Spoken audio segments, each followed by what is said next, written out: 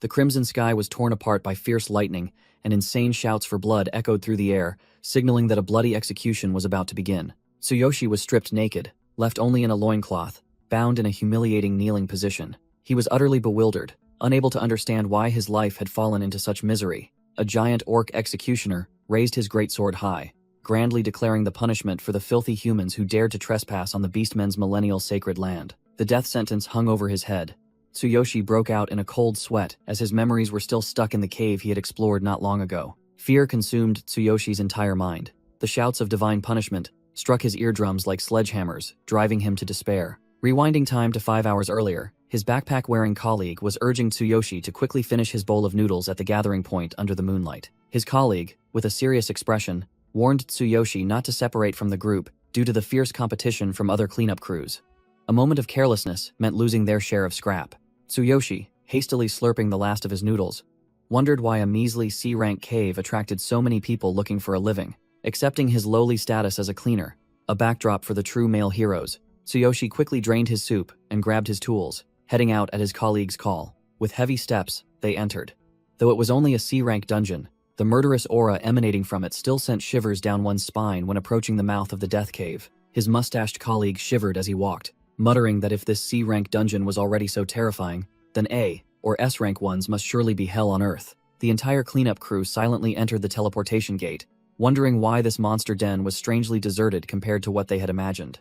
A gleaming golden armored boot stomped proudly onto the ground, signaling the arrival of individuals from a completely different class. The male hero and female hero pair emerged, laughing, treating the slaughter of monsters as merely a casual stroll to earn easy rewards. Tsuyoshi watched them longingly, wishing for a change in his life, but his colleague immediately splashed cold water on his face for failing the awakening test. Tsuyoshi humbly clasped his hands, thanked them, and asked permission to clean up, while the red-haired female hero merely nodded indifferently, as if bestowing a favor. Tsuyoshi Tsukishiro bowed his head, making way, bitterly acknowledging his lowly status, only allowed to clean up after the male heroes had cleared out the monsters. The cleanup crew stepped through the teleportation gate with the mindset of scrap collectors, completely separate from the dazzling aura of the elite. Tsuyoshi stepped into the light, his heart still aching over past failures due to his weak physique, even though his desire to become a male hero still burned fiercely within him. Inside the ruined C-rank cave, monster corpses lay scattered everywhere, while the commander urged the crew to clean up within 4 hours before the gate closed permanently. Tsuyoshi toiled, digging through the desolate rubble, and suddenly froze when his eyes caught sight of something glowing beneath the dirt and rocks. He quickly snatched a fragment of a shield.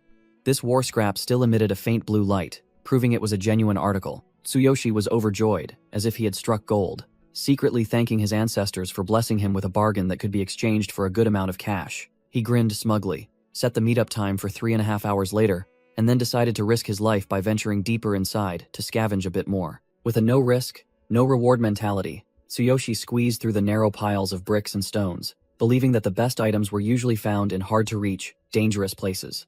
3.5 hours passed without any further gains. He began to break out in a cold sweat, realizing that his earlier luck was just a trick, and his shovel was still empty. His colleague's voice calling from the cave entrance made Tsuyoshi jump. He quickly stalled for time, his voice filled with panic and fear. He slumped to the ground in despair, bitterly realizing that the broken shield fragment wasn't even enough to pay for 1 day of hospital fees for Karina. Just when he was at his wit's end, his keen sense for money suddenly caught the scent of treasure emanating from a strange ancient well standing alone in the middle of the cave. Tsuyoshi crawled to the dry well's mouth, his eyes shining brightly, certain that something of immense value was hidden beneath this absurdly dark hole. Tsuyoshi peered into the deep hole, muttering calculations that if he found any intact items, it would be more than enough to cover Karina's hospital fees for a whole week. His gaze fell upon a skeletal hand at the bottom of the pit, a sparkling glowing ring on its finger, as if beckoning him. He rappelled down as fast as a squirrel, realizing this was a corpse the male heroes had missed, and secretly prayed not to encounter any bad luck. Holding the item in his hand, he scrutinized every intricate carving, which emitted a powerful golden light. Tsuyoshi groaned with pleasure, shouting excitedly, because he had found a rare, priceless piece of equipment. He gleefully slipped the ring onto his finger temporarily, planning to have Uncle Nakazato appraise it later, continuously thanking his ancestors for their blessings. As soon as he put it on, the ring suddenly glowed brilliantly, leaving him dumbfounded, unable to understand what was happening. Suddenly, the ring contracted, sharp thorns piercing through his glove and digging into his flesh, causing him excruciating pain.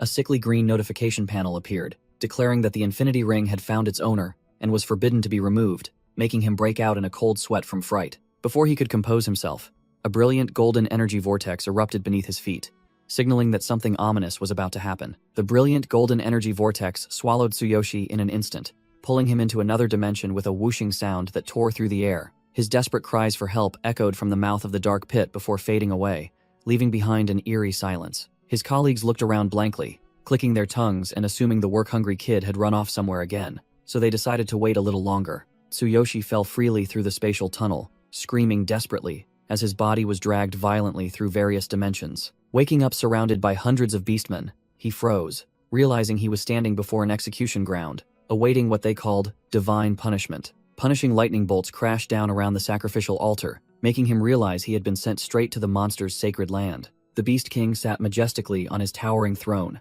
his bloodshot eyes gleaming in the darkness as he coldly ordered the execution to begin. The orc executioner raised his great sword high, solemnly declaring that today, 3 grave criminals who dared to betray the tribe would be executed. The first to be dragged out was an orc traitor. He trembled, enduring the insults and contempt from his own kind. The prisoner was kicked, tumbling down to the base of the platform amidst the earth-shattering cheers for divine punishment from the beast mob. The orc executioner kicked the prisoner flying into a deep pit, beginning the cruel punishment in the name of the gods. The orc traitor fell freely in despair, awaiting the divine king's hammer and the lightning bolts of justice to strike him. A colossal blue lightning pillar struck directly onto the sacrificial platform, asserting the absolute power of the punishment domain, which allowed no one to escape. The extremely powerful current instantly incinerated the criminal, blowing him to smithereens amidst a deafening explosion. The arena atmosphere was fervent as the beast mob roared for divine punishment, excitedly watching the traitor be utterly annihilated. The orc executioner continued to point his sword skyward, grandly calling out the next sacrifice, the human vermin who dared to intrude upon their millennial sacred land. Tsuyoshi was grabbed by the leg and lifted upside down like a toy. He was only wearing his shorts, desperately screaming in vain that he was lost. Ignoring his struggling prey's demands to be released, the giant tightened his grip, making Tsuyoshi realize the vast difference in their strength. Tsuyoshi's face contorted in horror, tears streaming down as his survival instinct screamed that he couldn't die so pointlessly. He was thrown onto the arena floor, clinging to his will to live for Karina and his hero's dream, while the surrounding monsters furiously demanded he be burned to ashes. Tsuyoshi lay face down on the cold arena floor as the death sentence, named Divine Punishment, began to descend upon him at the orc executioner's command. His powerful survival instinct surged, making him leap up and run for his life, screaming in his head that he couldn't die in this god-forsaken place. A destructive blue lightning bolt struck the ground, exploding, but Tsuyoshi managed to roll and dodge the attack by a hair's breadth, looking utterly pathetic. All the monsters in the stands stared at each other, wide-eyed, unable to believe that a weak human could evade the god's punishment. A cat girl with an orange-haired and scratched face was also stunned, her eyes wide with astonishment at the miracle that had just occurred. The orc executioner gaped in disbelief at this unprecedented event, while the Beast King on his throne behind him remained silently observing.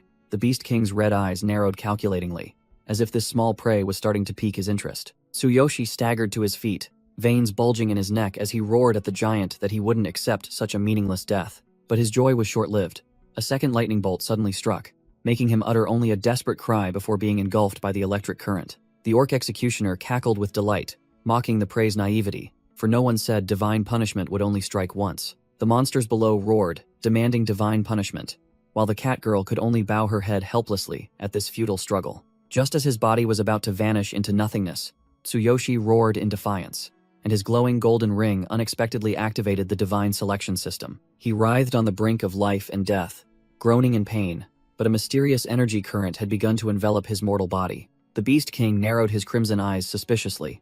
It seemed this boss had caught a whiff of danger from his seemingly harmless prey. A purple lightning bolt tore through space, striking the ground with a deafening crash, determined to crush the one who dared challenge death. The orc executioner's jaw dropped in horror, sweat pouring down him as he realized the young man hadn't been obliterated after the destructive blow. Tsuyoshi stood firm amidst the lightning storm, his body like a lightning rod, absorbing all the attacks from the heavens instead of being incinerated. The system announced that the ultimate physique regeneration process had reached 15%, making the orc gasp in alarm, his hand tightening around the trembling cat girl. The furious electric current tempered Tsuyoshi's body to 40% of its power, simultaneously loading the divine eye skill into his memory. A bare foot stepped out from the powerful electric smoke.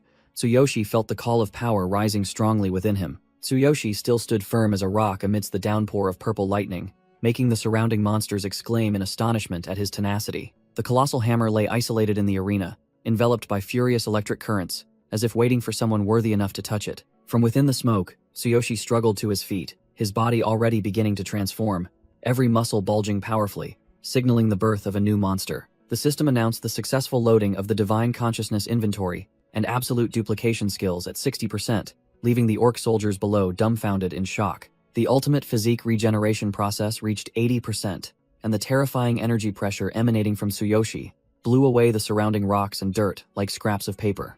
The orc executioner broke out in a cold sweat from fear.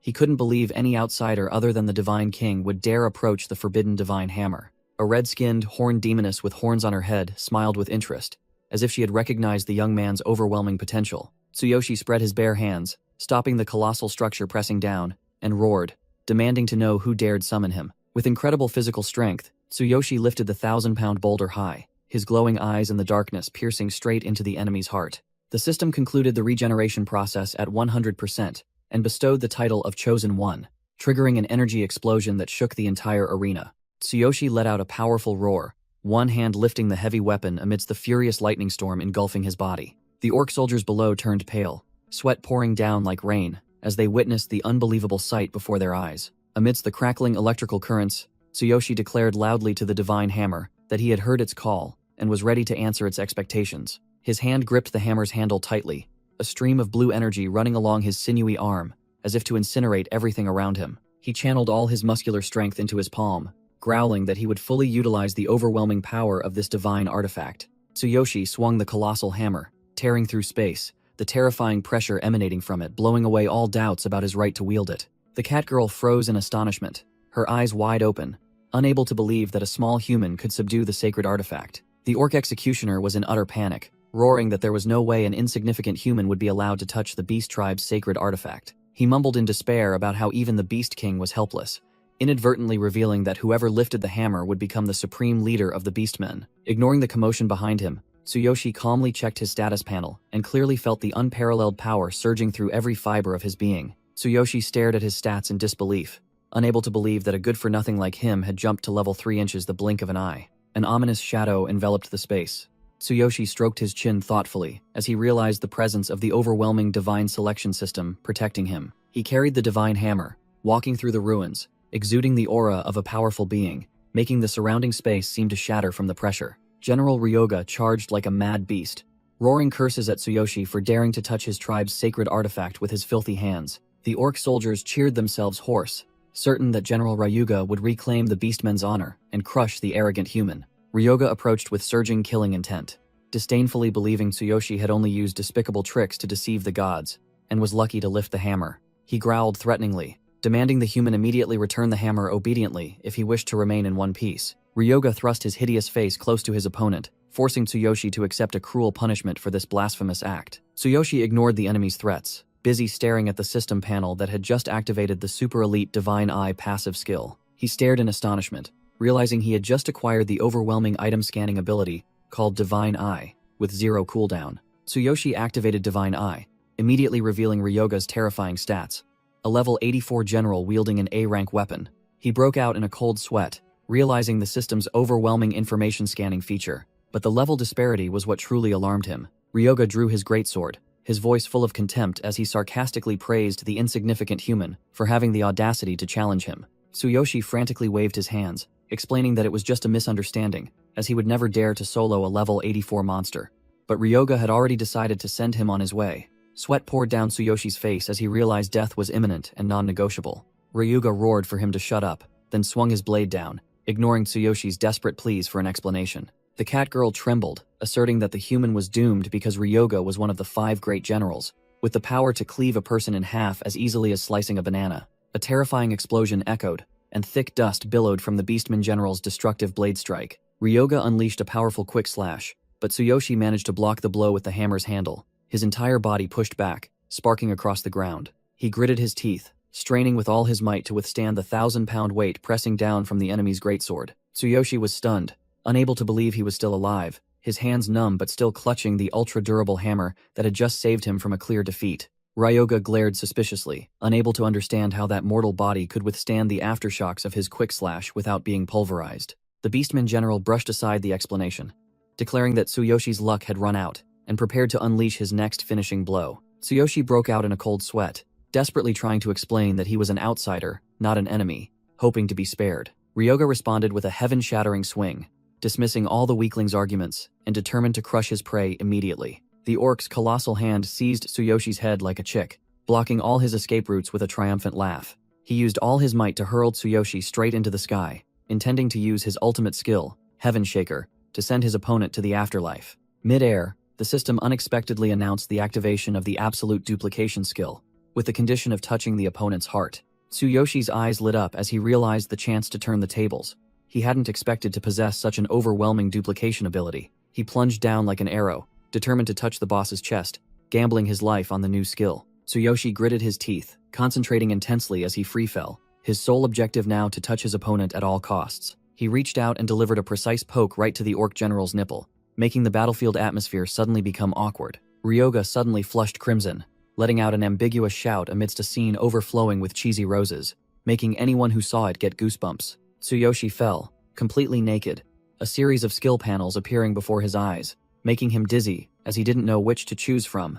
This pile of good stuff. The executioner, embarrassed, turned to anger, roaring as he questioned the perverted act and swung his giant greatsword, intending to obliterate the one who dared to grope him. On the brink of life and death, Tsuyoshi immediately spotted the Heaven Shaker skill, which had extremely high compatibility with the hammer he was holding, and decided to acquire it immediately. The system announced the duplication was complete.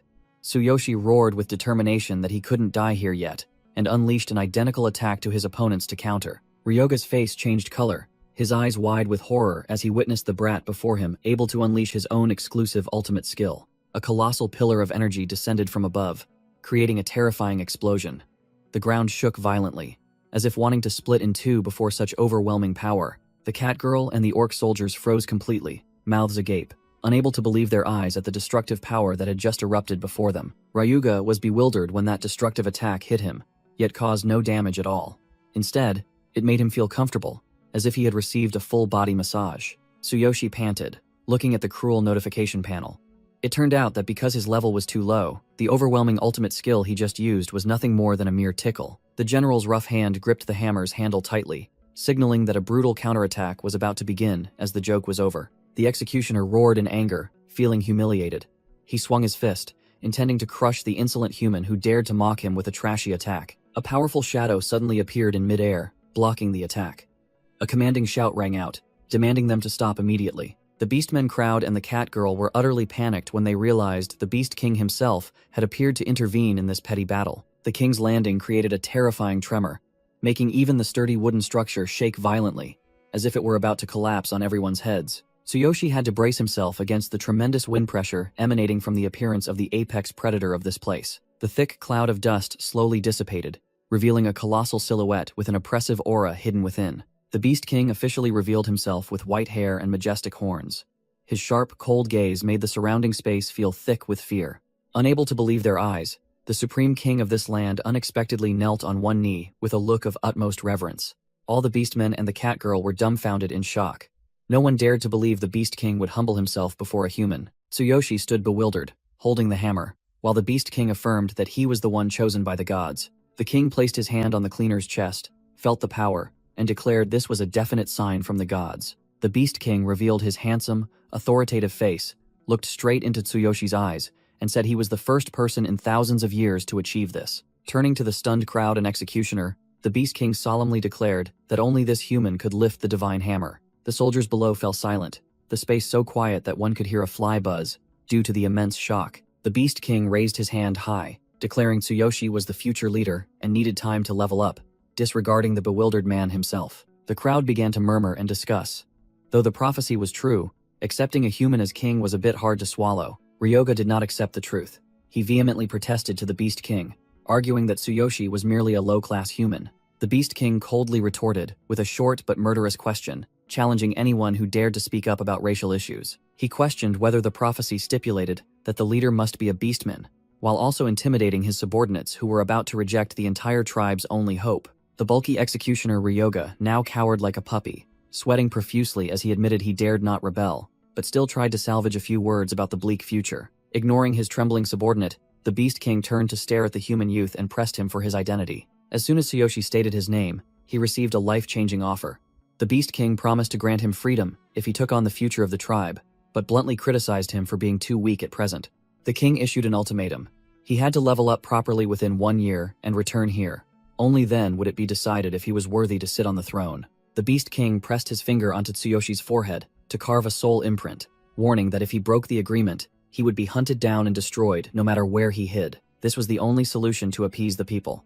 The Beast King forced Tsuyoshi to give an answer immediately, while he was still holding his forehead in confusion. Shouts of acceptance echoed throughout the arena.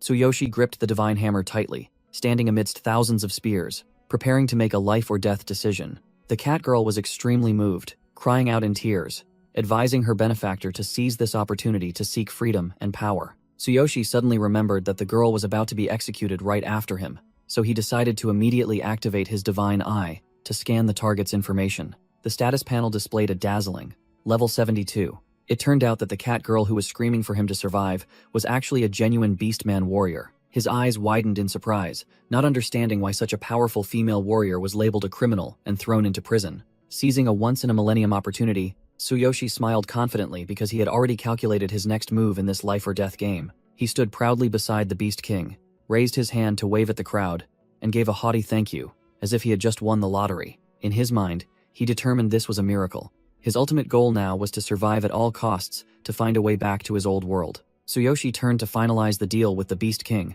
agreeing to the leveling challenge, but he coldly declared he had a condition. The Beast King raised an eyebrow, amused, curious to see what right this weak human brat had to make demands of the king. He pointed directly at the distant shadow, solemnly declaring he wanted to take the cat girl with him because he saw her as useful for his upcoming journey. The cat girl startled, her face flushed crimson, and she broke into a sweat, stammering, unable to believe she was dragged into this crazy bet. Tsuyoshi smirked smugly, raised his hand, declaring their debt settled, with the expression of someone who had just won big in a life-or-death game. Under the cold moonlight, he leaned against the wall and began to piece everything together from the moment he heard that mysterious voice. Tsuyoshi stared at the infinite ring on his hand, realizing it granted overwhelming power, but also a shackle preventing him from returning home. While deep in thought, he suddenly flinched, turning back in bewilderment when he heard a sweet female voice calling him master. The cat girl stepped out in a seductive warrior outfit, shyly placed her hand on her chest, declaring she would offer her loyalty to repay his life-saving grace.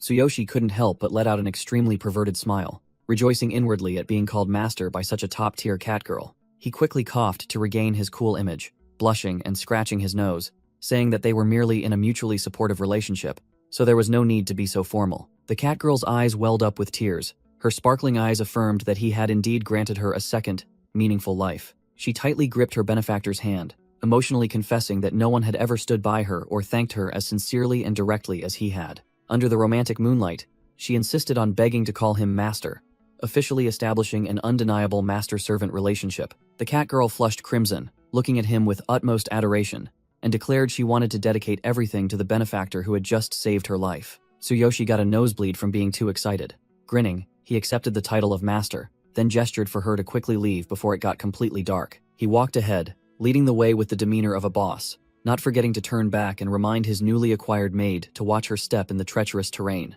After walking for a while, Tsuyoshi let out a long, drawn-out sigh, his face becoming unusually pensive as his earlier excitement faded. Under the giant, brightly shining moon, he walked, silently marveling at the magnificent yet dangerous beauty of this other world. He startled, correcting his thoughts, remembering Karina who was waiting. Just then, the system delivered good news that the infinite pathway had finished its cooldown after 24 hours. Tsuyoshi stared at the ring on his hand, calculating that by simply reversing his original route, he could escape back to his old world immediately. The ring began to emit a dazzling aura. He trembled as he commanded the infinite pathway to activate, with the faint hope of finding his way home. Light enveloped his body. Tsuyoshi excitedly cheered, believing he was about to escape this ordeal and return to a normal life. A spatial vortex appeared, swallowing him in an instant, leaving the cat girl frozen in place, bewildered, calling her master's name in vain. Tsuyoshi fell freely in the dazzling light, his mouth twisted as he cursed the heavens for the disgusting, twisting sensation of space that felt like it was tearing his internal organs apart. He was drenched in sweat, his protective helmet soaked, his face pale, as he tried to regain his composure after the turbulent, interdimensional roller coaster ride. Tsuyoshi collapsed onto the cold stone floor, looking around the familiar dark cave in confusion, wondering if he had truly escaped the ordeal and returned home. He was overjoyed, clasping his hands in thanks to heaven and earth when the system panel appeared, confirming that all the overpowered skills he had gained in the other world were still intact in his homeland. He carefully checked his status panel, which was still stuck at level 3, but then he flinched when he saw the divine hammer resting prominently in his divine consciousness inventory. The system immediately displayed a notification explaining the stat synchronization mechanism between the two worlds and requiring items to be placed in the inventory to be brought back. Indeed, every game has its own rules. Tsuyoshi rubbed his chin in thought, realizing he had accidentally successfully hacked the game by bringing a destructive weapon back to the real world at such a low level. Two colleagues peered down into the pit, shouting for him to climb up quickly before the cave permanently closed, trapping them all inside. Tsuyoshi looked up, bewildered, wondering why they hadn't left yet, even though he had been on a survival trip for 5 hours in the other world. He froze when he heard his colleague assert that he had never left, realizing that the timelines between the two worlds were strangely out of sync, sending shivers down his spine. Tsuyoshi gripped the rope tightly. A crucial truth about the time difference, which had just been confirmed, flashed in his mind. He swung himself up and out of the dark pit, confidently asserting that time in the real world had completely frozen while he was away. The cleaner muttered, comparing this surreal situation to a manga, feeling like he was truly a genuine protagonist. He glanced down at the dry skeleton at the bottom of the pit one last time, secretly wondering what kind of divine being the original owner of the infinite ring was to have died and decayed here. As soon as his colleague pulled him onto solid ground, Tsuyoshi quickly turned to ask the old man a question with a meaningful tone. He flashed a confident, challenging smile, reconfirming the awakening test schedule for tomorrow to prepare for his spectacular transformation. Cruel memories suddenly flooded back. The image of Tsuyoshi, covered in blood and gasping for breath in the pouring rain, appeared as clear as if it were yesterday. He carried an unconscious injured girl on his back, gritting his teeth and enduring the sky-piercing pain to continue walking in despair. They fled desperately through the desolate, ruined streets, where cars were overturned and people were frantically escaping the disaster. A giant monster with bloodshot eyes appeared in the rain, spreading terror and destroying every tall building in its path. Tsuyoshi gritted his teeth, carrying the injured girl on his back, his heart clenching when he heard her faint voice deliver the bad news that her legs had completely lost sensation. Blood and rainwater mingled on his face. He froze when he heard the innocent question about his parents' safety from the person struggling for breath on his back. The entire bustling street was crushed in an instant. Smoke, dust, and rubble flying everywhere like the end of the world under the monster's destructive power. Tsuyoshi stood frozen amidst the ruins, trying to protect his only remaining family member while death hovered directly above him. His face was distraught, his eyes wide as he witnessed the cruel reality of everything he loved being mercilessly taken away. Tsuyoshi's bloodshot eyes widened to their limit, his mind screaming in denial of the living hell unfolding before him. A giant foot descended, crushing all hope. Tsuyoshi could only scream his parents' names in utter helplessness. Tears mixed with blood streamed down his face. He clenched his jaw so hard it felt like it would shatter, trying to swallow the pain to continue surviving. Tsuyoshi charged like a mad beast through the floodwaters, his heart-wrenching scream echoing throughout the deadly space. At his most desperate moment, an unknown hand reached out with a frantic call, pulling him back from the brink of death. Uncle Nakazato used all his strength to hold Tsuyoshi, who was struggling, and yelled directly at him that stopping now meant death. The man's face was drenched in sweat and fear. He warned that if they looked back, both he and Karina would be instantly crushed by the darkness. Tsuyoshi was dragged across the ground, still crying desperately, his mind shattering at the thought of his parents still trapped in that house. The giant monster trampled the city into flat ground. Tsuyoshi carried Karina on his back, running for his life with the sole thought of getting her to the hospital immediately. The scene shifted to the present. Karina sat in her wheelchair with a worried look, asking for confirmation if Tsuyoshi was really going to retake the awakening test. In the hospital room, the nurse was preparing medical equipment and reminding Karina to rest, while Tsuyoshi stood there looking like someone who had just finished work. Tsuyoshi scratched his head and chuckled to hide his worry, deliberately changing the subject by asking if Karina's legs were still hurting. Karina winced, enduring the bone-piercing injection, but she still bravely asserted that she was fine, having grown too accustomed to this torment. The smile on Tsuyoshi's lips faded. His eyes drooped with sorrow as he realized his little sister was enduring such immense pain. He secretly activated his divine eye to scan Karina's legs, and the harsh truth appeared as the system reported that 98% of her nerve cells had necrotized, with almost no hope of recovery. Tsuyoshi stared at Karina's lonely back by the window. He bitterly realized that the price to pay for a fragile 1% hope was too great, yet he was determined to bet everything. Memories of his sister's radiant smile returned like a knife twisting in his heart, reminding him that Karina was the only family he had left in this world, for whom he had to strive. Tsuyoshi stepped out onto the bustling street, determined that even if the success rate was a perfect 0, he would use his power to make it happen. He realized the only way to access confidential information and find a cure for his sister's legs was to climb to the highest position, to become a hero. Tsuyoshi's eyes burned with ambition. He didn't just want to be a mediocre hunter. He had to wield ultimate power to change this cruel fate. Under the moonlight, Tsuyoshi raised his hand and swore to become the strongest hero in the world, ignoring Uncle Nakazato standing beside him, who looked at him as if he were an escaped mental patient. He went straight to the B.T.G. testing center and easily achieved a level 3 result with a combat power of 540, a modest starting number to conceal his true strength. Behind the soundproof glass, the examiners nodded, confirming that Tsuyoshi met the qualifications to join the ranks of humanity's protectors, known as heroes. The guild staff smiled brightly as he handed Tsuyoshi the hero card, the official pass for him to enter the world of the strong. A sunglasses newbie was cheering, celebrating his cheap C-rank achievement, completely unaware that a true monster had just brushed past him with overwhelming presence. The examiners buzzed with chatter when they saw the familiar name Tsuyoshi Tsukishiro return to retake the test. They scoffed, thinking he had come to taste failure again, just like last time. The examiner glasses adjusted his spectacles with an arrogant air. He signaled to begin, but in his heart, he was convinced the result would be as useless as before. Tsuyoshi emerged from the shadows with a cold demeanor, his muscles bulging in his camouflage outfit, making the examiner's sarcastic remarks fall on deaf ears. The examiner looked at his tablet with blind faith in science, confidently asserting that machines don't lie, and trash stats would always remain trash stats. The door to the testing room closed, trapping Tsuyoshi inside, while the examiner outside continued to ramble about having encountered too many hopelessly stubborn individuals. Tsuyoshi stood in the high-tech room, calmly analyzing that a normal level 3 person would only have a meager combat power of 3 points. He placed his hand on the control panel, which displayed level 3, wondering how far his monstrous power would shatter this conventional standard. Tsuyoshi's eyes sharpened. He decided not to hold back anymore, and would unleash his true power to show this machine what a festival truly meant. The muscles on his arm bulged like cold steel, his glowing eyes causing the sensor system to shriek with continuous beeps, signaling overload. With a bang, a crimson aura erupted from Tsuyoshi, engulfing the entire space, forcing the system to strain itself to measure the hero's wildly skyrocketing stats. The examiner glasses stumbled backward as the entire room shook violently as if an earthquake was occurring.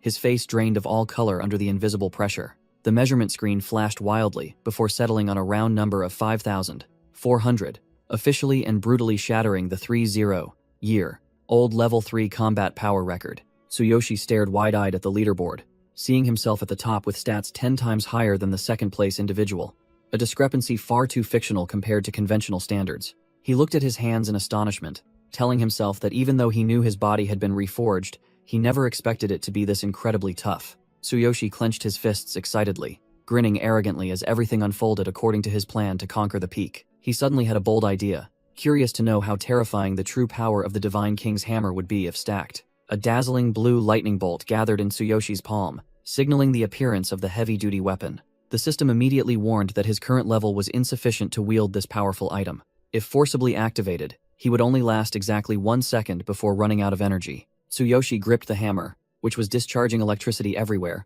confident that 1 second was more than enough for the measuring device to gauge this overwhelming power. He placed his hand on the control panel, his eyes glowing powerfully, as he activated the Divine King's hammer's power for a brief moment to test his ultimate luck. Tsuyoshi gritted his teeth, enduring as he felt all the energy in his body completely drained in a fleeting instant. He roared, urging the measuring device to hurry up, while unleashing a furious blue lightning punch to release its power. Tsuyoshi's face contorted from the extreme effort, his eyes blazing and sweat pouring like rain as he struggled to maintain the destructive energy flow. A colossal purple lightning bolt tore through the night, shooting straight into the sky, creating a terrifying spectacle that made the entire city think there was an earthquake. The measuring system was completely helpless, its screen glowing red with continuous overload errors, unable to count this fictional power level. The tall building shook violently under the pressure of the overflowing energy flow, which was devastating its internal structure. The light flickered out, leaving the building plunged into silent darkness after the earth-shattering display of power. The examiner glasses frantically rushed out of the emergency exit,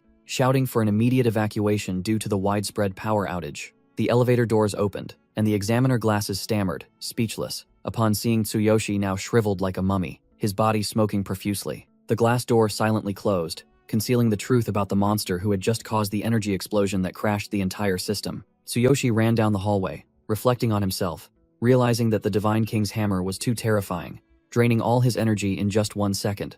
So he decided to temporarily seal it. However, a cunning and self-satisfied smile quickly formed on his lips as he thought about the results he had just achieved. Stepping out the door with a dazzling aura, Tsuyoshi gleefully showed off the prestigious card around his neck, as he was finally officially recognized as a hero. The scene shifted to a vast training ground, where the authoritative voice of the self-proclaimed Gaia echoed, introducing himself as the one responsible for forging these new recruits. Gaia appeared in dazzling golden armor and flowing platinum hair. His stats showed him as a level 9 warrior with 1,200 combat power, warning that the training would be extremely tough. The trainees, including Tsuyoshi and the sunglasses newbie, shouted in unison to show their obedience to this seemingly dangerous instructor.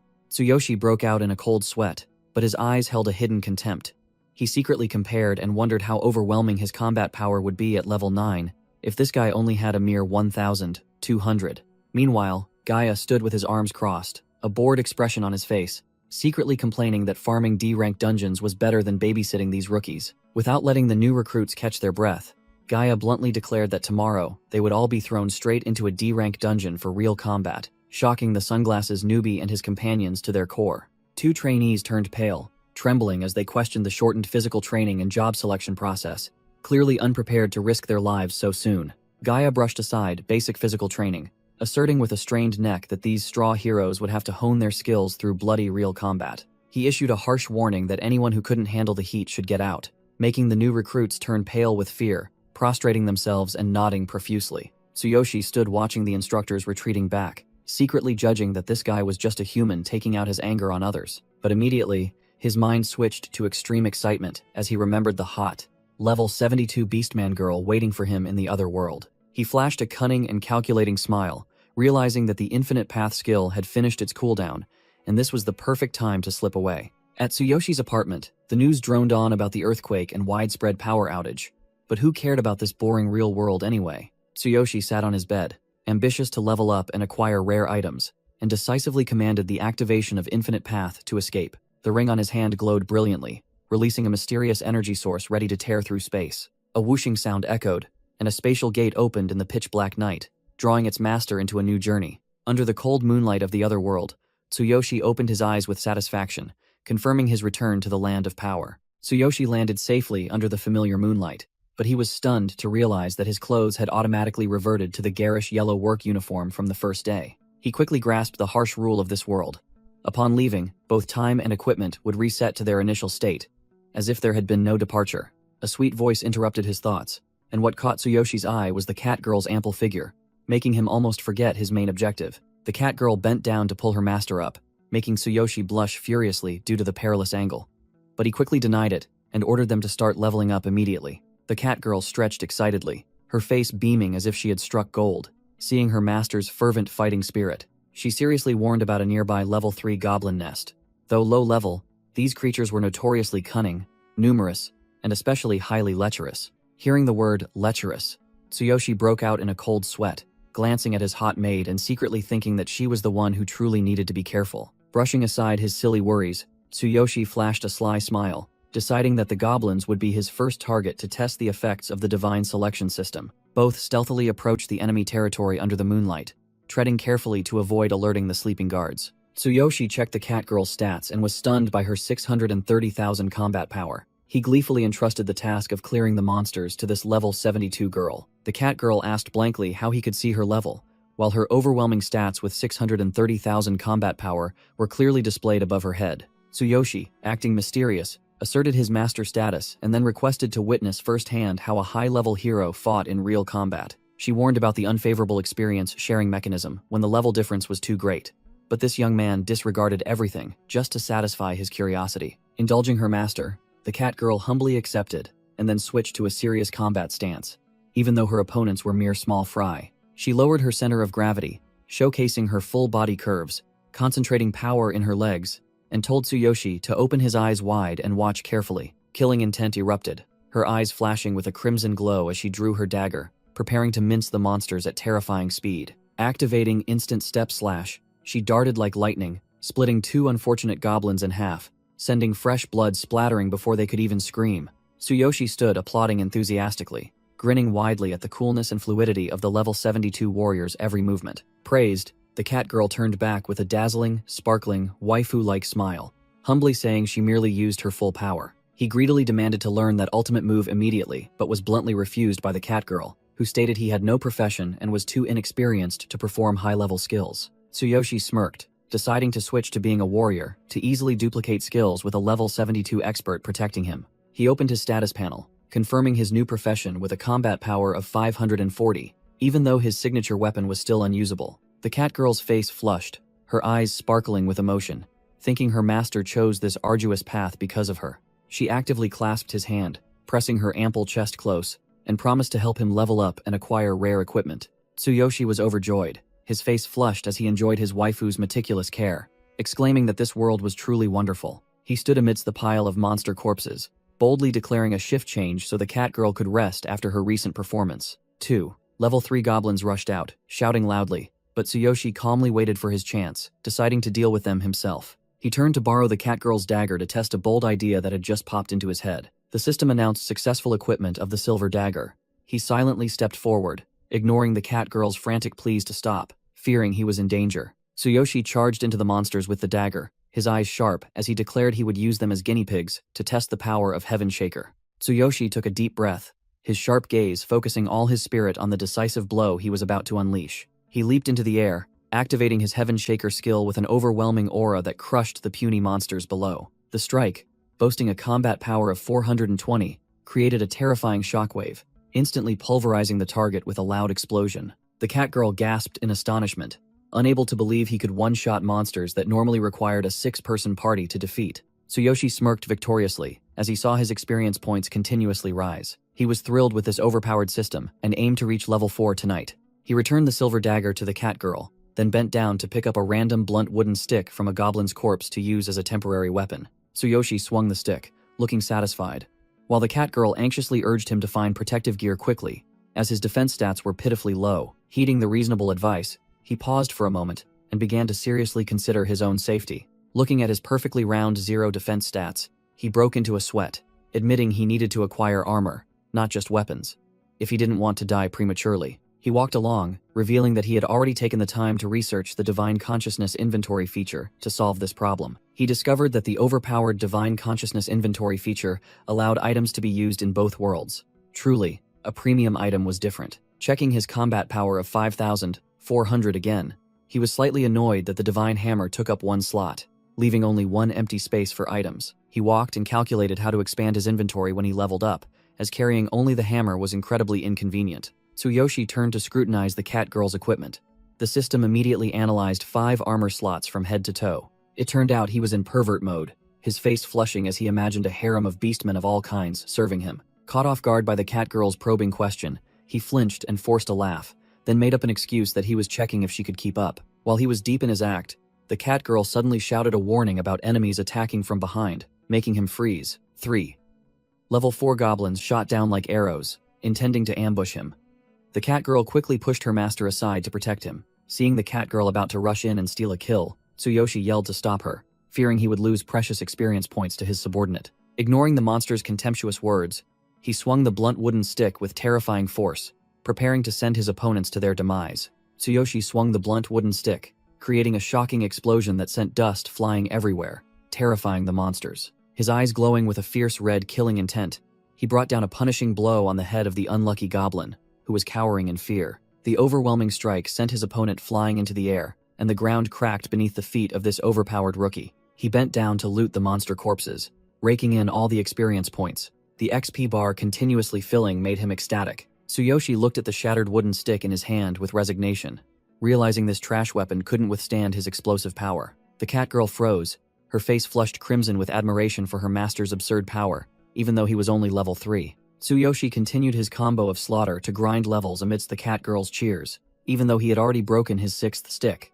As he swung his stick to finish off an enemy, he excitedly realized that the leveling speed in this world was much faster than he had anticipated. He delivered the final blow to the last monster, recalling his days as a cleaner, constantly oppressed by the heroes. In his memories, the cleaners could only watch helplessly as guilds monopolized dungeons and hoarded all resources. Tsuyoshi was overjoyed to see his experience points jump to 2,100, realizing that, in this world, he could monopolize all resources for rapid leveling. He led the cat girl through the cave, confident that at this grinding speed, he would soon be facing the final boss. Tsuyoshi crouched behind a large rock, his sharp eyes observing the movements inside, preparing for a surprise ambush. Sweat beaded on his forehead as he strained his eyes to examine the target. wondering if that massive monster was the boss of the puny goblins. The boss revealed itself, its hideous back covered in root-like tentacles, exuding a heavy pressure that made the surrounding air thick. The cat girl turned pale, announcing that the boss had been possessed by darkness, making Tsuyoshi flinch at the forbidden keyword. He was stunned to realize that darkness was present here too. Terrifying memories of the evil entity in the cave from his old world immediately flooded back to haunt him. Tsuyoshi gripped his stick tightly, suspecting that the corrupted monster before him was connected to the enemy who had killed his parents years ago. The cat girl, fearing the surging power of the corrupted level 6 boss, intended to rush forward and carry the team to ensure her master's safety. Tsuyoshi immediately dismissed that idea, yelling his determination to crush this monster with his own hands and eradicate all traces of darkness. Tsuyoshi ignored the cat girl's calls, charging straight at the monster with eyes burning with hatred, vowing to tear apart the one who had killed his parents with his own hands. Facing the hideous level 6 dark goblin boss, Tsuyoshi activated his Heaven Shaker skill and roared, unleashing all his resentment about Karina's tragic life onto the enemy. His face contorted in rage, his eyes burning with killing intent as he let out a deathly scream that echoed through the forest, pouring all his strength into the attack. The 1,000-pound strike landed directly on the monster's head, creating a blue streak of light that tore through the air and caused a powerful shockwave. But the darkness surrounding the boss fiercely counterattacked, sending Tsuyoshi flying back like a ragged doll before his attack could inflict critical damage. His body slammed hard onto the solid ground, sliding a distance and creating trails of swirling dust, revealing the immense power disparity. Tsuyoshi lay prone on the ground, fresh blood oozing from the corner of his mouth. He gritted his teeth and cursed bitterly, furious at being overwhelmed by that damned darkness. Without letting its prey catch its breath, the monster's tentacle, full of sharp teeth, gaped open, drooling profusely as it prepared to deliver the finishing blow. The giant tentacle slammed down with a deafening crash, pulverizing the spot where Tsuyoshi had just been, sending dust flying everywhere. At that critical moment, the cat girl rushed forward, throwing a sharp sword to her master and shouting loudly, reminding him to take the weapon and counterattack.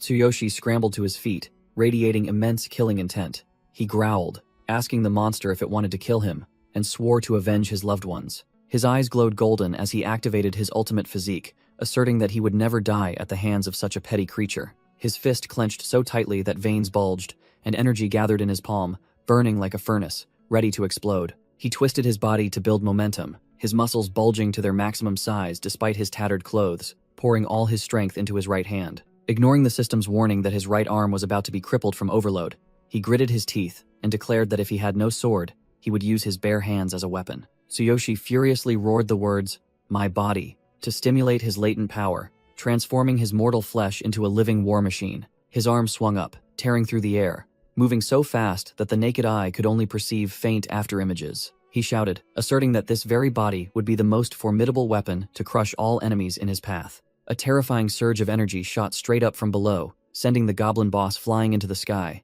its eyes wide with horror, unable to react. Tsuyoshi unleashed a finishing punch accompanied by a deathly roar, creating a tremendous shockwave that even sent the bewildered cat girl nearby flying. The destructive punch erupted in a blinding flash of light, blasting the monster into the air and pulverizing it into countless fragments. The aftershocks of the attack swept away everything around, leaving behind a desolate scene with swirling smoke and dust, and the dark energy dissipating. Tsuyoshi stood tall amidst the smoke, his bare, muscular back steaming, proving the caliber of the victor after the deadly battle. System notifications for continuous level-ups appeared before Tsuyoshi. He panted, a proud smile on his face, and declared he would eradicate all darkness in the world. The cat girl rushed over in a panic, seeing her master's right arm smoking black, and the system warning of necrosis due to excessive strain. Sweat poured down his grimacing face from the pain. He gave a wry smile, blaming himself for accidentally using too much power in that last strike. The system explained that channeling all his power into his right hand had overloaded his body, and Tsuyoshi's eyes began to blur as exhaustion washed over him.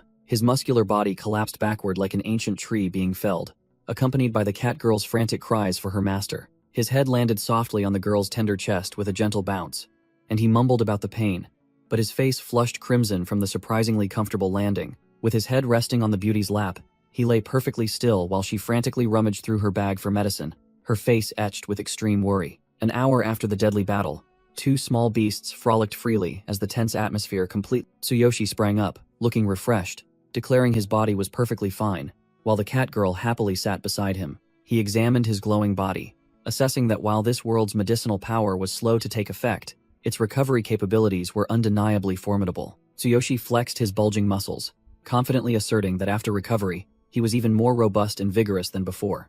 The clever cat girl pointed, reminding her master of the most important part of any hunt, opening the reward chest. Tsuyoshi slapped his forehead, realizing he had almost forgotten the spoils of war, and both immediately turned back, rushing deep into the cave. He froze before the system notification, his super-fast boss kill achievement, having upgraded the reward from a single item to a complete set.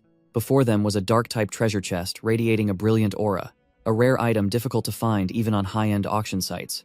Tsuyoshi hugged the golden chest tightly, his face ecstatic, exclaiming that all his efforts of grinding and risking his life had finally paid off. As soon as he opened the chest, the system immediately chimed, announcing that he had received the complete Ultimate Dark Goblin equipment set, an enormous boon for their team. He paused before the treasure chest, suddenly realizing the difficult problem of his spatial inventory's limited capacity. Tsuyoshi rubbed his chin, deep in thought, his divine consciousness inventory, having only one empty slot left. While the reward was an entire bulky equipment set, he decided to gamble on the game's mechanics, pressing confirm with the hope that the system would combine the entire equipment set into a single slot. The gamble was a resounding success. Tsuyoshi groaned with pleasure as he saw the entire Dark Goblin set neatly tucked into one slot. Truly an unbelievable bargain. He chuckled sinisterly, like a villain who had just stumbled upon a secret technique, making the cat girl beside him break out in a cold sweat, wondering why her master was acting so perverted. Tsuyoshi turned to inquire about her sewing skill, and she confidently showed off her sewing kit, which she had carried since childhood, ready to serve. Under the peaceful moonlight, he sat relaxing, waiting while his capable assistant diligently showcased her crafting skills beside him. The cat girl gleefully presented the perfectly mended black shirt, sparkling with effects like a brand new designer item, to curry favor with her master. Tsuyoshi immediately put on the black tank top, praising her superb craftsmanship, which made her blush with joy at being valued. His eyes sharpened with determination. Now that he had leveled up and was fully equipped, it was time to return and settle his debts. Tsuyoshi led the cat girl to find a safe spot to recover their stamina after a long day of intense grinding. A brightly glowing spatial gate unexpectedly opened in the middle of the quiet, modern bedroom, marking the master's return.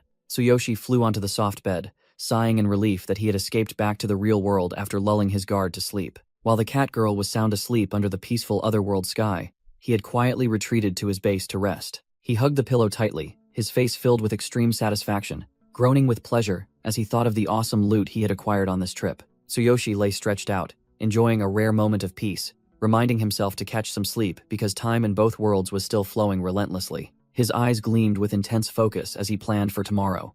The next objective was his first cave exploration. Dawn broke, shining down on the old apartment building, signaling the start of a new, eventful day for the gamer. The system panel appeared, invitingly asking if he wanted to equip the complete Dark Goblin set he had just acquired. Without hesitation, his finger pressed firmly on the yes button, ready to activate the new power from this formidable equipment set. He stared intently at the armor's formidable skill panel, especially the Roaring Tentacles ability, which could both stun a wide area and transform his arm into a deadly weapon. Tsuyoshi groaned with pleasure as darkness enveloped his body, never expecting the looted item to possess such awesome hidden skills. The Dark Goblin armor manifested powerfully with its cold gray metallic shell and glowing red eyes, making him smirk with excitement. But his smile vanished as he suddenly remembered the law of the jungle in this world. Carrying such formidable gear out in public was akin to inviting fake heroes to murder and rob him. Tsuyoshi slumped onto the bed, full of distress. A low-level rookie wearing legendary gear would only become a target for everyone's scrutiny. Just as he was at a loss, the system's saving grace appeared, the concealment feature for equipment.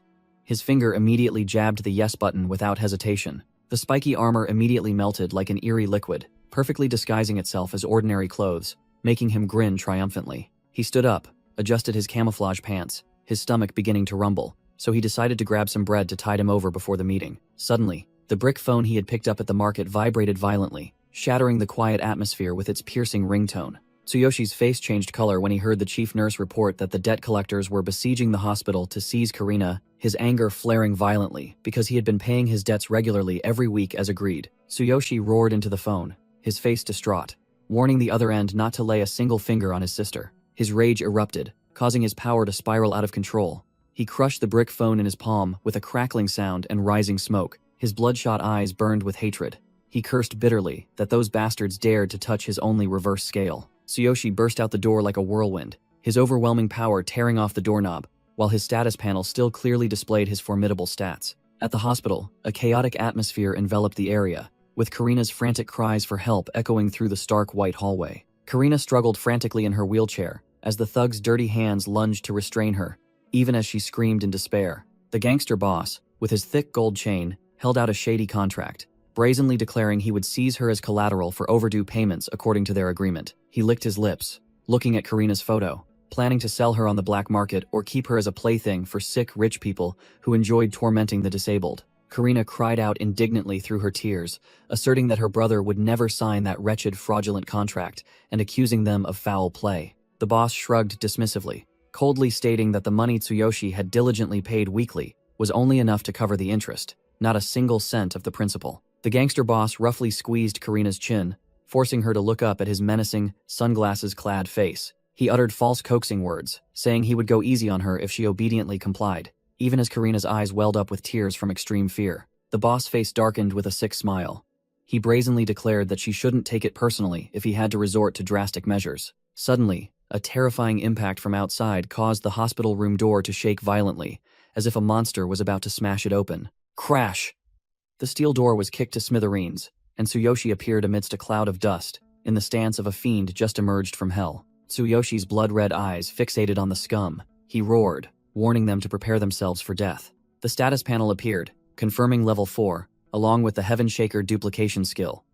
Tsuyoshi stepped into the room, startling the two thugs, who turned around. Seeing her brother's familiar figure amidst the rubble, Karina's desperate eyes suddenly flickered with a faint spark of hope. The gangster boss turned around, offering a sarcastic greeting upon seeing his debtor finally show up. He shoved his hands into his pockets with a disdainful attitude, uttering insults that Tsuyoshi no longer needed to bear the burden of this disabled sister. Tsuyoshi unleashed a heaven-shattering punch at light speed, sending the glasses-wearing minion flying, along with his front teeth and sunglasses, as fresh blood splattered. Before his opponent could even land, Tsuyoshi followed up with an incredibly fierce spinning kick, sending him flying like a tattered doll through the air. The system announced that his legs had been maximally enhanced, and Tsuyoshi's eyes glowed like car headlights, ready to crush all obstacles. The unfortunate minion fell freely, then crashed headfirst into a medical cart, creating a clattering mess, officially eliminated from the fight.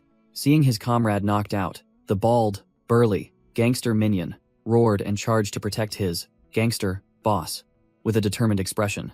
He swung a fist as big as a car tire at Tsuyoshi's face, accompanied by the familiar curses of a low-tier villain, aiming to reclaim his honor. Tsuyoshi didn't bother to dodge. His bloodshot eyes exuded a chilling killing intent, along with a blazing red streak like the scythe of death. With just one hand, Tsuyoshi blocked the attack and twisted the giant's arm like wringing a towel, making him scream in extreme pain. The bald man knelt on the floor, clutching his ruined arm and groaning, while the rest of the gang turned pale at Tsuyoshi's overwhelming power. The gangster boss was so enraged that veins popped on his forehead. He desperately roared that no one had ever dared to pull the tiger's whiskers and insult him like this.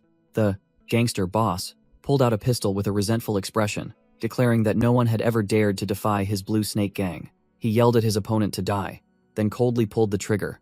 The gun barrel flashed, spitting out deadly sparks to finish off the target. Karina screamed in horror as she saw the bullet tear through the air, heading straight for her brother at a deadly speed. Tsuyoshi stood still like a statue, smoke rising from his fist as he effortlessly blocked the bullet with his bare hand, as if swatting a fly. The gangsters gaped in astonishment, sweating profusely as they witnessed the absurd sight of someone catching a bullet with their bare flesh. Tsuyoshi dropped the flattened bullet to the floor, declaring himself a hero, while the system confirmed his hands were now like iron, impervious to all ordinary weapons. The three thugs were scared out of their wits, huddling together in the corner, trembling as they repeated the title hero with desperate expressions. Outside, the nurse frantically led a team of security guard sub rushing down the hallway, fearing a murder might occur to the patient. As they kicked open the door and burst in, the nurse and the security guard froze completely, sweat pouring down their faces at the unexpected scene inside the patient's room. She suddenly recalled her previous warning to Tsuyoshi that the young master leading this gang was, in fact, a well-known hero. The thugs, their faces swollen like pig heads, were bowing profusely, apologizing to Tsuyoshi for accidentally disturbing a hornet's nest. They tucked their tails and ran straight out, bowing to the bewildered nurse, who couldn't comprehend what the hell had just happened. The gangster boss of the Blue Snake gang, with a combat power of 2,300, resentfully swore to report to his level 100 boss to get revenge on the kid who dared to obstruct his business. Tsuyoshi calmly wiped his sweat, briefly announced that the trash had disappeared, and apologized to Karina for his recent absence. He knelt down, promising to handle the enormous debt, asserting that his new hero identity was strong enough to take on anything. Karina, stared wide-eyed at the identification card, unable to believe her brother had actually become a probationary hero. Tsuyoshi secretly calculated that the only way to quickly pay off the $60,000 debt was to sell all the formidable equipment he had just looted from the other world. At the assembly forest, Tsuyoshi blended into the crowd, participating in the ability test.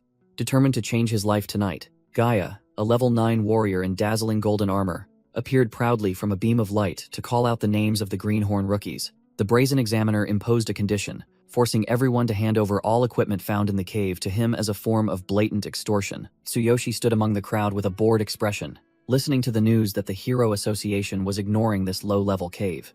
Gaia activated a dazzling aura, proclaimed himself a level 9 warrior, and promised to protect the rookies through the test easily if they were obedient. This old man clearly revealed his greedy nature by brazenly demanding 20,000 yen in cash from each person in exchange for an official hero certificate. Facing the overwhelming presence of the corrupt examiner, the timid rookies could only tremble and nod, accepting the unfair rules of the game. Tsuyoshi raised his hand and questioned him directly, wondering why they had to pay extra money when the old man had already taken all the looted equipment from the cave. A nervous rookie, wearing glasses, frantically tried to stop Tsuyoshi, whispering a warning that old Gaia had the crazy wolf guild backing him, which was why he acted so arrogantly. Tsuyoshi brushed aside all advice, firmly declaring that he would rather die than pay money to the strong to oppress the weak.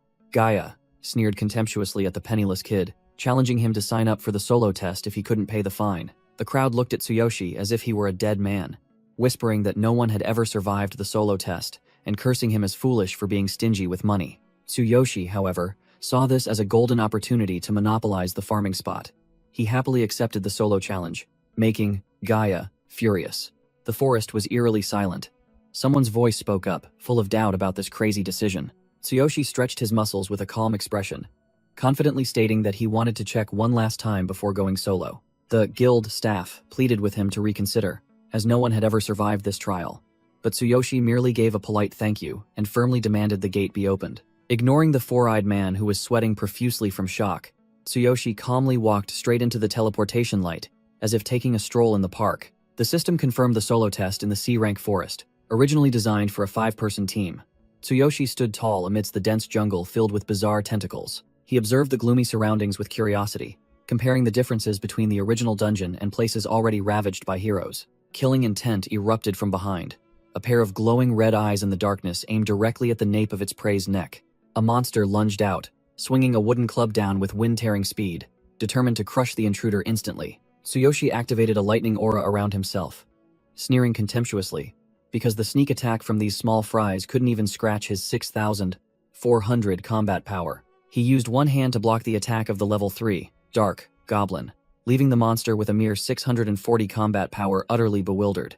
Tsuyoshi lightly parried the monster's full-force blow with one hand, calmly remarking that this Dark Goblin strength was quite something. He erupted with a blue lightning aura around him, glaring as he flatly declared that compared to his 6,400 combat power, these guys were just specks of dust. The monster's demise only yielded a meager 20 experience points, making Tsuyoshi realize with disappointment that monsters in the real world were too weak, which was why heroes leveled up as slowly as turtles. With enemy blood splattered on his face, he smirked arrogantly, provoking the monsters not to play sneak attack games, but to charge all at once to save time. Responding to the call of death, a swarm of hideous goblins poured out from all the bushes, surrounding the plump prey in the middle of the pond. Instead of fear, Tsuyoshi smirked calculatingly as he allowed the dense darkness from his goblin armor to begin engulfing his body at the perfect moment. He revealed his true form in spiky monster armor and activated the roaring tentacle skill to begin the blood feast. Dozens of blazing red tentacles, like spears of death, shot out in all directions from his body, piercing and crushing the unfortunate monsters in an instant. Tsuyoshi frantically controlled the giant tentacles, sweeping the entire forest clean, roaring excitedly, challenging any enemy who dared to approach. Outside the teleportation gate, the guild staff looked at his watch, sweating profusely, nervously muttering that surviving for nearly an hour alone was already beyond imagination. While the chattering crowd outside was busy preparing an eulogy for the unfortunate soul, Tsuyoshi's figure leisurely walked out of the forest as if taking a stroll in the park. The guild staff was sweating profusely, his eyes wide as if they would pop out when he saw the unbelievable notification on the screen. Tsuyoshi Tsukishiro has passed the test. With a combat power of 6,400 crushing all logical standards, Tsuyoshi appeared disheveled and calmly asked for a place to wash his hands, as if he had just returned from farm work instead of slaughtering monsters. The teleportation gate glowed with dazzling golden light, welcoming the glorious return of the monster disguised as a rookie. Gaia, the level 9 guy, with a mere 1,200 combat power, was loudly shouting, demanding protection money, and claiming to be the savior of the weak rookies. Ignoring the trashy instructor who was rambling about being denied assistance, the crowd began to whisper, reminding him to watch his mouth because the solo challenger had actually returned alive. The platinum-haired swindler still tried to save face by pretending to lower the protection fee, but a flurry of notification bells interrupted his clumsy act. He answered the phone with an arrogant attitude, acting busy like a VIP, and snapped at the other end of the line to get straight to the point. Gaia's face contorted in extreme shock. He roared in denial upon hearing that the rookie he despised had single-handedly passed the difficult test. While Tsuyoshi calmly washed the blood from his hands under the faucet, Gaia rushed over, yelling questions like a madman, unable to accept the truth that he was merely a frog in a well. Tsuyoshi casually splashed water on his face, ignoring the coach's nagging that he was just a lucky level 4 rookie. Gaia couldn't swallow his anger. He yelled, accusing Tsuyoshi of definitely using high-grade items since there was no precedent for a rookie passing the solo test. Tsuyoshi slicked back his wet, disheveled hair, smirking as he retorted sharply that just because no one had done it didn't mean it was impossible. He delivered another slap to the opponent's face with the sarcastic remark that his biggest motivation was almost being extorted for 20,000 inches unjust fees. Infuriated by the direct taunt, Gaia grabbed Tsuyoshi's collar, yelling for answers and brandishing his crazy wolf gang member status as a threat. Tsuyoshi looked down at the person gripping his shirt with contempt, coldly judging that with a paltry level 9 and 1,200 combat power, that guild was nothing special. His pride wounded, Gaia furiously channeled energy into his fist, roaring as he intended to teach the arrogant rookie a lesson he'd never forget. The level 9's fist, enveloped in golden energy, tore through the air with what he believed was lightning speed. Tsuyoshi casually raised his hand, catching the opponent's fist as if swatting a fly, and calmly asked if this level 9 power was even enough to scratch him. Cold sweat beaded on Gaia's forehead.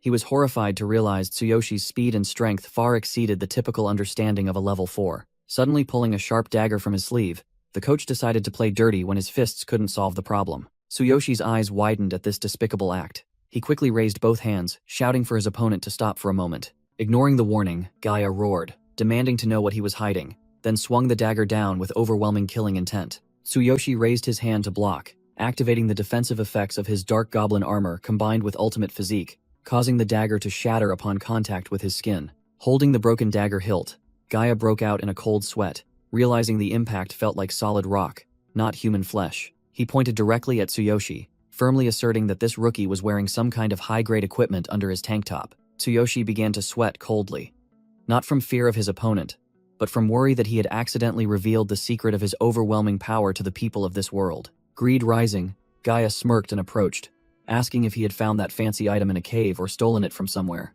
Quick-witted, Tsuyoshi let out a sigh of relief, then pretended to clutch his chest and lament that he had just been scared half to death. He continued his act with a mocking expression, taunting that if the dagger hadn't been scrap metal, he would have truly been in danger, leaving Gaia stunned. Tsuyoshi returned to his professional actor persona with an innocent expression, scratching his head and apologizing for making everyone wait for the recent drama. Examiner glasses confirmed his identity and then handed him the card, officially recognizing him as a legitimate hero of this world. He subtly reminded Gaia not to play such dangerous character test games in front of the organizers anymore, still maintaining his innocent, helpless expression. Gaia flashed a sickly grin that stretched to his ears, his eyes burning with greed and vile calculations as he looked at his plump prey. Tsuyoshi turned his back and walked into the night, leaving the examiner still bewildered and sweating, not understanding what had just transpired between the two. On his way back, he assessed his own strength. Although his stats far surpassed level 4S thanks to the system, facing high-level opponents head-on was still a tough challenge. The silent night descended, enveloping the old apartment complex where he was hiding, the cold moonlight illuminating the entire building. Lying on his bed, Tsuyoshi worried about being targeted by Gaia, and also regretted that this real world didn't have as many pretty beast-eared girls like Catgirl from the other world. Outside the dark hallway, the ominous rustling footsteps of uninvited guests suddenly appeared. Two unknown intruders stood before his room, whispering their plans, intending to use magic to subdue and kidnap the target as soon as they broke in. The hooded mage intruder activated the glowing red magic stone, revealing his level 10 stats as a lazy Wolfgang member with 3,500 combat power. The accompanying sword intruder revealed his greedy nature, morbidly licking his long tongue over his sword as he fantasized about sharing the treasure. He signaled his accomplice to be silent to avoid alerting the prey, while the mage began to focus energy into the firestone. The swordsman instructed to break the door chain with magic, so they could both quickly rush in and subdue the target.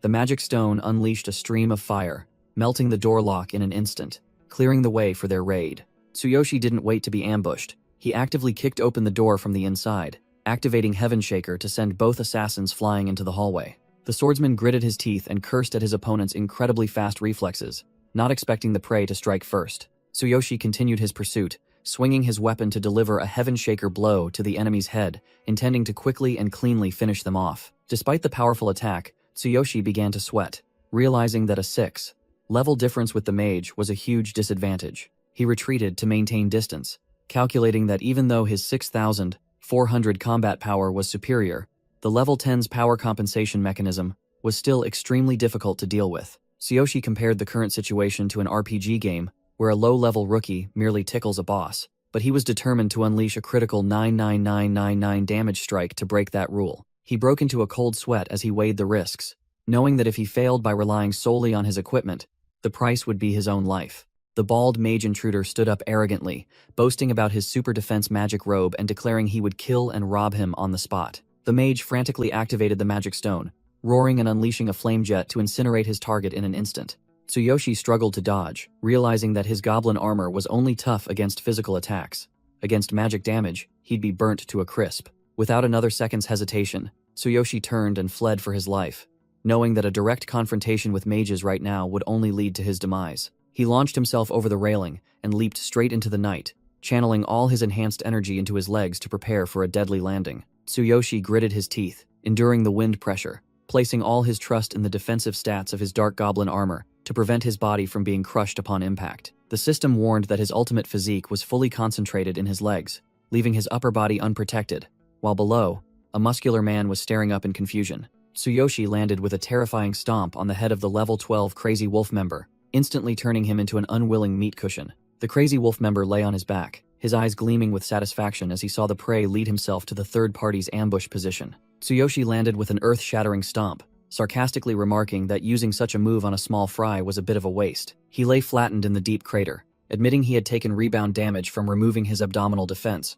but was lucky the goblin armor absorbed the blow. Tsuyoshi scrambled out of the rubble with surging momentum, making the bald mage intruder's eyes widen in surprise that he was still alive and kicking. The muscular Crazy Wolf member proved his toughness by still standing after the stomp. He turned to ask his accomplice about the rookie's bizarre skills. Tsuyoshi furiously activated his combat state. His status screen displayed 6,400 combat power, along with his overwhelming duplication skills, ready for a fight to the death. He roared as the dark goblin armor enveloped his entire body, black tentacles emerging from his back, transforming him into a true monster. A massive mass of darkness shot forward with wind-ripping speed, launching a preemptive attack on the enemies with grotesque tentacles before they could react. The mage quickly activated action restriction, creating a beam of light that sealed Tsuyoshi's movements for 1.5 seconds because his level was lower. Tsuyoshi gritted his teeth in frustration, sweating profusely as he felt his body stiffen, and his overwhelming skills interrupted mid-action. The bald mage intruder and the swordsman laughed hideously, asserting that Tsuyoshi had good gear and demanding to kill and rob him to split the spoils. Tsuyoshi was sweating profusely, cornered, when he rejoiced as if striking gold upon the system notification that his Infinity Ring's cooldown was over. He roared, opening an infinite pathway, creating a dazzling beam of light that even made the frantic mage retreat before his decisive path-clearing punch. Tsuyoshi was sucked into the spatial portal, but still managed to turn back and warn the robbers that he would return for proper revenge once he was strong enough. He landed safely in the other world, panting and chastising himself for being too overconfident, relying on good equipment and neglecting his true strength. Tsuyoshi looked at his hands, bitterly admitting that without skills to protect himself, even the best gear would be plundered by others. He was clenching his fists, determined to grind levels and learn skills, when suddenly, a nosebleed gushed out at the provocative sight before him. The cat girl was sleeping soundly, in an extremely alluring pose right beside him, reminding him that the two worlds had different time zones. Tsuyoshi stared blankly at her captivating body, his nose catching the fragrant cherry blossom scent emanating from the beauty in slumber. A mushroom stood erect, symbolizing his little brother protesting fiercely,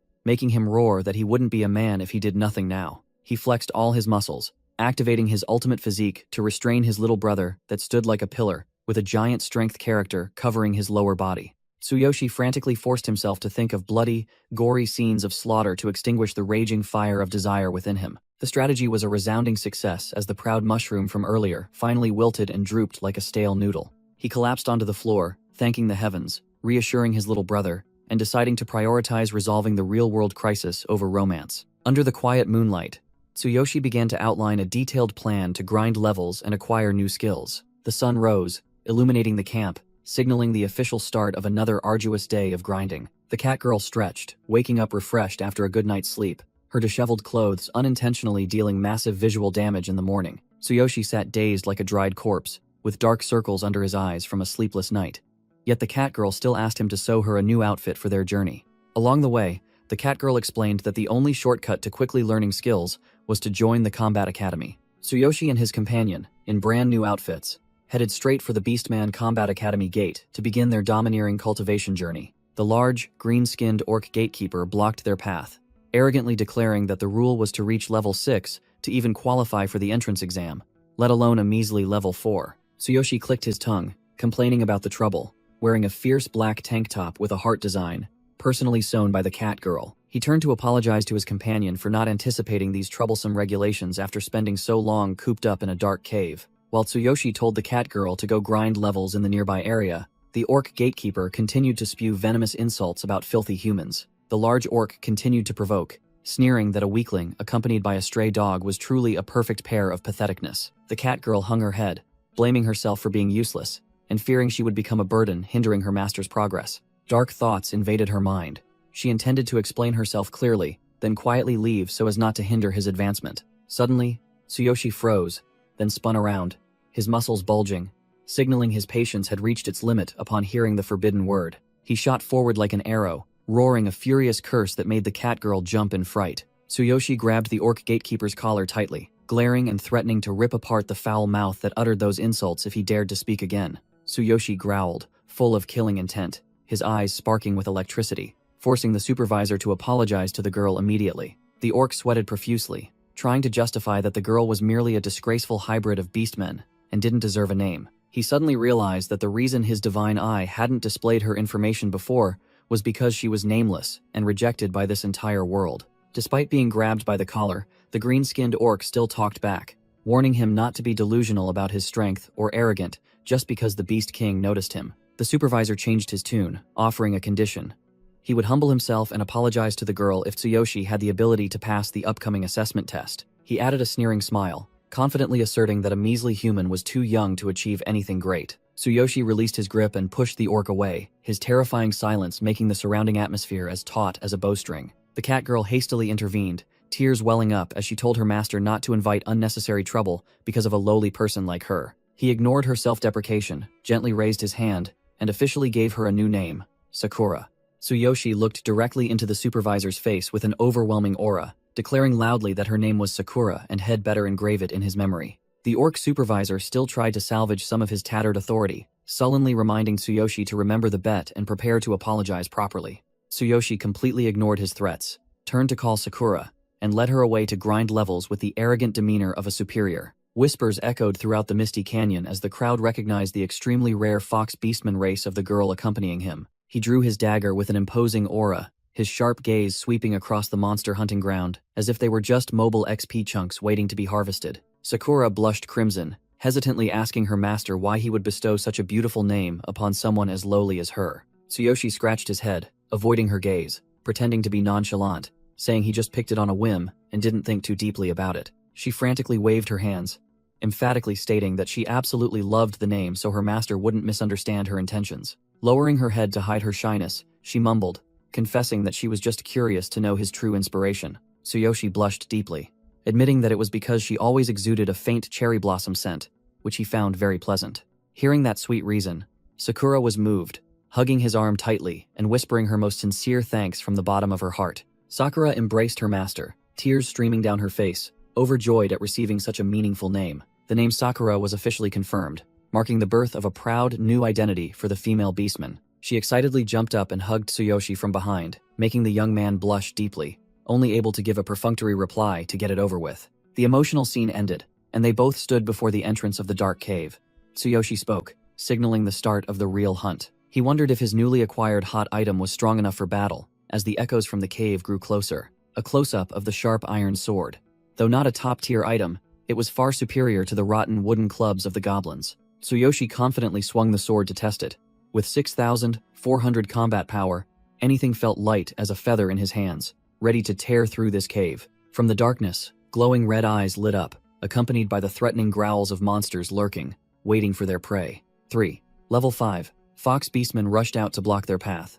But with a paltry 720 combat power, they were mere small fry compared to his true strength. Tsuyoshi ordered Sakura to step back to avoid having the system deduct experience points due to the level difference, while she moaned happily at being called by name. Tsuyoshi charged forward with great momentum, brandishing his brand new iron sword, intending to test its sharpness right away. Sakura hastily reminded her master that these Fox Beastmen were extremely agile, so he shouldn't swing his sword too wide lest he expose his flank for them to bite. He admitted the monster's speed was no joke as he swung his sword, creating a blue streak that cut through the air, striking the approaching enemy. The monster bared its fangs and claws, lunging straight at Tsuyoshi with a triumphant look, unaware it was rushing headlong into its death. The beast's sharp fangs sank into Tsuyoshi's shoulder, but only a dry clang was heard, thanks to his ultimate physique skill, which turned his muscles into cold steel. The foxes stared at each other in bewilderment, their red eyes showing extreme confusion as their signature attack was utterly useless against this monster. Tsuyoshi looked at his enemies with contempt, coldly asserting that with such trash combat power,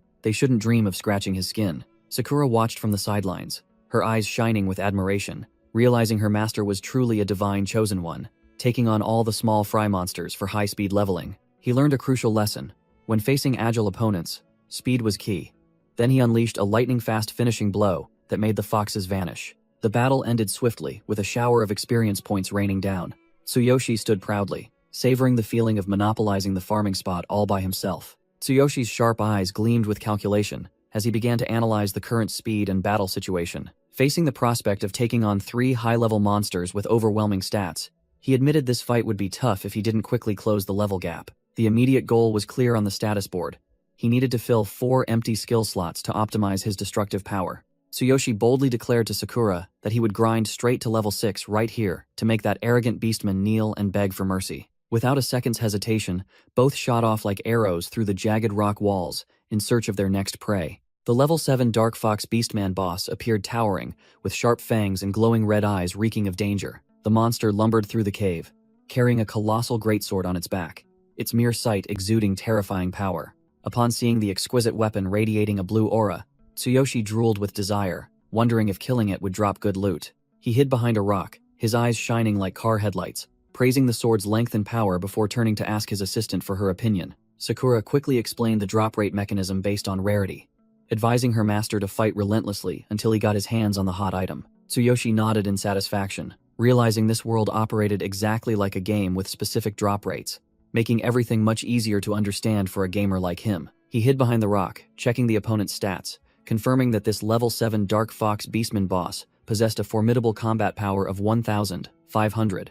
The ultimate goal was the Dark Frostlight Sword, but its mere 6% drop rate made him click his tongue in regret, as this exquisite item was too difficult to obtain at his current level. Just when he was in need, the system unexpectedly activated the item exchange feature, as if reading his greedy desire to pay to win. Tsuyoshi meticulously studied this brand new interface and discovered that the only item for sale was a drop rate increase scroll. This scroll increased the drop rate by 30% for 1 minute and required redemption using the number of monsters killed, a condition he easily met with 114 kills. He smirked triumphantly, realizing that the number of corpses he had left in both worlds combined into a massive resource pool for shopping. Tsuyoshi's eyes widened with excitement as he quickly calculated that if he used 3 scrolls at once, the drop rate would skyrocket to an almost absolute 96%. Without a moment's hesitation, he immediately exchanged for 3 glowing golden scrolls, ignoring the system's warning about not having an inventory, as he intended to use them right away. Tsuyoshi hastily stuffed the treasures into his pants pocket and charged straight towards the boss with burning determination to snatch the sword, while Sakura enthusiastically cheered him on from behind. Tsuyoshi gripped the sword hilt tightly, his eyes blazing with resolve, and ordered Sakura to focus intently to pinpoint the attack direction. The Dark Fox Beastman boss's bloodshot eyes widened in alarm as it sensed the strong killing intent from the intruder. It threw its head back and let out an earth-shattering roar to display its power before charging to crush the tiny prey. The monster's colossal greatsword swung, creating a chilling, icy slash that Tsuyoshi barely managed to dodge. He broke out in a cold sweat, realizing that the sword was not only massive, but also came with an extremely annoying ice effect. Sakura quickly warned that the weapon would slow down movement speed and rapidly deplete stamina if he accidentally got hit. The quick-witted girl suggested that this boss was afraid of fire and urged her master to quickly douse his weapon with kerosene to counter it immediately. Without hesitation, Tsuyoshi immediately pulled out a bottle of kerosene and thoroughly soaked his sword blade. The liquid spontaneously ignited upon contact with air. No spark needed. With the sword blade fiercely ablaze in his hand, he proudly declared war, challenging whether the monster's ice or his fire would be the ultimate victor. Tsuyoshi shot into the air and brought the blazing sword down hard on the monster's head, shouting greedily, "Give me that sword." Sakura loudly pointed out the monster's vital points were its armpit and neck, urging her master to aim directly for them. Tsuyoshi seized the opportunity immediately, roaring to confirm his target before charging into attack without hesitation. The blazing sword tore through the air, slashing into the enemy's flesh, creating a sharp whistling sound along with explosive burning effects. The Dark Fox boss shrieked miserably as fresh blood gushed from the fatal wound directly under its armpit in extreme agony. The system immediately announced that the cowardice status had been activated on the monster, causing its morale to drop and making it take double damage for 15 seconds. Tsuyoshi smirked with delight upon discovering this overpowered effect, his eyes glowing with brutal, predatory intent. Not wasting a single second, he relentlessly pressed his attack to fully exploit the deadly openings of his panicking opponent. Sakura quickly reminded her master that enemies in this state would reveal more weaknesses, but he still needed to be careful to dodge attacks. Tsuyoshi gave a concise thank you, then tightened his grip on the sword, his focus and killing intent pushed to their peak. He glided like the wind around the roaring giant monster, continuously delivering fierce, punishing slashes to the disadvantaged enemy. Tsuyoshi broke out in a cold sweat, admitting that if Sakura hadn't prompted him in time, his small life would surely have been gone long ago. The Dark Fox boss panted, exhausted, its icy greatsword trembling with each heavy breath of the defeated foe. Following his assistant's guidance to aim for the neck, Tsuyoshi plunged down from above, his eyes blazing with deadly blue fire, ready to deliver the decisive blow. He activated Ultimate Physique, channeling 60% of his full body strength into his hands, boosting his destructive power to a maximum of 200% to ensure a one-hit kill. The precise strike to the vital point caused the monster to take triple damage.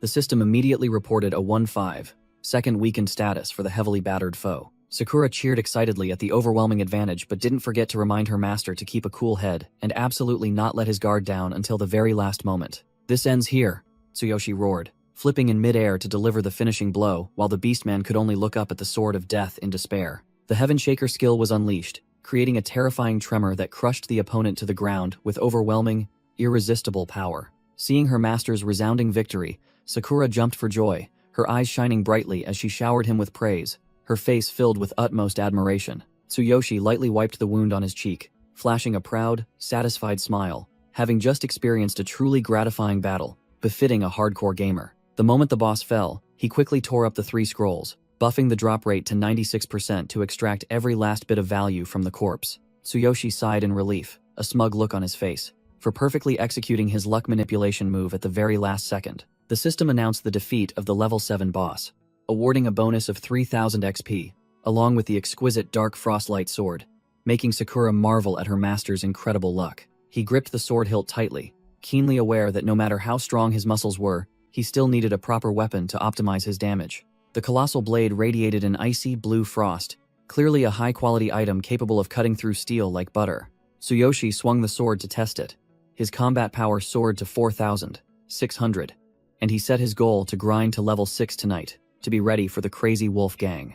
He slung the greatsword over his shoulder with a cool demeanor, turning to ask Sakura if there were any good farming spots for quick leveling. His capable assistant immediately showed off a return card, an overpowered item that instantly revived monsters in the cave. Tsuyoshi was speechless and broke out in a cold sweat when he saw Sakura pull out piles of scrolls and health potions.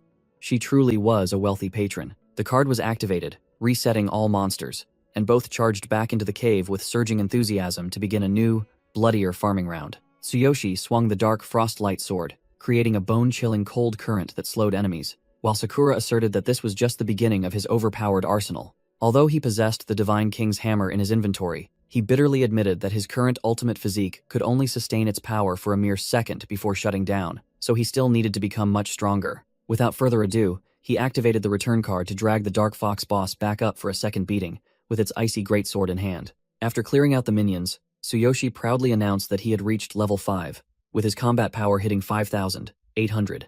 Ready to make mincemeat of the boss once more. The real fun began as he continuously spammed the return card, charging in to greet the monster with fatal slashes from the 3rd to the 4th time.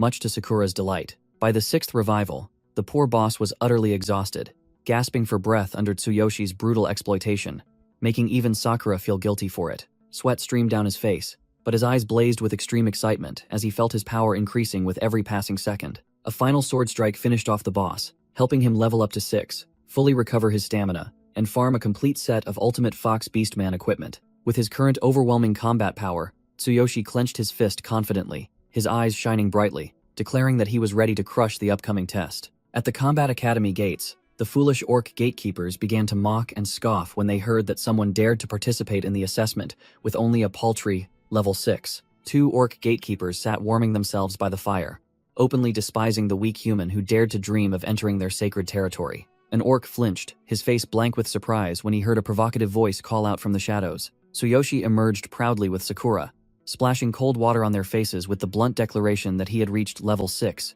The 2 orcs broke out in a cold sweat, their mouths agape, unable to believe that the trash from yesterday could have leveled up twice in just one short day. Donning the ultimate Fox Beastman equipment with 8,800 combat power, Tsuyoshi ordered them to wake the orc instructor and prepare their mouths to apologize to Sakura. The level 20 orc instructor lumbered out with a grim expression, warning him that he would pay dearly if he dared to waste his precious time. Ignoring the threat, Tsuyoshi coldly demanded that the test begin immediately, as he was eyeing a cool skill in the skill vault.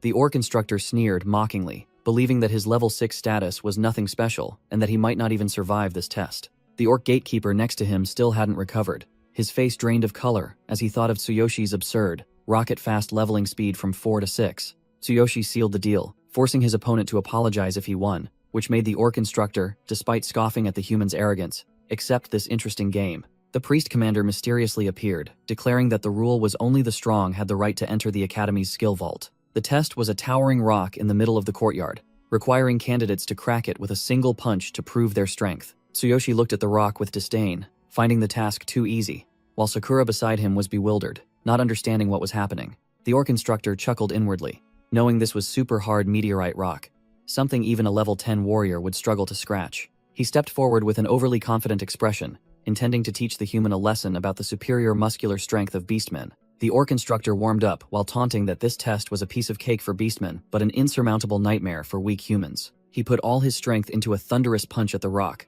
boasting loudly, but in reality, he had to use all his level 20 power to deliver the blow. The steel-hard meteorite rock cracked open with a loud crunch under the orc instructor's mighty punch. He wiped the sweat from his brow, trying to act cool, saying everything was simple, then challenged Tsuyoshi to do the same to see his true capability. Tsuyoshi casually stepped forward to accept the challenge with a carefree attitude, while Sakura behind him waved enthusiastically, cheering for her master. Tsuyoshi smirked, inwardly thanking his ultimate physique for allowing him to far surpass normal limits, but still decided to adjust the force for an even more powerful punch. Swirling blue lightning enveloped his armored arm, signaling an impending attack of destructive power. He concentrated 50% of his full body strength into his right arm, activating the terrifying potential of his ultimate physique to prepare to blow everything away. The orc instructor was still rambling on, disparaging weak humans, completely unaware of the disaster about to befall him. Tsuyoshi's eyes flashed with deadly blue light, his fist accumulating energy with a sizzling sound, as if the surrounding space was being compressed.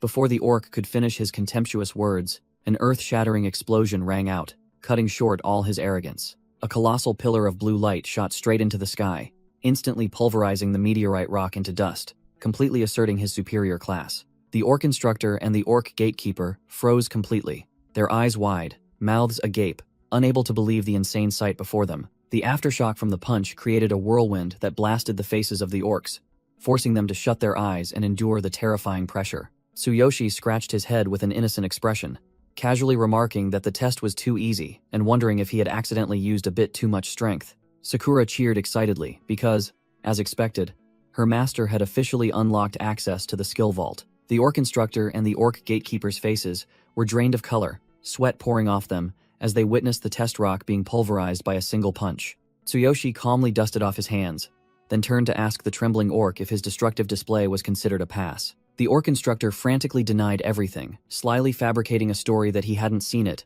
and that the rock was already cracked, brazenly failing him. Tsuyoshi and Sakura were dumbfounded, utterly speechless at the examiner's shameless audacity and blatant reversal. The orc quickly tried to cover it up by switching to a test of bending an iron bar, sweat pouring from him in fear. He strained his neck to explain that this was super hard, high-quality steel, challenging even the muscular strength of the toughest beastman warriors. Tsuyoshi activated 50% of his strength in both hands, twisting the steel bar into scrap metal as easily as breaking noodles, making the orc instructor's eyes bulge in disbelief. Out of options, the orc played his trump card, the sunglasses-wearing T-800 warrior, the strongest in arm wrestling, whom even he couldn't defeat. Tsuyoshi channeled 70% of his strength into his right hand, slamming the T-800 warrior so hard he flew into the air, causing the orc instructor to be so shocked he spat blood. Tsuyoshi growled, his eyes blazing with murderous blue light, asking again to confirm if his recent display was enough for him to pass, or if he needed to destroy anything else. The orc instructor and the orc gatekeeper were drenched in sweat from fear, hastily giving a trembling thumbs up to confirm he had passed immediately, not daring to utter another word. Not letting the matter drop, Tsuyoshi took Sakura's hand and pulled her along, coldly reminding the orc to fulfill his promise and apologize to her right then and there. The orc instructor gritted his teeth bitterly, his face contorted, but for the honor of a beastman warrior, he had to swallow his anger and keep his word. The orc bowed his massive back, wailing a pathetic apology that made Sakura blush crimson, as she had never been respected by a superior in such a way. Sakura, flustered, covered her mouth and mumbled that she was used to being treated poorly as a matter of course, so her master didn't need to make such a big deal out of it. Tsuyoshi brushed aside her self-doubt, ordering her to hold her head high and accept this apology as a proud victor. Sakura's eyes sparkled with admiration and emotion, and she blushed, obediently complying with her master's wishes unconditionally. Regaining her confidence, Sakura puffed out her chest proudly, flashed a radiant smile, and boldly declared that she accepted the arrogant examiner's apology. After the satisfying display, the group headed towards the towering skill vault in the night, where it was stipulated that each person could only choose one scroll to increase their power. The orc instructor broke out in a cold sweat, trying to salvage some dignity as he warned that each person could only take one item, and not to even think about greedily hoarding in this rule-bound academy. He emphasized the life or death rule. Within 3 minutes, they had to choose and break the scroll's seal, or else the vault's rules would permanently kick them out. To protect the treasure, master mages had set up magic seals on each scroll and erected rule barriers to filter members, ensuring no one could cheat. Tsuyoshi rubbed his chin, calculating that this was more troublesome than expected, while Sakura also nodded, confirming that high-level academies always had such harsh, jungle-like rules. The heavy stone door opened, and the orc instructor stepped aside to make way, but not without threatening that any attempt to steal would be justly punished by the barrier. Resolute footsteps echoed, signaling the start of the 3-minute countdown, and Tsuyoshi plunged into the race to choose a hot item with determination. Tsuyoshi had stripped off his bulky armor, revealing his muscles in a black tank top. He and Sakura were overwhelmed by the massive skill treasury, which would awaken greed in anyone. Sakura was confused by the tightly sealed scrolls with unknown contents, while Tsuyoshi just wanted to use his brute strength to quickly smash these annoying seals. He picked up a scroll and pondered, intending to use his absolute duplication skill to copy a good one, but he was afraid of ending up with a trash skill in this mysterious jungle. Tsuyoshi suddenly blushed crimson and chuckled like a pervert, as he remembered that the activation condition for absolute duplication was to touch the opponent's chest, to feel their heartbeat, a deployment too sensitive with. Sakura. Tsuyoshi gripped the scroll tightly, his eyes sharp, determined to find a signature skill to send the troublesome trio of enemies lingering in his mind to their demise. He channeled power into his sinewy hands, causing electricity to surge along the scroll, forcing the stubborn seal to burst open with a crisp explosion. The notification board displayed Shield Bash, a crude skill that uses a shield to stun opponents, but it's meant for sluggish defensive types. Tsuyoshi dismissively waved it away, wondering what he would do with a shield, while Sakura cheerfully called out from behind, having found a new item. It was another trick with wind steps, a speed-boosting evasion skill for fast-moving archers, completely out of sync with his style. Sakura excitedly introduced Warcry to buff team morale, but Tsuyoshi bluntly refused, ordering her to keep searching quickly. With only 2 minutes left, Tsuyoshi broke into a sweat and discarded multi-arrow, but luckily Sakura timely presented a counterattack skillbook, capable of reflecting physical damage. Tsuyoshi paused in thought, realizing that this skill's counterattack mechanism, combined with its negative status effect, reflection, might be the golden key he was searching for. He temporarily stored it in his reserve inventory and continued sifting through junk, ruthlessly discarding useless things like Frenzied Sweep or Charm, leaving Sakura speechless beside him. Tsuyoshi looked at the countdown timer, with only 1 minute left. He clicked his tongue, realizing the old method was too slow, and decided to violently break the seal to check the contents inside at once. He turned to remind Sakura to prepare healing potions and energy drinks, then yelled at her to quickly retreat and find cover behind something sturdy. Although Sakura didn't understand what was happening, she obediently followed her master's command, hastily retreating to find cover with a face full of anxiety mixed with confusion. Tsuyoshi knelt down, concentrating intensely. His arm began to crackle with brilliant purple lightning bolts, signaling an extremely powerful skill release was about to erupt. The orc instructor standing guard outside suddenly jumped in alarm, sweat pouring down like rain as he sensed an unusual murderous aura from within. The entire tower shook violently, and streams of purple energy shot through the walls, causing the guards outside to panic completely, not understanding what the hell was happening. Tsuyoshi declared he would smash everything at once. He twisted his body, channeling all his strength into his right arm to unleash a thunderous punch onto the ground. Sakura cowered behind the stone wall, trembling and breaking into a cold sweat, completely overwhelmed by the terrifying aura her master was emitting. The system warned that forcibly activating the Divine King's hammer's power would burn through all energy in 1 second. But Tsuyoshi roared, asserting that 1 second was more than enough for him to clear out this mess. The pitch-black tower transformed into a colossal lightning rod, with frenzied purple lightning bolts dancing, signaling an impending disaster for the orcs. The orc instructor's face was drained of color, sweat pouring off him as he stammered, wondering if this monstrous power truly belonged to a human. Tsuyoshi let out an earth-shattering roar, his right hand summoning the phantom of a colossal thunder hammer, preparing to strike the decisive blow to the ground. Sakura pressed herself against the stone wall, trembling as she exclaimed that if she hadn't witnessed it with her own eyes, she wouldn't have believed this terrifying pressure was real, even if beaten to death. The system announced the Divine King's hammer activated in exactly 1 second. Tsuyoshi seized that golden moment to declare the destruction of all seals with a single, thunderous smash. A colossal pillar of light energy shot straight from the tower's peak into the sky, tearing through the night, its terrifying power sweeping away all surrounding clouds. The orc instructor could only stand rooted to the spot, watching the destructive pillar of light pierce the sky, his mouth agape as he uttered a helpless gasp. After the earth-shattering impact, Tsuyoshi knelt on the ground, panting. Smoke billowed from his body, which had just endured an immense load, accompanied by the sizzling sound of residual heat. The aftershocks of the strike transformed into purple lightning bolts that spread throughout the library, running along the bookshelves and surrounding Tsuyoshi at the center of the impact crater. Just as he had wildly planned, the overloaded current caused numerous seals on the scrolls to burst open with popping sounds, revealing the treasure trove of knowledge that had once been locked away. Sakura stood frozen, unable to believe her eyes as she watched the seals on all the skill scrolls crumble into dust in an instant. Tsuyoshi knelt, panting, as the system announced the deactivation of the Divine King's hammer. He had succeeded, but the cold countdown showed only 50 seconds remaining for escape. A torrent of data from the scrolls flooded Tsuyoshi's brain like a waterfall, his eyes glowing golden to receive the immense amount of information pouring in. Sakura observed from behind the wooden partition, realizing that the invisible information from the scrolls was growing so terrifyingly vast that the surrounding space began to warp and distort. Before the wall of light that hissed intermittently, Sakura shouted a warning to her master to endure, as a normal human brain could hardly process this damned amount of data. Tsuyoshi clutched his head, in pain, as if it would split open. He gritted his teeth, pushed past the agony, and roared for the system to reveal the strongest skill that matched his instincts. With only 40 seconds left, Tsuyoshi glared ambitiously. He scoffed that his current skills weren't powerful enough, and yearned for something even more dominant. Amidst the chaotic sea of knowledge, Tsuyoshi's keen senses immediately locked onto a scroll emitting fierce blue lightning bolts. That secret scroll radiated a wild surge of lightning energy, floating proudly and completely distinct in class from the other mediocre skills. The countdown dropped to 30 seconds. Sakura, drenched in cold sweat, frantically yelled at her master to make a decision quickly before time ran out.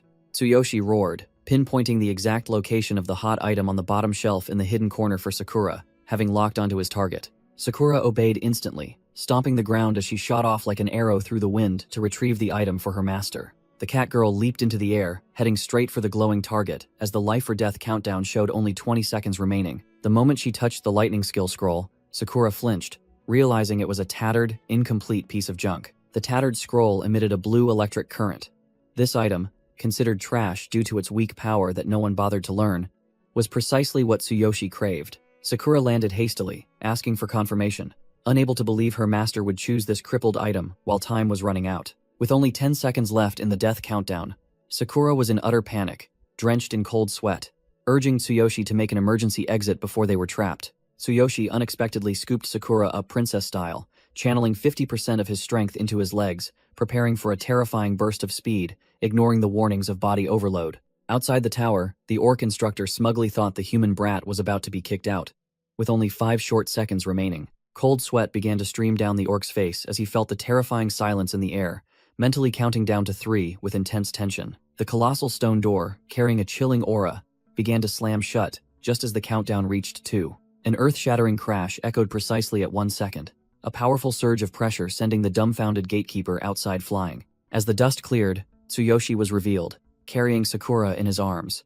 He panted, declaring he had completed the mission right at death's door. The cat girl nestled in her master's arms, her worried gaze fixed on his trembling, sweat-beaded arm. In Tsuyoshi's hand was the miserably tattered skill scroll, causing the imagined orc instructor to appear and sneer at this foolish choice. The system displayed information about Thunder Chain Fall, a heavy combat magic capable of paralyzing 3 targets simultaneously, but requiring extremely high aptitude. The old priest commander emerged from the shadows, his voice grave as he revealed that for an entire millennium, no madman had dared to touch this piece of junk. He explained the first reason. This skill set was torn into 6 scattered pieces across the world, making it an impossible task for anyone to gather all the fragments. The second reason was far more gruesome. Every greedy beastman who attempted to cultivate it had their body explode from the wild energy, leading to a tragic death. Tsuyoshi, sweating, asked if anyone had ever succeeded. The old man narrowed his eyes, raising a single finger to affirm that there was indeed one sole exception. The silhouette of the great divine king, along with his signature hammer, appeared in memory, recalling the terrifying lightning power that had dominated 1,000 years ago. The priest commander's eyes flared in anger as he loudly ranted about the supreme secret technique being discarded, while Tsuyoshi casually picked his nose as if it were a joke. The old man gravely lectured that no matter how magnificent a weapon was, if it fell into the hands of an incompetent person who didn't know how to use it, it was nothing but trash. He asserted that the glory of the beastman race had faded, and this supreme technique had been buried for an entire millennium, because no one was skilled enough to comprehend it. Tsuyoshi brushed aside all threats, raising the skill scroll with a confident smile, then told Sakura to leave this place immediately. Watching the arrogant back of the rookie, the old man muttered that finding a fragment was merely the beginning of a life-or-death struggle. The old man's gaze suddenly turned sharp as he noticed the unusual presence of the beast girl walking beside Tsuyoshi. He spoke, exposing Sakura's identity as a half-beastman convict, causing her to flinch and turn back with a wary expression. The old man bared his fangs, growling as he questioned if she intended to sacrifice her naive master to conceal her shocking secret. Sakura coldly retorted that it was none of his business, then turned and walked away, leaving the old man standing alone with a frustrated huff. Leaving the warnings behind, Tsuyoshi and Sakura walked into the sunset, while the one left behind silently challenged how far they would go on this path of death. He checked his bulging muscles and confirmed the system's full recovery notification, though he still grimaced, complaining that his companion's terrible medicine was impossible to swallow. Sitting in the resting tent, Tsuyoshi coughed violently from the horrible taste of the potion, wondering what kind of monstrous thing she had put in it to torture his taste buds. Noticing Sakura sitting with her back turned, her mood completely different from her usual cheerfulness, he turned to ask if his companion was all right, his eyes full of doubt. She quickly forced a smile, saying she was just tired, but that strained expression couldn't fool Tsuyoshi's sharp eyes. Not wanting to beat around the bush and waste time, Tsuyoshi looked his companion directly in the face and began to question her directly about what he was inferring. The blunt question about her almost being executed due to her mixed heritage extinguished the smile on Sakura's lips, replaced by a cloud of gloom. A vision of her surrounded by orcs flashed in Tsuyoshi's mind. He stated firmly that if she hadn't been saved, she would have been the next corpse on the execution block. Sakura frantically waved her hands and feet, demanding to change the subject immediately. She brought up the skill scroll to deflect, trying to avoid the painful past that had just been stirred up. Tsuyoshi smirked excitedly, realizing that the Thunder Chain skill required immense physical strength, something tailor-made for his genuinely dominant physique. Sakura's attitude changed in a flash. She smiled brightly, asking if her master was ready to depart now that the tense atmosphere had dissipated. Stretching refreshingly under the clear blue sky, Sakura enthusiastically declared that today was a beautiful day, perfectly suited for her master to level up. Tsuyoshi stared at the ring on his hand as the system announced the boundless path had finished its cooldown, but he coldly stated that he needed to settle his debts first. A murderous half-smile appeared as the teleportation skill activated. He had already calculated a plan to deal with the 3 bastards who had dared to cause trouble earlier. He roared a vow to send them to hell as promised, simultaneously activating the Thunder Chain Fall skill, with an overwhelming combat power of 8,800. A surge of electricity streaked across space with a piercing hiss, tearing through the air to open a solitary path for the hunter. Tsuyoshi suddenly appeared from thin air, surrounded by lightning. He roared, proudly declaring his return, catching his enemies off guard. He landed in an ambush stance, his sharp gaze fixed on his prey, calculating every second precisely before launching a preemptive strike. Diving down like a meteor to break through the mage intruder's defense, Tsuyoshi realized he needed a heavy-duty toy to unleash his new skill. The Divine Consciousness storage was immediately activated. Tsuyoshi's ring-adorned hand reached into the virtual space, grabbing the hilt of a weapon, preparing for a massacre. Tsuyoshi drew the black freezing flash sword from his inventory. A surge of chilling air and lightning enveloped the blade, signaling the start of a slaughter. The mage intruder and the sword intruder stared wide-eyed at the high-grade weapon appearing from thin air. Greed surged within them, making them want to kill and steal immediately. The sword intruder charged forward with a crazed expression, yelling orders to his accomplices to kill their prey first before dividing the spoils. Tsuyoshi looked at the trash with cold, sharp eyes, growling that they were the ones who had started this foolish war. Gripping the sword hilt with both hands, Tsuyoshi gathered his strength and swung the weapon high, creating an overwhelming attack stance that made the enemies below look tiny. The baldy mage intruder broke out in a cold sweat from terror. He realized this terrifying aura could only come from a high-level warrior. Tsuyoshi swung the greatsword down with terrifying speed, creating streaks of energy that tore through the surrounding air. A colossal pillar of lightning energy erupted from the point of impact, engulfing buildings and dyeing the night sky purple. The blinding light of the lightning illuminated the stunned faces of the mage intruder and the sword intruder as they realized they had no escape. The thunder chain fall, skill activated. Vicious lightning bolts descended from above, incinerating and paralyzing all the wretches amidst their desperate screams. The mage intruder and the sword intruder collapsed, paralyzed. The bald one couldn't believe a mere kid could cast such high-level magic. Tsuyoshi stood tall amidst the smoke, his eyes glowing blue, exuding the bloodlust of a true hunter. The mage intruder broke out in a cold sweat as he realized they had gravely underestimated their opponent's strength, and the thought of fleeing began to sprout in his mind. The sword intruder hastily opened his mouth to surrender, but Tsuyoshi continued to advance silently like an unforgiving god of death. A sharp sword strike swung up without hesitation. Tsuyoshi brought it down directly, giving his enemy no time to react. Tsuyoshi looked at his enemy with contempt, growling that they shouldn't make him laugh by begging for forgiveness after trying to kill him. The sword intruder screamed in panic, stammering as he pulled out his crazy wolf gang member tag to threaten his opponent and find a way to survive. Tsuyoshi coldly swung his sword, finishing off the noisy sword intruder. He ordered his enemy to shut up and die quietly. The mage intruder trembled in fear, witnessing Tsuyoshi's ruthlessness. He understood that his opponent knew full well the consequences of letting a tiger return to the mountains. Tsuyoshi's shadow enveloped the mage intruder, cowering on the ground.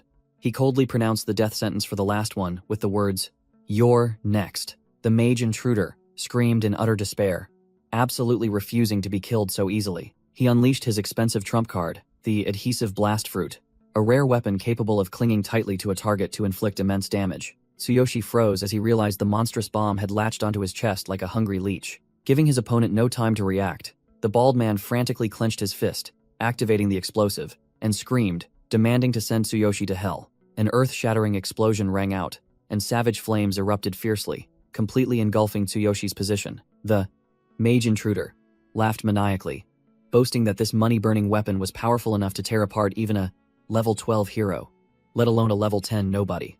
Amidst the raging inferno, he continued to yell proudly that Tsuyoshi was still too green and naive to confront them. From within the thick smoke and dust, Tsuyoshi's voice rang out, full of sarcasm, complaining about the pain, instantly chilling the atmosphere. The mage intruder smile vanished. He broke out in a cold sweat and stammered in utter horror as he realized the unbelievable. Tsuyoshi emerged, standing tall like a god, thanks to activating his dark goblin armor and ultimate physique. He casually scoffed that the previous attack's destructive power was merely an itch. Tsuyoshi's crimson eyes blazed with surging bloodlust behind the spiky, ash-gray bone mask of the goblin armor. The ground cracked and shattered under the terrifying explosive power as he gathered his strength, preparing to launch himself. Tsuyoshi shot off like a black lightning bolt, roaring his determination to send all three bastards to their demise at once. The tearing sound of wind shrieked piercingly as his movement speed reached a level invisible to the naked eye. Boom! The terrifying impact created a blue energy explosion that sent everything flying and crushed his opponents in an instant. Amidst the swirling dust and smoke, Tsuyoshi stood tall like the Grim Reaper, coldly asking if he could sleep soundly if he let them go. He sheathed the greatsword, muttering to himself that his current low level was precisely why those rabid, crazy wolfgang dogs dared to provoke him. Looking down at the scattered corpses, Tsuyoshi detested this rotten world, where the weak were merely prey for the strong to tear apart. His gaze suddenly stopped when he spotted a strange, small pouch mixed in the debris on his enemy's body. Tsuyoshi rummaged through the pouch and couldn't hide his surprise upon finding a precious spatial ring, capable of storing items. Tsuyoshi carefully examined the loot he had just acquired. It turned out to be a top-grade, spatial ring that required mana infusion to activate ownership. He smirked, pleased to have stumbled upon a bargain that even mediocre heroes could only dream of. and decided to test out his new acquisition immediately. A surge of blue energy erupted around his arm as Tsuyoshi successfully synchronized his mana, confirming that the ring was still brand new and untouched by others. Tsuyoshi turned and walked away with the cunning smile of a satiated predator, not forgetting to send a sarcastic thank you to the corpses for the delicious loot. The hero's security force rushed to the scene, cordoning off the area with yellow tape, but Tsuyoshi had already made a clean getaway before trouble could find him. He blended into the bustling crowd after erasing all traces and snatching all valuable items, leaving the investigators with nothing but smoke to chase. Tsuyoshi strolled leisurely through the streets, checking the fancy smartphone he had just taken from Gaia, confident that his personal information had been encrypted. The phone suddenly rang, making Tsuyoshi jump. He frantically flailed his limbs, wondering who would call at such a sacred hour. He regained his composure, activated the modern call interface by his ear, and answered the other end cautiously. Tsuyoshi plopped down onto a park bench as he recognized the familiar voice of his homeroom teacher, Lily, wondering why she was calling when he thought he had already submitted his withdrawal form. Lily called to question her favorite student about disappearing after the winter break, her tone filled with worry as she mentioned his difficult family circumstances. Tsuyoshi lowered his head, his face dark, confessing to his teacher that the problem wasn't just a few pennies for tuition, but other hidden complexities. Memories of being trampled and bullied by the bullies flooded his mind, igniting extreme hatred that made him despise that rotten school. Lily persisted in persuading him, asserting that only the path of education could change his life, not giving up on everything. The teacher promised to take care of the tuition fees and advised him not to bury his future in a dirty cleaner's uniform just to earn money for his sister's medical treatment. Tsuyoshi touched his earphone, suddenly realizing that this woman was the only one who truly cared about him, even though she had no idea he was now an overpowered hero. On the other end, Lily burst into emotional sobs, vowing to become a solid support for her student and pleading with him to face things bravely. Tsuyoshi sat thoughtfully on the park bench. His teacher's heartfelt, tearful words had enlightened him, making him change his decision to drop out of school. He sprang to his feet with surging vigor, sealing the deal to return to school tomorrow to teach the bullies, a lesson they'd never forget, with his overwhelming level 6 warrior power. In a dark room, the mystery observer sat watching a screen reporting on 3 lives that had just been sent to the afterlife and stripped of their belongings by an unknown hero.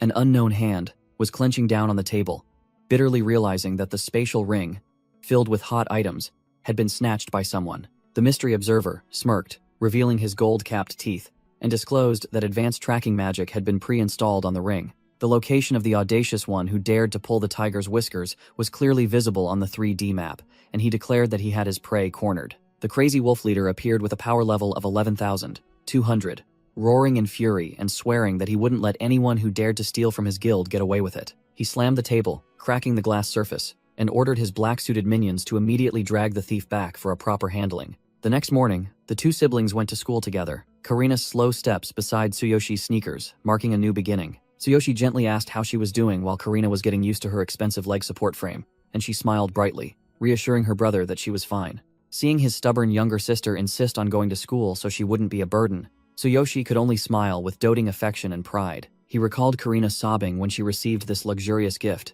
which freed her from a life in a wheelchair forever, despite its exorbitant price.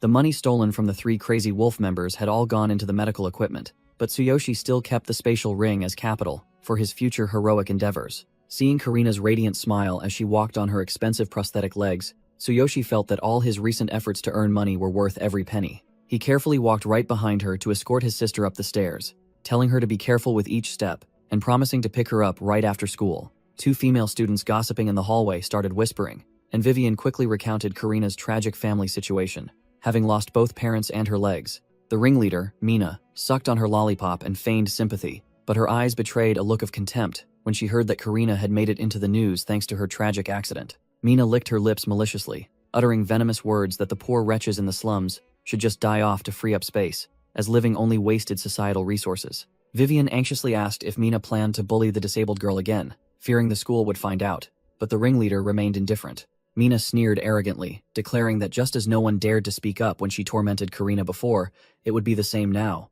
She had found a new, interesting toy. After spitting out her venomous remarks, Mina turned and walked away to find her boyfriend, with Vivian trotting obediently behind her like a loyal puppy. In the vice headmaster's office, the large nameplate caught his eye, along with the powerful old man's demanding tone, forcing Tsuyoshi to be grateful to teacher Lily. The corpulent vice headmaster sat sprawled out, criticizing his study habits, while teacher Lily bowed her head, trying to explain and vouch for her problematic student. Tsuyoshi scratched his head and gave a wry smile, feigning obedience as he thanked the arrogant old man and the teacher, eager to escape the suffocating room. Lily led her student away, profusely apologizing for the trouble, while the vice headmaster remained in the shadows, watching their backs. The corpulent old man's lecherous gaze was fixed on Lily's alluring backside as she turned and walked out the door. The vice headmaster smirked sinisterly, revealing his perverted nature, muttering that he didn't care about the trash student but only lusted after Lily's body. Walking down the hallway, Lily looked down, feeling guilty for making her student worry about money,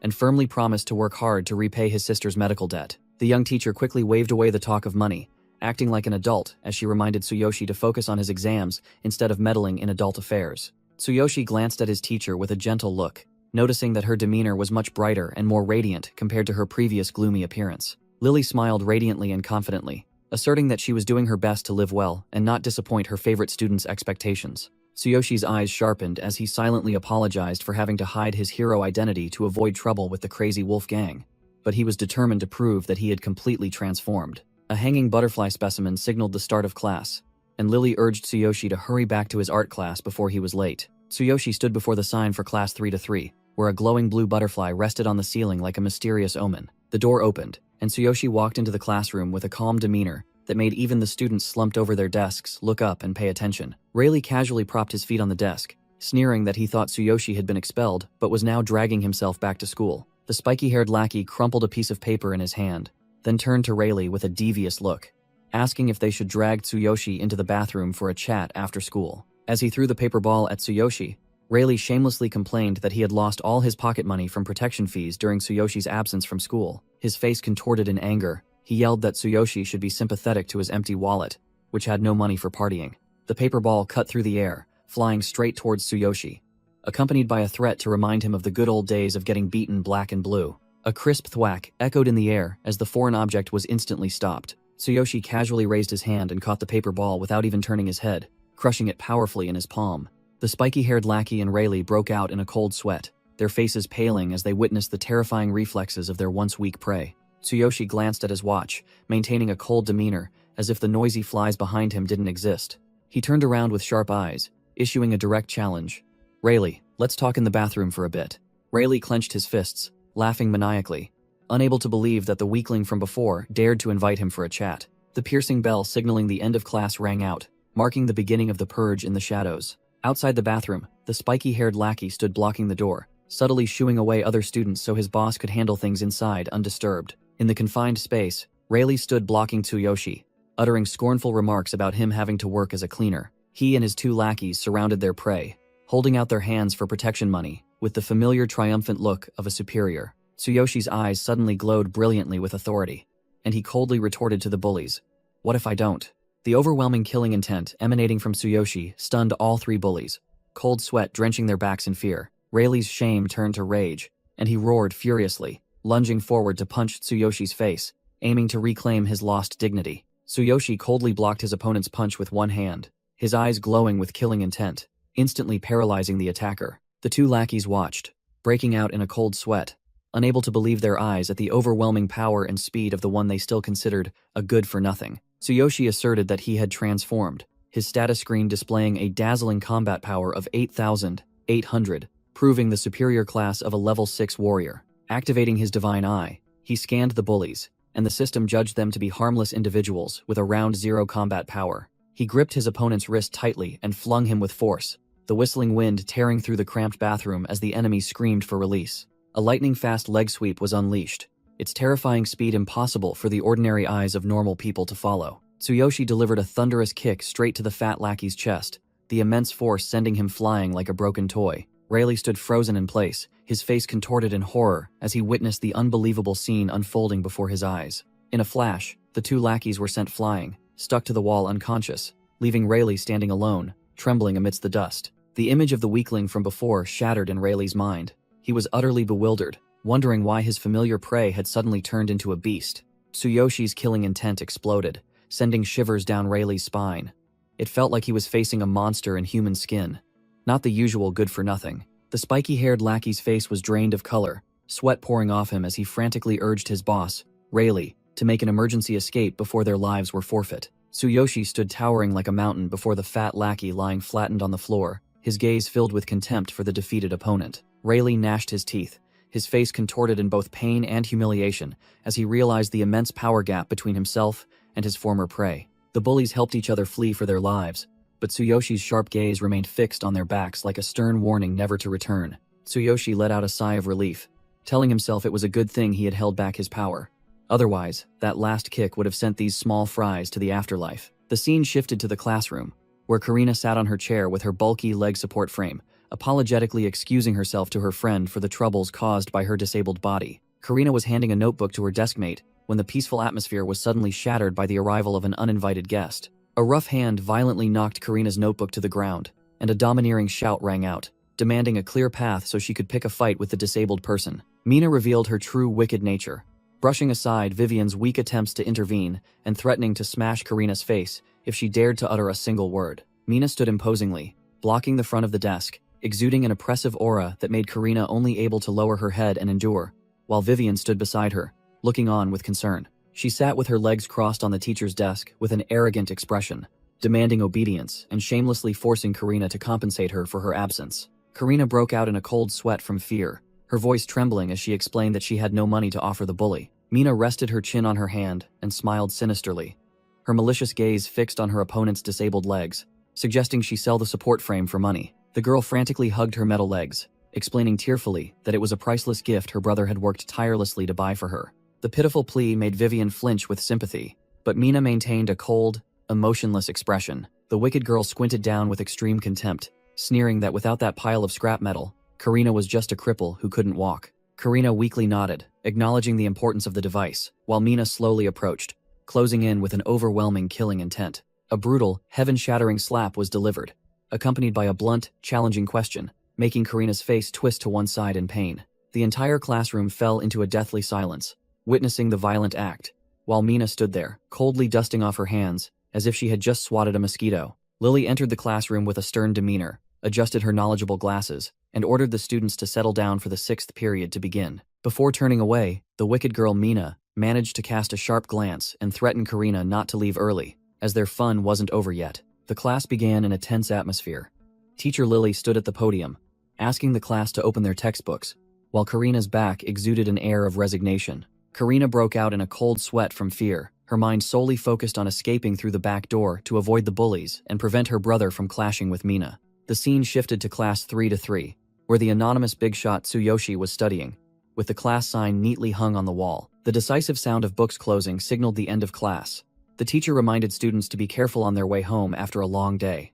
Tsuyoshi and the entire class simultaneously stood up to greet teacher Lily, with the respectful demeanor of exemplary students. As everyone was bustling to leave, Lily unexpectedly stood timidly at the classroom door and called Tsuyoshi back, her expression slightly hesitant and shy. The homeroom teacher kindly asked if her favorite student had readjusted to school life after a long absence. Lily flashed a radiant smile, her eyes sparkling with hidden meaning as she offered to help Tsuyoshi if he needed anything special today. Tsuyoshi gave a textbook-perfect, professional smile to reassure his teacher that he was fine, and she didn't need to worry. Teacher Lily was still worried, placing a hand on her chest and carefully instructing him to report immediately if the bullies bothered him. The young man put on his deepest act, using his most sincere gaze to thank the beautiful homeroom teacher for her excessive concern. Realizing she was bothering her student, Lily awkwardly sent him home, but didn't forget to reiterate her promise of protection if anything happened. Tsuyoshi waved goodbye, then turned and walked away decisively, ending his act as a good student. He hadn't gone far when a voice called his name, making Tsuyoshi's eyes dart over cautiously.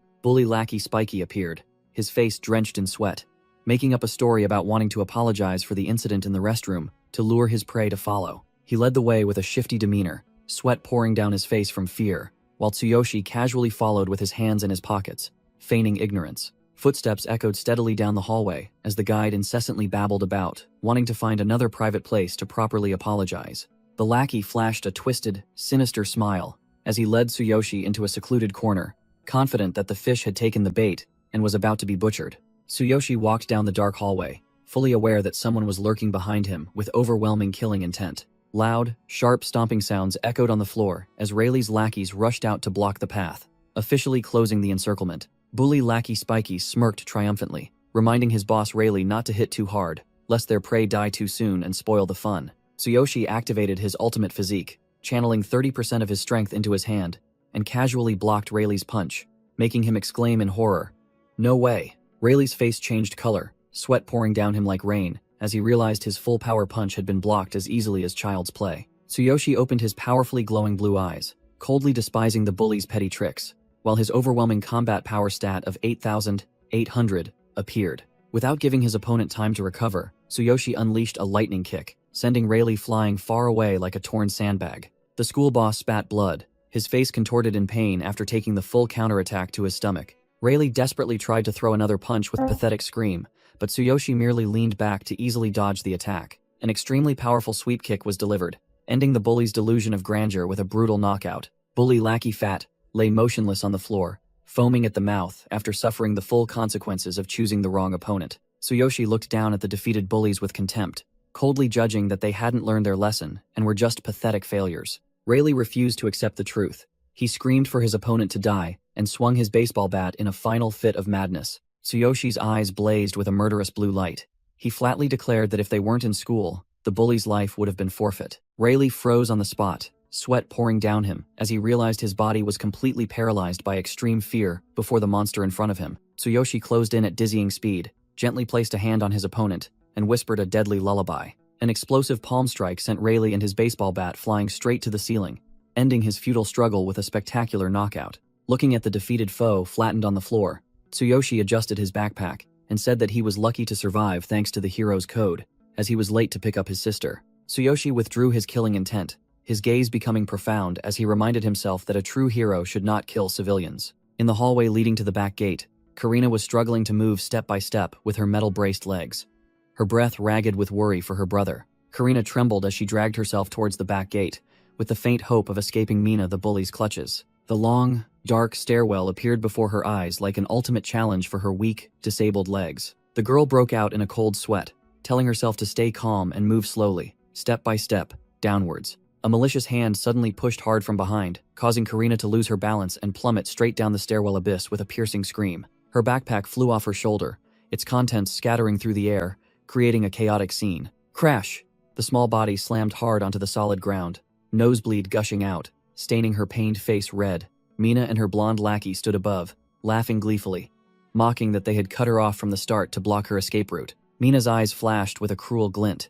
She coldly ordered her victim to immediately remove her leg support frame as tribute. Karina lay flattened on the floor, crying and desperately pleading for them not to take her only prosthetic legs. Mina stood imposingly, blocking out the sunlight, threatening to forcibly rip off the device if the girl didn't obediently comply. Tsuyoshi stood in the middle of the schoolyard with a pensive expression, wondering why his sister hadn't appeared even though he had gone all the way to her classroom to find her. Not wanting to waste time, he turned and stopped a nearby female student to interrogate her for information. The female student, Haru, immediately recognized him as Karina's brother, while Tsuyoshi pressed her relentlessly about his missing sister's whereabouts. Haru broke out in a cold sweat, her tone full of evasiveness as she pointed out that Karina had gone through the back gate and urged him to go see for himself. Tsuyoshi adjusted his blue backpack, walking decisively down the hallway, but his mind was still troubled by the information he had just received. His killer instinct told him something was wrong. He recalled the pale face and evasive, suspicious eyes of the girl from earlier. He reanalyzed Haru's furtive glances.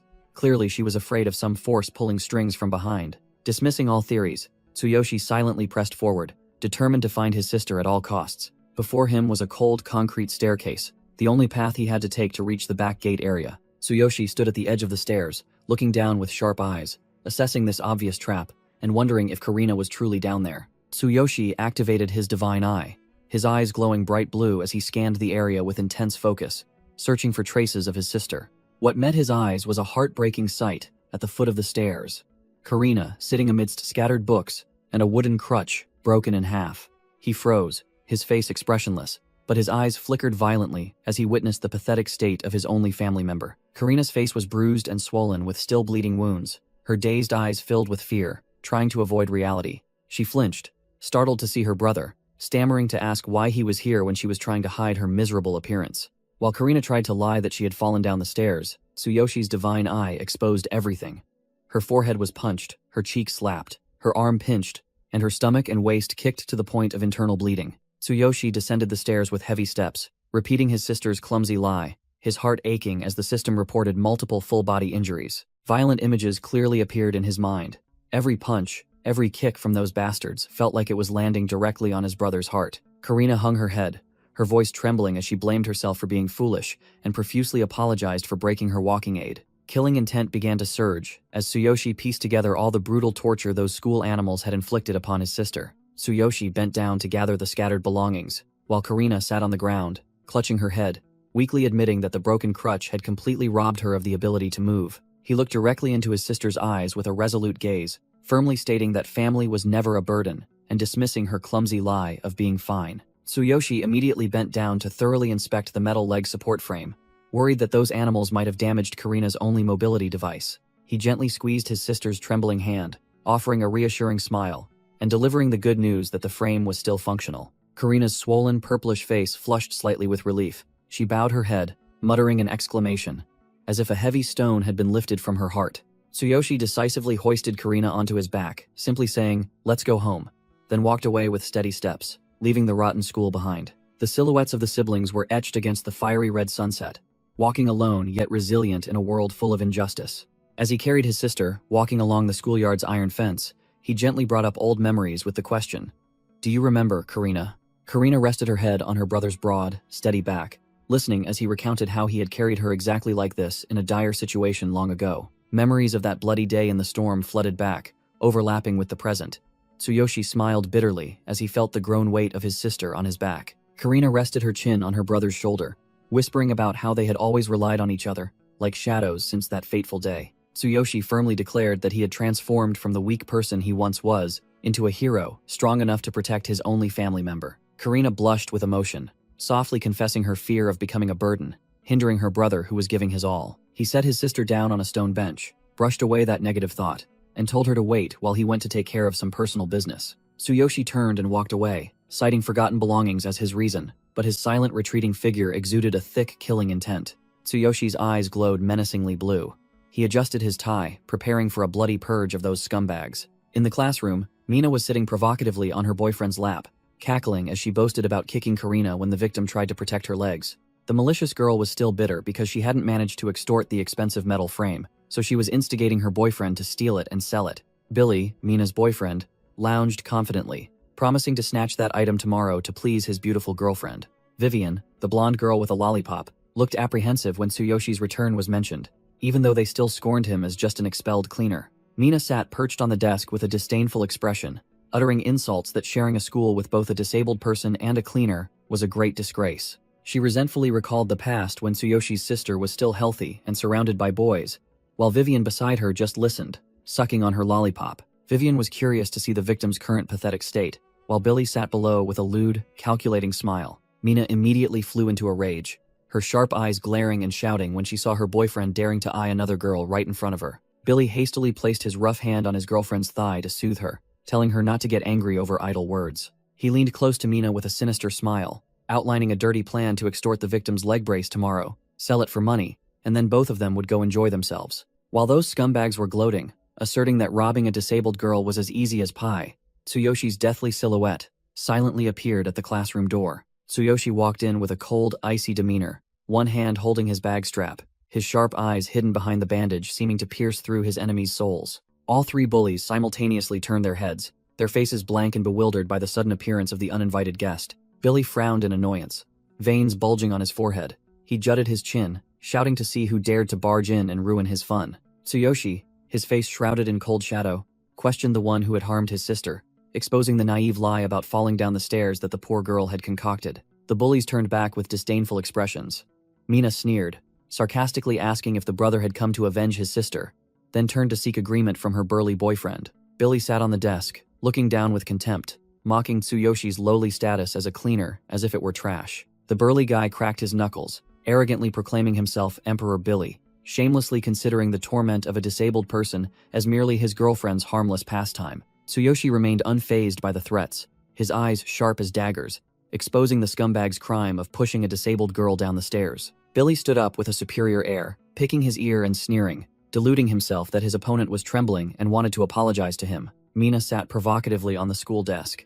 She sided with her boyfriend, believing that the lowly person needed to be taught his place and understand his position. Billy was in the middle of a tirade, insulting others, when he suddenly froze, his arrogant face shifting to one of extreme astonishment as he realized something was amiss. Without a word, Tsuyoshi swiftly twisted Billy's pointing finger backward, causing a dry snap of bone to echo through the classroom. The excruciating pain made Billy scream miserably. He clutched his ruined hand, cursing, while cold sweat poured off him as he couldn't believe he had just been counterattacked. Vivian and Mina stared at each other blankly, their faces full of question marks, unable to process what the hell had just happened to the burly guy. Tsuyoshi coldly slammed the classroom door shut, cutting off all escape routes, and flatly declared that Billy wouldn't be the only one to pay. Killing intent erupted from his glowing red eyes. He asserted that he wouldn't let anyone escape, while his status screen displayed a combat power of 8,800, completely overwhelming his level 6 facade. The system scanned Mina and Vivian, displaying only no threat. Tsuyoshi stood blocking the door like a mountain, making the whole group tremble and retreat in fear. Mina broke out in a cold sweat, her face paling as she stammered, asking what he intended to do. Realizing the situation had completely turned, Tsuyoshi looked down with contempt, exposing the bully's fake hero facade, who only knew how to torment the weak without reason to satisfy their bestial instincts. Mina rushed to help Billy up, while the useless guy, clutching his mangled hand, pulled out the classic, "Do you know who my father is?" threat amidst his pain. Vivian stepped forward, acting like a big shot. She sucked on her lollipop and praised Tsuyoshi's nerve for daring to come here alone to confront the whole group. She strained to exude a bit of fake killing intent, warning that even if they weren't heroes, her group wasn't to be trifled with. Without bothering to listen to her trashy lecture, Tsuyoshi delivered a thunderous slap that sent Vivian flying into the air, her lollipop shattering before Billy's horrified eyes. A thunderous slap sent Vivian flying through the air, smashing into a pile of desks and chairs.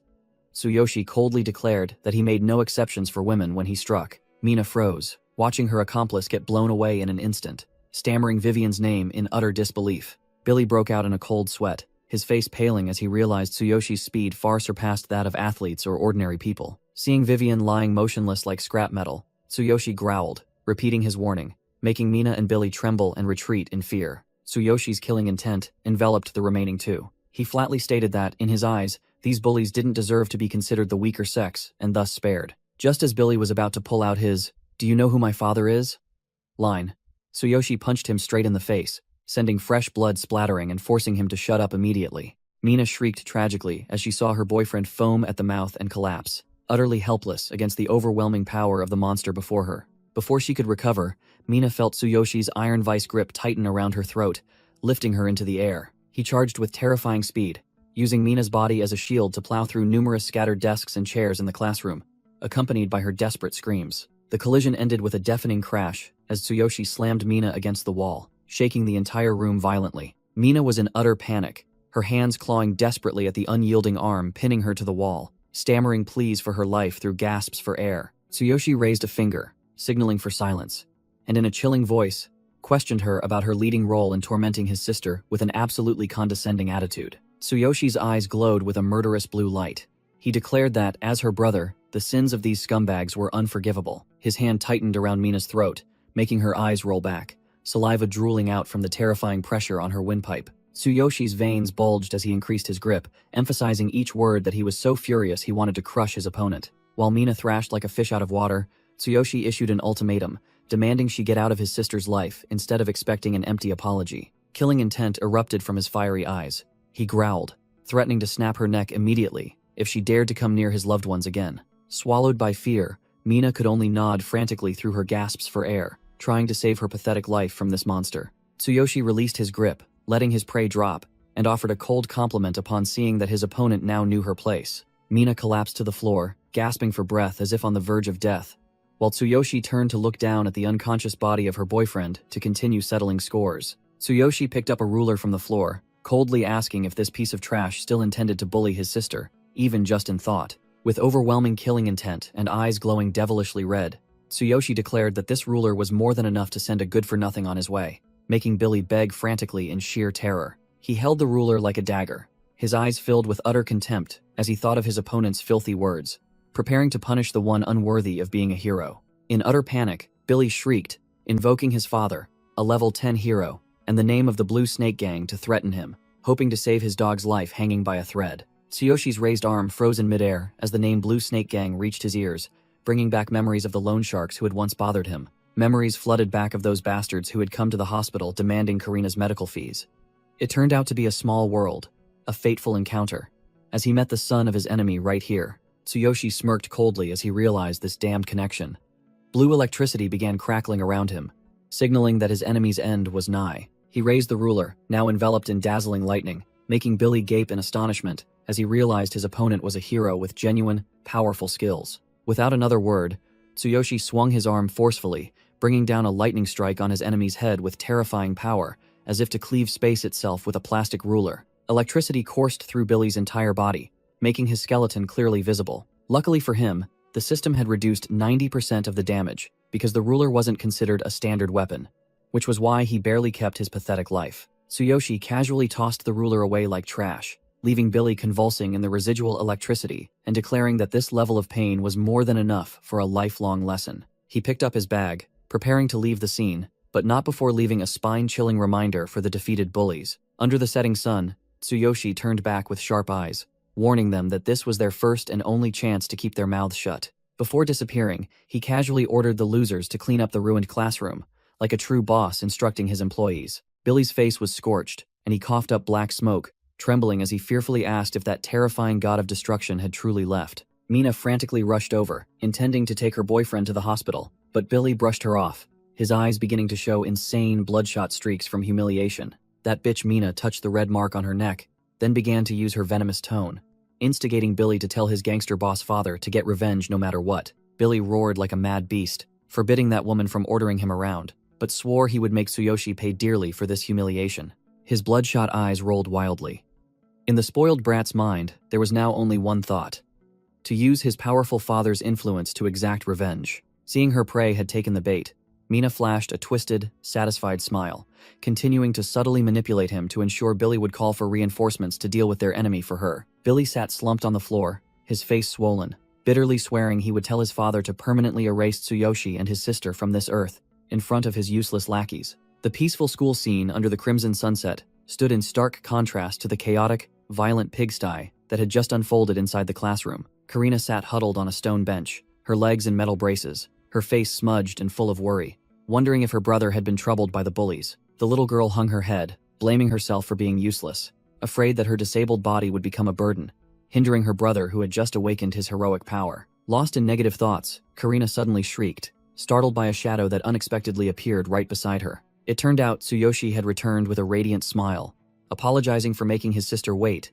and inviting her home as if no massacre had ever occurred. The national big brother immediately offered to carry his sister and all their luggage, spoiling Karina to the fullest to make up for her recent worries. While carrying his sister, Tsuyoshi coldly analyzed Billy's Blue Snake Gang boss father and concluded that the situation was becoming dangerous for both siblings. His resolve to protect Karina surged. He carried her, blending into the bustling crowd, and finalized his plan to return to the Otherworld to grind levels and confront the coming forces. The scene shifts to the Otherworld. Sakura rode a formidable armored wyvern, soaring through the fiery sky, reporting that they had safely arrived in the northern region. Sakura began to impart introductory knowledge to the newcomer, outlining the itinerary. They had to visit the tavern, the blacksmith, and most importantly, register at the Adventurers Guild to legitimize their identities. Tsuyoshi cracked his knuckles, his battle lust surging as he regarded this as an exciting game to grind levels and immediately accumulate real combat experience. Both stood on a cliff overlooking the majestic Beastman city of Northen under the sunset, while Tsuyoshi's status screen confirmed he still maintained a combat power of 8,800 with a full set of formidable gear. As soon as they stepped into the street, Tsuyoshi's eyes widened at the racial diversity, immediately encountering a giant orc, as massive as a temple, lumbering through the crowd. Sakura was rattling on about the specialties of each tribe when Tsuyoshi suddenly stopped, his eyes glowing like headlights as his radar picked up an unfamiliar target. Amidst a throng of formidable monsters, his gaze fixed on two rare human figures standing among the crowd, immediately recognizing them as fellow adventurers. While Sakura warned about the ban on death matches outside the arena, the human pair, a blue-robed adventurer with a covered face and a red-dressed adventurer,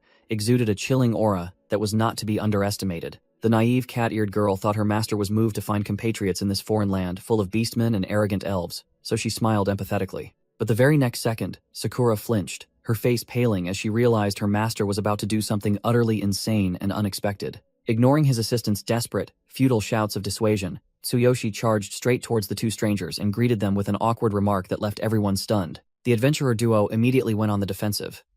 The blue-robed man drew his dagger, warning Tsuyoshi not to come closer, thinking he was an enemy. Tsuyoshi raised both hands, feigning innocence with a guiltless expression, and asked a naive question about greeting etiquette, leaving his opponents bewildered. Sakura quickly rushed out to stand between them, trying to defuse the situation. She broke into a cold sweat, explaining that it was just a misunderstanding to prevent a pointless brawl. The two adventurers looked at this human beastman pair with suspicious eyes, feeling that something was indescribably off. Not wanting to deal with these weirdos, the two strangers irritably walked away, leaving Tsuyoshi scratching his head over his disastrously failed attempt at making friends. Sakura began to lecture her foolish master about how adventurers here were always suspicious and highly wary of strangers. After walking for a while, Tsuyoshi noticed the atmosphere around them change drastically as the beastmen began pointing and whispering about them. Sakura hung her head low, her earlier confidence replaced by a sense of shame and resignation under their prejudiced gazes. She confessed that she was a half-beastman, hated by the entire beastman tribe, and wanted to quickly reach the Adventurers Guild to register and avoid trouble.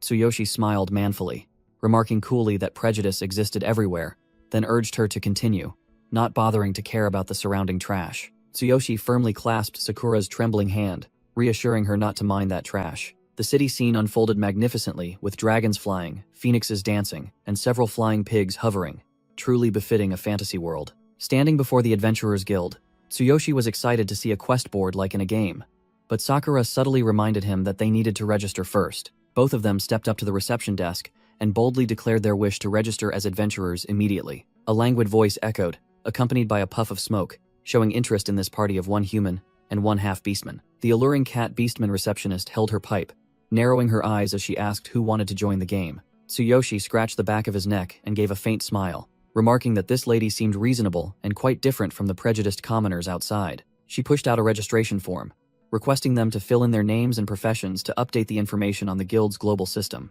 Tsuyoshi picked up the form to review the administrative procedures, while Sakura stood behind him, beaming with excitement at the prospect of being licensed to practice. Their immediate goal was this humble iron rank badge, the lowest tier to begin their journey of leveling up and earning money. The cat beastman receptionist skillfully exhaled smoke, explaining the ranking system from iron to gold, emphasizing that gold rank adventurers often ended up as lackeys for the super rich. Tsuyoshi stared at the badge in his hand, surprised to see level 6 clearly displayed, thanks to its smart auto-update feature. He widened his eyes in astonishment, asking about its mechanism, never expecting such a tiny piece of metal to possess such advanced level scanning technology. Sakura, standing beside him, quickly enlightened him, explaining that one only needed to use their thoughts to link with the badge and conceal their true stats to fool others. Thanks to the overwhelming support of the divine selection system, Tsuyoshi only needed a second of concentration to change the 6 into a perfect 0, making it incredibly easy to play the pig to eat the tiger. The receptionist broke out in a sweat,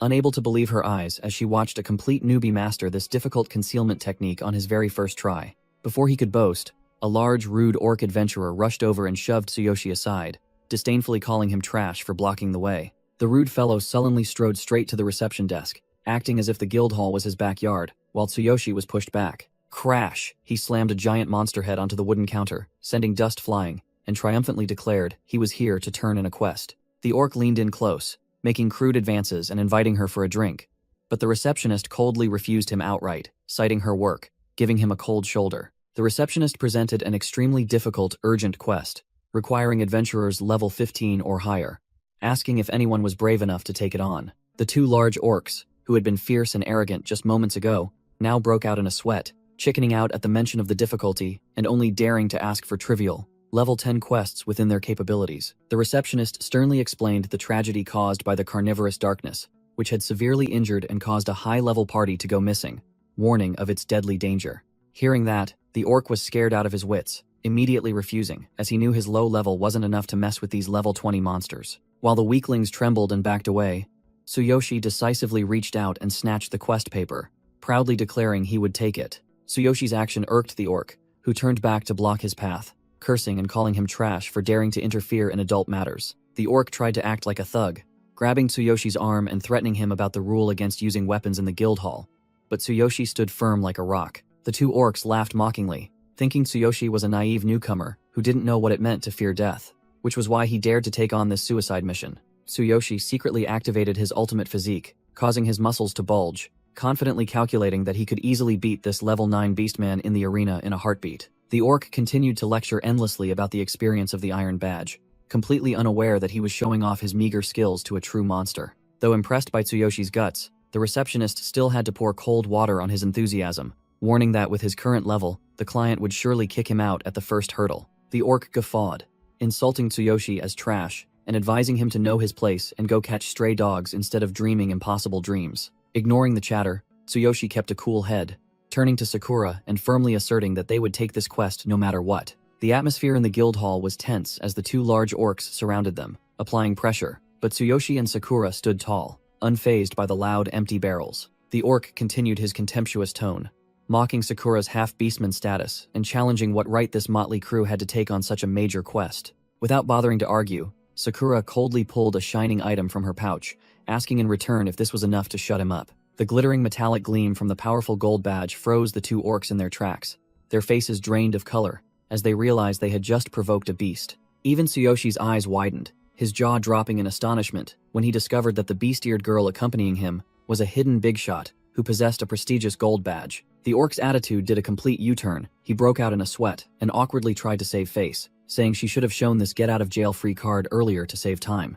The receptionist smiled meaningfully, immediately closed the deal, and was certain that the client would be extremely pleased to have such a genuine master take on the job. The large orcs, who had been fierce and arrogant just moments ago, now tucked their tails and ran, leaving Tsuyoshi speechless as he watched them go. Sakura excitedly announced that this quest would help her master level up extremely fast, and Tsuyoshi scratched his head, readily agreeing to humor her. The female receptionist took a drag from her pipe, her sharp eyes filled with doubt as she saw a gold badge adventurer serving an unknown kid as her master. Watching the two figures leave, the cat-eared girl merely smirked, admitting that this was a rare and interesting party in this guild hall. Both of them strode along the desolate path, heading straight towards the farm, rumored to be a den of bloodthirsty dark monsters. Tsuyoshi wondered about that powerful badge, and Sakura bashfully confessed that she had worked hard in the guild since she was young to raise her rank, which was how she obtained it. Instead of finding it strange, Tsuyoshi looked at her with admiration and praised the relentless efforts of his beautiful bodyguard.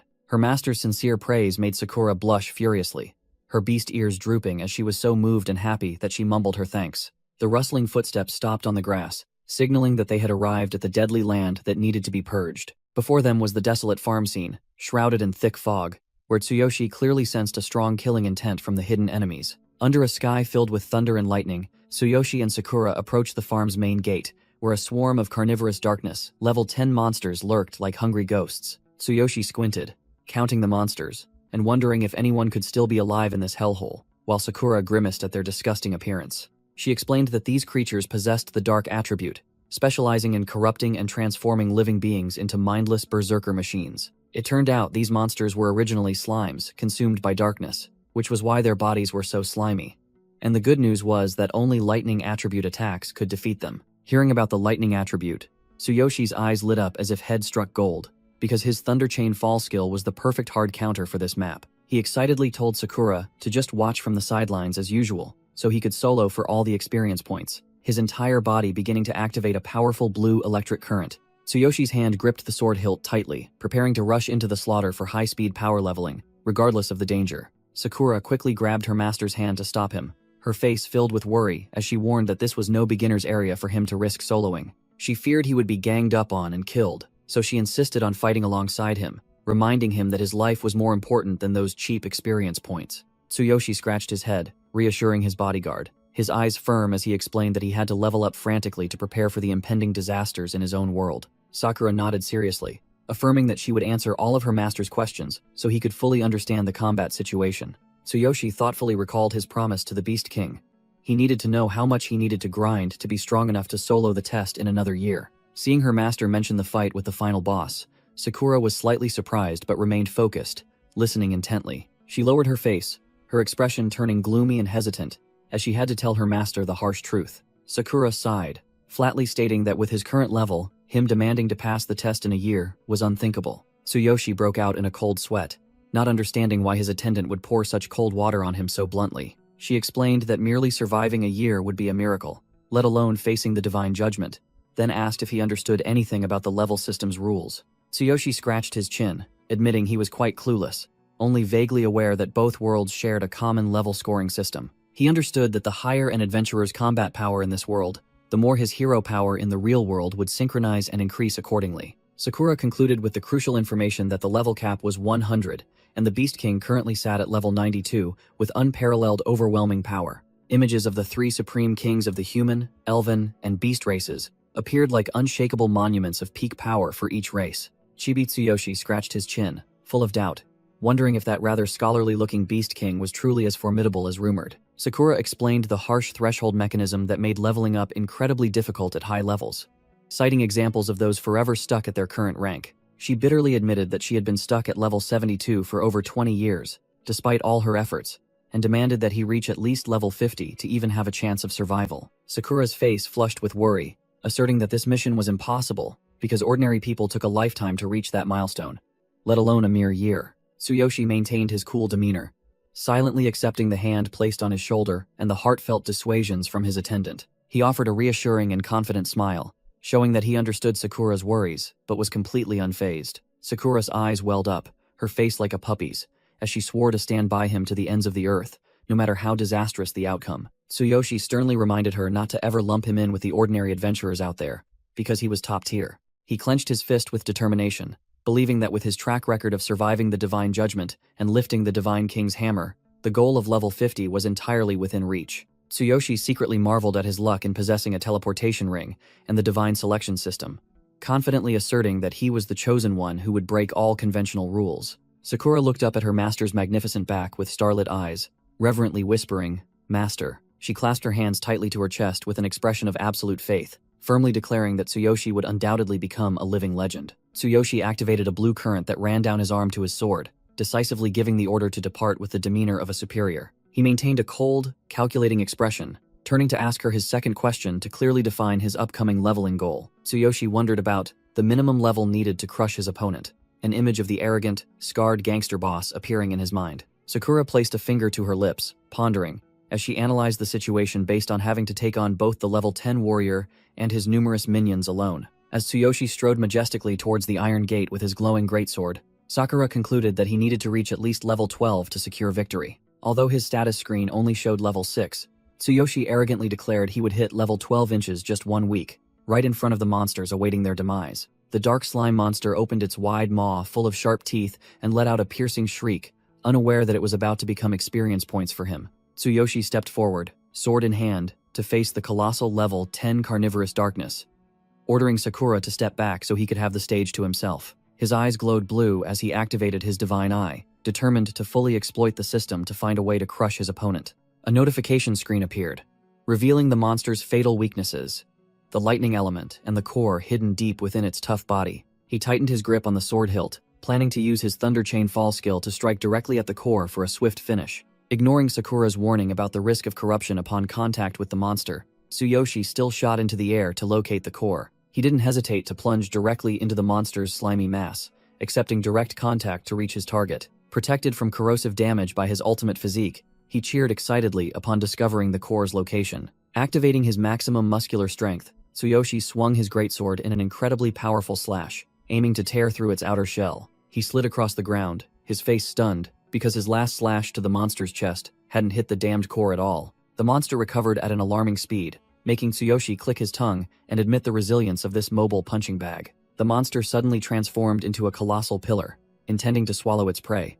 But Tsuyoshi calmly held his stance and waited. It activated its alteration phagocytosis skill, opening its maw wide, full of sharp teeth, as if to crush everything in its path. The ground shook violently, accompanied by a booming sound as the monster's colossal body slammed down. Trapped between the monster's jaws, Tsuyoshi still sneered arrogantly. "Trying to eat me? Too bad you picked the wrong opponent." The system immediately announced the activation of Ultimate Physique, enhancing the strength of his hands to the maximum to counterattack. With his eyes glowing blue, he used his brute strength to pry open the monster's maw and roared, "You're just a moth flying into a flame."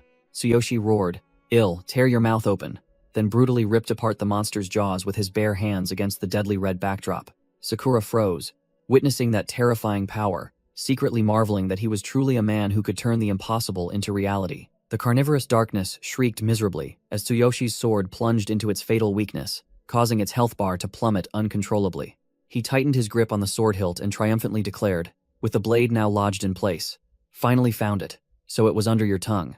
Tsuyoshi roared, "Taste the power of lightning," then swung his black freezing flash sword, now enhanced with lightning, down onto the enemy's head. The Thunder Chain Fall skill directly bombarded the weakness, shattering the carnivorous darkness's core in an instant. He wiped away sweat, letting out a ha after the clean but somewhat strenuous finishing blow. Tsuyoshi glanced at the notification of plus 300 EXP and his stats screen, secretly judging that this fight seemed easy, but reality was different. 30 minutes later, the golden core remnants of the defeated monsters began to crumble and completely vanish into nothingness. Standing amidst the slimy battlefield, he confirmed that he had cleared out almost all of the carnivorous darkness lurking outside. Tsuyoshi's disappointment was evident. The amount of experience gained was pitiful. Just as Sakura had warned about the XP reduction mechanism for level differences, he realized he couldn't level up with just this paltry quest, and urgently needed to recalculate his grinding path to reach his goal. With fiery eyes, Tsuyoshi clenched his fist, vowing to reach level 12 inches 1 week and hit level 20 within a year, no matter the cost. Sakura appeared just in time, showering her master with praise and offering a precious bottle of lightning oil to help him optimize his damage for future battles. Tsuyoshi wiped his sweat, nodding in appreciation of Sakura's thoughtfulness in having lightning oil ready, but she hesitantly brought up the first issue. Sakura sadly held out her empty wallet, confessing she had spent all her savings on equipment, and profusely apologized to her master for the expense. He ruffled his hair in frustration, realizing he had been so engrossed in leveling up that he completely forgot the harsh reality. Without money, he'd be eating dirt in this world. Tsuyoshi felt a pang in his heart, imagining Sakura silently pouring all her personal funds into buying support items for him without a single complaint. Sakura immediately switched to teacher mode, setting up a blackboard to impart financial knowledge and currency exchange rates to this idiot right on the spot. After a meticulous calculation of quest rewards versus expenses, she delivered a blunt statement. They were both utterly broke. Upon hearing this, Tsuyoshi wasn't worried at all. Instead, he looked at Sakura with sparkling eyes, flirtingly praising her as the perfect, virtuous, and capable wife. He rallied his spirits, shouldering his greatsword and heading straight for the food warehouse to deal with the boss and earn some meager money to recover. Before they could act, both of them flinched and turned around upon hearing an arrogant shout from behind. A stout ID orc farm owner appeared with his ID orc guards, haughtily demanding to know why a human and a half-beastman dared to trespass on his land. Two unfamiliar beastmen had just arrived and were scrutinizing the scene. The ID goat mage sniffed out the scent of lightning but still scoffed, saying that a weak-looking human and that half-beastman girl couldn't possibly clear out the monsters. The ID leopard archer arrogantly declared that the Cardiolus item dropped by the boss definitely belonged to his team, as they had accepted this commission earlier. ID Tsuyoshi stood dumbfounded, asking what Cardiolus was, while the opposing side, consisting of 3 fully equipped adventurers, aggressively asserted their territorial rights. ID Sakura gasped in surprise upon learning that the boss in this remote corner dropped a rare item, while ID Tsuyoshi still wore a clueless expression, not understanding a thing. The ID orc farm owner broke out in a sweat, scratching his head as he confessed to the adventurers that he had sent a request to the guild, but he never expected them to show up as fast as robbers. The ID leopard archer didn't say much, immediately drawing an arrow to intimidate and warning that if ID Tsuyoshi dared to contend for Cardiolus, he shouldn't blame the arrow for being merciless. Ignoring his opponent's rude attitude, ID Tsuyoshi still turned to quietly ask ID Sakura about the item's value, and she immediately forbade him from giving up, as it was a huge fortune. It turned out that Cardiolus was the key to opening the Dark Zone, offering 10 times the item drop and experience rate. Even selling the unpurified corpse would fetch hundreds of gold coins, dazzling anyone who heard it. At the scent of massive money, ID Tsuyoshi, his eyes immediately turned sharp as razors. He firmly declared that he must seize this item to achieve his goal of getting rich. Seeing that a brawl was about to break out and destroy the warehouse, the ID orc farm owner frantically rushed to block between the ID leopard archer's energy accumulating arrow and ID Tsuyoshi, begging both sides to stop. The sweating ID orc farm owner declared the rules of a deathmatch. Only whoever defeats the final boss would be skilled enough to claim the entire reward.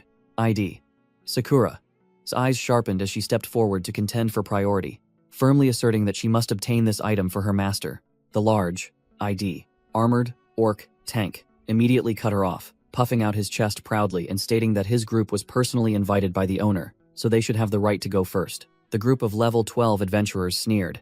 The ID leopard archer scornfully called ID Tsuyoshi trash and was determined to unleash 120% of his power to put him in his place.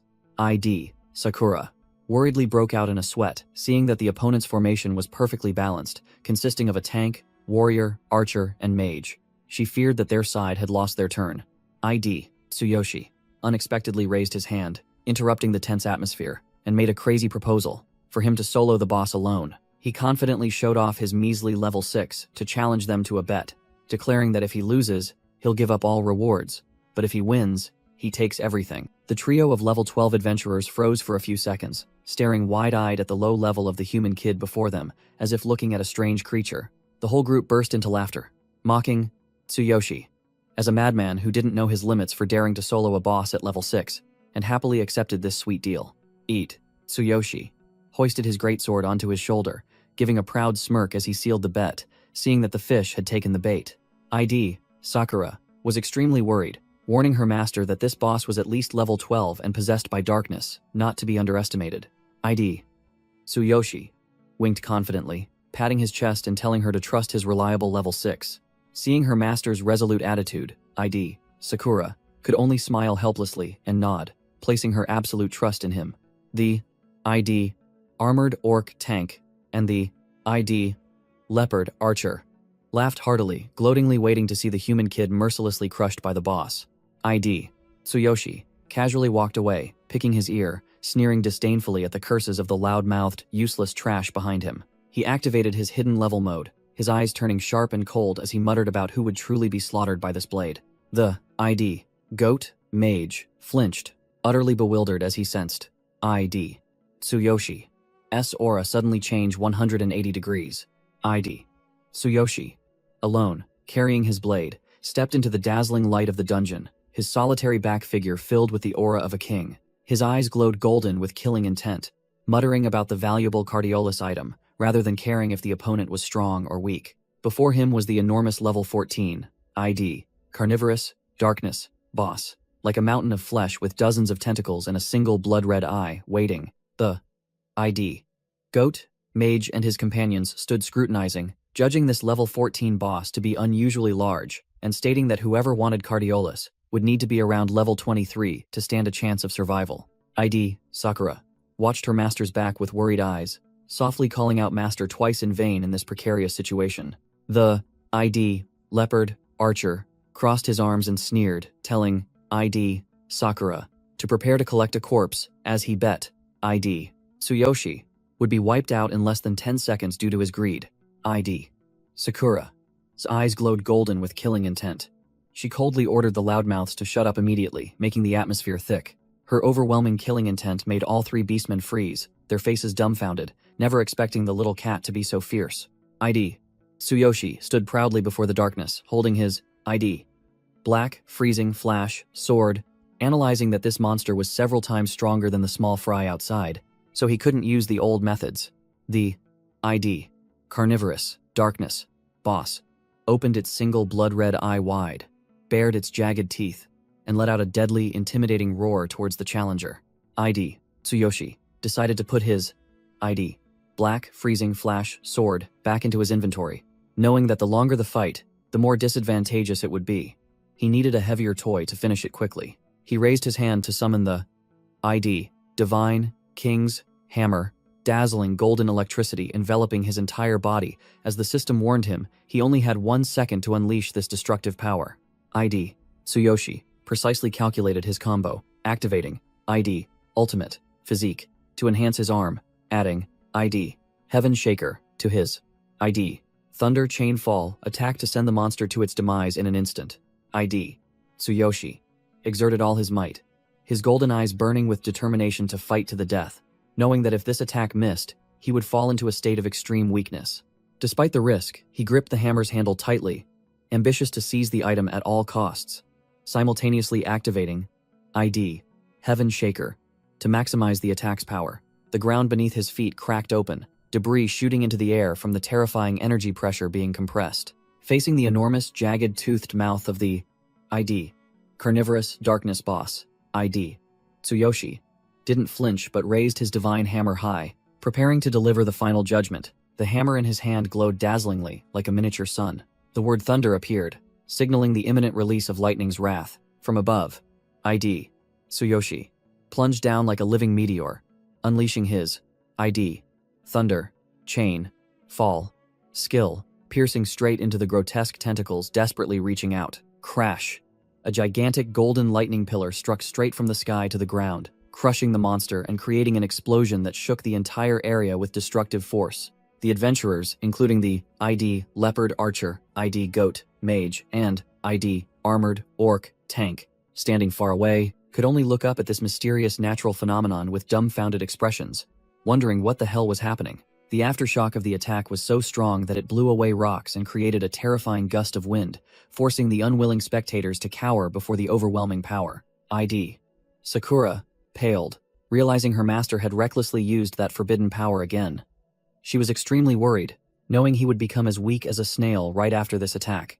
The spectators, including the ID orc farm owner and the ID leopard archer, stood bewildered amidst the rubble, mouths agape, wondering if that was a bomb explosion as they saw the warehouse vanish. ID. Sakura frantically rushed into the pile of rubble, searching for her master's figure, surrounded by the shattered remnants of the ID. Carnivorous, darkness, boss, crushed from within by the lightning strike. A thin arm unexpectedly reached out from under the rubble, accompanied by a faint call, making the female guard jump. ID. Tsuyoshi crawled out miserably like a zombie due to energy depletion, still clutching a blue stone in his hand and asking if this was what they were looking for. The item in his hand was the unrefined Cardiolus, the precious material remaining after the monster was completely destroyed. Scene shifts to the Adventurers Guild. The atmosphere became lively as the quest was completed at lightning speed, making everyone exclaim in admiration. The cat. ID. Guild. Receptionist. Praised. ID. Sakura. Profusely for being worthy of a gold badge, while also subtly mocking the previous mercenary group as useless good-for-nothings. ID. Sakura humbly accepted the heavy bag of reward money, but firmly asserted that this achievement belonged to her master, as she wasn't skilled enough to defeat the final boss. The ID. Guild. Receptionist chuckled and waved her hand, thinking, ID. Sakura was joking, as there's no way a level 6 rookie could defeat that terrifying level 14 monster. ID. Tsuyoshi was currently sprawled like a dried corpse on the bench due to the skill's side effects, further reinforcing everyone's belief that he was just a weak hanger-on. ID. Sakura tried to explain that her master was exhausted from carrying the team, but the ID. Guild receptionist just laughed it off, not believing that scrawny figure could accomplish anything. As soon as the weakened state ended notification appeared, ID. Tsuyoshi's muscles immediately bulged, marking the return of a true war god. He wiped away a bead of sweat, recalling the terrifying recoil of the ID. Divine King's hammer, then slowly walked to the counter asking if ID. Sakura had dug up any information about Cardiolus yet.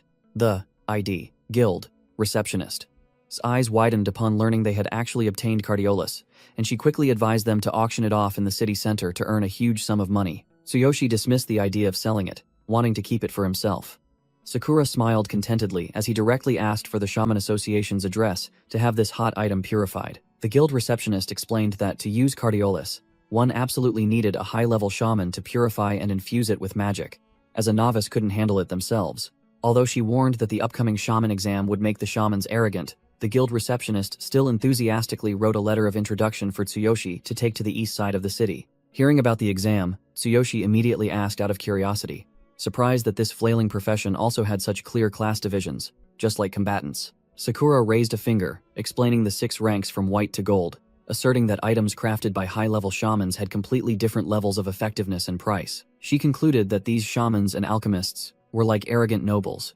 Though they couldn't even tie up a chicken, they held the power to break level limits, so everyone had to respect them. Tsuyoshi's jaw dropped in astonishment upon hearing the shocking news that adventurers' level limits were entirely dependent on shamans. It turned out these spellcasters' power was so terrifying that a single silver shaman could mobilize a dozen level 80 monsters to hunt down anyone who dared defy him. Tsuyoshi rubbed his chin in thought, his eyes gleaming with extreme interest at this dominant profession that could manipulate the entire battlefield. The guild receptionist pressed a letter of introduction with a bright red seal into their hands, a VIP pass to legitimately enter the shaman's den. Before them stood the massive Shaman Association building with a sparkling blue spiral emblem, where people were flocking in like it was a festival. Sakura explained as they walked that today was the exam day, so it was full of privileged individuals and members of large organizations vying for spots, making entry extremely difficult. The cat-eared girl confidently took his hand, and pulled him to cut in line, certain that the letter of protection from the Adventurers Guild would get them through smoothly. Upon reaching the entrance, Sakura politely inquired with the large orc gatekeeper about Cardiolus purification services, showing the utmost earnestness. The orc white shaman looked at them with disdain, uttering contemptuous words about humans and half-breeds, then rudely sent them away, stating that outsiders were forbidden today. Sakura broke out in a sweat, presenting the letter of introduction to salvage the situation, while Tsuyoshi began to narrow his eyes, coldly observing the gatekeeper's rude attitude. The orc gatekeeper scoffed contemptuously, brushing aside the letter of introduction and insulting Sakura as a half-breed, flatly declaring that no matter whose letter it was, exam day was paramount, and entry was absolutely forbidden. Tsuyoshi's face was stone cold, as he immediately retorted firmly, asserting that the letter of introduction was genuine, and they absolutely had to be let in. There was no turning back. The gatekeeper laughed heartily in his face, proudly thumping his chest, and declaring that in this shaman association territory, law was king, and even with guts as big as the sky, he wouldn't get past the door until the exam concluded. Blood rushed to his head. Tsuyoshi's eyes glowed with a murderous blue light, startling Sakura, who quickly tried to intervene, fearing her hot-headed master would cause a huge scene right in front of the enemy's lair. An authoritative voice rang out from behind, cutting through the tense atmosphere. It was Doug, the president of the Northern Shaman Association, an old goat mage of blue shaman rank with an imposing aura. Seeing the big boss appear, the orc gatekeeper's attitude did a 180, bowing subserviently and profusely apologizing for letting the commoners cause a ruckus at the entrance. He quickly tattled to his superior, pointing at Tsuyoshi and accusing these rude people of daring to demand Cardiolus purification on this important day, despite being flatly refused. Ignoring the guards' incessant babbling, Tsuyoshi walked directly in front of Doug with an overwhelming aura, directly questioning why. Despite having a proper letter of introduction, they were still blocked, like beggars. The gatekeeper was about to rush in and teach the insolent man a lesson, but Doug calmly stopped him. The old goat mage stroked his beard and declared he would accept the purification request, but only after the exam, telling Tsuyoshi to be sensible and return later. Tsuyoshi expressed urgency, stating directly that he had no time to waste and that leveling up was his top priority, so he wanted to find a shortcut immediately. Doug offered a tempting deal.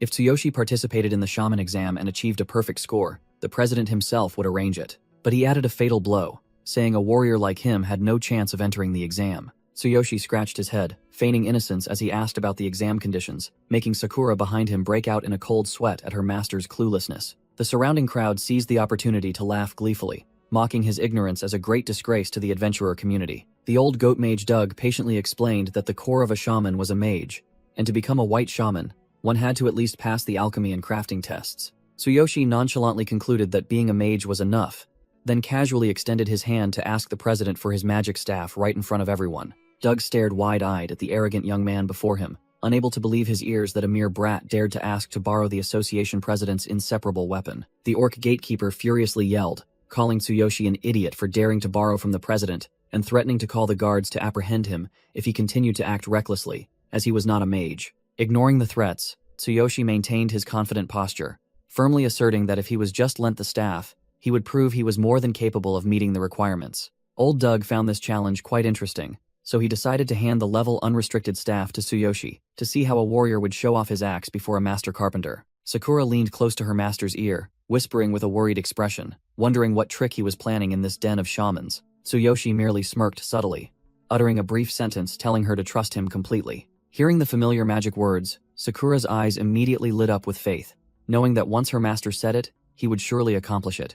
The shaman gatekeeper was still furiously yelling, demanding proof of ability, while Tsuyoshi casually poked him with the staff as if taunting him. Tsuyoshi's eyes flashed with a cold blue light.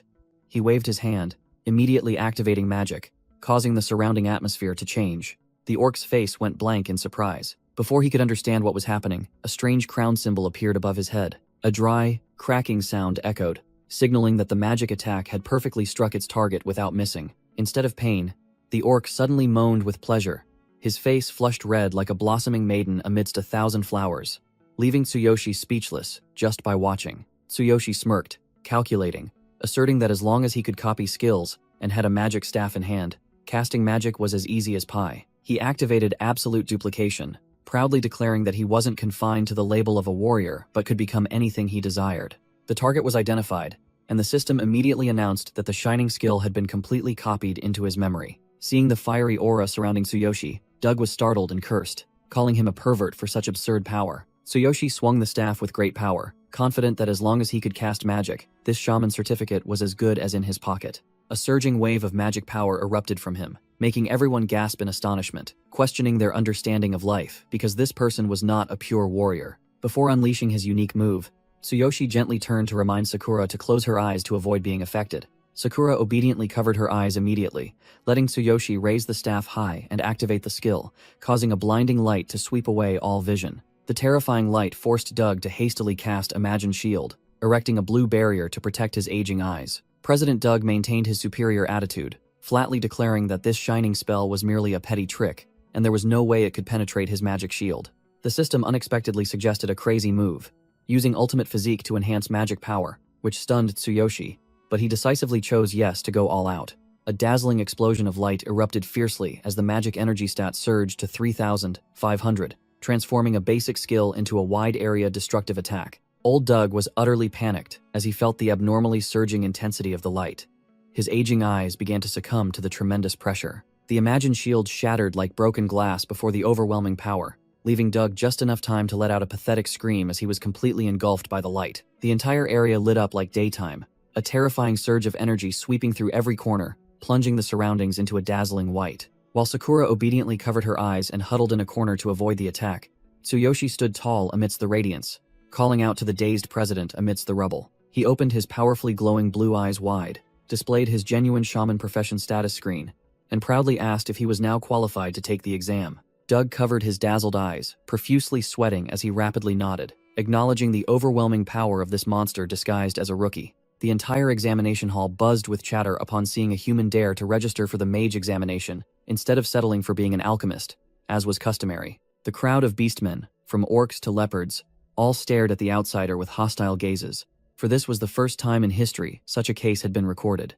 Tsuyoshi scratched his head in confusion as Sakura explained that he was under scrutiny for being the first to break racial barriers, while his status screen was still faking level 6 mage information. His eyes wide with surprise, he asked again to confirm how unique he was, and the female bodyguard could only force a wry smile, confirming this harsh truth. Sakura began her lecture on the class system, clearly analyzing the 3 distinct powers: human alchemists, beastmen mages, and elven awakened ones. She emphasized that each class had its own territory, so his barging in here was nothing short of an open provocation among the factions. Tsuyoshi buried his face in his hands, lamenting that he only wanted to refine Cardiolus and had no time to start a war. But Sakura firmly supported her master's decision, as it wasn't against the rules. In another corner, Vice President Eel's pig was grumbling and questioning old Doug, concerned that this precedent would taint the honor of the Beastman Mage Association. The fat pig-like man openly displayed his disdain, doubting the human's potion-making abilities and sarcastically remarking that he was so poor he couldn't even afford a basic magic staff. Doug calmly retorted that he himself had lent him a staff, but in reality, he was extremely curious about Tsuyoshi's potential, after sensing unusual magical fluctuations from him. The legendary image of the genius Kevin appeared majestically, hailed as the pinnacle of the mage world with a dazzling aura. Eel's pig scoffed sarcastically, declaring that human brat wasn't even worthy of carrying the shoes of Kevin's true disciple, let alone being compared. Doug confirmed to the vice president that Fulin, Kevin's new disciple, was also present and aiming directly for first place in this assessment. Fulin appeared with the elegant demeanor of a nightcat beastman genius, praised for possessing talent far surpassing her master in his youth. The beastman crowd whispered and gossiped about her overwhelming potion-making achievements from last year, lamenting that she was unfairly disqualified then, just for being underage. Fulin's sensitive ears twitched, catching all the chatter and gossip from the motley crowd behind her. She sighed in exasperation, closed her book, and muttered disdainfully that the weaklings around her were truly as noisy as a bustling marketplace. Eel's pig cleared his throat and announced that the assessment officially began, demanding that those not involved leave the area for candidates to take their positions according to their registration numbers. Sakura clenched her fists, cheering enthusiastically, while Tsuyoshi, holding ticket number 15, prepared to step onto the arena with a confident mindset. He looked down at the number 15 inches his hand and compared it to the marked position on the floor, ready to outshine these clueless rookies. Tsuyoshi walked to the tile marked number 15, confirming it was his designated spot. Fulin turned her head, her eyes sharp, showing surprise mixed with a hint of disdain upon seeing a stray human appear here. Tsuyoshi smiled brightly and introduced himself, while in his mind, he was busy comparing this petite cat girl to the voluptuous sister Sakura back home. Fulin coldly turned away, declaring bluntly that he was just an attention seeker for daring to show up and compete in this place. Tsuyoshi got annoyed, secretly judging that her venomous, sarcastic mouth was the biggest drawback to her beauty. Doug stood on the high platform and solemnly announced that the examination's content was manually crafting potions to test the mage's basic skills. A stone crafting table suddenly emerged from the ground with a loud noise, startling Tsuyoshi, who didn't understand what was happening. While arranging her tools, Fulin took the opportunity to mock Tsuyoshi, telling him he should just go home if he didn't even know how to use a basic crafting table. Flushed with anger, Tsuyoshi retorted with a scowl, telling her to mind her own business and leave him alone. He observed the crafting table, realizing that the crafting technology in this world was too primitive compared to the automated production lines in his old world. Vice President Eel's pig swaggered forward with his potbelly, preparing to announce the details of the test with an arrogant expression that annoyed everyone who saw it. He slammed his wooden staff onto the floor, creating a sharp thud, activating the magic circle beneath his feet to display his power. The entire arena trembled as numerous crafting tables and ingredients were summoned from thin air, surrounding Doug and Eel's pig in the center. The candidates were utterly bewildered, their eyes wide, staring at the equipment and ingredients that had suddenly appeared from the ground. Tsuyoshi picked up the test paper to examine it. The task was to craft 3 basic energy potions within 1 hour, which sounded easy enough. He scratched his head, beads of sweat forming, not because the problem was difficult, but because he was strategizing how the clueless rookies around him would handle this challenge. The first challenge was waste sorting. Candidates had to distinguish 9 different types of herbs on the table to find the most accurate ingredients for the energy potion. The crowd began to panic intensely. One wrong move could lead to immediate disqualification, and the risk of direct elimination hung over the heads of those lacking knowledge. Tsuyoshi stood tall, watching the crowd tearing at their hair in frustration. He hadn't expected these mages' skills to be so poor that they couldn't even select basic ingredients. He turned his head in surprise, realizing that mages in this world were usually handed pre-processed ingredients, which was why they were now fumbling like chickens caught in a snare. Fulin curled her lip in disdain at the clueless rookies who couldn't remember basic ingredients, while she had completed the selection in a flash, full of pride. His eyes widened in surprise. He hadn't expected this neighbor to process things so quickly and efficiently. She was truly the real deal, no joke. A hand decisively crushed the raw ingredients, accompanied by a cold snort, showing the overconfidence of a superior being. Fulin clutched her glowing staff, declaring grandly that the top 1 position was merely the minimum requirement set by Master Kevin, and she would definitely seize it. Vice President Eel's pig chortled with delight, nodding in praise that Kevin's true disciple truly lived up to her reputation, as she had already begun mixing while others were still dazed. The crisp sound of grinding echoed as the crafting tools forcefully impacted the pile of herbs, showing precise hand strength and technique down to the millimeter. Fulin danced and twirled, skillfully controlling the flow of magic to blend the green, red, purple, and yellow solutions, as if performing acrobatics in midair. Despite being mocked, Tsuyoshi still had to nod in acknowledgement that this girl, though sharp-tongued, truly had top-tier crafting skills. His eyes flashed with a deadly blue light as he activated his divine eye, beginning to analyze every minute movement to copy all of his opponent's techniques. Doug and Eel's pig stood watching from afar, firmly asserting that this meticulous magical control would turn her into an overwhelming archmage in the future. Emerald green magical energy spiraled around her staff, controlling the test tubes and corks, making them float like obedient puppets under Fulin's command. The magical solution was poured into the test tubes smoothly and with absolute precision. Not a single drop spilled, thanks to her supreme control skills. President Doug narrowed his eyes in assessment, asserting that the next step was the final and most crucial hurdle to determine the success or failure of the crafting process. Fulin erupted with aura, enveloping herself in a brilliant blue aura, focusing all her strength to prove the caliber of the number 1 candidate. 3 test tubes floated in midair, glowing brightly as the refining process overclocked the magical energy to its highest limit. Doug stroked his beard, analyzing that the fusion of ingredients with magic was an extreme test of power. But with Fulin's skill, this was as easy as pie. While the little cat girl danced and twirled with magic, Tsuyoshi stood stiff as a statue in the middle of the stage, creating a ridiculous contrast. He maintained a poker face beside his crude tools, causing the crowd and judges to start whispering, wondering what trick he was up to, or if he was simply frozen in fear. Her staff flashed, and Fulin chanted the incantation Condense to lock the flow of magic and complete the product in an instant. She puffed out her chest proudly, declaring herself the strongest after easily completing the test, her arrogant face challenging the whole world. Old Doug and the pig-like Eel's pig coldly announced the rule that candidates had to wait until the end of the hour for their products to be judged. Fulin clicked her tongue, openly annoyed. She was fed up with having to stand rooted to the spot, waiting for the results, when she herself had already finished flawlessly. Suddenly, the little cat girl flinched, her eyes widening in alarm as she felt a sharp gaze directed straight at her. The system reported analysis complete and deactivated the divine eye. Meanwhile, Fulin's face turned beet red as she yelled loudly, thinking Tsuyoshi was a pervert leering at her body. Tsuyoshi coldly brushed aside the accusation and immediately got to work. His hands began to dance with a stream of emerald green magic, leaving Fulin bewildered. The Beastman girl's eyes widened in astonishment, not understanding where this rookie got such confidence and such a rapidly changing aura. Even old Doug and Vice President Eel's pig were startled, turning to look, sensing a dangerous aura emanating from Tsuyoshi's crafting station. As the system activated action optimization mode, Tsuyoshi gripped the pestle, his eyes shining with fierce determination. A flurry of system notifications popped up.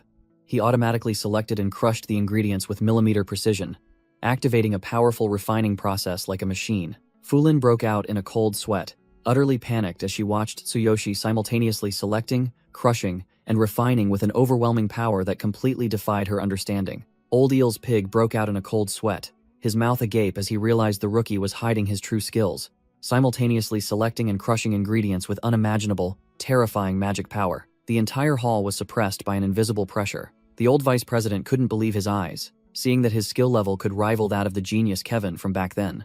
Outside the gates of the Mage Association, Sakura paced anxiously, her hands clasped in prayer for her master's safety during this discriminatory examination. The cat girl's worry was evident. She feared that her master's weak human identity would put him at a great disadvantage in the potion crafting profession, which was inherently not meant for outsiders. Tsuyoshi waved his stirring rod, controlling the emerald green liquid as it danced in midair. The system announced that the optimization process had smoothly completed all steps, from selection to crushing. He smirked smugly, his eyes glowing blue as he felt the overwhelming power of his skill, finding the path of a mage more interesting and easier than he had imagined. Now, only the final refining step remained.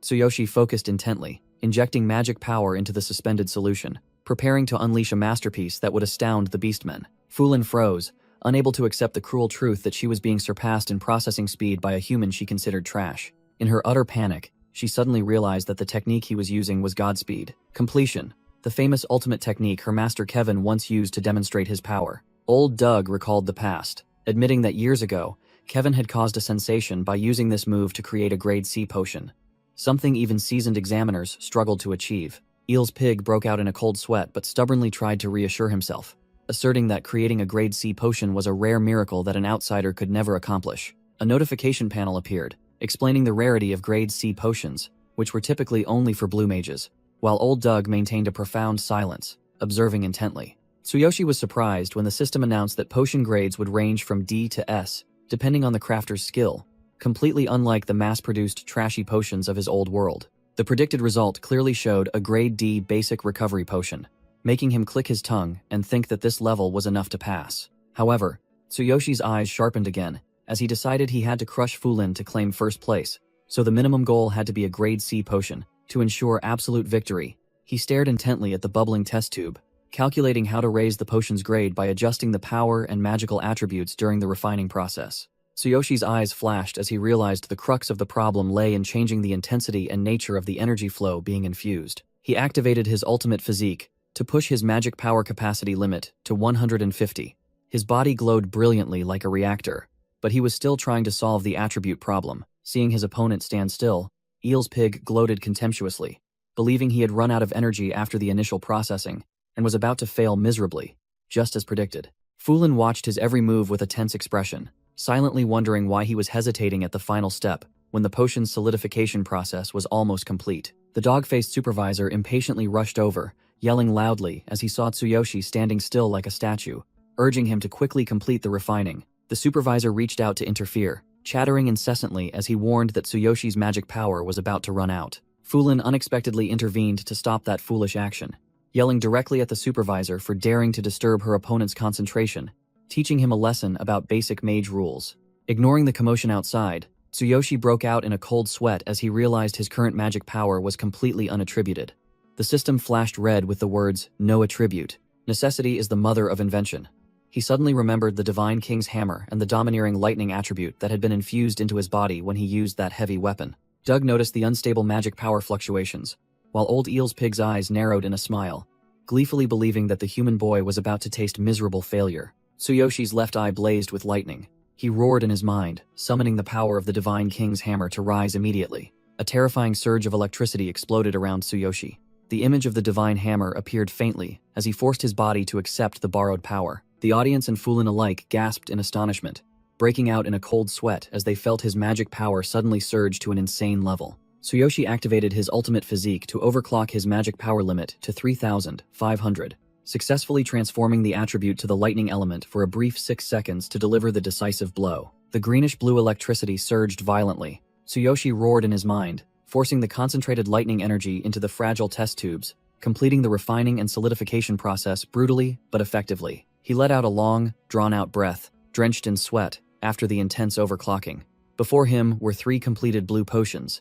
To the astonishment of Fulin and the surrounding beastmen, Tsuyoshi wiped away sweat, his eyes still showing traces of exhaustion, as he realized that forcing the attribute change had severely drained his stamina. He wondered if this insane effort would be enough to surpass that genius. Old Eel's pig gaped in disbelief, seeing the refining process succeed despite being extremely unstable, while Doug narrowed his eyes suspiciously, having felt a strange elemental wave sweep through. The entire examination hall was plunged into utter confusion.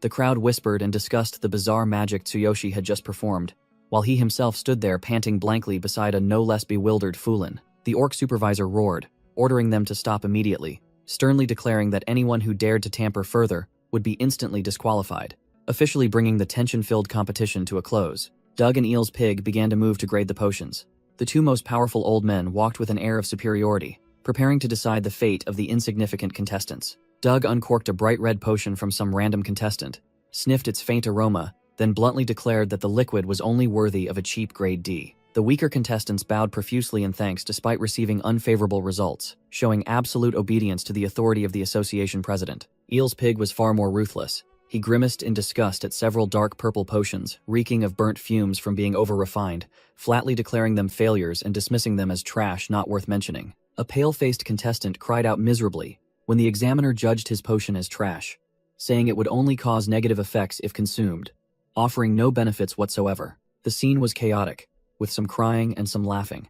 While a few lucky ones passed the test, many others clutched their heads and screamed as their efforts had gone to waste. It was Fulin's turn. The black cat girl stepped forward with the confident demeanor of a superior, ready to show the small fry what true class was. Old Eel's pig prepared the testing equipment while taking the opportunity to inquire about Master Kevin's health, to which Fulin responded with a perfect social smile. Just as he opened the cap, the rich aroma from the potion made the examiner's eyes widen in surprise. He sniffed it as if he had just found pure gold. Fulin broke out in a cold sweat but kept her smile, secretly proud that she hadn't disgraced her master after days of arduous training. Eel's pig couldn't hide his excitement. He loudly declared that this was indeed a grade C basic energy potion, a rare and hard-to-find product. Hearing the perfect result, the black cat girl closed her eyes to savor the moment of glory, casting aside all her previous worries. The crowd below clamored with praise for her innate talent, rivaling legends, while Fulin secretly disdained the clueless amateurs around her, knowing they had no chance against her. Tsuyoshi stood leaning on his rod, observing the fanfare. He offered a polite compliment about the grade C potion, but his eyes remained strangely calm. Tsuyoshi was called to the platform. He maintained a poker face, as if this whole matter was nothing significant. Old Doug inquired about the results. Tsuyoshi scratched his head, feigning modesty, saying he had only done his best. Doug smirked, and bluntly declared that it would be, at best, a trashy grade D, completely oblivious to the potions that were mysteriously beginning to float up on their own. The old president maintained his superior attitude, intending to just finish grading, unaware that he was about to be thoroughly humiliated. With a loud boom, the cap burst open, creating a violent storm of blue energy that surged forth, making everyone nearby feel like they'd be blown away. Lightning struck down around the potions. Tsuyoshi feigned surprise and exclaimed, while Doug froze stiff at the bizarre elemental phenomenon. Old Eel's pig broke out in a cold sweat, shouting excitedly that the potion causing this supernatural phenomenon must be at least grade B. Fulin stood frozen, drenched in sweat, unable to believe that only someone on par with Master Kevin could create such a monstrous grade B product. The beastman crowd below gaped, their faces drained of all color before the overwhelming light emanating from the stage. Doug stood amidst the shower of sparkling light, trembling as he marveled at the purity and exquisite aroma of this masterpiece. Doug bowed his head, admitting his mistake to Old Eel's pig, trembling as he concluded that this human boy was an existence even more terrifying than the genius Kevin. Tsuyoshi wiped away sweat after finishing his batch of supreme grade B basic energy potions, confidently asserting that the top spot in this exam was already in his pocket. Sakura crouched nervously before the guild gate, her face filled with unease, a giant Anxious hovering above her head. She was so distraught with worry that she muttered like a prayer, making passers-by think she was possessed by a ghost. Tsuyoshi emerged from the crowd of beastmen with a beaming face, waving at Sakura as if no mental torment had just occurred. He scratched his head and forced a smile, apologizing for making her wait so long, casually announcing that the exam had ended smoothly, while Sakura flinched. Sakura blushed furiously, stammering as she asked about her master's exam results, her eyes filled with both anticipation and anxiety. Tsuyoshi nonchalantly boasted about getting first place, making Sakura overjoyed, while the surrounding beastmen broke out in a cold sweat, looking at him with awe. Doug held the unrefined cardiolus in his hand, not understanding why someone with such overwhelming power was only interested in purifying this item. Tsuyoshi struck a deal with the two old examiners to grind levels in the Dark Zone for 10x experience, making Doug nod in agreement to the new champion's request. Eel's pig broke out in a cold sweat, unable to believe his eyes, so he pressed him, asking what divine being was his potion-making master. Tsuyoshi slicked back his hair with a cool pose, firmly stating that he was self-taught and didn't need anyone to teach him. The overbearing answer completely crushed Doug and Eel's pig. The two old men felt utterly useless in the face of his innate talent. Doug dejectedly led the way to purify the cardiolus for the reward, leaving Fulin frozen in place behind them. Tsuyoshi coldly walked past his defeated opponent, leaving Fulin trembling with her head bowed in utter humiliation. The arrogant cat girl could only grit her teeth, silently apologizing to Master Kevin for suffering such a miserable defeat against a weak human. Fulin was startled. Her eyes widened in surprise when she suddenly heard her master's name. Her gaze flickered wildly as she heard her opponent accurately expose her identity as Kevin's disciple. Tsuyoshi turned to see Sakura standing dazed with a darkened face and asked curiously if something was wrong with her. Sakura was startled out of her thoughts, quickly breaking into a cold sweat and forcing a smile to cover it up, saying she had just zoned out for a moment. Tsuyoshi cheerfully waved for everyone to follow to proceed with the purification, leaving behind his previous calculations to focus on a new goal. Sakura snapped out of her trance, shouting a vigorous yes before scurrying after her master and the old goat man. The ritual chamber appeared eerie, with black crow carcasses and scattered herbs around the cardiolus,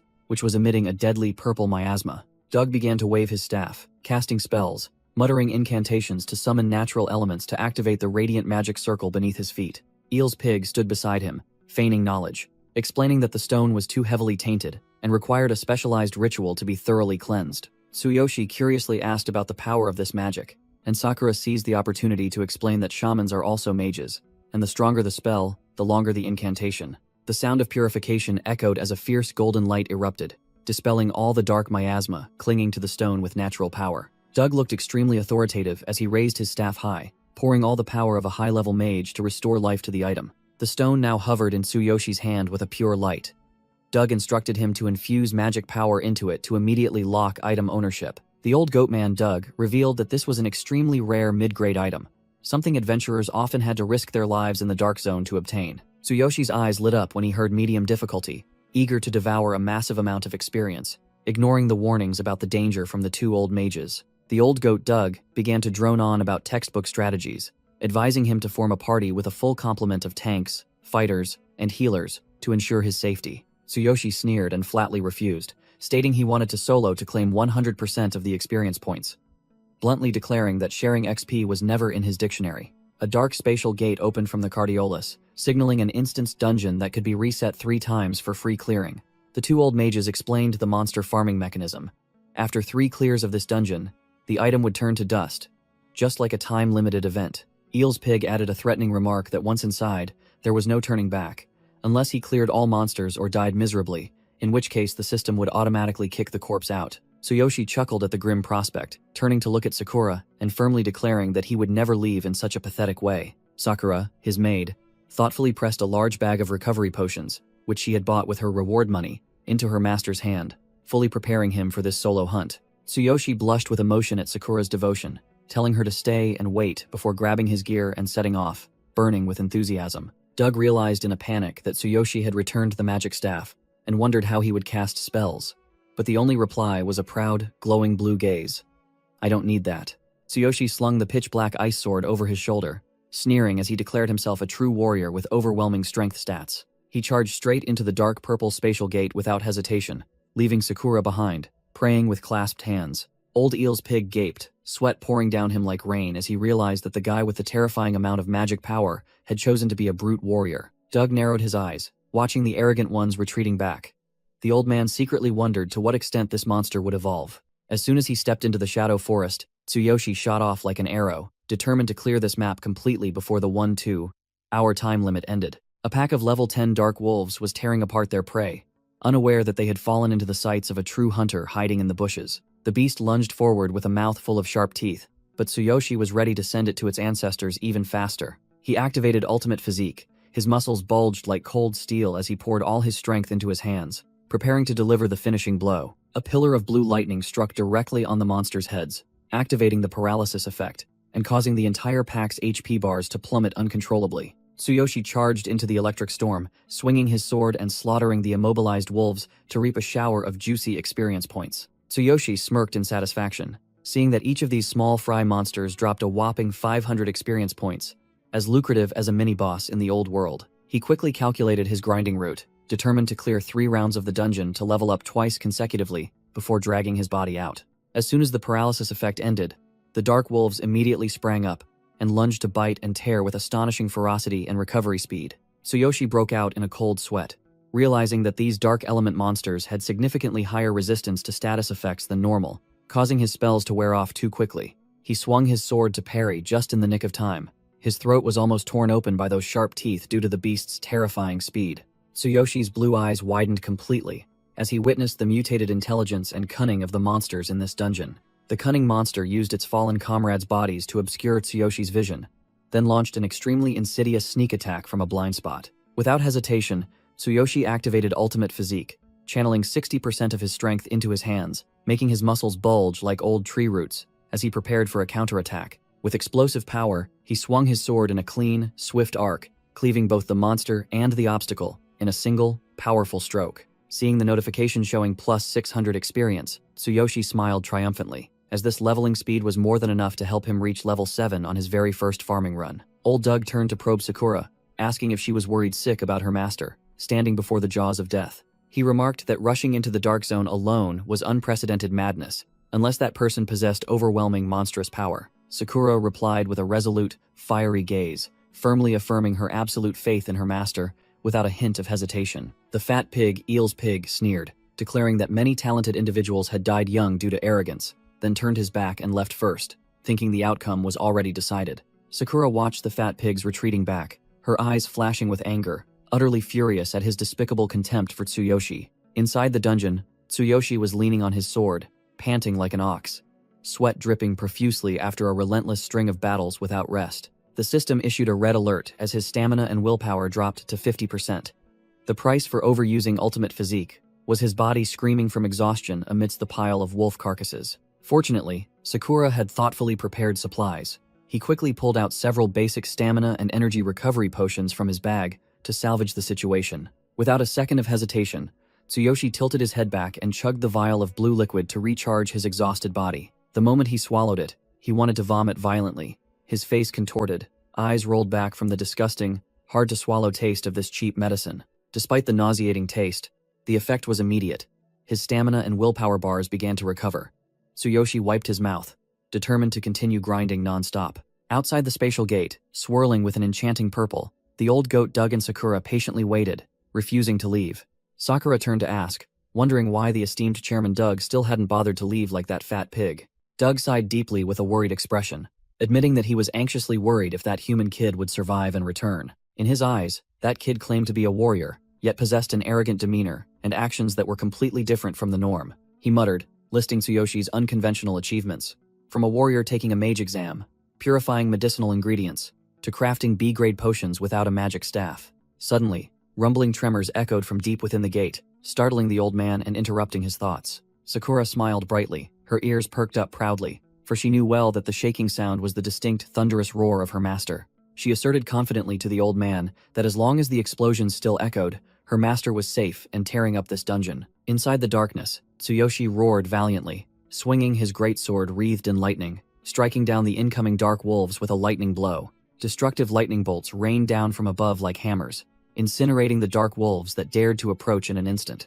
Tsuyoshi swung his ice sword, finishing off the last monster, and his XP bar surged, signaling that he had cleared out the small fry. He wiped the sweat from his face with a half-smile.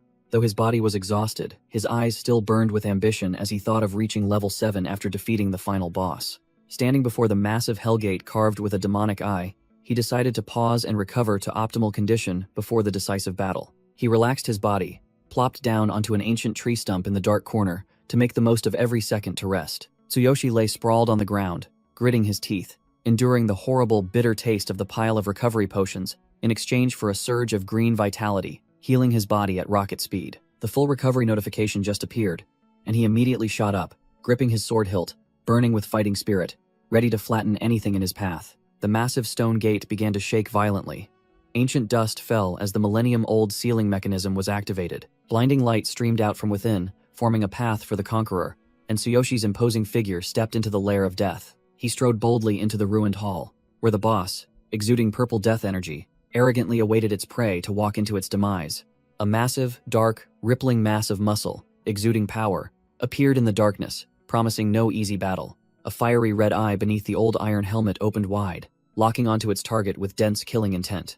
Tsuyoshi activated his ultimate physique to enhance his arms to 60% strength. He smirked, realizing this boss's pressure was far more intense than previous monsters. The Dark Area boss revealed itself as a giant level 14 Dark Boar boss, wielding a greatsword wrapped in chains, bearing the title Cleaver of the Deep Forest, reeking of death. The monster swung its weapon, creating a wind-rending purple slash that shot straight towards him, making Tsuyoshi break out in a cold sweat from surprise. His pupils constricted sharply, as he never expected such a large monster's attack to be so absurdly fast. The greatsword came down like a hammer.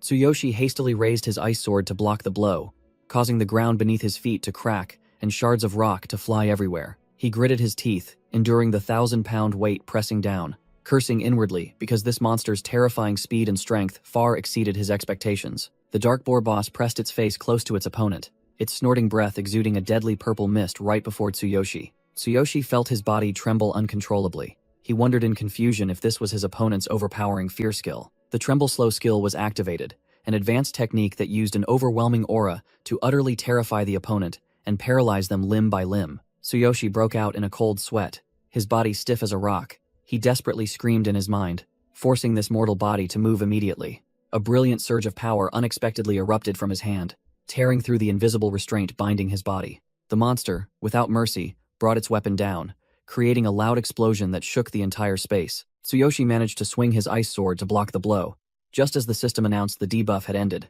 He gritted his teeth, asserting that he was not easily defeated. He realized that the surging pure energy from his infinite ring was his salvation, helping him escape the disadvantageous state he was just in. The boss's hideous face showed clear surprise upon seeing its small prey escape the clutches of fear. Tsuyoshi erupted with blue lightning around him, his eyes burning with fighting spirit as he cursed directly at the boar bastard before him. The area boss swung its massive chained greatsword down, but Tsuyoshi firmly blocked it, and the clash of metal shrieked piercingly. For the first time, the monster grunted in praise of Tsuyoshi's strength and expressed surprise that its signature skill was broken. Tsuyoshi stared in astonishment, unable to believe his ears when he saw the monster before him open its mouth and speak human language. "You can talk?" He quickly regained his cold expression, his sharp gaze fixed on his enemy. "I thought the darkness was just a bunch of dumb beasts that couldn't speak." The Dark Area boss arrogantly turned its back, its deep, authoritative voice asserting that they were superior entities to anything else in this world. Without giving its opponent a chance to breathe, the monster swung its weapon, creating a massive pressure slash that forced Tsuyoshi to hastily dodge. Tsuyoshi broke out in a cold sweat as he realized his opponent's familiar, powerful technique was being unleashed again. That skill again. He clicked his tongue in regret, having left his dark goblin armor in the old world, missing the chance to use tentacles to strike its weak point. The boss roared, activating its bloody attack skill, creating a massive column of crimson energy that crushed the surrounding ground. Tsuyoshi gritted his teeth, blocking the blow. The system alerted him that his ice sword's durability dropped by 30%, making him realize this was truly the toughest opponent had ever faced. The thick blood mist from the attack enveloped the space, disorienting Tsuyoshi. This attack has a vision-obscuring effect. A sharp point shot out with terrifying speed, piercing through the red mist. Tsuyoshi was utterly panicked, realizing he couldn't block this attack in time. Too fast.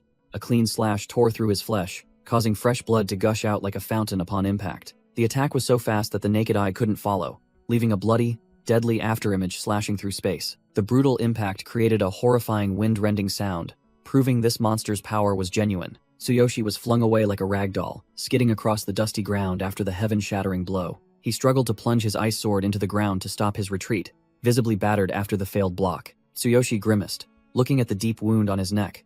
His HP bar plummeted uncontrollably, accompanied by a bleeding effect, making him anxiously worried as he had no antidote. The dark area boss stood towering like a mountain of despair, while Tsuyoshi realized he had to defeat it immediately before he bled out and died.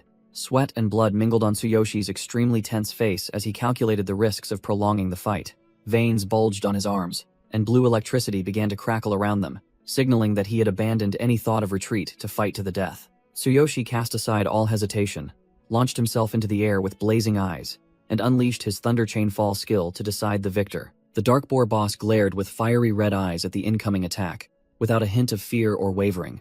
A massive column of blue lightning struck directly down on the enemy's head, accompanied by Tsuyoshi's powerful roar. Take this lightning strike head on. Tsuyoshi landed safely, but was filled with doubt as he saw his opponent stand still, taking the blow. Did I defeat it? Why didn't it even try to dodge? The monster's rough hand tightened its grip on the hilt of the chained greatsword, veins bulging, signaling that a terrifying power was being unleashed. The dust settled, revealing the monster still standing tall without a scratch, and a grim notification appeared. Lightning struck the ground and caused no damage. The Dark Boar boss's crimson eyes gleamed with utter contempt as it scoffed briefly. Ridiculous. Tsuyoshi broke out in a cold sweat, his face paling as he realized his signature move was completely useless. Lightning has no effect? This is serious. Darkness enveloped the monster as a death declaration echoed from the shadows. I will kill you, and I no longer need that sacrificial offering. Tsuyoshi was stunned, his mind reeling at his opponent's cryptic words. Sacrificial offering? What the hell is this? Without giving his opponent time to think, the Dark Boar boss leaped high, gathering purple energy into its greatsword to unleash a gigantic annihilation to crush the tiny prey below. A terrifying explosion of purple energy erupted, and the ground shook violently under the pressure of the destructive attack. Tsuyoshi used his bare hands to block the colossal greatsword blade descending upon him, coldly uttering words of disdain. Is this all you've got? He delivered a powerful uppercut that sent the boss flying backward, its level 6 HP bar appearing like an insult to the opponent. The monster was sent flying, its weapon slipping from its grasp in utter astonishment as it realized the absurd power of the adventurer before it. The Dark Boar boss gnashed its teeth, its face contorting as it realized its ultimate attack was completely useless. Tsuyoshi stood tall amidst the dust, an overwhelming killing intent radiating from him, making the surrounding space feel thick and heavy. The boss broke out in a cold sweat, its voice trembling with extreme fear. What the hell is this? Who are you? A crimson shadow enveloped Tsuyoshi, who laughed maniacally, mocking his opponent's earlier words. Is this your sacrifice? Hehehe. Why a sacrifice? The monster was horrified as it recognized the familiar surge of power emanating from its enemy. What? An exclusive skill of the darkness element? Who are you? A swirling stream of red energy devoured the space, and Tsuyoshi smirked triumphantly.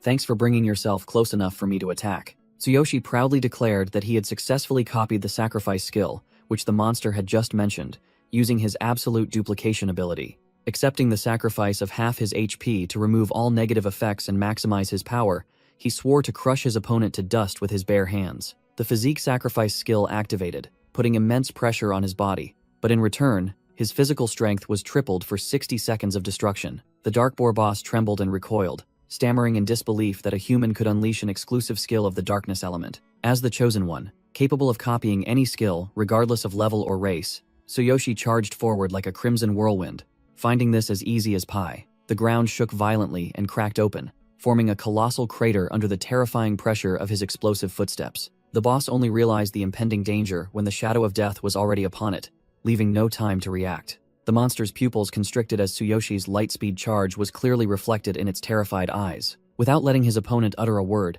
Tsuyoshi delivered a devastating punch directly to the boss's face, creating a crimson shockwave across the entire area. The armored fist, heavy as 1,000 pounds, crushed the monster's face, asserting the absolute overwhelming power of a true hunter. The crimson energy explosion tore through the ground, sending dirt and rocks flying into the air after the terrifying impact of Tsuyoshi's attack. Its weapon shattered. The boar boss broke out in a cold sweat, reassuring itself that its opponent was merely brute-forcing the skill and hadn't truly mastered it. Tsuyoshi, in his war god form with his HP bar a stark crimson at exactly half, coldly declared that he didn't care about the method, as long as he could send his enemies to their demise. Despite the warning against healing, the monster scoffed at its opponent, then swung its arm, creating blades of black wind that tore through the air. The ground shook violently and cracked open as a surge of dark energy erupted from beneath its feet, a reminder of the area boss's true power. The boss roared, asserting that it also knew how to use sacrifice, simultaneously activating a swirling crimson aura around its colossal body to intimidate.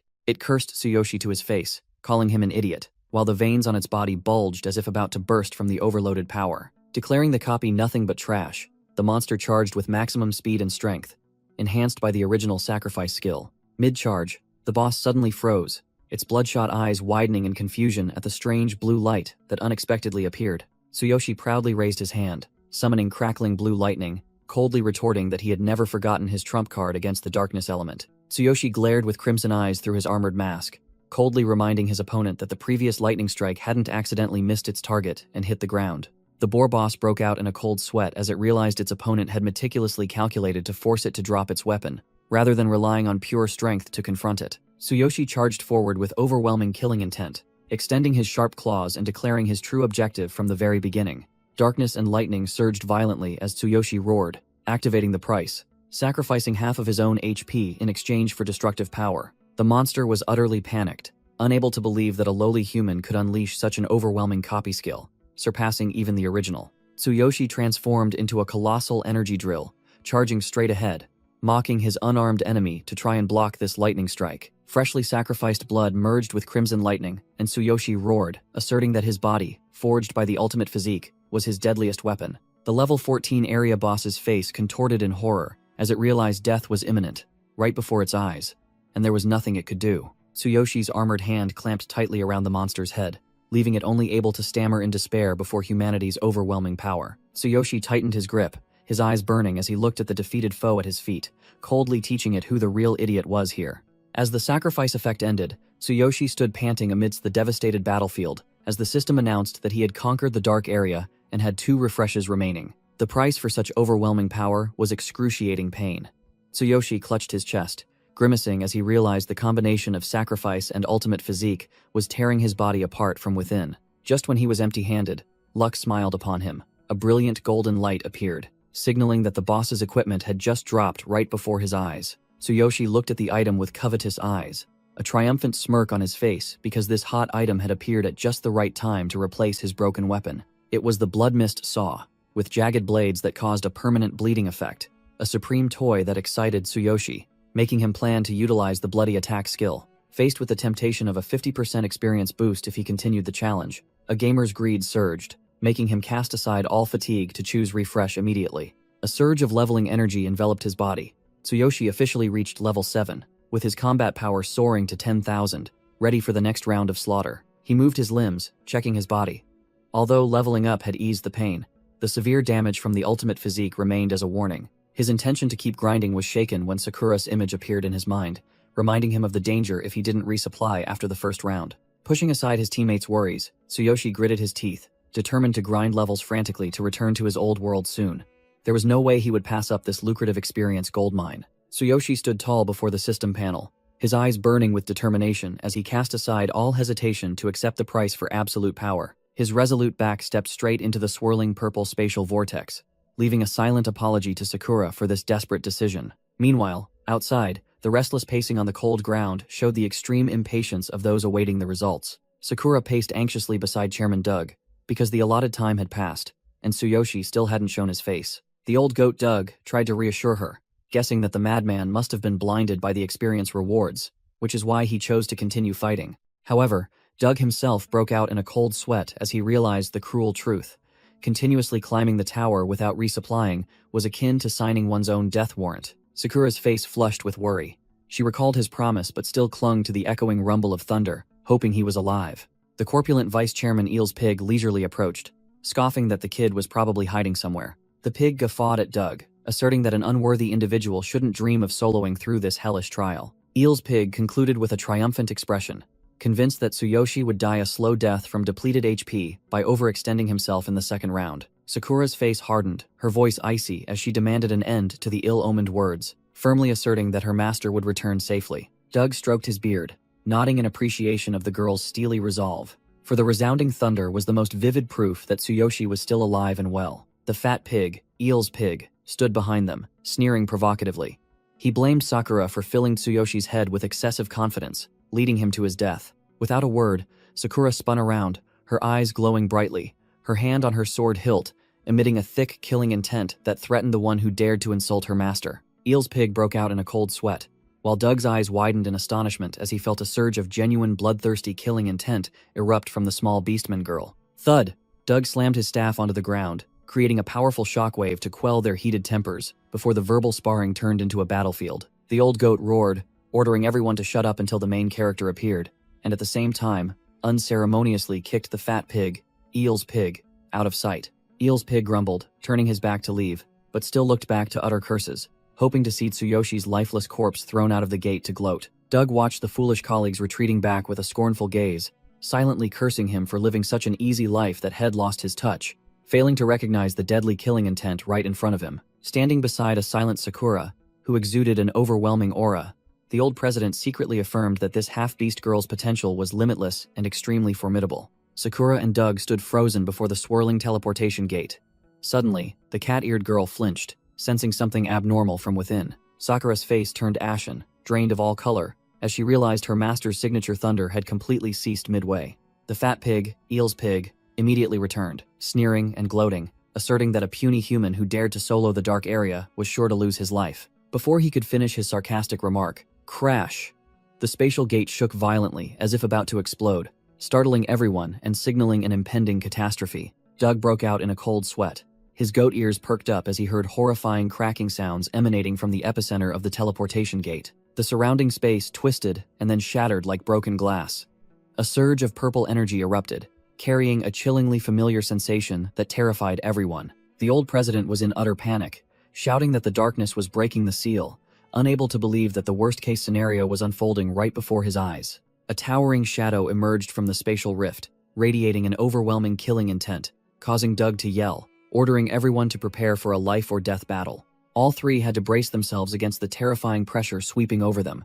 Doug still desperately shouted, denying that the seal had been broken. But the one who emerged was not a monster, but Tsuyoshi, enveloped in a pitch-black aura. He calmly boasted of his achievement, crushing the boss 3 times in a row to rake in all the experience points and level up 3 times.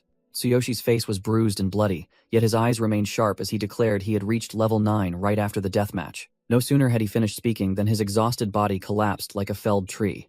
Sakura shrieked and flew to catch her master. Eel's pig and Doug stood frozen, drenched in sweat, unable to believe their ears that this madman had crushed the boss 3 times in one go. Sakura held the unconscious Tsuyoshi tightly.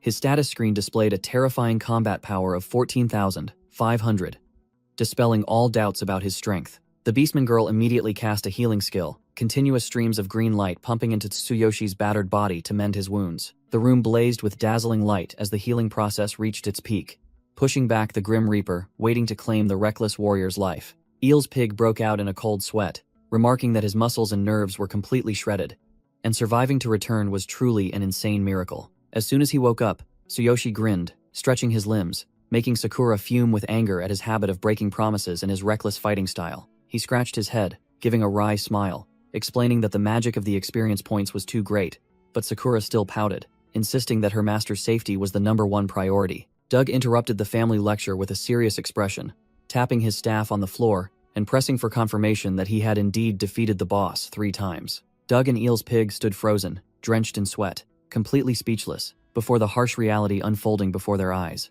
The old goat, Doug, confessed that if he hadn't witnessed it with his own eyes, he wouldn't have believed for a second that someone dared to solo the dark area 3 times in a row. He shivered, recalling the evil killing intent emanating from Tsuyoshi, which was even more terrifying than the darkness boss, admitting that he was not only skilled in healing arts, but also a monster in combat. In his eyes now, if Kevin was a legendary genius, then the human before him was an entity that far surpassed even the concept of genius. Eel's pig stammered, his venomous mouth now stiff, his limbs fumbling like a chicken caught in a snare as he faced Tsuyoshi. The fat pig bowed his head, placing a hand on his chest, apologizing profusely, swallowing his previous contemptuous words, and admitting his mistake in underestimating human strength. While Sakura pouted and turned away, ignoring Tsuyoshi's wry attempts to appease her, Eel's pig explained that they had just used a mid-level reflection skill to save his life. Although they had patched up the shredded flesh on the outside, he warned that the deep internal injuries were still putting his body in a red alert state. Doug sternly pointed out that his nervous system and blood vessels were severely damaged, warning that if he continued to abuse that forbidden technique, his path to advancement would be over. Tsuyoshi froze upon hearing about being restrained. He realized in horror that the sacrifice skill was gradually devouring his reason, turning him into a killing machine and making him lose himself. Tsuyoshi stood petrified as the illusion of blood-red and deep blue monster eyes suddenly reappeared, haunting his mind like an unbroken curse. Sakura hastily inquired when she saw her master covered in cold sweat, his face pale and gasping for breath, as if he had just returned from the brink of death. He clutched his face to calm himself, bitterly admitting that the sacrifice skill was gnawing at both his body and soul, so he decided to seal it immediately to preserve his life. Doug generously pulled out several vials of exquisite blue potions, instructing him to meditate immediately after drinking them so his body could absorb their full medicinal power. Eel's Pig's eyes widened in shock, unable to believe that the old president would be so extravagant as to give away such valuable items to a mere human kid. Tsuyoshi gave a forced smile, accepting the precious bag of potions and thanking him profusely, while Sakura was still reeling from this unexpected generosity. Doug revealed that these were Kevin's favorite elixirs and advised him that it would be best to take himself to meet the esteemed master directly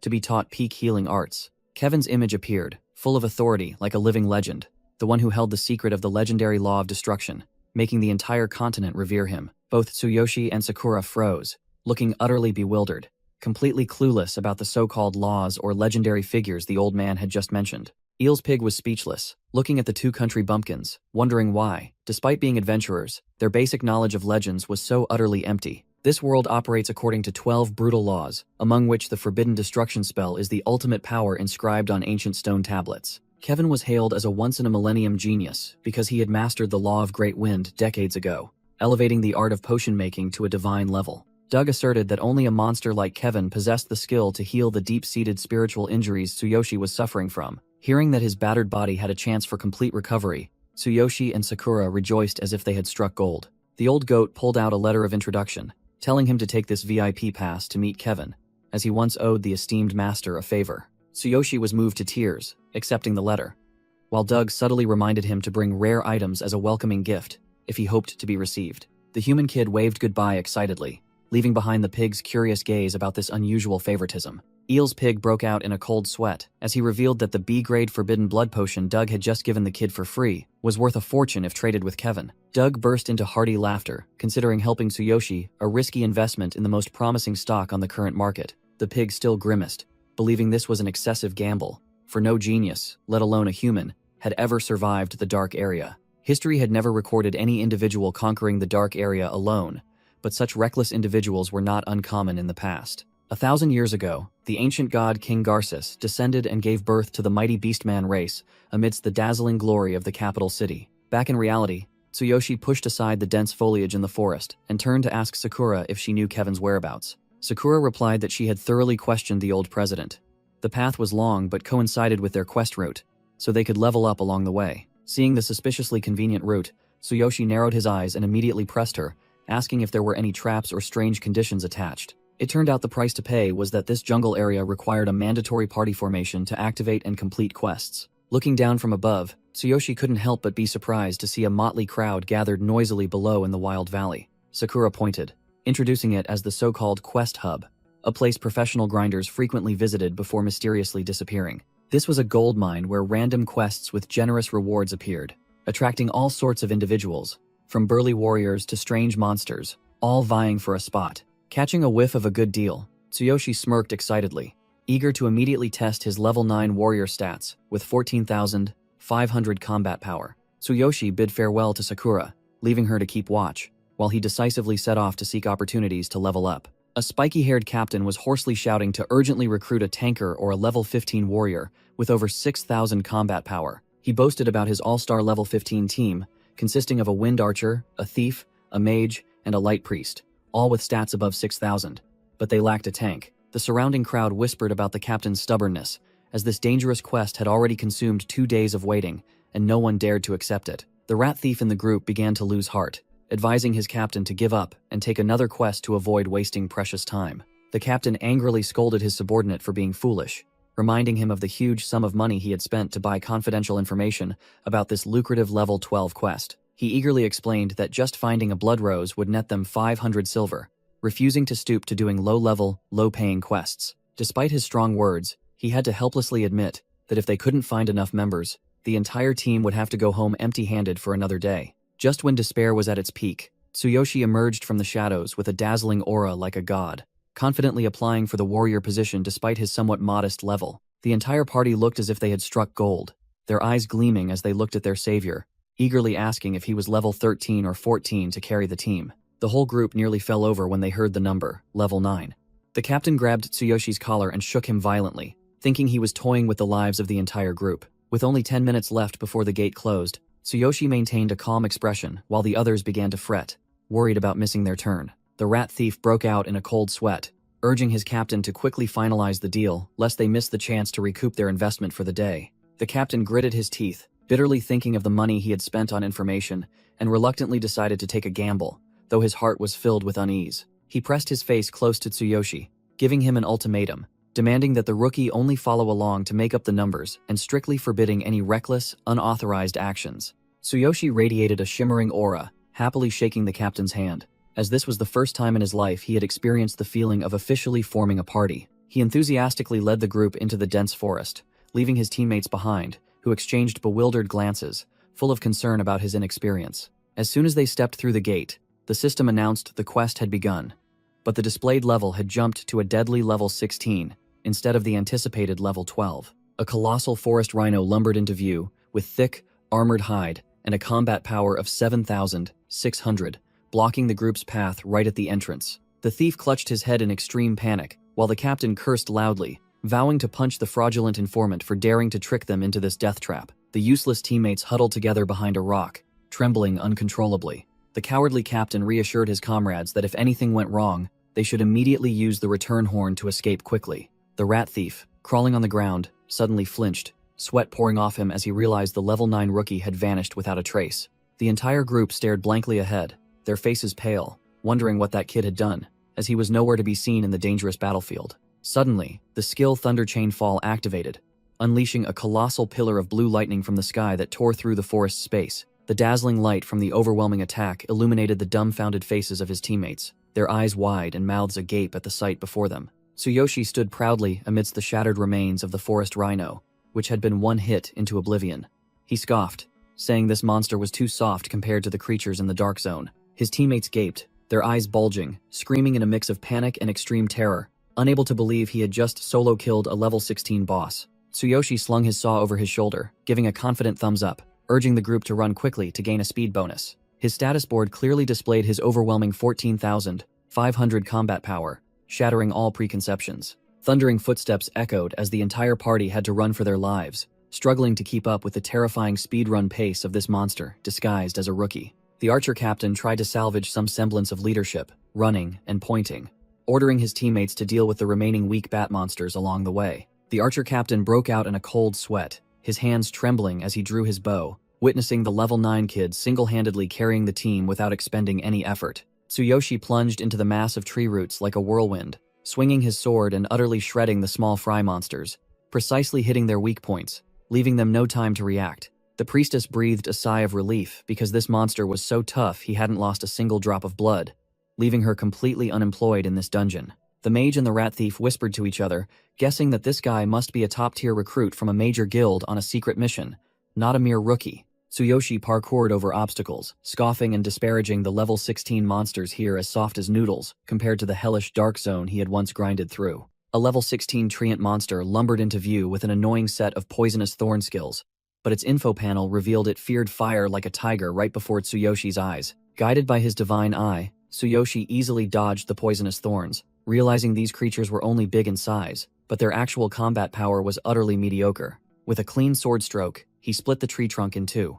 Tsuyoshi casually looted the rare blood rose, planning to bring it back as a souvenir for Master Kevin to brew potions. Running and clearing the path, Tsuyoshi loudly instructed the mage to use fire to burn away the tangled tree roots, blocking their way to the boss. Seizing the opportunity to show off, the mage groaned with delight, raising his staff and responding enthusiastically, as if he had waited his entire life for this moment to shine. Tsuyoshi shouted a warning to the entire team to watch out for the poisonous thorny vines, saying that one hit would instantly kill them. The thorny vines lunged to attack, making the Wind Archer captain dodge while wondering in astonishment why this young man knew so much about monsters, like a textbook. He broke out in a cold sweat, recalling Tsuyoshi's displayed level 9, certain that this guy was a hidden master and definitely not a rookie. The mage, upon command, immediately unleashed Burning Eddy, incinerating everything and turning the forest into a blazing inferno, exactly as Tsuyoshi had strategically intended. After the battle, a crackling campfire burned, signaling that the group had safely overcome the ordeal and was now resting to regain their strength. The rat thief teased the priestess about her 180-degree change in attitude. While she was overjoyed that this trip was so easy thanks to this expert carrying the team, the priestess blushed furiously, secretly falling for him, and firmly believing that Tsuyoshi was a special individual, not an ordinary person. The Wind Archer captain proactively extended his hand to make peace, and introduced himself as Victor to show respect to his benefactor. Victor frankly expressed his admiration and wanted to know Tsuyoshi's true identity, but our protagonist merely scratched his head and chuckled, claiming to be a rookie. Victor gave a knowing smirk, as if saying, "Who would believe you?" concluding the conversation with a meaningful look that left Tsuyoshi speechless, unable to explain the ironic truth. Victor handed Tsuyoshi a water skin, taking the opportunity to probe whether this monster knew about the regional quest rankings. Tsuyoshi gulped down the water, then put on an innocent, clueless face, feigning ignorance, which only made Victor suspect even more that he was deliberately hiding his skills. Unable to extract anything, Victor switched to lecturing about the fixed quest point system and the completion data of various parties. He rattled on, explaining that climbing the ranks not only brought huge rewards, but also an illustrious reputation shared across all branches. Tsuyoshi nodded perfunctorily, but in his mind, he was utterly bored, because this system was exactly like an old stale game he used to play. Victor began to proudly thump his chest, boasting that he belonged to Guild Q, under the elite Big Goat Party commanded by Captain Harvey of the Big Goat Party. Thinking the Big Goat label would intimidate people, Tsuyoshi instead put on a blank face and retorted, "So what?" making Victor flush with embarrassment and break out in a cold sweat.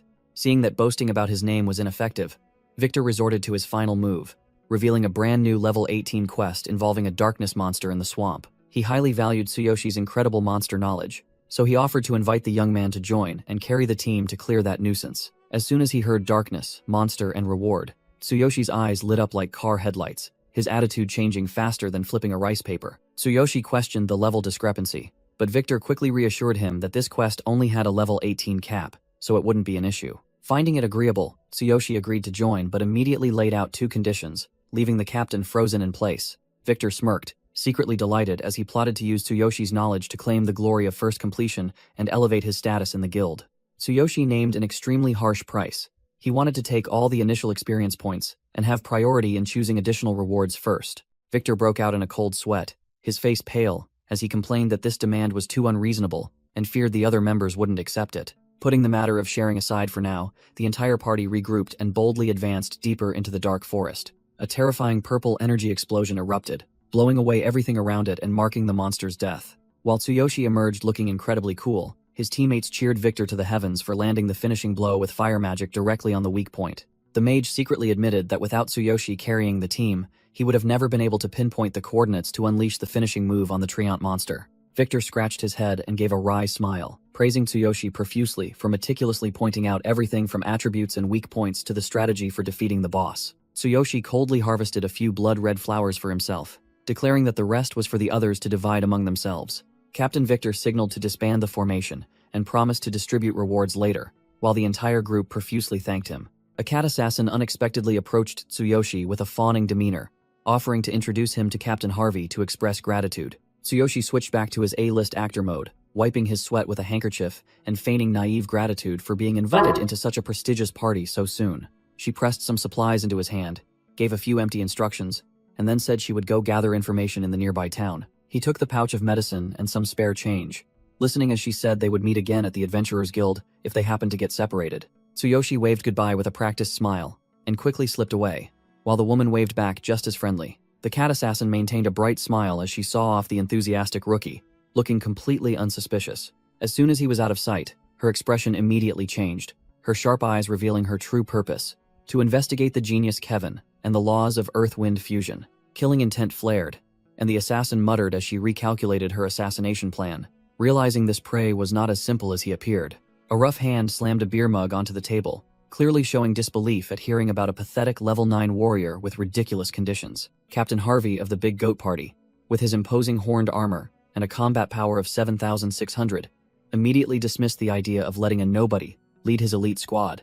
Victor broke out in a cold sweat, trying to explain to the giant that thanks to that young man, they had obtained the blood-red flowers as easily as going to the market. Luke, the sharp-tongued vice captain with blazing dual blades and nearly 7,000 combat power, sneered that a level 9 wasn't even old enough to carry their shoes. He continued to mock Victor for losing his mind, after associating with weaklings outside, and warned him not to waste the big goat party's precious time. Victor was ridiculed by the crowd to the point of embarrassment, sweating profusely but still defiantly challenging them to verify the other person's strength themselves. Harvey pondered for a moment at the cowardly archer's unusual resolve, then asked if the mysterious individual was present. Victor confirmed he had brought the person to the door, while Vice Captain Luke still leaned against the wall, making sarcastic remarks about his audacity. Unable to endure further humiliation, Victor's face turned red as he roared, swearing to prove to those arrogant people how wrong they were. Harvey accepted the meeting, and Victor eagerly led Tsuyoshi into the main hall under the scrutinizing and curious gazes of the onlookers. Tsuyoshi entered with a naive expression,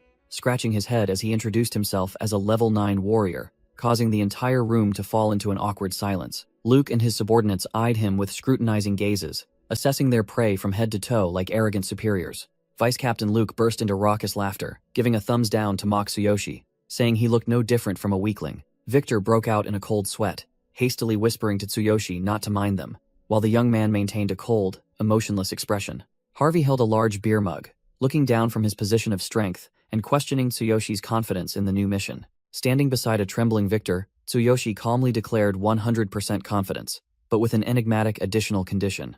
Harvey raised an eyebrow, amused by the rookie's audacity, pressing him to reveal what kind of condition he dared to demand. Tsuyoshi's eyes glowed with intense blue light, full of pressure, as he stared directly at the giant leader, his aura completely transformed. He uttered a chilling sentence that froze the atmosphere. "Let me command. I will be your captain."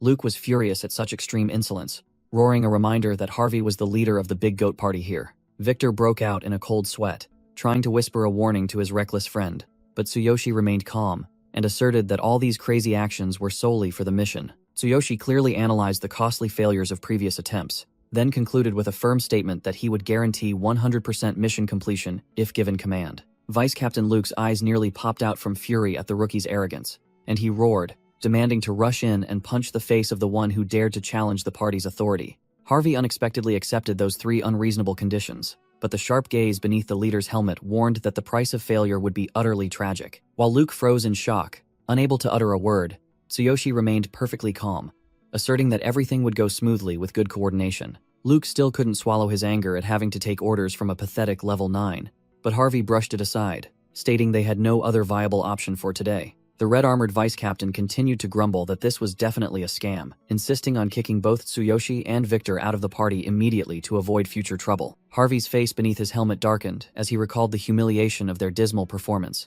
which had made the entire big goat party a laughingstock within the guild for so long. The leader's ambition flared fiercely. He was ready to bet everything on this gamble to claim the pioneer title and dazzling glory for his guild. Harvey exuded overwhelming killing intent that enveloped the 2 newcomers, concluding with a stern threat that he would show no mercy to anyone who dared to play tricks on him. The crowd began to murmur and gossip as the big goat party appeared, wondering about the shabbily dressed young man leading the way instead of Harvey. Tsuyoshi strode forward with the demeanor of a boss, leading the entire group, leaving Harvey and Luke in their bulky armor to trudge silently behind him like subordinates. A jackal captain jumped out and taunted them fiercely, sneering at the big goat party for being all talk and utterly broke. Victor leaned in and whispered an explanation to Tsuyoshi, bitterly admitting that the other man was an old rival and was right about their disastrous losing streak that had left the party penniless. Harvey, Luke, and the other members all hung their heads, sweating profusely from shame, not daring to utter a word in the face of the harsh truth about their rock-bottom performance. Tsuyoshi gave a faint smirk,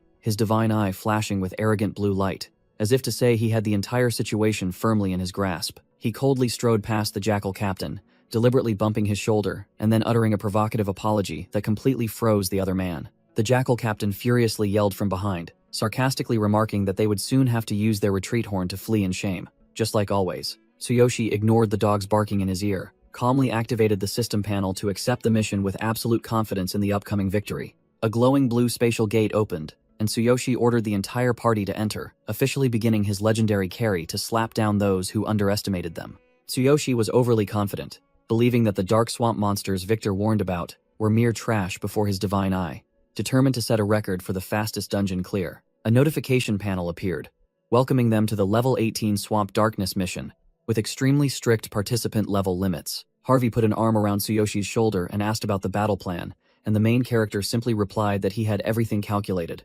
Tsuyoshi made an extremely shocking demand right in front of the captain. He wanted to take all of the party's initial experience points. Harvey, though bitter, still had to nod in acceptance because the party's honor hung by a thread.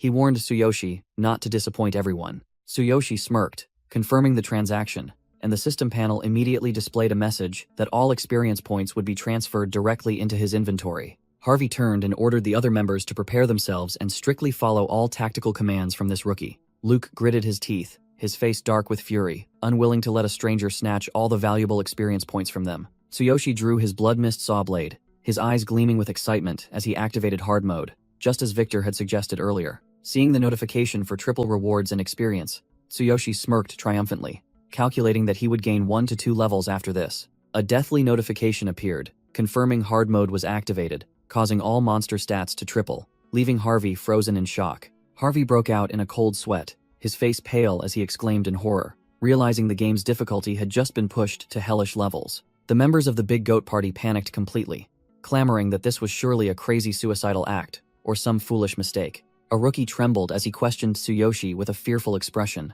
believing he had ruined everything by daring to activate this mode without fully understanding the mission. Luke stood amidst the frantically shouting crowd, cursing Tsuyoshi as a fraud, and fearing the entire party would become a laughingstock if they failed miserably. Luke flashed a sinister, smug smile, thinking to himself that the chance to expose and humiliate this arrogant rookie had finally arrived. He pulled out a signal horn with a bitter expression, intending to use this precious item to abandon the quest and escape immediately before it was too late. Tsuyoshi dashed forward with an overwhelming aura, confidently declaring he would lead them all to safety thanks to the power of his divine eye. Luke still refused to believe, shouting in indignation and refusing to follow the deadly path Tsuyoshi had laid out, warning everyone not to listen to his reckless advice. Tsuyoshi's eyes glowed with a cold blue light as his divine eye activated, and he smirked, satisfied that everything was unfolding exactly as he had planned. The divine eye activated, instantly scanning the stats of the level 18 Fang Crocs, revealing their fatal weaknesses to lightning and fire. Tsuyoshi smirked arrogantly, his right eye glowing with a cold blue light as he focused intensely to elevate his tactical analysis to a new level.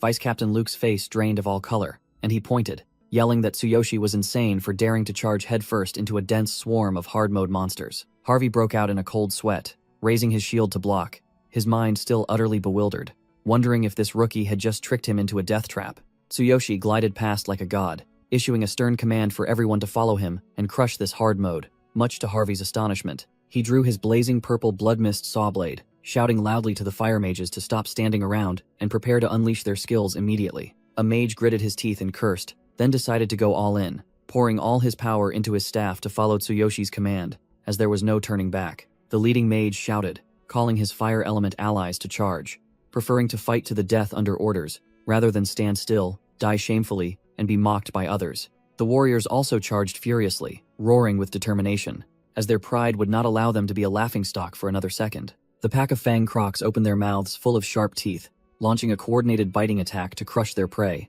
But Tsuyoshi glided away like the wind. Harvey screamed, warning him to get out of the way immediately when he saw 6 crocodiles coordinating a deadly biting attack. Tsuyoshi brought down lightning upon the monsters, shouting loudly to the fire mages to concentrate all their firepower exactly 1 meter away from him. The mages obeyed, unleashing their skills, creating a terrifying fire explosion, accompanied by roars that shook the entire forest. Tsuyoshi stood proudly amidst the sea of fire and lightning, his blood mist saw blade radiating an overwhelming killing intent that dominated everything around him. The Fang Crocs shrieked miserably in the flames, their coordinated skills immediately interrupted by critical damage and crowd control effects. Archer Captain Victor's jaw dropped in astonishment, unable to believe his eyes as he watched 6 tough monsters wiped out in an instant. Tsuyoshi calmly explained the combo mechanism.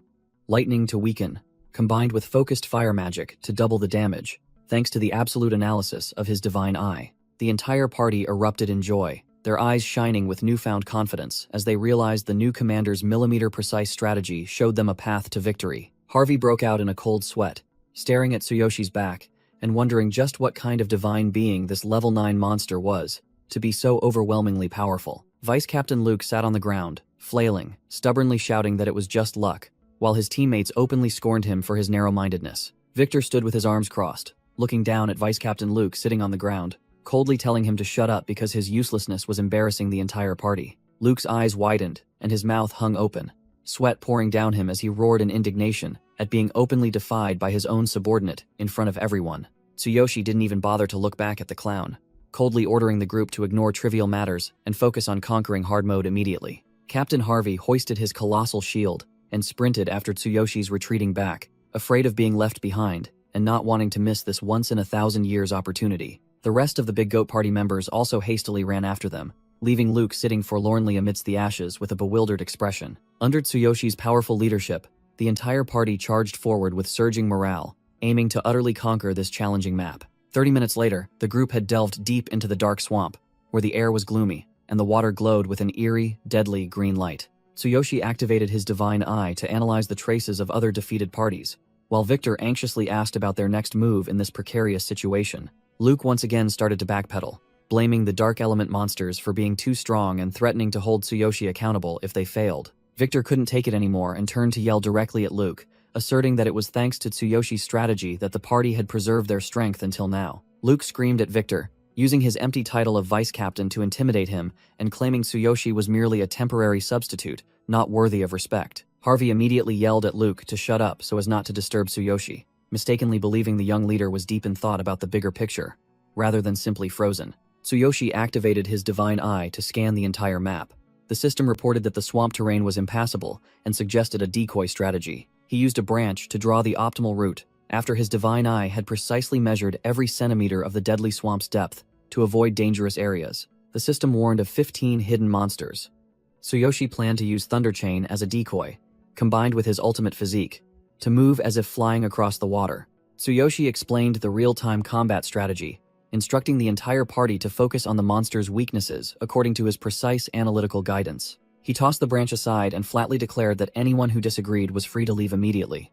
He had no time to keep those who were two-faced. Tsuyoshi's eyes blazed with authority, and he concluded with a chilling statement, forcing everyone to obey absolutely, as long as he held the position of captain. Luke was about to retort, bitter at the rookie's attitude, but Harvey immediately cut him off, demanding he set his ego aside to complete the mission. The vice captain gritted his teeth, silently cursing the level 9 rookie in frustration, while Tsuyoshi calmly walked on with the unwavering composure of the strong, treating the animosity of the weak as mere wind in his ears. Tsuyoshi mused, recalling the dark days when he had to shield Karina from the bully's lashes, realizing the bitter truth that the weak were always prey for the strong. Shaking off his weak past, he stood tall, his eyes blazing with authority, ordering the entire party to stop chattering and focus on overcoming the deadly swamp ahead. Harvey shuddered, recalling the nightmare of being ambushed by the dark slimes from beneath the water, where a single misstep would drag the entire party formation down to an inescapable hell. Seeing Tsuyoshi silently advance into the dangerous zone, Harvey broke out in a cold sweat and hastily ran after him, asking if this rookie had a specific battle plan or if he was just walking to his death. Tsuyoshi smirked arrogantly, declaring that he would stay behind alone as a decoy to draw all the monsters, clearing a bloody path for his teammates to move to the next area. Harvey and Luke were utterly shocked upon hearing this, believing the rookie was insane to attempt to solo an entire swarm of monsters without knowing their specific numbers, deeming it an act of suicide. Luke sat on the ground, cackling like a madman, mocking Tsuyoshi's plan as trash and asserting he wouldn't even bother picking up his corpse if he died foolishly due to his arrogance. Ignoring the defeated man's sarcasm, Tsuyoshi coldly handed the absolutely safe route to Victor, instructing him to lead everyone precisely according to the directions, leaving Victor utterly astonished. He turned his back and walked away with the demeanor of a team carrier, summoning his blazing purple weapon and asserting he would clear out the monsters and then follow leisurely, his blue eyes blazing with killing intent. Tsuyoshi concluded with a rhetorical question that silenced the entire group, reminding them that he had never done anything thoughtlessly or carelessly from the start. Tsuyoshi coldly walked past the stunned crowd, leaving Harvey worried and others kneeling on the ground, unable to believe their eyes. He turned his back and walked away arrogantly, raising a hand to order the entire party to maintain formation and wait for his signal before acting. Tsuyoshi's foot stomped firmly into the murky green water, officially stepping into the death zone without hesitation. He hoisted his blade onto his shoulder, silently assessing the swamp terrain to be worse than expected, yet maintaining a perfectly calm mind. Tsuyoshi's eyes blazed with excited blue lightning, realizing this watery environment was the perfect conductor for him to unleash his signature skill. A guard, utterly bewildered, asked Harvey if they could trust a level 9 rookie, but the captain could only grit his teeth and bet on the rookie's determination. Victor unexpectedly spoke up, defending him with conviction, asserting that true strength was more important than level, and demanded everyone strictly follow Tsuyoshi's plan. Tsuyoshi stood tall in the middle of the swamp, exuding an overwhelming aura to provoke the 15 darkness monsters lurking around him. The water's surface exploded with splashing columns of water, signaling that the monsters had fallen into the trap and were beginning to emerge to attack. The level 18 Soul Eater lunged out with its hideous mouth, but Tsuyoshi activated his divine eye, seeing through its weakness, and roared a dominant challenge. Tsuyoshi poured all his strength into his fist, enveloped in a brilliant purple lightning, preparing to teach the monsters a lesson they wouldn't forget. He punched forcefully into the water, creating a terrifying shockwave, using the swamp environment itself as a conductor to sweep away his enemies. Tsuyoshi smirked arrogantly, exposing the monster's habit of hiding in the mud and ambushing after a sneak attack. He activated Thunder Chain Fall, transforming the entire stagnant water area into a deadly, inescapable, high-voltage electric trap. The swamp monsters screamed in agony as the electric current coursed through them, forced to surface from the water. The luring plan was a resounding success. The system confirmed that numerous hideous, spiky monsters had been dragged out of their hiding spots. Tsuyoshi's eyes blazed with murderous blue lightning, and he curtly declared that all the prey had walked right into the trap. Thanks to his ultimate physique strengthening his legs, he glided across the muddy surface as light as a feather, as if strolling on solid ground. Moving at incredible speed, Tsuyoshi shouted orders for Harvey to lead everyone along the safe path he had already mapped out. The party members gaped in astonishment at his supreme skill, wondering if this rookie was a monster in disguise. Victor put his hands on his hips and smirked triumphantly, turning to his stubborn teammate and telling him he had been right about Tsuyoshi's abilities all along. Vice Captain Luke broke out in a cold sweat, his face pale, and had to admit that he had severely underestimated the strength of that monster rookie. Harvey didn't let everyone stand frozen. He roared, ordering Victor to lead the way so the entire party could move while Tsuyoshi was drawing the monsters. The entire group obediently shouted their agreement, and Harvey led the charge, sprinting through the water screen to avoid becoming a burden on their main damage dealer. A system notification announced the success of the luring plan, while Tsuyoshi unleashed a powerful lightning kick to maintain distance from the monsters. Just as he stepped into the designated combat area, a hideous soul eater with a wide, fanged mouth lunged at him.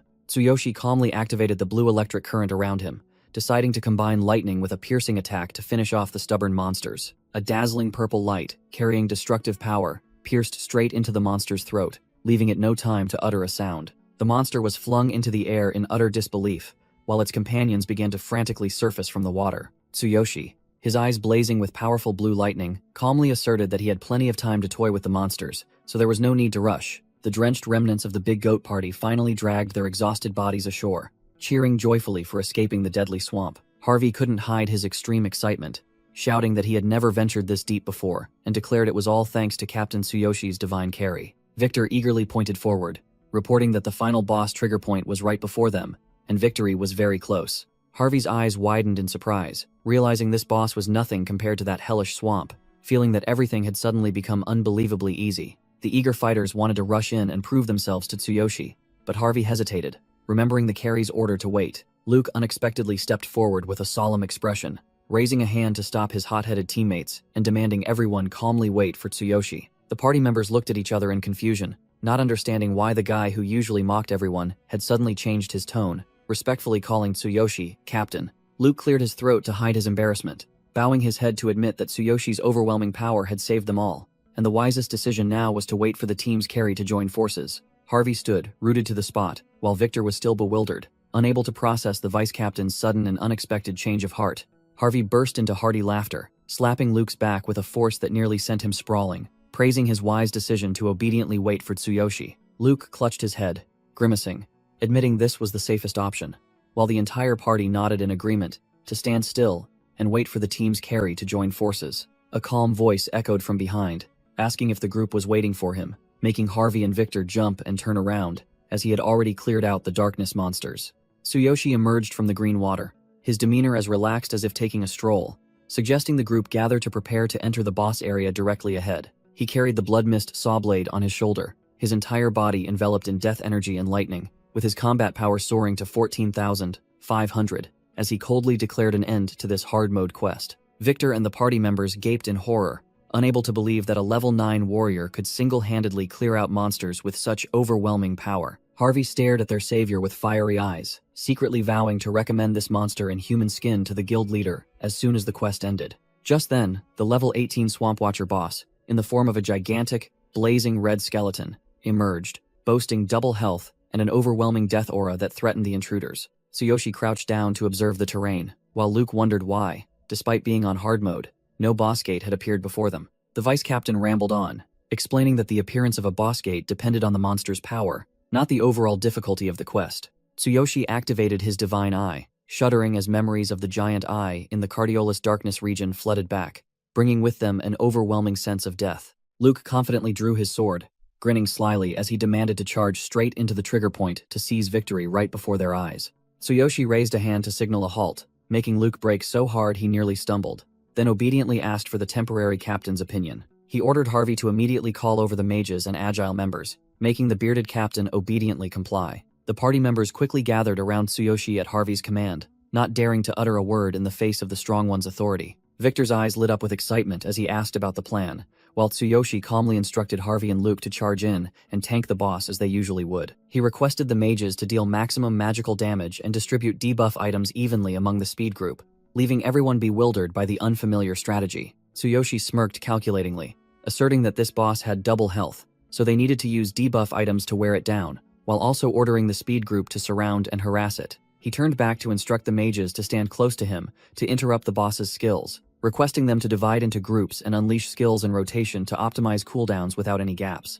Harvey broke out in a cold sweat at the new captain's terrifyingly profound knowledge, while Luke grinned proudly, as if he had anticipated this overwhelming power. Tsuyoshi walked with the demeanor of leading an army, confidently declaring that he would send the boss to the scoreboard in a single strike. The blazing red spatial gate signaled that hard mode had been activated, swallowing the entire Big Goat party into the death zone, to the astonishment of the crowd outside. The deadly red of the hard mode gate stood out starkly among the regular gates, warning that anyone who dared activate it would not only lose their life, but also their honor if they failed. The jackal captain stood outside, cackling gleefully, mocking the foolish Big Goat party for being tricked by a human into a death trap when they couldn't even clear normal mode. He openly scorned a group of humans daring to run rampant in Beastman territory, vowing to utterly humiliate them when he saw them frantically fleeing the gate. Inside the dungeon, Harvey braced himself, raising his shield to fully block a 1,000-pound strike from the gigantic skeletal monster, initiating the battle of life and death. Tsuyoshi coldly dismissed the mage's intention to provide early support,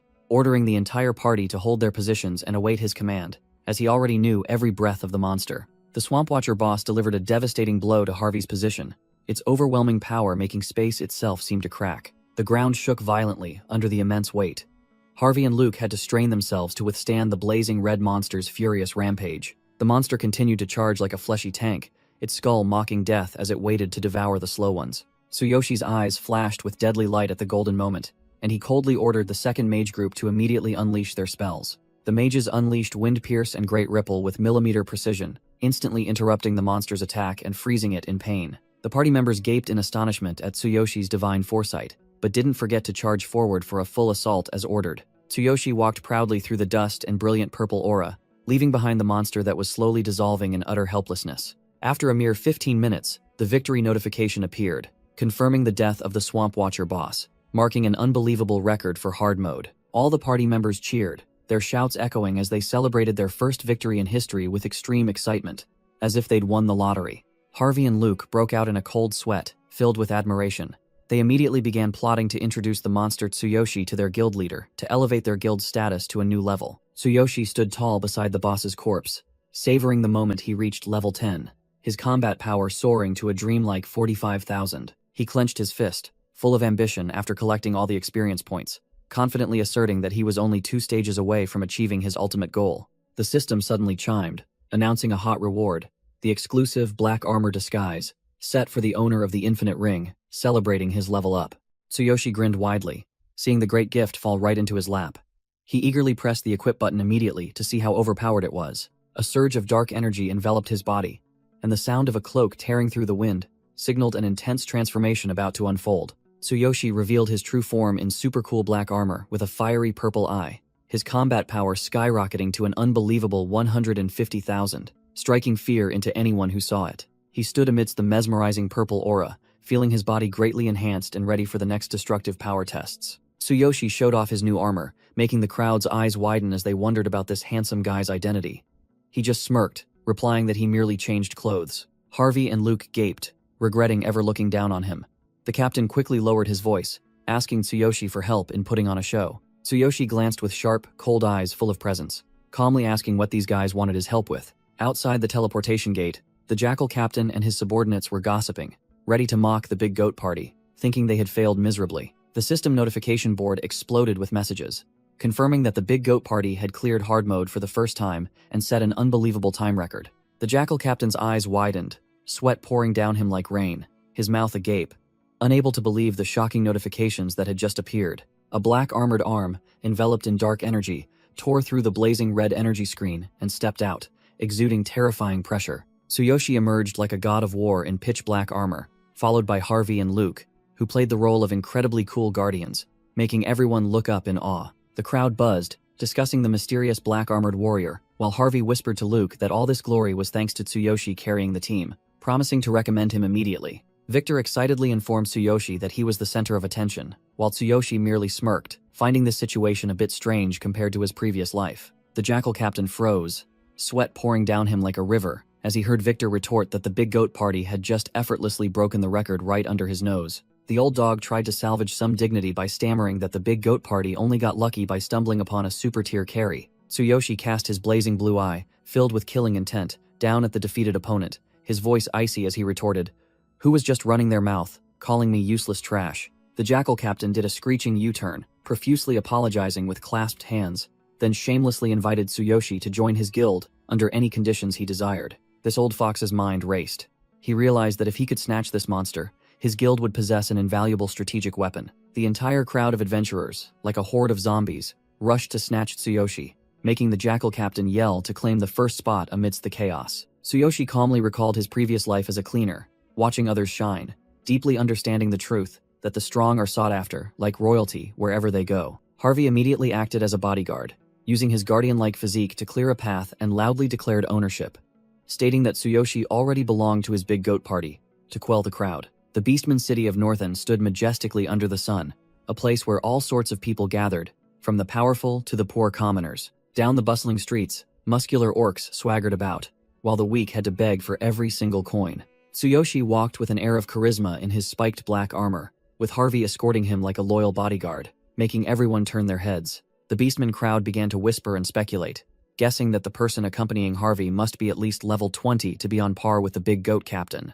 Arriving at the guild hall entrance, Tsuyoshi signaled for everyone to stop for a moment so he could take care of personal matters before getting to business. In his mind, there was only the image of Sakura and the promise of meeting, making him eager to see the fox girl immediately. Inside the tavern, the Cat Tribe Guild receptionist was coldly refusing the advances of two annoying orcs with a convincing excuse about being on a diet. The two thick-skinned orcs still wouldn't give up, trying to pressure her into drinking with them, clearly showing their persistent nature. Tsuyoshi unexpectedly cut in, walking coldly through the two bulky figures as if they were air, and demanded they move aside. The enraged orc grabbed his shoulder, intending to teach him a lesson, but suddenly froze, realizing the kid's face was strangely familiar. The two bulky orc adventurers stood in his way, accusing Tsuyoshi of stealing their quest, and sarcastically remarking that the fancy armor he was wearing must have been bought with all his savings just to show off to everyone. Tsuyoshi ignored the cheap taunts, stone-faced, and turned to ask them if they had seen Sakura, as he had an appointment to meet her there. The Cat Tribe Guild receptionist calmly took a long drag from her pipe,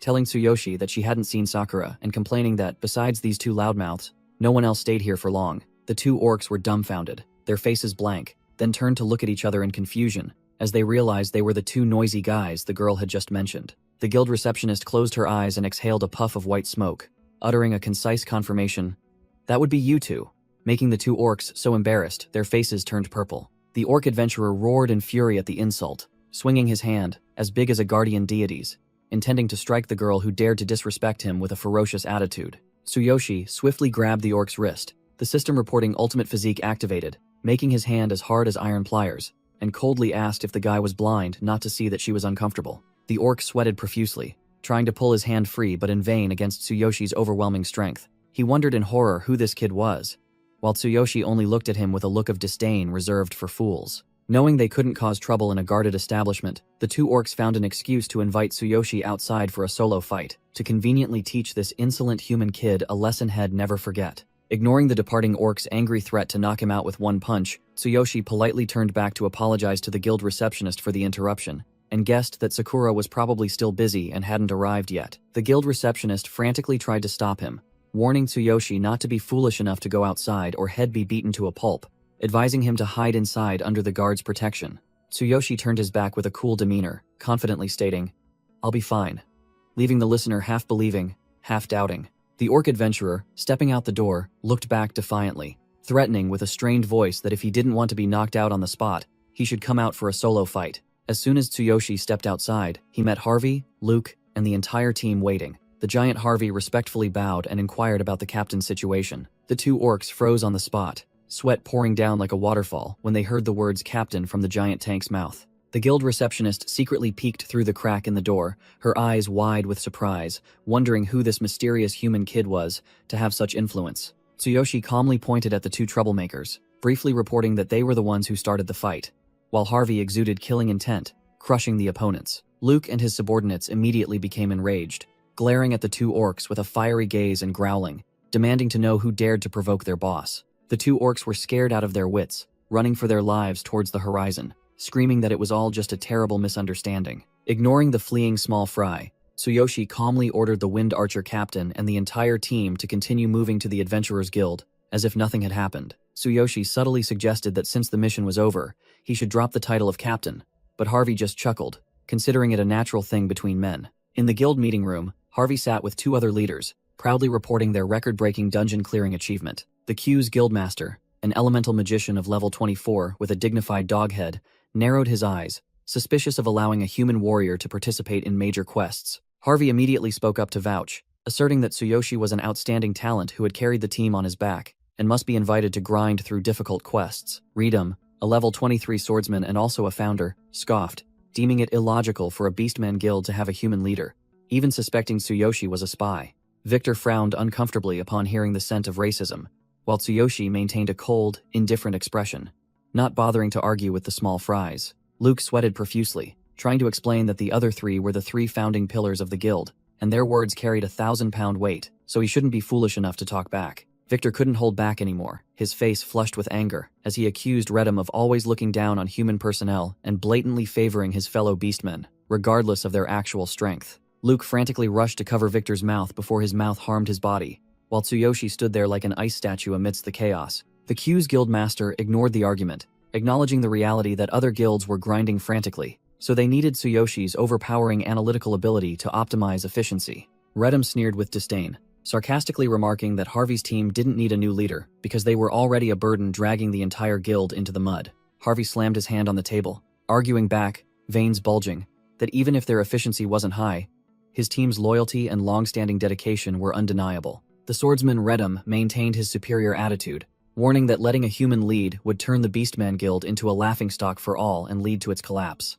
Harvey turned to look at the Q's guildmaster with pleading eyes, hoping he would consider the guild's future and make a fair decision. The Q's guildmaster closed his eyes with a sigh, admitting that Harvey's sentiments were valuable, but he was forced to choose the safe solution, following Reedham's opinion to preserve his reputation. He coldly delivered the final verdict that he would politely see them out, which meant flatly refusing Tsuyoshi's entry. Harvey froze in shock, stammering the guildmaster's name in utter astonishment at this unjust and cowardly decision. The bearded warrior bowed his head, gritted his teeth, swallowing his anger, and reluctantly accepted the order with a resigned expression. Tsuyoshi stood up with an arrogant demeanor, flatly declaring that he was only there out of respect for Harvey, so if he wasn't welcome, he would leave immediately. He gave Harvey a reassuring, masculine pat on the shoulder, reminding his old friend not to worry, because he still had trustworthy teammates like Luke standing behind him. The remaining members of the Big Goat team were rooted to the spot, their faces clearly showing resignation and helplessness at their superior's decision. Harvey watched the retreating back of his savior, who had just saved his entire team,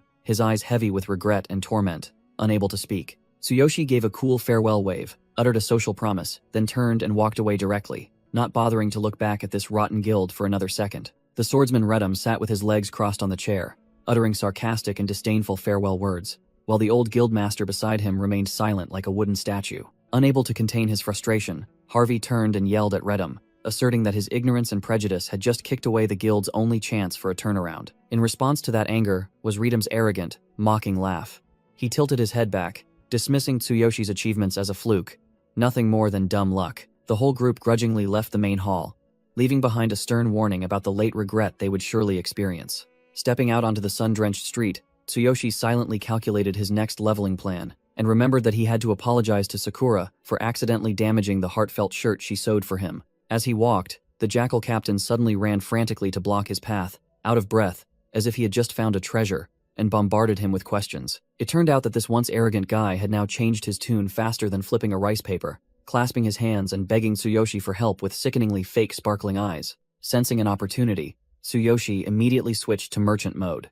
He stroked his chin and directly asked about the reward and conditions, intending to monopolize this lucrative deal. The jackal captain hastily explained that this was an urgent mission to rescue the beloved daughter of a magnate and urged him to meet the guildmaster immediately. The beastman residents in the city stared wide-eyed at the strange sight of an arrogant captain leading a stranger with a submissive demeanor. Tsuyoshi walked and pondered, doubting whether this guild was capable enough to undertake such an important hostage rescue mission. The jackal captain explained that his pace guild also had a reputation, but due to financial pressure, they had to compete with the Adventurers Guild for these tough quests. Tsuyoshi mentally calculated based on his previous boss-slaying experience, and guessed that the reward would probably only be around 5 gold coins at most.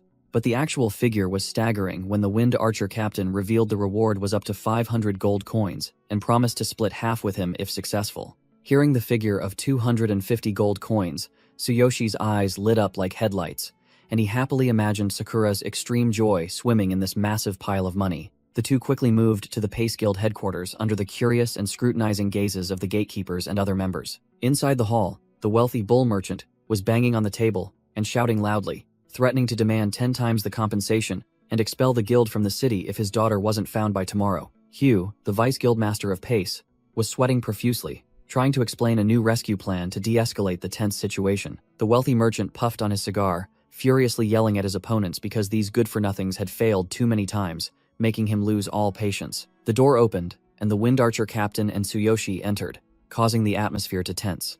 The merchant immediately wondered if this burly man was a client. Tsuyoshi glanced, assessing the opponent's wealth, while the captain hastily explained that they had dispatched troops to rescue the person immediately after accepting the quest. He argued that the treacherous mountainous terrain had prevented their 5-person, level 20 team, along with the vice guildmaster, from deploying their formation and reaching the target. As a result, the entire group was overwhelmed by traps and ambushes from the level 19 enemy mobs, led by the level 25 berserker. The captain desperately clung to Tsuyoshi, admitting that after 3 failed attempts, the enemy had become more vigilant than ever. His trembling hand clutched Tsuyoshi's shoulder armor like a last straw in a dire situation. The Wind Archer captain cried miserably, snot and tears streaming down his face, begging Tsuyoshi to save the guild's honor and finances from the risk of bankruptcy due to compensation. Tsuyoshi calmly reassured his teammates, then opened his status window showing a combat power of 150,000.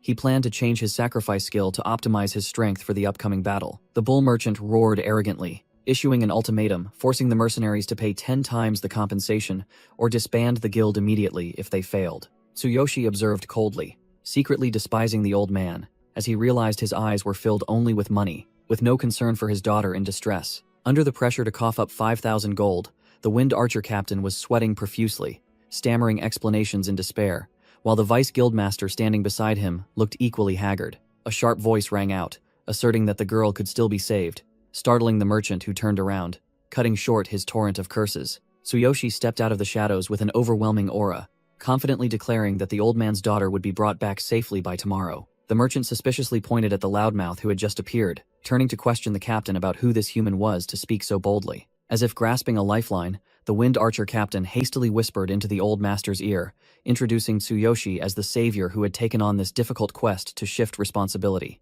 The old bull squinted, assessing Tsuyoshi with disdain, unable to believe that a Beastman guild had to rely on an unfamiliar human. Although still suspicious, the merchant agreed to wait, but didn't forget to reiterate the 5,000 gold penalty hanging over their heads if tomorrow's mission failed. Tsuyoshi didn't flinch. Instead, he raised the stakes, making a counteroffer to old Wenton that if he rescued the girl, the reward should double to 1,000 gold. The bull merchant gritted his teeth in suspicion, thinking this stranger was either trying to scam him or was insane to speak so boldly. Tsuyoshi laid his cards on the table, coldly declaring he would bet 50,000 gold, 10 times the requested amount, to assert his status as a high roller. The colossal sum shocked the Wind Archer captain and vice guildmaster Hugh so much that they spat blood and nearly fainted on the spot.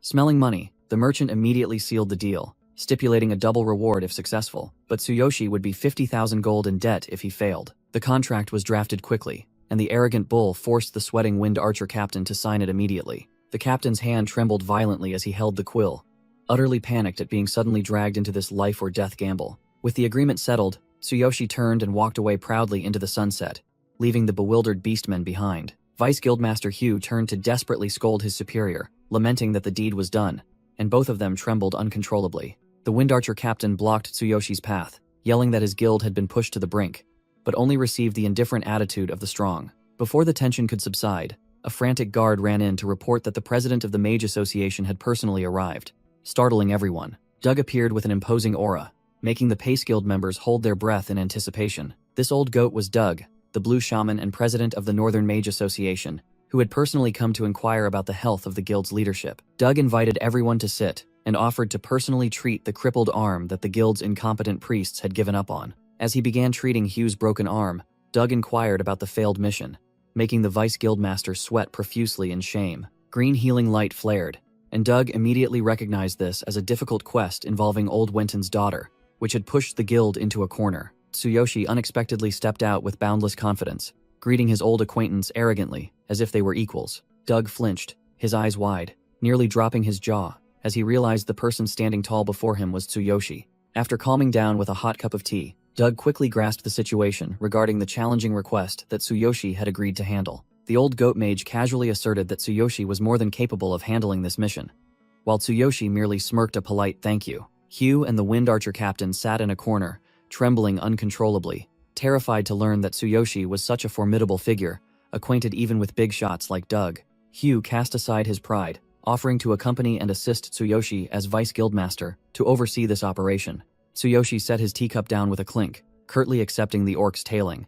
As soon as he finished speaking, he stood up and left, declaring that the injury was fine, leaving Hugh bewildered and breathless as he tried to follow. Taking advantage of Tsuyoshi's absence, the two Pace Guild leaders finally dared to quietly ask Doug about the true identity of that monster. Doug began his lecture about his idol, revealing Tsuyoshi was the youngest and most talented white shaman he had ever encountered. Still reeling from shock, the old goat added the clincher that Tsuyoshi was the only warrior to solo the legendary Cardiolus Pass. Hearing this, both Hugh and the Wind Archer captain gaped, their faces drained of color at the young man's overwhelming power. Doug stroked his beard thoughtfully, asserting that Tsuyoshi's power far exceeded anything they could imagine. Out on the main road, Hugh ran after him, grumbling about the 50,000 gold debt Tsuyoshi had unilaterally agreed to, which gave him a massive headache. Ignoring the Vice Guildmaster who was fretting about supplies, Tsuyoshi coldly declared their next destination wasn't a shop, but the arena. Hugh's eyes widened, his mouth agape to his ears, upon hearing that Tsuyoshi wanted to visit the arena instead of attending to their main business. Ignoring the Vice Guildmaster who was hunched over carrying supplies and nagging about warriors having no place here,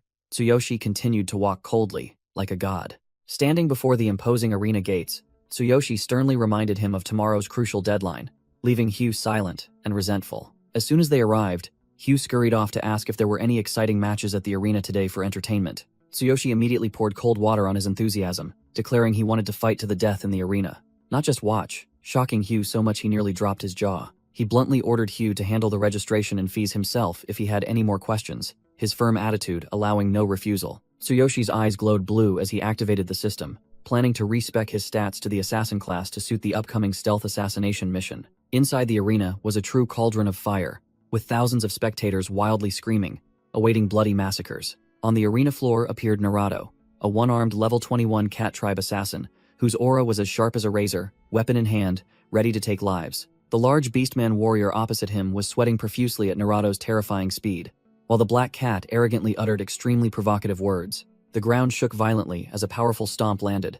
sending dirt and rocks flying into the air, creating a chaotic scene. The Roar warrior roared, activating Heroic Roar, enveloping his body in purple lightning to boost morale and assert that warriors don't need complicated tactics. In the pitch-black night, a sharp eye suddenly burst open, flashing the deadly gaze of a predator locking onto its target. The warrior swung his great axe, shattering all obstacles with terrifying power, attempting to crush the prey, desperately trying to escape. He was drenched in sweat from continuously unleashing skills, only to strike at empty air, frantically yelling that he couldn't even touch a single hair on his opponent. Naruto suddenly materialized from the shadows behind the enemy like a grim reaper, unleashing ambush attack to deliver a fatal blow to their blind spot. The cat assassin coldly sheathed his sword after a lightning-fast slash, leaving a purple energy trail cutting through space along with a sarcastic remark that even shadows could bite. The match ended swiftly as Naruto stood proudly over his unconscious opponent, forcing the referee to frantically call for a healing priest to save the man. The entire arena erupted in cheers and dazzling fireworks,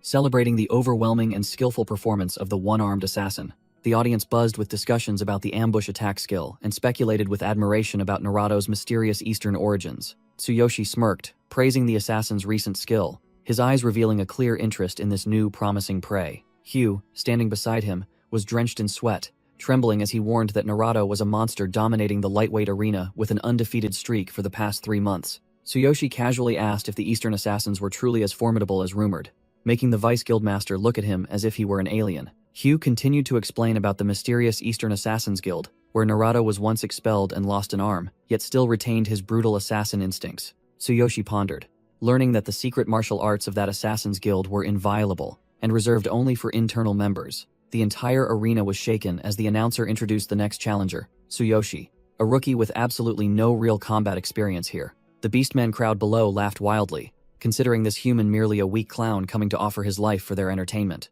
Naruto stood proudly in the sunlight, disdainfully wondering what madman dared to bring an inexperienced corpse here to offer to his blade. Ignoring Hugh's fearful advice to give up, Tsuyoshi coldly brushed it aside and stepped directly into the arena with the demeanor of a superior being. He leaped into the arena, boldly declaring that experience was meaningless because the outcome of this match was beyond the predictions of mere small fry. Hugh stood in the stands, sweating profusely, secretly cursing Tsuyoshi's show-off tendencies, which would only make him cannon fodder. The entire arena held its breath before the mismatched confrontation.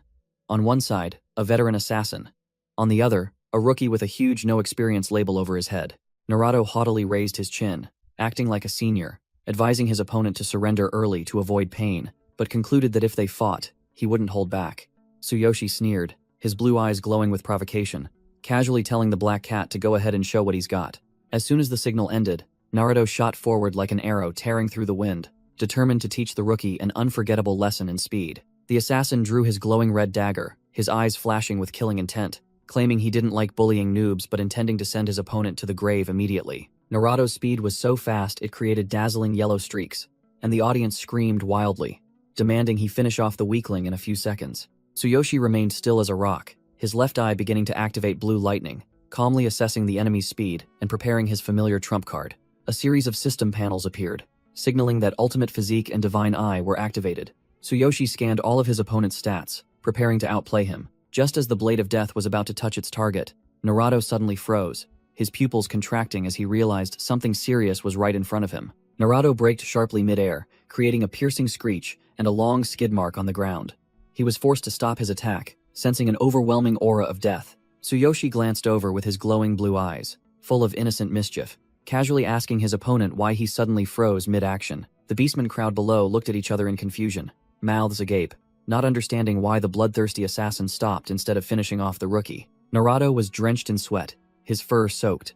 His instincts told him that the rookie before him had transformed from a lamb into a monster in an instant. A colossal dark aura erupted from Tsuyoshi, forming the illusion of a black war god looming over the entire arena, making Naruto tremble uncontrollably. Tsuyoshi smirked provocatively, pointing his thumb at himself, and boldly declaring that if the black cat had chickened out, he would make the first move. The assassin frantically retreated into a defensive stance. He was completely disoriented, unable to read his opponent's stats, and feeling suffocating pressure. The system panel unexpectedly displayed a notification that absolute duplication had evolved, allowing Tsuyoshi to copy skills mid-combat without cumbersome conditions. He breathed a sigh of relief, recalling the days when he had to grope the organs of disgusting orcs to copy their moves. Now the game was much easier. Tsuyoshi descended like a meteor, unleashing a preemptive strike carrying a brilliant purple energy flow to teach Naruto a lesson in true power. Naruto was drenched in sweat, his eyes flickering wildly as he wondered why the rookie was so excited instead of afraid. He told himself to be extremely cautious. Tsuyoshi activated Z movement step, his body gliding in an ethereal zigzag trajectory, making his opponent dizzy as his speed was maximally buffed. The ground trembled as Tsuyoshi moved at blinding speed, leaving purple energy streaks tearing through the air and closing in on his opponent. The Black Cat assassin yelled that his opponent was just bluffing, then unleashed ambush attack to end the match immediately. Tsuyoshi smirked arrogantly as he felt the attack aiming directly at his vital point, just as he had anticipated. A loud explosion echoed, accompanied by a blinding flash of light as the weapon collided with its target, creating a powerful shockwave. The sharp blade struck Tsuyoshi's neck directly, but sparked and was blocked by a layer of steel-hard blue energy shield. Naruto froze in shock, seeing his dagger powerless against the ultimate physique that had enhanced the hardness of his opponent's neck to a monstrous level. The Beastmen crowd below gaped, their minds filled with questions, not understanding what on earth had just happened when the assassin's strike proved useless. The assassin trembled violently, sweating profusely as he began questioning his existence and wondering if the monster before him was the strongest here. Tsuyoshi activated absolute duplication, calmly standing in the middle of the battlefield, selecting skills from the system panel as if he were shopping. His eyes glowed with lightning as the system confirmed it had copied and upgraded Ambush Attack into Thunderous Ambush Attack, thanks to the overpowering lightning attribute. The Black Cat assassin frantically retreated, drenched in sweat and screaming in despair because his useless dagger couldn't even leave a scratch. Tsuyoshi gave an arrogant smile, refused lengthy explanations, and declared it was his turn to counterattack, then charged like a storm. He swung his sword, enveloped in purple lightning, in a decisive arc accompanied by a powerful roar to finish off his opponent. In the moment of death's embrace, Naruto's eyes widened in horror as he realized the incoming skill was his very own signature move. The colossal purple energy surge named Thunderous Ambush Attack tore through space with unstoppable destructive power. The assassin was engulfed by the purple lightning, his body convulsing violently and instantly obliterated by the absolute overwhelming power. Tsuyoshi stood tall over his smoking opponent, satisfied that he had enough resources to go save someone, while the referee trembled as he declared him the winner. The entire arena erupted in fireworks and confetti, celebrating the monster rookie's terrifying display of power. Hugh's eyes widened at the fancy equipment. He couldn't help but admire and exclaim in astonishment at the extravagance of the big shot. Tsuyoshi clenched his fist, checking his flexibility, satisfied that his body felt as light as a true assassin, thanks to the divinely buffed speed stats. Under the sunset, Hugh anxiously and timidly asked if his boss was sure he wanted to go save someone at night when visibility was limited. Tsuyoshi activated his cool black armor, confidently asserting that he could see through the night and showing off his overpowering combat power of 15,000, which dominated all opponents. A flock of black crows scattered under the cold moonlight, their frantic wing beats signaling that a bloody night was about to begin in the deadly forest. The two moved silently under the dense canopy in the dark, approaching the fortress where the merchant's daughter was imprisoned. Tsuyoshi leaned against a tree, calculating the passing time, while Hugh nervously described the treacherous terrain and the history of previous failed rescue teams. The enemy fortress loomed majestically on the sheer cliff, a death trap with solid defenses and traps covering every path. Hugh was sweating profusely, his face ashen as he tremblingly wondered how just two people could handle this challenging map. Before he could finish, the Vice Guildmaster was stunned as Tsuyoshi vanished without a trace, leaving only a faint afterimage due to his incredible speed. The guards guffawed, mocking the Pace Guild for foolishly rushing to their deaths because of the intricate trap system that even the enemy faction was clueless about. Tsuyoshi stood on a high branch, activating his divine eye to scan the entire area like a predator searching for an opening. A series of red circles appeared in his vision, revealing the locations of 9 large trigger traps and 6 automatic traps waiting to swallow any intruder. He was satisfied to realize that his divine eye had evolved, clearly displaying each trigger point, allowing him to map out the most perfect route. Tsuyoshi gave the signal to start, then plunged into the night, beginning his display of supreme skill. A dark shadow glided through the trees at terrifying speed, the soft rustling completely drowned out by the wind. He swooped down with glowing eyes, concentrating intensely to handle every variable along the way. The black armor automatically transformed his cloak into a cool face mask, making Tsuyoshi secretly praise the thoughtfulness of the divine selection system. Under the silver moonlight, Tsuyoshi leaped through the air, creating a picturesque assassin's silhouette. He deftly dodged a falling wooden trap by a hair's breadth, then hid behind a tree, his cold gaze locking onto the guards ahead. Tsuyoshi raised a hand to adjust his mask, signaling for absolute silence to begin his hunt in the dark. 2 guards flinched at the strange sound. The kobold guard immediately ordered his comrade to check for intruders. They carelessly assumed it was just a wild animal caught in a trap. The green-skinned orc with a mace eagerly jumped down to deal with the prey. The kobold guard stood above, smirking confidently, asserting that no madman would dare attack the fortress at this hour. The orc muttered, intending to kill the unlucky deer, completely unaware that death itself, Tsuyoshi, was perched on a branch directly above him, eyes glowing. Tsuyoshi opened his divine storage, drawing out the kunai that Hugh had given him, ready to unleash the assassin skill he had just copied. He appeared behind the orc like a ghost, making the burly guard's eyes widen in shock as he felt a chilling, killing intent. Tsuyoshi struck with lightning speed, closing in and subduing the target before he could even swing his crude mace. A decisive blow sent the orc's legs flying, his entire body slammed down in silence. Tsuyoshi coldly whispered, "Shh," activating his ultimate physique to boost his arm strength by 120% to deliver a fatal blow, piercing the enemy's heart and sending him to his demise instantly. Tsuyoshi coldly uttered a deadly.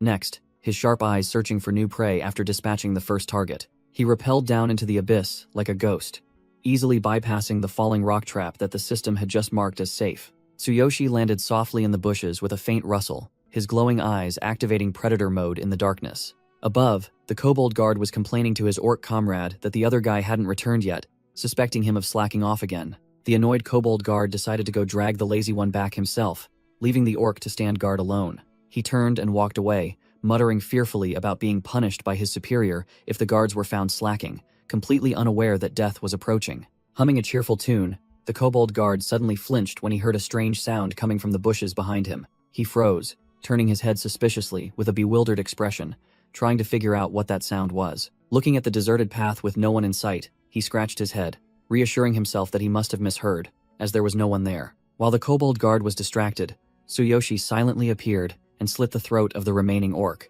coldly declaring, "One more," before the body even hit the ground. The kobold guard flinched, looking towards the strange light, sweat pouring down his face as he loudly called out to his comrades, thinking they were playing a prank. He tremblingly placed his hand on the trap lever, yelling threats that he would activate the area's devastating defense system if no one answered. A towering dark shadow wielding a weapon appeared from thin air, bringing with it terrifying pressure that sent shivers down the guard's spine, making him suspect a real intruder. Tsuyoshi lunged like a whirlwind, stopping the enemy's action, coldly declaring that he wouldn't get a chance to activate the traps before the other man could even let out a desperate scream. The thunderous ambush attack skill was unleashed.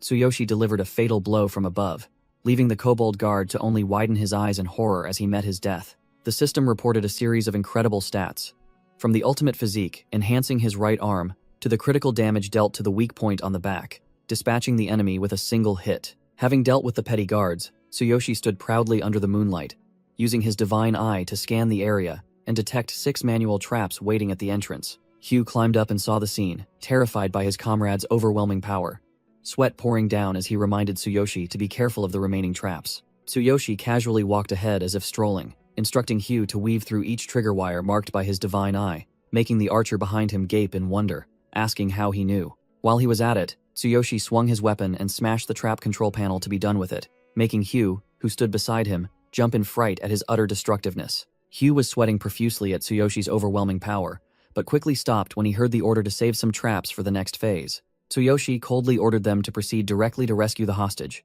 making the archer behind him, despite his aches, steel himself and follow. An unlucky guard was lured into a death trap, screaming as a giant spiked ball descended from the cave ceiling like a hammer. Tsuyoshi calmly stood as bait while Hugh continuously rained arrows from above, coordinating smoothly to send the enemy to their ancestors. The unfortunate guard couldn't even utter a last word, crushed and instantly obliterated by the terrifying damage of the trap. The objective was in sight, but guarding the door were 2 level 24 heavy armored warriors, as massive as boulders, making the situation tense. Hugh emotionally knelt, vowing to dedicate his life to repay the favor, but Tsuyoshi merely brushed him off and assigned him the task of distracting the guards. The archer was bewildered for a few seconds before understanding, then bowed in farewell and split off to perform his risky role as bait. Tsuyoshi watched his comrades retreating back, secretly thinking that this guy was truly foolish to believe he was being used as a mere pawn. Hugh suddenly realized Tsuyoshi's profound plan was to use the undestroyed traps themselves to clear out those tough monsters.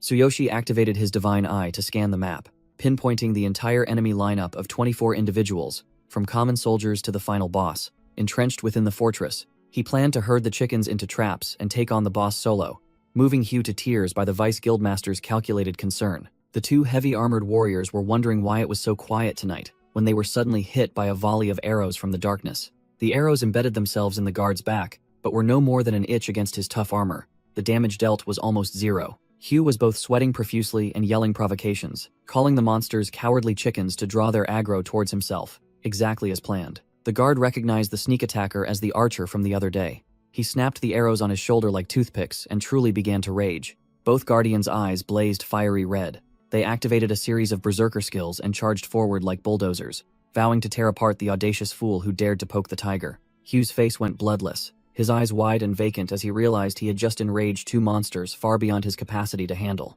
The archer ran for his life through the forest, still trying to salvage a few curses while the monsters tore through every tree behind him. Tsuyoshi stood with his arms crossed, hidden behind a tree, observing the situation, coldly remarking that if Hugh got caught, he would be permanently logged out of the server. Tsuyoshi landed on the rooftop as light as a feather, activating stealth mode to approach the target without making any sound. He parted the curtain, his divine eye quickly scanning inside to confirm whether the hostage was truly being held there. The scene before him completely froze him as he saw the boss, Ida, affectionately reading the fairy tale Snow White to the little horned girl. Tsuyoshi's eyes widened in astonishment. What the hell was going on? Was this a notorious criminal hideout or a kindergarten? The little horned girl wasn't afraid at all. She playfully punched the boss and teased that she would never eat strange food from a witch. Ida sharply sensed a stranger's killing intent. He gently covered the girl with a blanket before turning toward the door, his eyes burning with murderous aura. A devastating strike tore through the air, aimed straight at Tsuyoshi's face. He hurriedly raised his hand to block just in time against his opponent's terrifying speed. The boss's crushing sting attack skill created a horrific shockwave, blowing Tsuyoshi back and pulverizing a large section of the wall into dust. Ida stepped out of the dust cloud with the overwhelming presence of a level 25 berserker, growling to demand the identity of the fool who dared to interrupt story time. Tsuyoshi brushed the dust off his shoulder. Instead of answering, he wondered why a cold-blooded kidnapper was reading fairy tales to lull a hostage to sleep like a devoted nanny. Under the cold moonlight, Tsuyoshi in his black armor faced the boss. His status window displayed fake info: a level 10 assassin with 15,000 combat power, wielding the blood mist saw. He recalled the boss's strangely gentle expression from earlier and wondered why a child kidnapper would have such a benevolent look. Ida erupted with a crimson aura, nodding in praise of the intruder who had skillfully bypassed the traps and taken down the guards in silence. Tsuyoshi calmly declared he came on behalf of the Pace Guild to rescue Wenton's daughter, suggesting the boss hand her over to settle things peacefully like a business deal. Ida shouted a flat refusal and lunged forward with wind-splitting speed, not bothering with another word of negotiation. Tsuyoshi flipped to dodge just in time, silently noting that it was indeed a berserker's style, not much talk, just getting more bloodthirsty as the fight goes on. His eyes flashed with calculation, realizing he couldn't drag this out. If this guy's comrades returned, it would be a huge problem. The boss unleashed his crushing kick skill with terrifying power, aiming directly at his opponent's head. Tsuyoshi activated his divine eye immediately, his blue eyes glowing brightly as they analyzed every movement of the deadly attack. An earth-shattering explosion rang out as Ida's attack landed, creating a deep crater and a thick cloud of dust that enveloped the entire area. Ida's eyes widened in shock as he saw his opponent glide past with unimaginable speed. Tsuyoshi unleashed his thunderous ambush attack skill, striking with a powerful bolt of lightning that left the boss dazed. He landed coolly with a resounding thud, gripping his greatsword firmly amidst the swirling smoke and dust. Tsuyoshi silently praised his opponent's reflexes. Even though he used the divine eye to time it perfectly, the leopard man still managed to dodge the fatal blow. Ida looked at the blood on his hand, admitting that this human assassin possessed perfect speed and strength, with a level not inferior to his own. The boss wondered why a professional assassin would use a bulky greatsword instead of the usual assassination daggers. Deciding to end it quickly, Tsuyoshi activated his ultimate physique to enhance his arms to their maximum limit. Ida roared a provocation, erupting with a crimson aura as he lunged in, determined to have a life-or-death struggle with his enemy. The tense atmosphere suddenly shattered when the little horned girl timidly stepped out, hesitantly calling for uncle with a worried face. The aggressive boss immediately deflated. He frantically waved his hands to shoo the girl back inside with a hilariously overprotective mother-hen attitude. Tsuyoshi froze completely, his mind racing as he witnessed a kidnapper cherishing a hostage like a fragile egg instead of torturing her. The previously fierce boss was now breaking into a cold sweat, hiding his bleeding arm and lying through his teeth that he just accidentally cut himself to soothe the girl. The horned girl spread her arms to shield the leopard man, tearfully scolding Tsuyoshi for being a bully, leaving him in a difficult dilemma. Tsuyoshi frantically waved his hands to explain, trying to salvage his image as a hero rescuing a damsel. But he failed miserably in front of the child. Looking at the girl's pouting eyes, he suddenly felt a pang of sadness, remembering how his sister Karina used to look at him exactly like that when she was upset. The little hostage wailed, flatly refusing to be rescued because it was too much fun here, forcing the leopard boss to pat her head and promise not to kick her out. The murderous atmosphere vanished. Tsuyoshi lowered his weapon and demanded a clear explanation instead of continuing the pointless fighting. Ida picked the girl up like a model father, inviting his enemy inside to talk after he finished his duty of reading a bedtime story to the hostage. The candle burned quietly as time passed, the setting shifting from a bloody battlefield to a peaceful late-night storytelling mode. Waiting until the girl was fast asleep, Tsuyoshi leaned against the wall and questioned Ida about the true nature of this strangely affectionate kidnapping. While gently tucking the horned girl in, Ida casually admitted he was actually an undercover mercenary for the merchant Wenton himself. Tsuyoshi's eyes widened in total shock, his brain working overtime because he couldn't understand why a biological father would hire someone to kidnap his own daughter. The leopard boss glared and briefly explained that the motive was money, using a fake kidnapping to extort massive compensation fees from other guilds. The image of the wealthy Wenton appeared in Tsuyoshi's mind. He bitterly realized his initial gut feeling was right. It was all an elaborately staged trap. Sitting on the edge of the bed, Ida blurted out the plan to hire heavy-duty thugs like him to turn the rescue mission into a grave for the unskilled. Tsuyoshi crossed his arms and leaned against a pillar, analyzing the situation. He realized Ida's fortification of the stronghold was just to buy time until the old man collected enough compensation.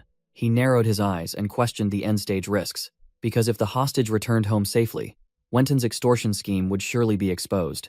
A horrifying thought flashed through his mind, causing Tsuyoshi's gaze to darken.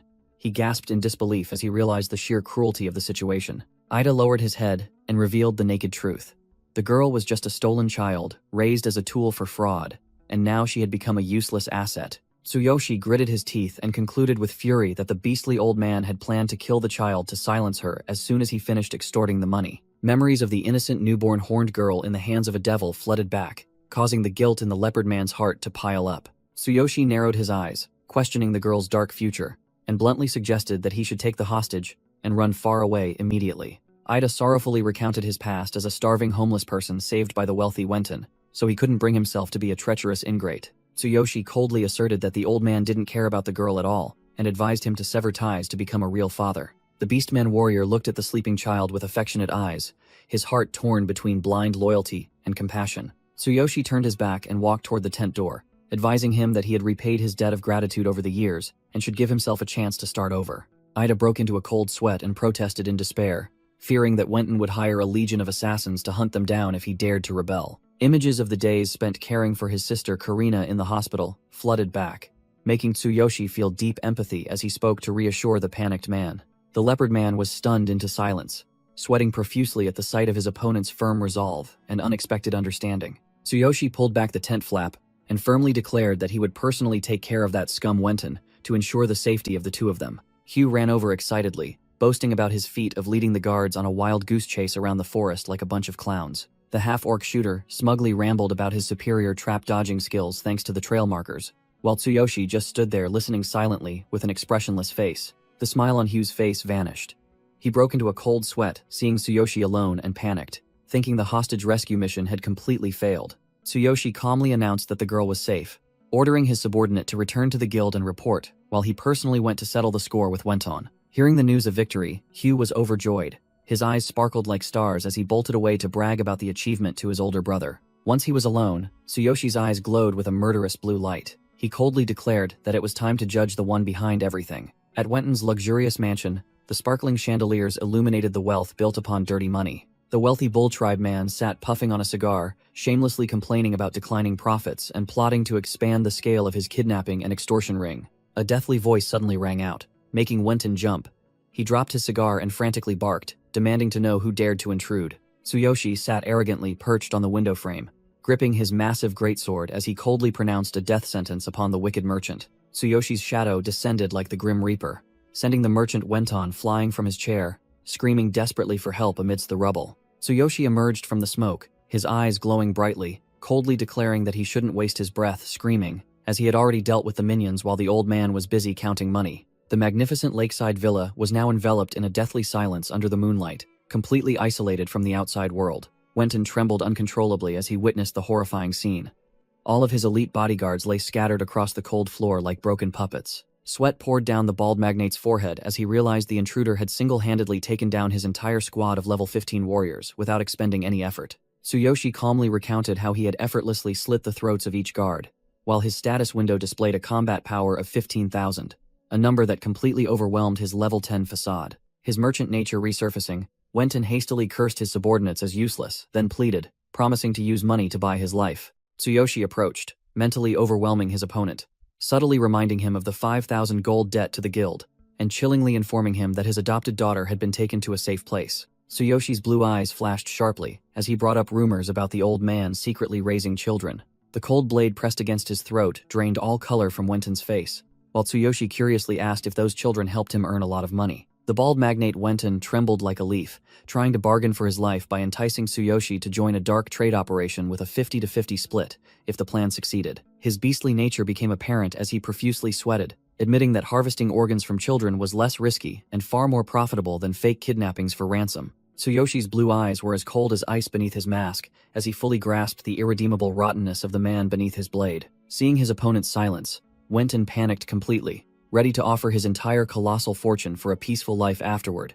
no longer caring about money. Tsuyoshi smirked beneath his mask, coldly declaring that he was feeling a bit greedy and still lacked one thing he hadn't taken from the old man. The merchant wailed in despair, promising to meet any demand within his power to save his dog's life, which hung by a thread. Tsuyoshi coldly uttered, "Your life," then immediately activated Thunderous Ambush Attack, unleashing a brutal finishing blow imbued with deadly dark purple energy. The next morning, the stunned Beastman crowd gathered, discussing the tragedy as the entire mansion was wiped clean in a single night, leaving no signs of struggle. Wenton's body was found sprawled on the bedroom floor, his hand limp, marking the end of the once powerful magnate's life. The crime scene indicated he had suffered a fatal blow straight through the heart from behind, proving the culprit acted decisively and harbored deep resentment. Beside Wenton's cold corpse was a lengthy confession letter, listing all sorts of crimes from fake kidnappings to smuggling, which he was forced to write in extreme panic before his death. Naruto pushed through the crowd to examine the body. He immediately recognized the fatal wound through the heart from behind as the work of a professional, not an amateur. The one-armed Catman broke into a sweat, realizing the wound bore the mark of the ambush attack skill, a specialty of the old Assassin's Guild he once served, but Wenton wasn't on the guild's blacklist. A flicker of suspicion sparked in Naruto's mind as he recalled the mysterious human warrior, the only one with enough guts and skill to pull off such an outrageous feat. Memories flooded back like a waterfall. Naruto remembered the moment Tsuyoshi delivered the finishing blow in the arena. That move was identical to the ambush attack skill, even though he was known as a warrior. He asserted confidently that Tsuyoshi had stolen the Assassin's Guild skill, and this was a once-in-a-lifetime opportunity for him to atone and return to the guild by tattling. Without another second of hesitation, Naruto turned and left immediately, determined to report this incident to his superiors and use the Assassin's Guild to deal with the skill thief. In the Pace Guild's meeting room, the leaders gaped in astonishment, unable to believe their ears when they heard that the 5,000 gold had been fully recovered. Tsuyoshi stood proudly like a god, opening a dazzling chest of gold with one hand before Vice Guild Master Hugh and the Pace Guild Master, who were frozen in shock. The Pace Guild Master immediately showed his true colors, grinning obsequiously and boasting that he had trusted Tsuyoshi to succeed from the very first glance. Vice Guild Master Hugh and the Pace Guild Master buzzed about Wenton's death, believing that the old man's death still hadn't fully atoned for his numerous sins, even though the gold had been recovered. Tsuyoshi coldly declared that he didn't care about worldly affairs, as long as the mission was complete and his experience bar was rapidly filling up. His blue eyes glowed fiercely with killing intent. He secretly gloated as the system generously awarded him bonus experience after he thoroughly cleaned out Wenton's gang. Stepping over Ida's corpse and the leopard beasts, Tsuyoshi officially leveled up to level 11, his combat power soaring to 15,500, and acquiring the brand new Thunderous Ambush Attack skill. The Pace Guild Master laughed gleefully, offering to split the 5,000 gold treasure to thank Tsuyoshi for saving the honor of their declining guild. Tsuyoshi pulled down his mask, revealing a dazzling fake smile. He scratched his head, refused the mountain of gold, and declared he would donate the surplus to homeless children. All three Pace Guild leaders froze completely, their faces blank like stunned geese, upon hearing the word donate, uttered by someone who had just massacred an entire gang. He lightly tossed the money bag, asserting confidently that countless unfortunate lives out there needed this money more than they did for their own shares. Keeping his word like a true man, Tsuyoshi only took his agreed-upon 250 gold fee and walked away with extreme coolness. Tsuyoshi's silhouette faded into the light of the doorway, leaving the beastmen behind to marvel at his golden heart and supreme skill. The order to donate the colossal amount of gold was immediately carried out, affirming the generous stature of the strong, who wouldn't bother keeping mere loose change. Tsuyoshi strode confidently in his cool black armor. He had just leveled up to 11 and was eager to show off his brand new interface to Sakura. Looking down from above, he intended to visit the Adventurers Guild, but was drawn by the bustling crowd below on the street. With a bewildered and curious expression, Tsuyoshi wondered what on earth was causing such a commotion on that street corner. A flamboyant, obese woman, claiming to be the noble beast wife, was screaming insults at Sakura, calling her a filthy beast seller for daring to touch her son. Clearly, that noble brat had run into Sakura while she was standing still, but now he was playing the victim and blaming her. The enraged noble beast wife strained her neck to argue, spewing venomous racist remarks and adamantly refusing to believe the beast girl's explanation. The noble brat also sided with his mother, pointing his finger at others and brazenly slandering Sakura as a despicable liar. The corrupt city guard, instead of upholding justice, advised Sakura to swallow her pride, bow down, and apologize to the rich folks to end the matter and save her life. Blood rushed to her head. Sakura's face turned crimson as she adamantly refused to let her honor be trampled and loudly demanded witnesses from the indifferent crowd. The surrounding crowd fell silent as clams, turning their backs and ignoring the blatant injustice unfolding before their eyes. Sakura lowered her head, a bitter smile on her face as she realized no one dared to stand up for a lowly beastkin like her. The noble beast wife swung her hand, delivering a resounding slap to Sakura's face, verbally abusing her as filthy and threatening immediate imprisonment. The corrupt city guard sighed in exasperation, deeming the victim lying on the ground as stubborn and unreasonable, advising her to know her place. Despite her swollen cheek and soiled clothes, Sakura glared directly at her enemy, firmly declaring that she would absolutely never apologize. The enraged noble beast wife's eyes rolled back as she spat out threats to use her power to ensure Sakura would never see tomorrow's sun for daring to talk back. The noble brat stood with his arms crossed, swaggering, using his father's title as the company president to intimidate others and siding with his mother. The city guard, startled and sweating profusely, shrieked, demanding Sakura drop her weapon when he saw her intending to use jungle law to settle the dispute. Sakura's eyes blazed with a cold, murderous blue light, but her reason told her to endure for the greater good and her master's plan. Her hand trembled, gripping the sword hilt until her veins bulged, trying to suppress the rage, threatening to erupt so as not to ruin everything she had built. Tsuyoshi descended from the sky like a god of war, landing with a crash right between the arrogant noble beast wife and Sakura, making the ground shake violently.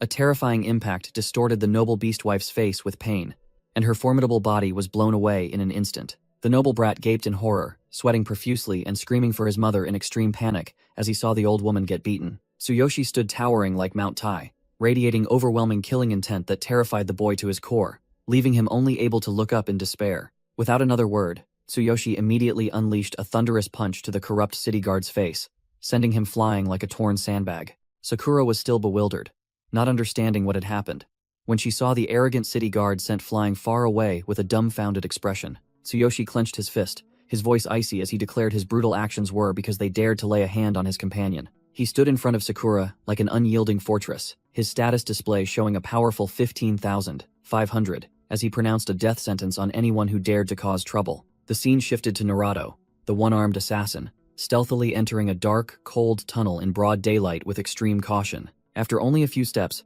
Naruto found two sharp blades pressed against his neck and chest. He calmly asked the attacker's purpose in this precarious situation.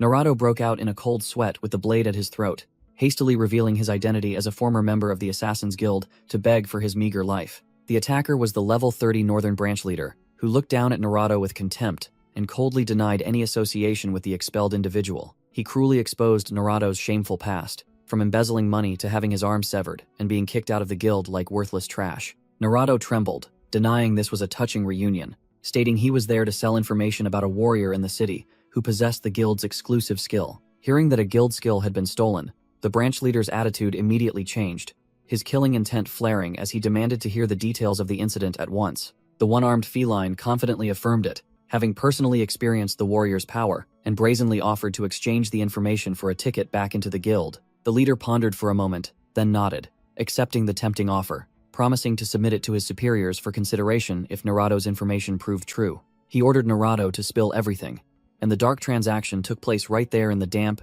insect-infested alley. Back at the scene, Sakura was still in shock, her face stained with wounds as she looked up at her master, who had just saved her, with utmost adoration. Tsuyoshi stood proudly against the light, looking incredibly cool, his status screen confirming a combat power of 15,500, and the successfully copied thunderous ambush attack skill. The city guard's face drained of color, and he trembled, pointing and shouting that Tsuyoshi had dared to touch the wife and son of the powerful merchant. The obese noble beast wife lay sprawled on the ground, clutching her crying noble brat, her mouth still wide open, threatening to kill both Tsuyoshi and Sakura for daring to defy her. She glared with bloodshot eyes, ordering the city guards to arrest them immediately if they didn't want her husband to cut off financial aid to the city. The two city guards broke into a sweat but had to obey under the pressure of money, pointing their spears at Tsuyoshi and demanding he submit to being tied up to avoid a beating. Tsuyoshi stood in front of Sakura, calmly retorting to the guards that this was clearly an act of legitimate self-defense, as the other party was the aggressor. The loud-mouthed old woman vehemently denied assaulting Sakura, insulted her as a filthy hybrid, and challenged that no one would dare testify for a mere beast. Tsuyoshi's eyes flashed with a cold, blue killing intent. He growled a warning that if she dared to utter another word of trash, he would smash all her teeth. Sakura anxiously clutched her master's arm, her voice trembling as she apologized for causing trouble and believed no one would stand with them in this situation. Tsuyoshi looked directly into his bodyguard's eyes with determination, ordering her never to give up or bow down to this scum. Sakura hung her head in despair as she saw the crowd turn their backs and ignore them, bitterly acknowledging that her lowly hybrid status couldn't contend with the president's wife's power. The noble beast wife laughed scornfully, loudly challenging any fool to dare defend a hybrid beast and a worthless human. Harvey, leading his comrades, suddenly appeared like saviors, their jaws dropping as they recognized Boss Tsuyoshi amidst the chaotic encirclement. Tsuyoshi scratched his head, giving an innocent smile, humbly saying he only did a small favor and it was nothing major. The obese woman froze completely, her face blank with confusion, unable to understand why this guy, who looked like a beggar, was so respected. The adventurers clamored, confirming that Tsuyoshi had just donated a mountain of money to charity, proving he was a true secret tycoon, not just anyone. He turned to reassure a bewildered Sakura, while she slowly began to realize just how formidable her master's standing was in the adventurer world. The party members lined up, forming a steel wall, loudly declaring that messing with Tsuyoshi was declaring war on the most powerful guild in the region. The noble beast wife broke out in a sweat, soaking her makeup, trembling as she realized she had poked a hornet's nest without knowing her opponent's true identity. The city guard's face turned ashen, trying to salvage a shred of authority by demanding witnesses to determine who attacked first, according to the rules. A sea of adventurers roared in indignation, vying to testify, and threatening the guards who dared to touch the city's benefactor. The guild receptionist took a powerful puff from her pipe, then calmly stepped forward, declaring she would testify and confirm Sakura's gold badge rank. The noble beast wife collapsed to the ground, clutching her precious son, trembling as she futilely invoked her title as the president's wife against the pressure of public opinion. The entire Beastmen crowd unanimously spoke up, accusing the obese woman of thuggish behavior, asserting that she was indeed the initial aggressor. The two city guards broke into a sweat, quickly changing their attitude and demanding the noble beast wife accompany them to the station to resolve the matter immediately. Tsuyoshi delivered the final blow with a sharp gaze, coldly declaring that the old woman wouldn't be allowed to leave until she apologized to his companion. The Pace Guild members immediately joined in, radiating threatening killing intent, forcing the obese woman to comply with Tsuyoshi's demand if she didn't want to be ganged up on. The noble beast wife was terrified out of her wits and had no choice but to bow her head, profusely apologizing to Sakura in utter humiliation, hoping to save her life. The city guards quickly escorted the obese woman out of sight, ending the power-abusing charade with a humiliating conclusion for the arrogant individual. Hugh and Luke thumped their chests, pledging to protect Tsuyoshi to the end, asserting that any trouble he faced in this city was the Pace Guild's concern. Tsuyoshi smiled contentedly, then turned and walked away like a god, calling for a delighted Sakura to quickly follow her master and continue their journey. Tsuyoshi led Sakura away while the crowd waved their hands, profusely thanking him for the rescue. The two strolled into a deserted forest, Sakura softly remarking that her master looked so different she almost didn't recognize him. Tsuyoshi gave a wry smile, fabricating a story that this cool black armor was special equipment that changed his appearance because his old clothes were torn during a mission. The feline girl nodded, completely convinced, and took the opportunity to lavish praise, saying his aura was now much more mature and dominant. As he walked, he explained about leveling up and earning a little extra, pulling out a heavy pouch of money and handing it to her to hold. Sakura's eyes widened, her jaw dropping in astonishment as she saw 250 shining gold coins inside the pouch. Tsuyoshi generously suggested they visit the next town to attend an auction and buy some fancy equipment for her. Hearing about an auction, Sakura was overjoyed.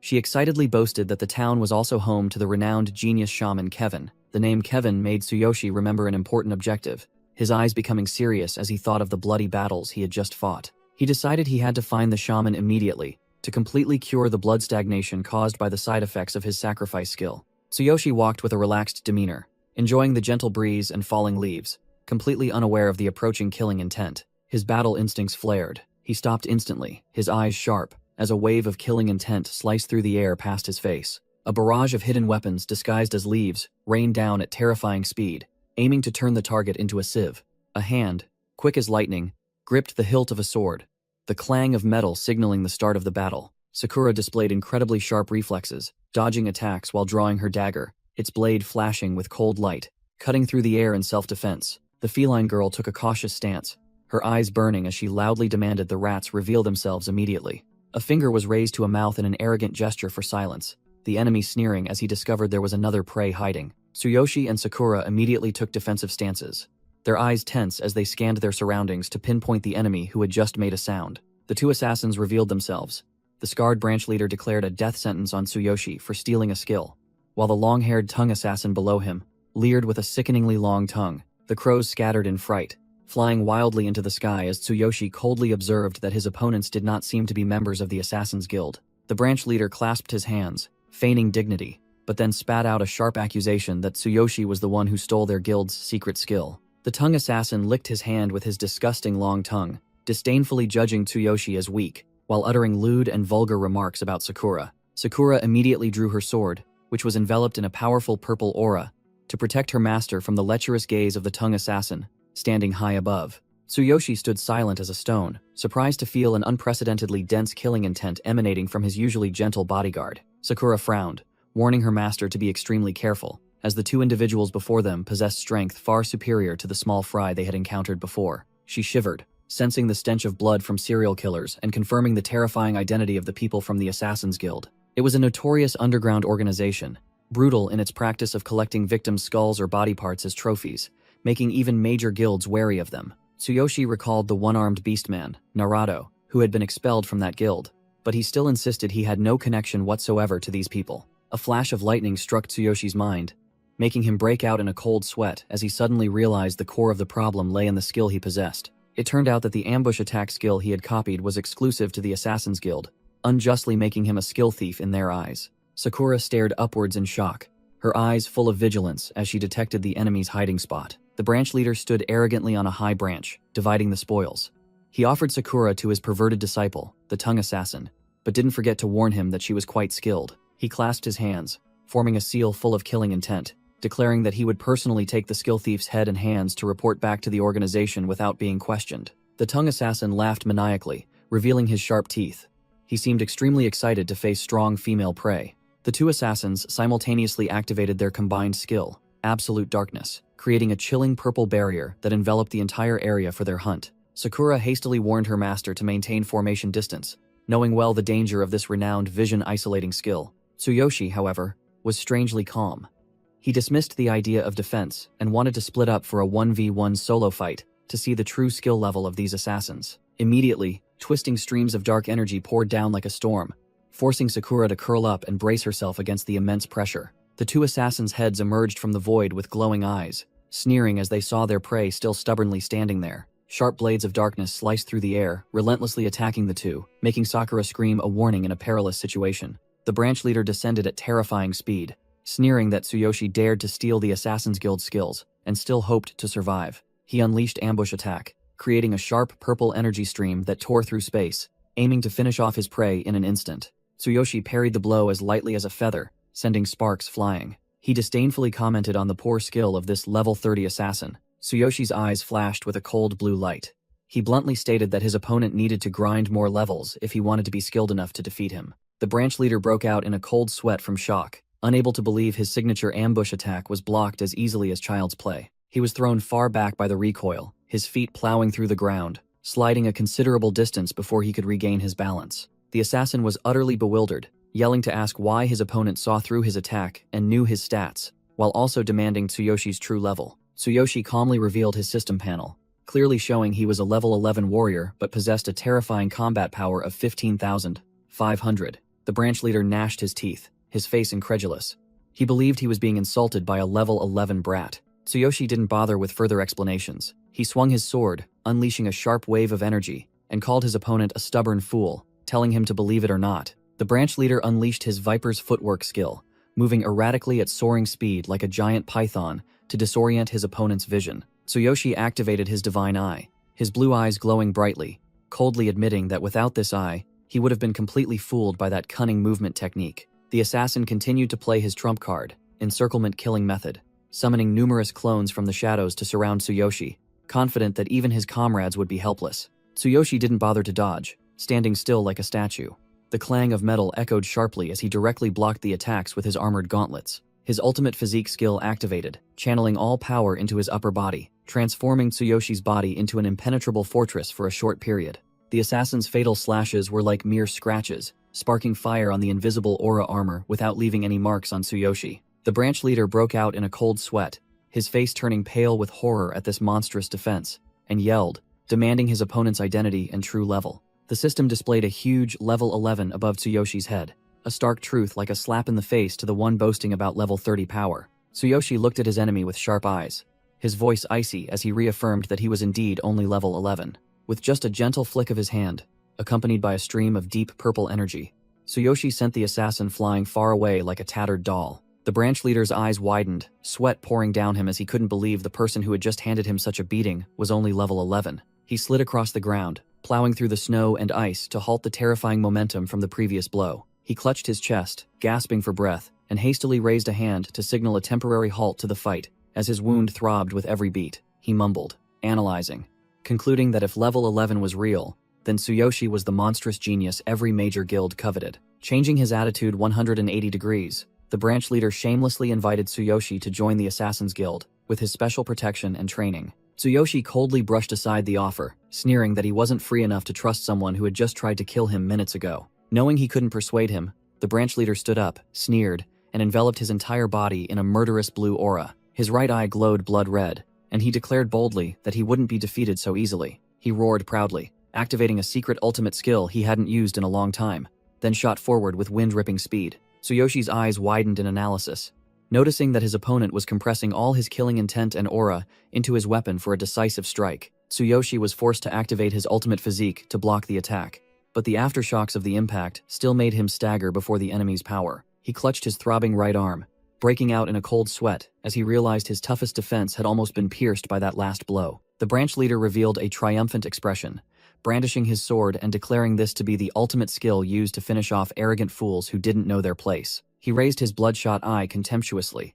asserting that the gap between level 30 and level 11 was a chasm that couldn't be bridged by ordinary skills. Killing intent filled the sky. He let out a deafening roar, then unleashed a decisive slash imbued with destructive power to send Tsuyoshi to his ancestors. Plunging from above like a meteor, the branch leader swore to crush his opponent's skull to avenge the earlier refusal. Tsuyoshi decisively recalled his ordinary weapon, his eyes blazing as he decided to go all in with his last trump card, as common items were no longer effective. Golden lightning bolts began to dance wildly on his arm, signaling an impending divine power. A dazzling aura violently erupted, making Tsuyoshi's face contort as he strained to endure the immense energy pressure. Tsuyoshi proudly summoned the Divine King's hammer in a fateful second, his combat power soaring to 15,500 to meet the attack.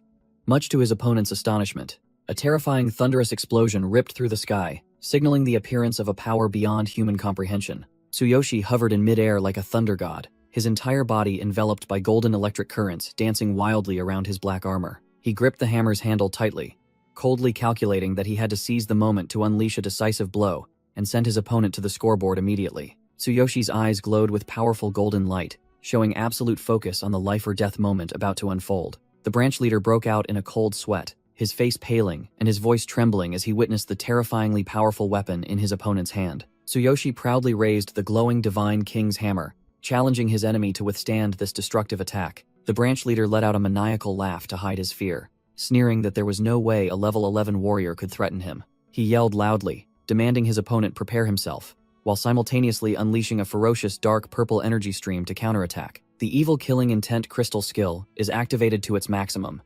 The branch leader merges his killing intent into his weapon to unleash an unstoppable, lethal finishing blow. Tsuyoshi swings the King of Thunderhammer without hesitation, concentrating all his power into a single fateful second to crush the enemy. Standing at a distance, Sakura senses the familiar surge of energy. She smiles confidently, realizing her master has just played his overpowered trump card. She breathes a sigh of relief, thinking to herself that her worries were unnecessary since the outcome of this battle was decided from the very beginning. The collision of two forces creates a deafening explosion, but Tsuyoshi's golden lightning easily tears through the darkness, completely overwhelming the enemy's weak counterattack. During the exact second the King of Thunderhammer is active, Tsuyoshi delivers a direct lightning strike, leaving the branch leader no time to react, and shattering all defensive efforts. The earth-shattering strike creates a terrifying aftershock, sweeping away all obstacles and leaving a massive crater in the ground. Thick dust and smoke rise from the explosion site, a testament to the uncontrollable destructive power just unleashed by the divine weapon. The branch leader turns pale as a ghost, stammering in disbelief that someone labeled as level 11 could possess such monstrous strength. He clutches his bleeding face,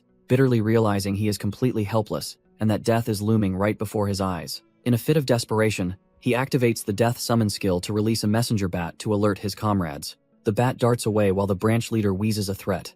If he dies, Tsuyoshi will become prey hunted by the entire Assassin's Guild to the ends of the earth. The King of Thunderhammer's duration ends immediately. The overpowered weapon loses its radiance and returns to a dormant state, causing its power to drop significantly. Tsuyoshi pants heavily, his face drenched in sweat. He realizes the hammer's destructive force has increased tremendously in proportion to his current level. The system's red alert warns that his body is in a state of extreme overload. He is forced to chug a recovery potion immediately to avoid collapsing midway. A steady pair of arms catches his crumbling body just before he falls.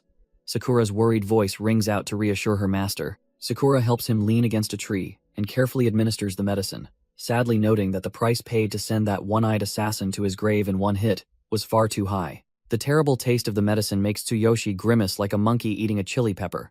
He complains about the disgusting flavor while Sakura can only laugh awkwardly. The beast woman kindly reminds her master to limit the use of this self-sacrificing move, but Tsuyoshi admits the opponent was too tough, so he had to go all out to finish it quickly. She recalls his old tall tale about a level 10 warrior taking on the whole map, asserting that with his current strength, Tsuyoshi has nothing left to fear. Tsuyoshi is surprised that his maid still remembers his random words from years ago, while Sakura smiles proudly, affirming her absolute loyalty. Tsuyoshi's gaze turns sharp as he calculates his return to the real world. He is determined to quickly clean up all the trouble here to save his sister, Karina, who is waiting anxiously. Tsuyoshi remembers his deep grudge against Mina and her boyfriend Billy, whose father is the vice boss of the Blue Snake Gang, vowing to settle the score fairly upon his return. Sakura cheers as she loots the assassin's belongings and finds 2 extremely rare grade A experience boost potions that every grinder craves. Tsuyoshi is overjoyed to hold the hot item that grants a 45% experience boost, calculating that he'll easily hit level 12 before reaching his destination. He declares that his condition is fully restored and orders Sakura to continue their leveling journey so he can see his sister Karina again soon. The two of them charge in, sweeping through a pack of level 10 fodder monsters, blocking their path like actual meat grinders. Sakura leaps to dodge an attack from a level 15 field boss with hideous tentacles flailing wildly. They happen to encounter a group of failed adventurers standing dazed in the sunset because they couldn't complete their monster hunting quest. Tsuyoshi jumps in to carry the team, unleashing a purple sword strike that finishes the level 12 monster in an instant, leaving the others wide-eyed in shock. He stands arrogantly on the boss's corpse, officially reaching level 12, with a combat power hitting the 16,000 mark, along with an overpowered skill set. As the sunset fades, it signals that the two are about to set foot in the town where the genius Kevin resides. Tsuyoshi decides to take a breather after days of grinding and leads Sakura into an inn's courtyard to find a place to recover their stamina overnight. The elf innkeeper appears with a corporate smile, enthusiastically pitching a luxury room like a literal multi-level marketing NPC. Tsuyoshi brushes off the expensive offer and requests 2 standard rooms, prioritizing budget savings over luxury. The innkeeper breaks the bad news that only 1 room is left because people are flocking here for Kevin's refining tournament in Carnio. Tsuyoshi asks blankly about this strange tournament, revealing his total ignorance of current events in the game, which causes the atmosphere to drop. The innkeeper looks at him with a judgmental gaze, breaking into a cold sweat because he can't believe an adventurer is so clueless about basic information. Sakura excitedly explains that this is a large-scale alchemy event organized by a famous shaman, where countless high-quality medicines are gathered. She had researched thoroughly and confirmed they arrived right on the opening day, making it very convenient to stroll around and buy the necessary potions for their journey. Tsuyoshi thinks this sounds like a good deal and decides to check it out later, while the impatient innkeeper urges them to quickly decide on the room before they lose their turn. He scratches his head in embarrassment and asks Sakura's opinion about sharing a room. She turns beet red, but still whispers her agreement to follow her master's arrangement. A fox beast man named Vincent appears with his hot mistress. He introduces himself as a level 15 blue shaman and arrogantly demands a premium room immediately. Seeing a VIP guest, the innkeeper's attitude flips 180 degrees. He bows subserviently and intends to hand over the room that was just settled to the newcomer. Tsuyoshi doesn't even spare a glance at the show-offs. He coldly orders the innkeeper to lead the way to the room as agreed. Seeing the fox try to cut in, Tsuyoshi casually reaches out to block him and reminds him about the culture of waiting in line. Vincent nhìn anh múa vuốt, dọa nạt chủ quán và khẳng định căn phòng cuối cùng này chắc chắn phải thuộc về hắn vì cái danh hảo. The innkeeper nods frantically at Vincent, while Sakura gently but firmly reiterates that their side arrived first. The innkeeper breaks into a cold sweat, hurriedly explaining to Tsuyoshi that this man is the direct disciple of the legendary genius Kevin. He warns that even level 30 adventurers have to show Vincent some respect, advising Tsuyoshi not to be foolish enough to cause trouble. The purple-haired mistress takes advantage of the situation, clinging to Vincent and mocking the Tsuyoshi group's lack of knowledge. Tsuyoshi isn't swayed in the slightest. He bluntly declares the room is his and proceeds to physically suppress the insolent fox, leaving everyone stunned. Vincent sneers arrogantly, using his status as Kevin's disciple to intimidate them, and threatening to ban Tsuyoshi's group from this city forever. Tsuyoshi doesn't bother arguing. He grabs the loud-mouthed fox by the collar and growls out his previous warning again. Ignoring Vincent's shouting, Tsuyoshi yells, "So what?" and flings the noble shaman away like a bag of trash. Vincent falls pathetically on his backside, causing his purple-haired girlfriend to rush over in a panic to help him, while the innkeeper stands frozen at the sight of a VIP being assaulted. The fox screams in a rage, gnashing his teeth and vowing to make Tsuyoshi regret ever touching a hair on his body. Tsuyoshi completely ignores the loser barking behind him, coldly ordering the trembling innkeeper to lead them to their room immediately. Vincent glares at his enemy's back with spiteful eyes, bitterly swearing that he will make that insolent country bumpkin pay a heavy price. Sakura worriedly asks about his status as Kevin's disciple, but Tsuyoshi asserts that he only respects those who know their place and isn't afraid of anyone. Tsuyoshi's eyes burn with determination. He declares he doesn't give a damn who his master is because he's sick of having to bow his head and endure like in the past. Sakura gazes blankly at her master's back, silently wondering and feeling curious about the dark past he just accidentally mentioned. A silent night envelops the house under the bright, clear moonlight, signaling a rare moment of calm after the battles. Tsuyoshi, in his black armor, activates the Boundless Passage skill, his mind turning toward Karina with a firm promise that he will return soon. Space is torn apart by a brilliant golden energy vortex, pulling his body inside. He lands with a thud in his familiar, dusty tank top, softly announcing that he has returned home safely. Tsuyoshi breathed a sigh of relief, seeing Karina still sound asleep in the hospital bed, undisturbed by the recent noise. His little sister lay curled up under the blanket, deeply immersed in peaceful sleep under the dim light.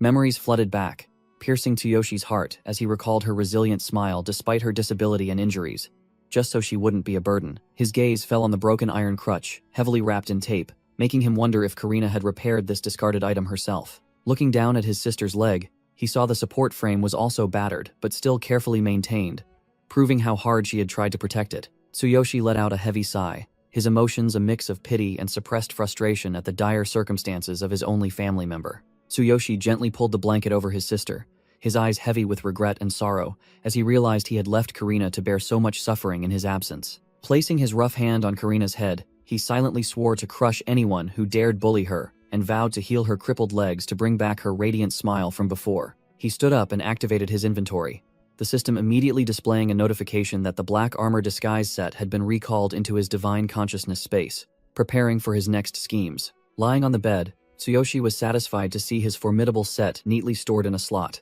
feeling absolute peace of mind having his powerful gear with him, even at home. Under the cold moonlight covering the dilapidated apartment complex, he looked out the window with sharp eyes, determined to purge every single problem starting tonight. The next morning, the clatter of iron crutches echoed.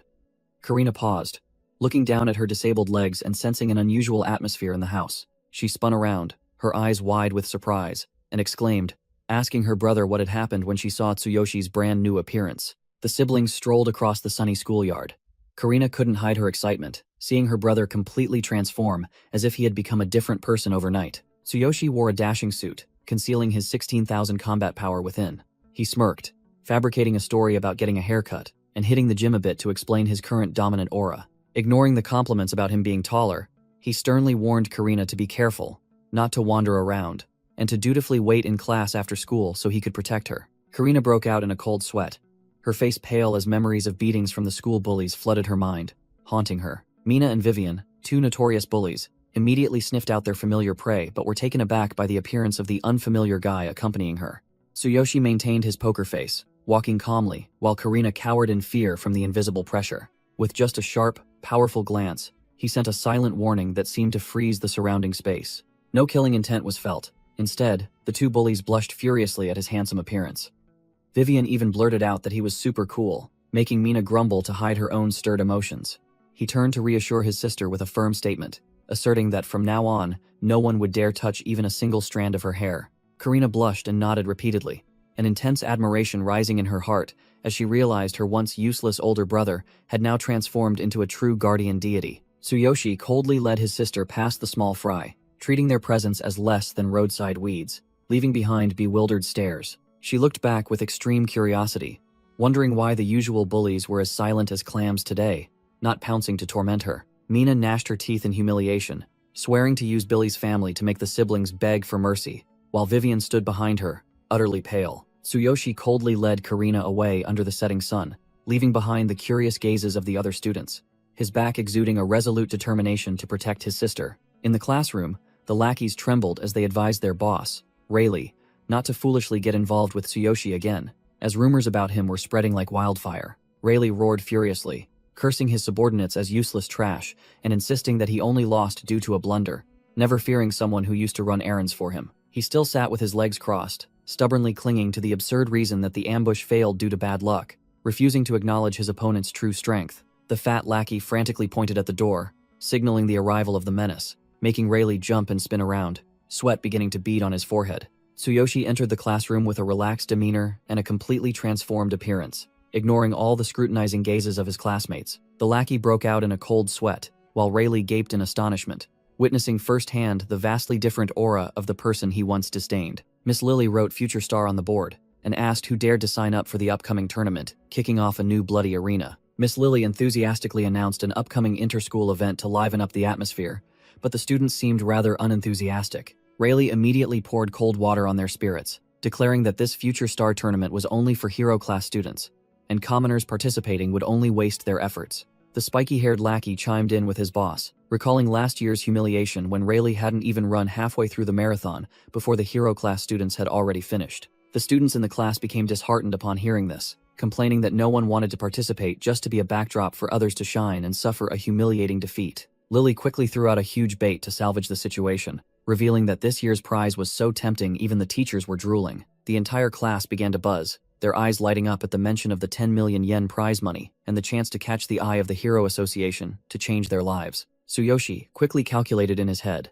This amount was more than enough to pay off the exorbitant 600,000 yen debt to the Blue Snake Gang and move Karina to a fancy apartment with an elevator. He flashed a calculating smile, determined to win the entire 10 million yen prize, as money in this world held more practical value than piles of gold in the other world. While Tsuyoshi was mentally geared up to hunt for the prize money, Rayleigh still sprawled on his desk, continuing to spread the defeatist idea that commoners stood no chance against geniuses. His classmates clamored to back out, firmly asserting that participating in this tournament would only make them cannon fodder for the hero class students, with no chance of winning. Amidst the atmosphere reeking of defeat and dejection, a hand suddenly shot up, interrupting the negative thoughts of the entire group. Tsuyoshi stood up with a cold expression, concisely declaring that he would participate, making the nearby lackey jump in surprise. Rayleigh laughed triumphantly, sarcastically remarking that Tsuyoshi was still delusional about his strength and shouldn't think that one lucky win was enough to contend with professionals. He continued to belittle Tsuyoshi in front of the whole class, asking if he had lost his mind to dream so wildly of competing against other schools. Miss Lily couldn't hide the worry on her face, having to ask again to confirm if her cherished student was truly serious. Tsuyoshi calmly twirled a pen in his hand, confirming his registration, ignoring the whispers and gossip of the lackeys that he would soon regret it. His eyes glowed golden with intense pressure. Tsuyoshi turned to directly challenge Rayleigh, stating that if he lost, the bully could do whatever he wanted, but if he won, they all had to shut their mouths and drop that arrogant attitude, leaving Rayleigh's group speechless and sweating profusely under his overwhelming aura. Rayleigh slammed his hand on the desk, accepting the bet, boasting loudly that the entire class would witness Tsuyoshi's self-destruction. Tsuyoshi turned his back and walked away proudly, leaving a sarcastic remark that made his opponent furious. Miss Lily immediately restored order, finalized the registrations, and announced the mandatory ability test for this afternoon. Tsuyoshi paused for a beat when he heard about the test, but maintained a calm demeanor as he accepted the task. He stopped by the classroom to tell Karina to wait for him as he would be late, while his little sister cheerfully cheered her brother on with all her might. The female students around them quickly changed their tune, blushing and gossiping about Tsuyoshi's handsome appearance and unexpectedly cool aura. Tsuyoshi waved goodbye in a stylish manner, leaving his sister waving at his steady back. Immediately, her female friends crowded around Karina to extract personal information about her perfect older brother. In the corner of the classroom, Mina and Vivian watched the scene with envious eyes. Mina quickly tattled about this to her boyfriend, Billy, to prepare for a confrontation. Billy messaged back, full of resentment. He boasted that his father had wide connections and would call hero class students from other schools to teach Tsuyoshi a lesson he'd never forget. Mina groaned with delight as she read the message, a malicious smile spreading across her lips, and a sharp glint in her eyes as she imagined her enemy being utterly crushed. The Wickish woman and Vivian turned to threaten Karina, declaring that after they dealt with her brother, the disabled sister shouldn't expect to live in peace for the rest of her days. In his office, the cunning principal was rambling on about the importance of the Future Star event, which was essentially a display of power to secure sponsorship money. He set an ambitious goal of having at least one student make it into the top 5 to ensure the school's funding wouldn't be cut, considering this a vital mission. The principal finalized the regulations with the vice headmaster, mandating the participation of the entire hero class while allowing regular students to register voluntarily, as he had no expectations. The vice headmaster sighed in relief, believing that the weak regular students knew their place, and none would dare to risk registering for the competition just to be a laughingstock. While the principal reminded them to prepare thoroughly for the arrival of the association's representatives, the vice headmaster suddenly broke out in a cold sweat upon discovering an unexpected variable. The vice headmaster tremblingly looked at the list and stammered that Tsuyoshi Tsukishiro from the regular class had boldly registered to participate, causing the atmosphere to become tense.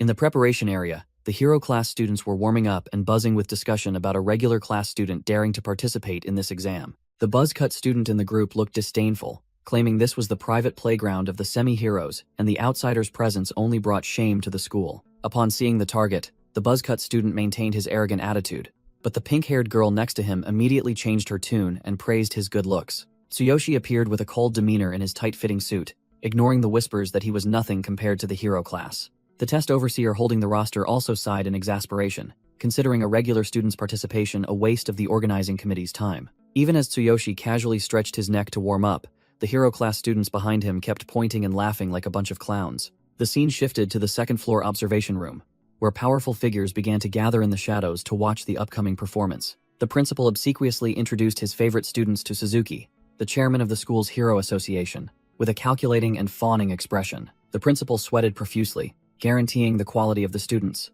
while Suzuki coldly waited for the results to appear on the large screen. Not wanting to hear any more empty words, Suzuki ordered the test to begin immediately, causing the principal to hastily comply. The test overseer received a directive message from the vice headmaster, with a dejected expression, as if he had to work unpaid overtime. He cleared his throat and ordered the test to begin, instructing the students to form teams as planned and enter the simulation machines immediately. He pointed at the 3 machines, casually explaining that this was a D-rank test simulating a low-level dungeon, enough for these small fry to pass if they scored 60 points. Tsuyoshi calmly raised his hand amidst the crowd, casually reporting that he knew nothing about forming teams, only that it was time for the test. The test overseer scratched his head in exasperation, considering Tsuyoshi useless, and bluntly told him to take the test last and alone, so he wouldn't get in anyone else's way. Tsuyoshi smirked and accepted the challenge, his eyes sharp and cold, as he was already too used to single-handedly tearing through the other world. The hero class students took the opportunity to mock, betting on how long this regular student would last,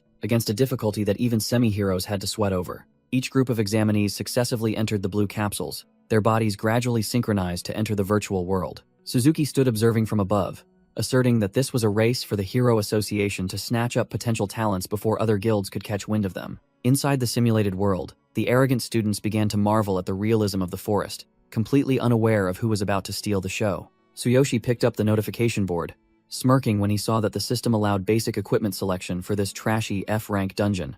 A nervous rookie in shoddy iron armor had just loaded into the map and was trembling, calling out to his teammates to be careful every step of the way to earn enough 60 points to pass. A while later, the students emerged from the capsules, staggering like zombies, looking pathetically exhausted after the trivial test. The scoreboard showed a score of 72 points for the 5-person team after a full 24 minutes.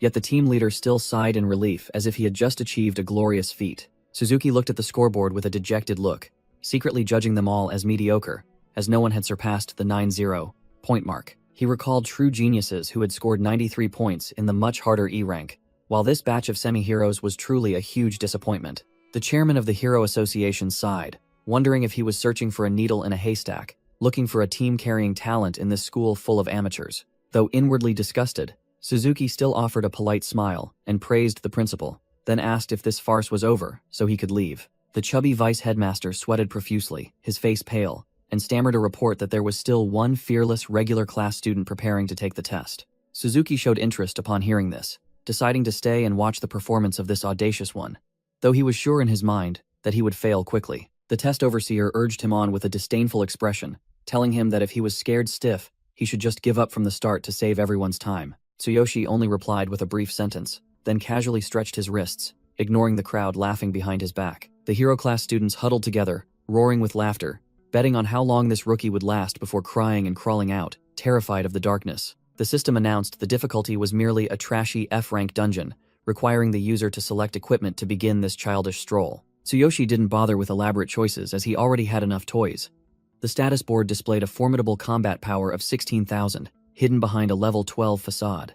A gust of wind shrieked, tearing through space as he began to move at a speed that ordinary eyes could not follow. 2. Level 1 dark rabbits charged to attack, but in Tsuyoshi's eyes, they were just slow stuffed animals from a test for kindergartners. He swung his purple energy sword, creating sharp slashes, deciding to clear this trash in an instant so he could go back to his sister Karina. The simulation room shook violently as his overwhelming attack exploded, blowing everything in its path to dust. Before the dust could settle, Tsuyoshi stood tall amidst the empty battlefield, his eyes cold, as if he had just taken a stroll without breaking a sweat. Tsuyoshi stood tall before the corpse of the level 3 Dark Rabbit boss, whom he had just sent to the afterlife, secretly complaining that this 6-minute warm-up was too easy and boring. The system reported an error because his power exceeded the standard, automatically activating the D-rank simulation test, making Tsuyoshi sigh in exasperation, as he just wanted to pass and be done with it. The screen glowed red, announcing that the D-rank dungeon was ready to welcome this arrogant challenger to begin a new round of testing. Tsuyoshi stepped into the glowing red teleportation gate with a calm demeanor,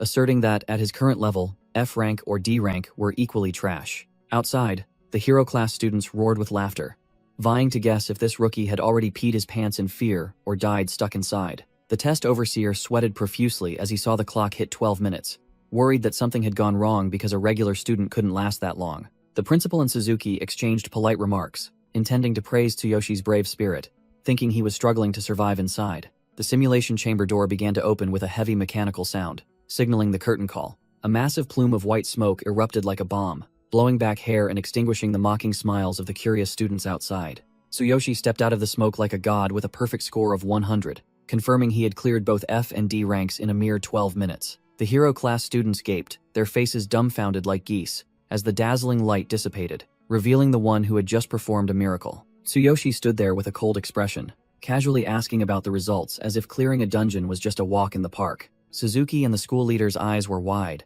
sweating profusely, when they realized this regular student was no ordinary person. The supervising teacher trembled as he looked at the dazzling 100-point display, stammering, unable to believe his eyes because this was unbelievable. The buzz-cut hero class student shouted in extreme bitterness, pointing and asserting that there was no way an unknown person could solo a D-class challenge. Tsuyoshi didn't bother with the score or the noisy crowd. He adjusted his sleeve and turned to leave to make it in time to pick up his sister. A call stopped Tsuyoshi in his tracks. He turned his head with a cold, questioning expression, wondering who dared to bother him. Suzuki tried to suppress his astonishment, forced a smile, and asked for confirmation if it was true that he had just cleared both test ranks, and received a nonchalant nod. The leaders whispered amongst themselves, their faces pale, extremely bewildered because the system had automatically activated a harder difficulty. Yet this young man had still crushed it in 12 minutes. Suzuki narrowed his eyes, full of doubt, deciding to ask a final question to verify credibility. Tsuyoshi, can you tell me what the final boss of the D-rank test was? Tsuyoshi casually replied that the boss was just a weak level 6 Dark Wolf boss that would disappear after a few slashes, then asked to leave quickly to pick up his sister. The test overseer sweated profusely, his voice trembling as he asked again if Tsuyoshi was just bragging about that fictional achievement. Suzuki interrupted the doubt, signaling Tsuyoshi to leave to fulfill his duty as an exemplary older brother. Tsuyoshi uttered a brief thank you with a cold expression, then turned and walked away without hesitation. The test overseer was extremely bewildered, turning to ask Suzuki if there was any problem with the test results that he would let the person go so easily. Suzuki ordered his subordinates to enter Tsuyoshi's name into the upcoming tournament, and to seal all information about today's record. Suzuki monologued, affirming that Tsuyoshi was the real deal, because he knew the exact identity of the boss, recognizing him as a monster who broke all records. While Suzuki plotted to recruit this genius into the Hero Association, Tsuyoshi walked with an imposing aura, his combat power display shining brightly at 16,000. Time skipped to the opening day of the Future Star Tournament, and the school was bustling with banners and slogans everywhere. The top school students appeared with arrogant expressions, making the surrounding small fry fearful, believing that the top 5 spots were already decided for these strong individuals. The blaring loudspeaker urged the contestants to quickly complete their registration procedures before entering the deadly arena. Tsuyoshi calmly registered as a regular class student, dumbfounding the registration staff, while his status board silently displayed a terrifying combat power of 16,000. The registration staff looked at Tsuyoshi with pity, offering empty advice not to push himself too hard and end up dead, as the hero class students were no joke. The magnificent stadium appeared under a shower of confetti, about to become the stage where the strong would display their power and the weak would be eliminated. The chubby vice headmaster broke out in a sweat, hastily informing the principal that the influential Suzuki had personally arrived. Suzuki walked with the air of a superior, not bothering with the meager reception, only focusing on asking if enough regular class students had registered. Hearing the vice headmaster meekly report that everything was done, Suzuki merely smirked, satisfied that his delicious prey was within his sights. Suzuki watched the students warming up in the distance, calculating in his mind, determined to monopolize the genius Tsuyoshi before the major guilds caught wind of him. The principal tried to maintain a calm expression, ordered the opening ceremony to begin, and reminded his subordinates not to make any ceremonial mistakes. The vice headmaster whispered bad news into his ear. The two rival schools had unleashed their strongest monsters this year, making the principal turn pale upon hearing it. The principal broke out in a sweat, bitterly admitting that his school always came in last every year, and this year there would likely be no miracle to salvage their honor. The test overseer sighed in resignation, giving up with a defeatist mindset that simply trying their best, in the way of the weak, was enough. The loudspeaker announced that the practical combat test had officially begun, inviting contestants to proceed to the area where the state-of-the-art power measuring machine was located. The trainees in black bodysuits lined up, waiting, as a tense atmosphere enveloped those about to step onto the testing platform. Tsuyoshi frowned in annoyance, wondering why they weren't just fighting in the tournament directly, instead of wasting time with these tedious tests. The system explained the rules, requiring optimal movements to generate the greatest destructive force, while asserting that machines would never lie. A Sawahira student stepped out with an arrogant expression, confident that he would crush this power measuring machine to intimidate the other schools. He tensed his body, concentrating intensely, pouring all his strength into his fist, sweat beading on his forehead as he prepared to unleash his decisive blow. The student delivered a powerful punch to the sensor pad, creating a whistling gust of wind that drew the spectators' attention to his force. The scoreboard immediately displayed 72 for physique and 74 for strength.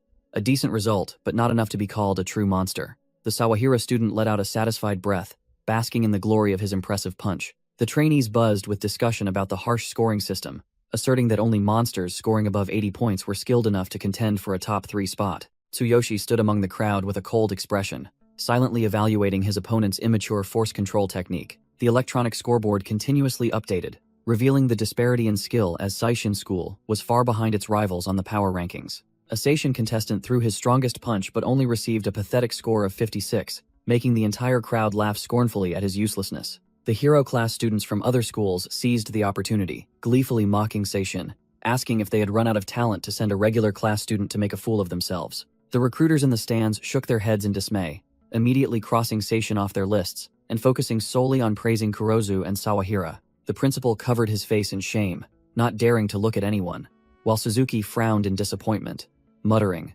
hoping for Tsuyoshi to salvage their honor. Rayleigh guffawed in the stands as if it were harvest season, seeing his school humiliated. Ignoring his lackeys who were peering around, searching for Tsuyoshi's figure, Karina sat lost amidst the noisy crowd, her anxious gaze directed towards the arena as she softly called her brother's name. Mina sneered maliciously, confidently asserting to Karina that her brother Tsuyoshi would only be a burden, bringing shame to the entire school before the formidable rivals. Despite the gossip, Karina resolutely stood up and shouted loudly that she absolutely trusted her incredible brother.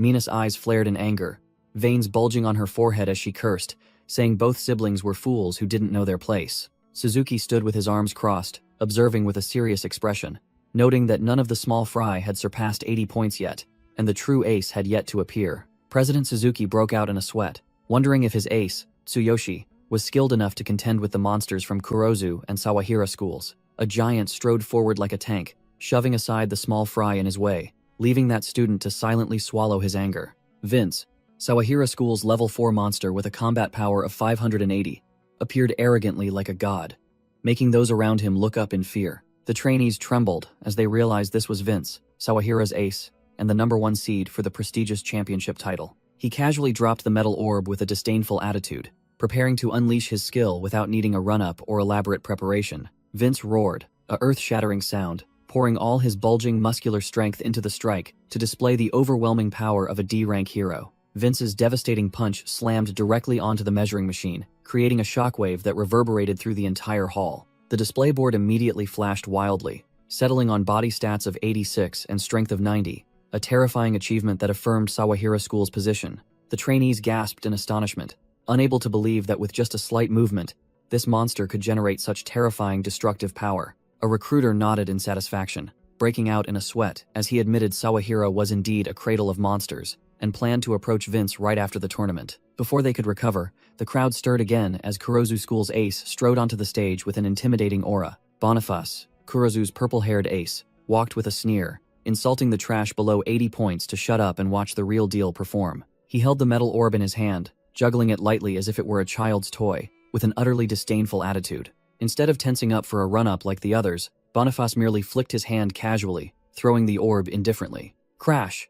The seemingly effortless throw created a terrifying impact, and the scoreboard displayed 89 and 92, directly kicking Vince's achievement down to second place. The crowd went wild, witnessing a completely superior level of skill, certain that this year's championship title was firmly in the hands of Kurozu School's monster. The blonde recruiter nodded in satisfaction at Boniface's overwhelming potential, sealing the deal to absolutely recruit this Kurozu School monster to his team right after the tournament. Boniface swept past Vince with a sharp gaze, leaving the former champion rooted to the spot.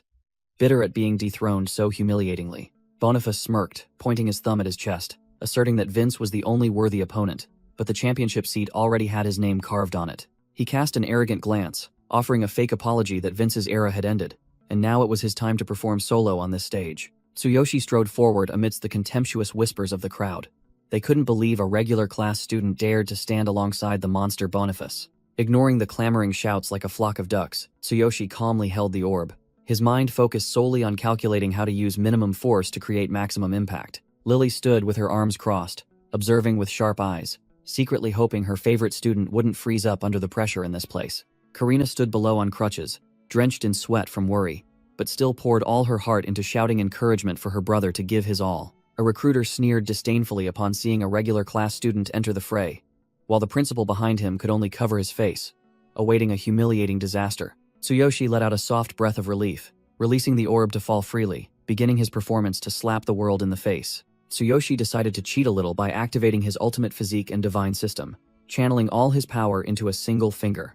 With just a gentle flick of his finger, buffed to 600% power, he created a terrifying kinetic explosion at the point of contact. A blue energy surge exploded like an atomic bomb, creating immense wind pressure that blew away the curious crowd standing nearby. From Boniface, Vince, and Miss Lily to the recruiters, everyone's mouths hung open, eyes wide, faces distorted by the immense shock. The electronic scoreboard wildly flashed numbers, immediately hitting the maximum threshold of 100 points for both physical stats and strength. The poor machine couldn't handle the heat, exploding into pieces and displaying 2 question marks, unable to measure the overwhelming power of this monster. Tsuyoshi stood looking at his smoking finger, sweating profusely as he realized he had accidentally overdone the destruction compared to his plan. The unfortunate sphere was kicked straight into the atmosphere, while the culprit only worried about his wallet disappearing due to compensation for damages. The unidentified flying object landed on the grass, smoking profusely, completely deformed as if a meteorite had just fallen to Earth. The recruiters were in extreme panic, disbelieving their eyes and starting to shout,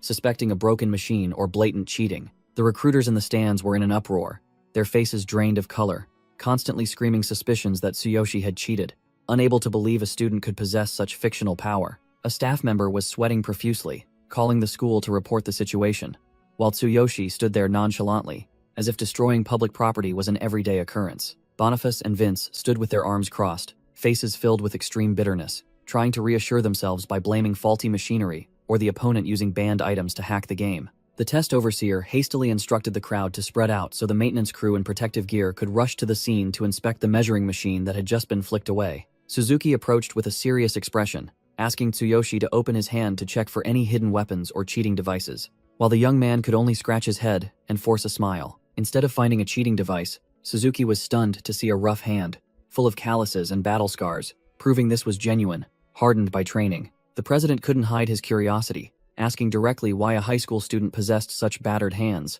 as if he had toiled on battlefields for decades. Tsuyoshi nonchalantly fabricated a highly convincing reason, claiming he had been working as a porter and doing manual labor for the past 10 years to make ends meet. Suzuki froze for a moment, his face full of question marks, his brain temporarily stalled by the monster's incredibly mundane answer.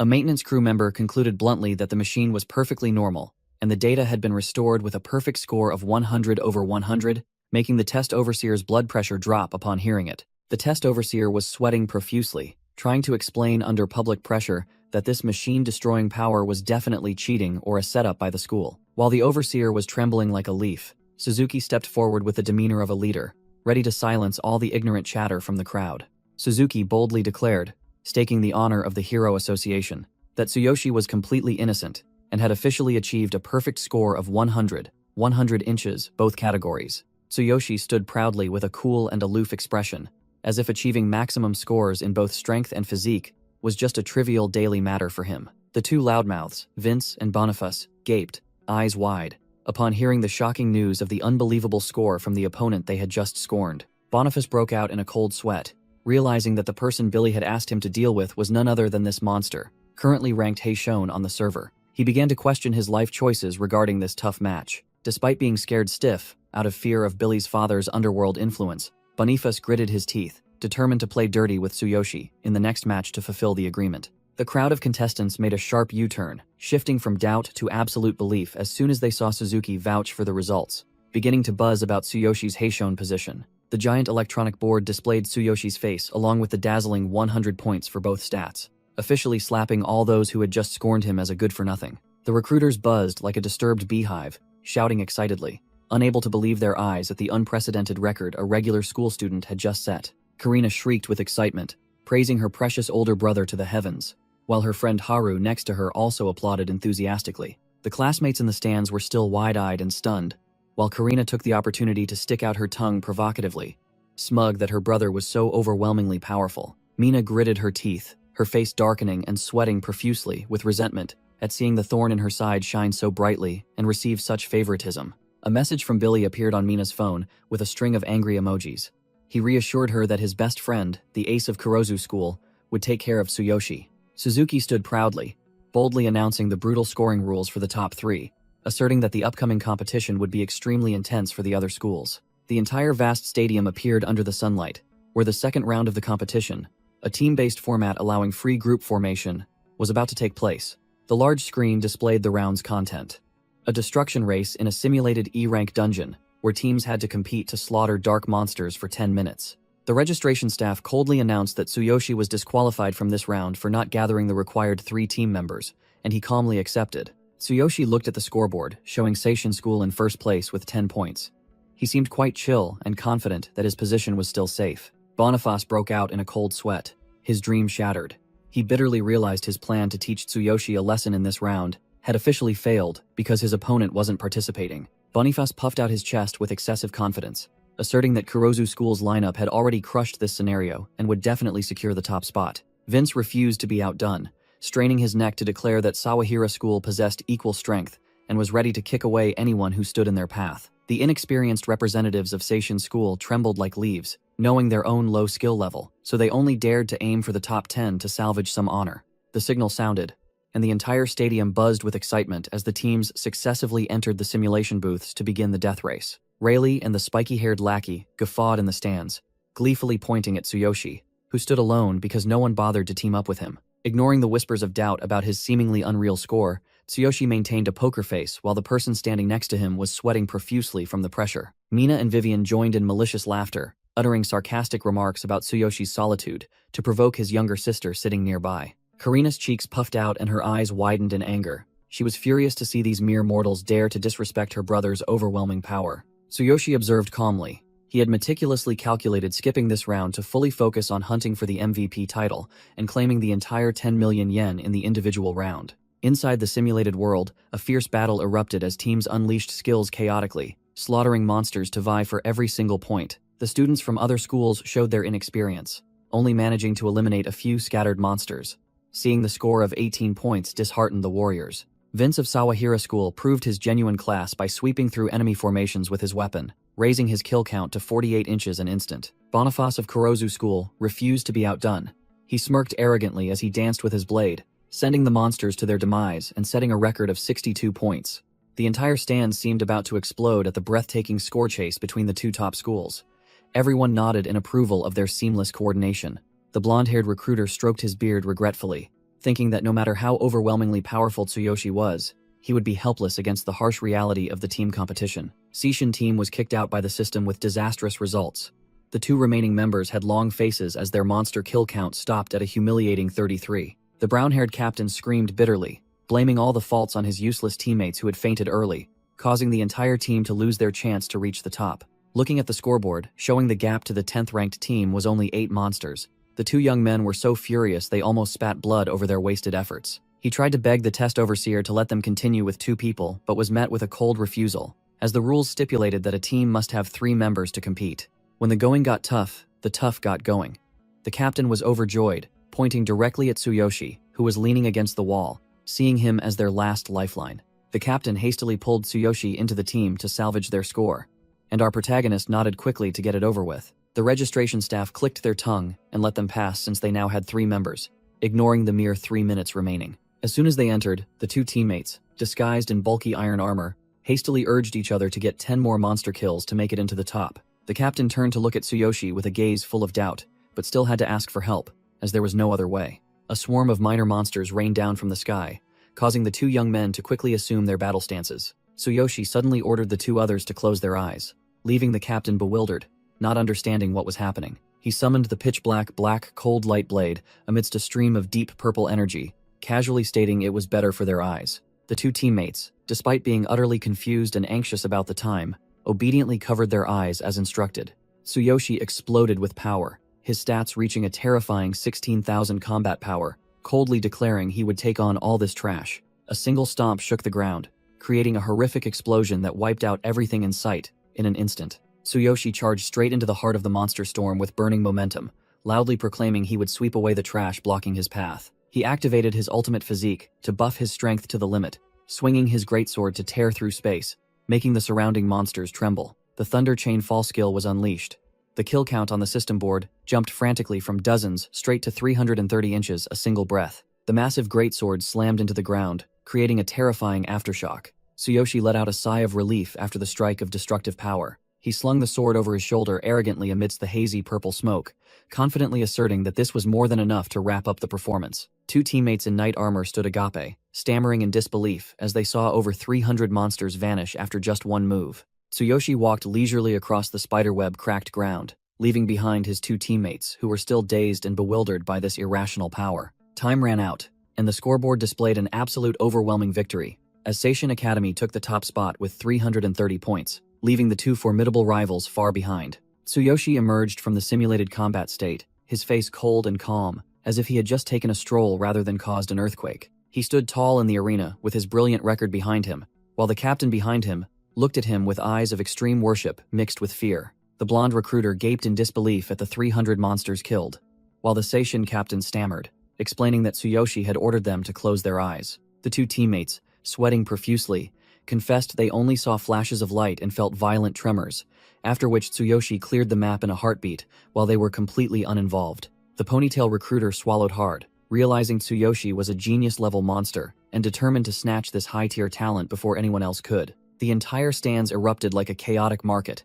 The jealous crowd roared for justice, refusing to believe a three-person team could achieve such an irrational miracle without hacking. A group of judges from the school alliance stepped out with grim faces, demanding a data review due to suspicions of blatant cheating in the results. The principal laughed nervously in a panic, sweat pouring down like a stream, but he tried to remain firm, inviting them to check freely to prove their innocence. The crowd below gloated, waiting for the show, certain that Tsuyoshi had played tricks and hoping for a shocking scandal to bring down the one who had just shined. Mina flashed her familiar wicked smile, turning to taunt Karina, saying her precious older brother must have cheated to get that score. Karina puffed her cheeks and glared, angrily shouting back at the loudmouths to defend her brother's honor, asserting he would never do something so cowardly. The air was as tense as a bowstring as the judges began reviewing the data, while the blonde recruiter impatiently asked for the results from the official named Ukata.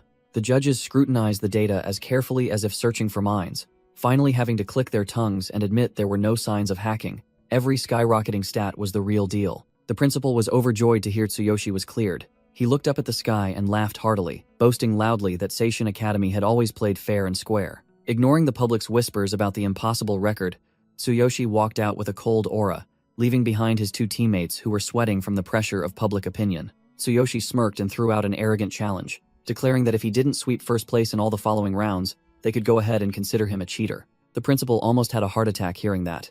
He hurriedly tried to restrain his precious student's arrogance, fearing the stakes were too high. Boniface and Vince jumped in to mock him. Relying on their status as D-rank heroes, they looked down on Tsuyoshi, thinking he was just a loudmouth with no substance. Boniface acted disappointed at being overshadowed, sneering that he loved tormenting overconfident people like Tsuyoshi to show them the harsh reality of life. The judge saw a golden opportunity and closed the deal immediately, threatening that if Tsuyoshi failed to take first place in any subject, he would be permanently branded a cheater. Tsuyoshi raised his hand in a decisive gesture of agreement, his sharp gaze showing no hesitation, as if victory was already in his grasp. While Boniface performed a long jump with ease, Tsuyoshi activated his ultimate physique to strengthen his legs, stomping hard on the ground to create a terrifying tremor. Tsuyoshi landed with an earth-shattering impact that blew his opponents away, easily taking first place in the long jump with an unstoppable, domineering style. Moving to the sprint, he hit godlike speed with glowing eyes, leaving the small fry behind in his dust as he continued to assert his absolute dominance.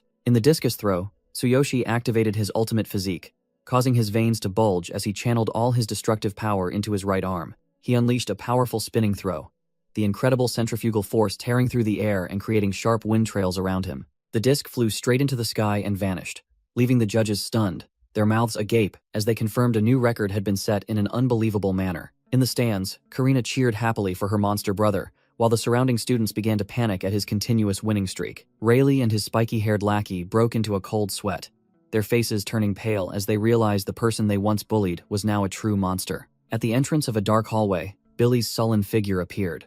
Observing the situation with a resentful and calculating expression, Billy furiously read a distress message from Boniface. Realizing the plan to discredit Tsuyoshi was falling apart, and deciding he couldn't sit idly by while he caused more chaos. On the field, the two D-rank hero prides, Boniface and Vince, were out of breath, desperately admitting the terrifyingly overwhelming power of the Seishin monster. The loser's hand trembled as he gripped his phone, drenched in sweat because all their dirty schemes were on the brink of failure. Billy gnashed his teeth, sweating profusely, as he realized he was forced to intervene violently to stop Tsuyoshi's unstoppable winning streak. While Boniface was exhausted and wanted to give up, Vince still tried to persist, deluding himself into thinking he could win fairly in the final round.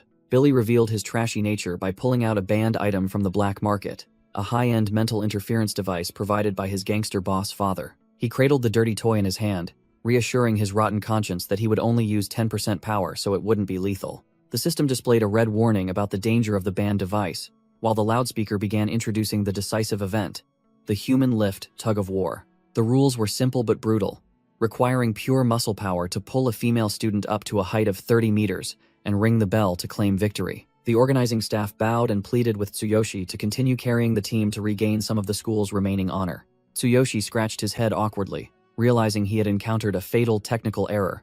He had no female partner because his sister Karina's legs prevented her from participating. The panicked staff member made calls everywhere and announced over the loudspeaker, searching for any female student brave enough to pair with the monster to save the situation. While the crowd was still whispering, a shy female student wanted to help, but was too afraid to stand up due to public pressure. Karina, despite her paralyzed legs, shouted that she wanted to participate, but Haru immediately held her back in a panic, saying it was too dangerous.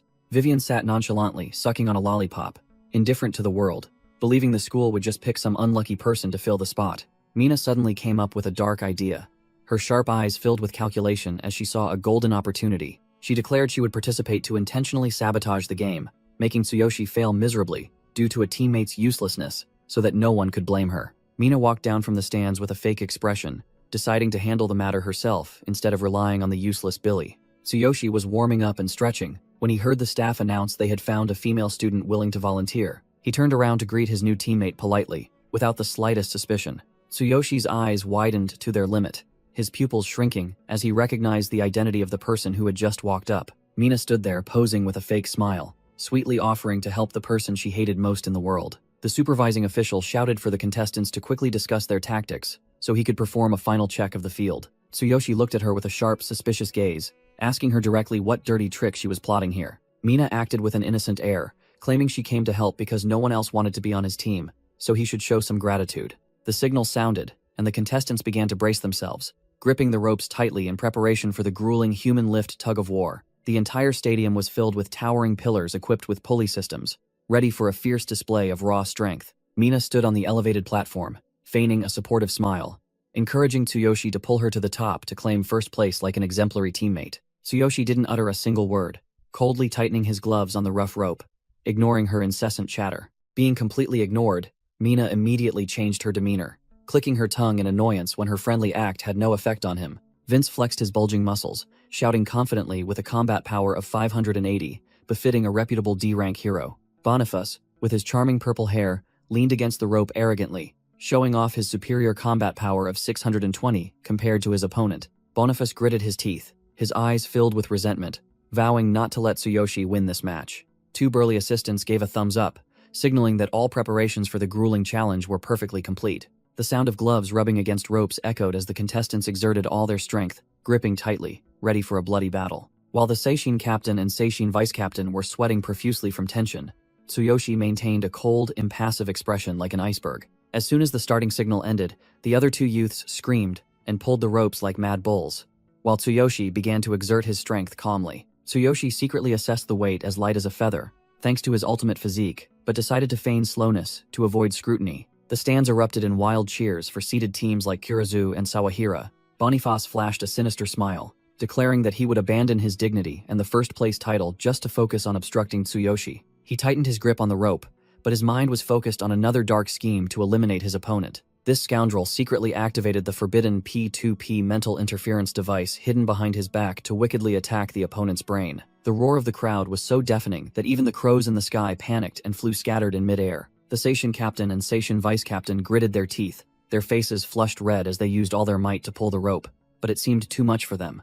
Vince pulled the rope with one hand while laughing heartily, looking up at the sky and disdainfully mocking the weak opponents around him. Mina perched precariously on the iron cage being pulled high, feigning encouragement for her teammate while her mind was plotting. Tsuyoshi secretly activated his ultimate physique, pumping power into his hands, causing his veins to bulge beneath his gloves. He maintained a poker face, planning to keep a steady pace to overtake everyone at the decisive moment. Mina looked down with sharp eyes, trying to suppress her annoyance to maintain her facade of a sweet, innocent girl. Unable to keep up the act any longer, her face darkened with a ruthless gaze, deciding to play her hand.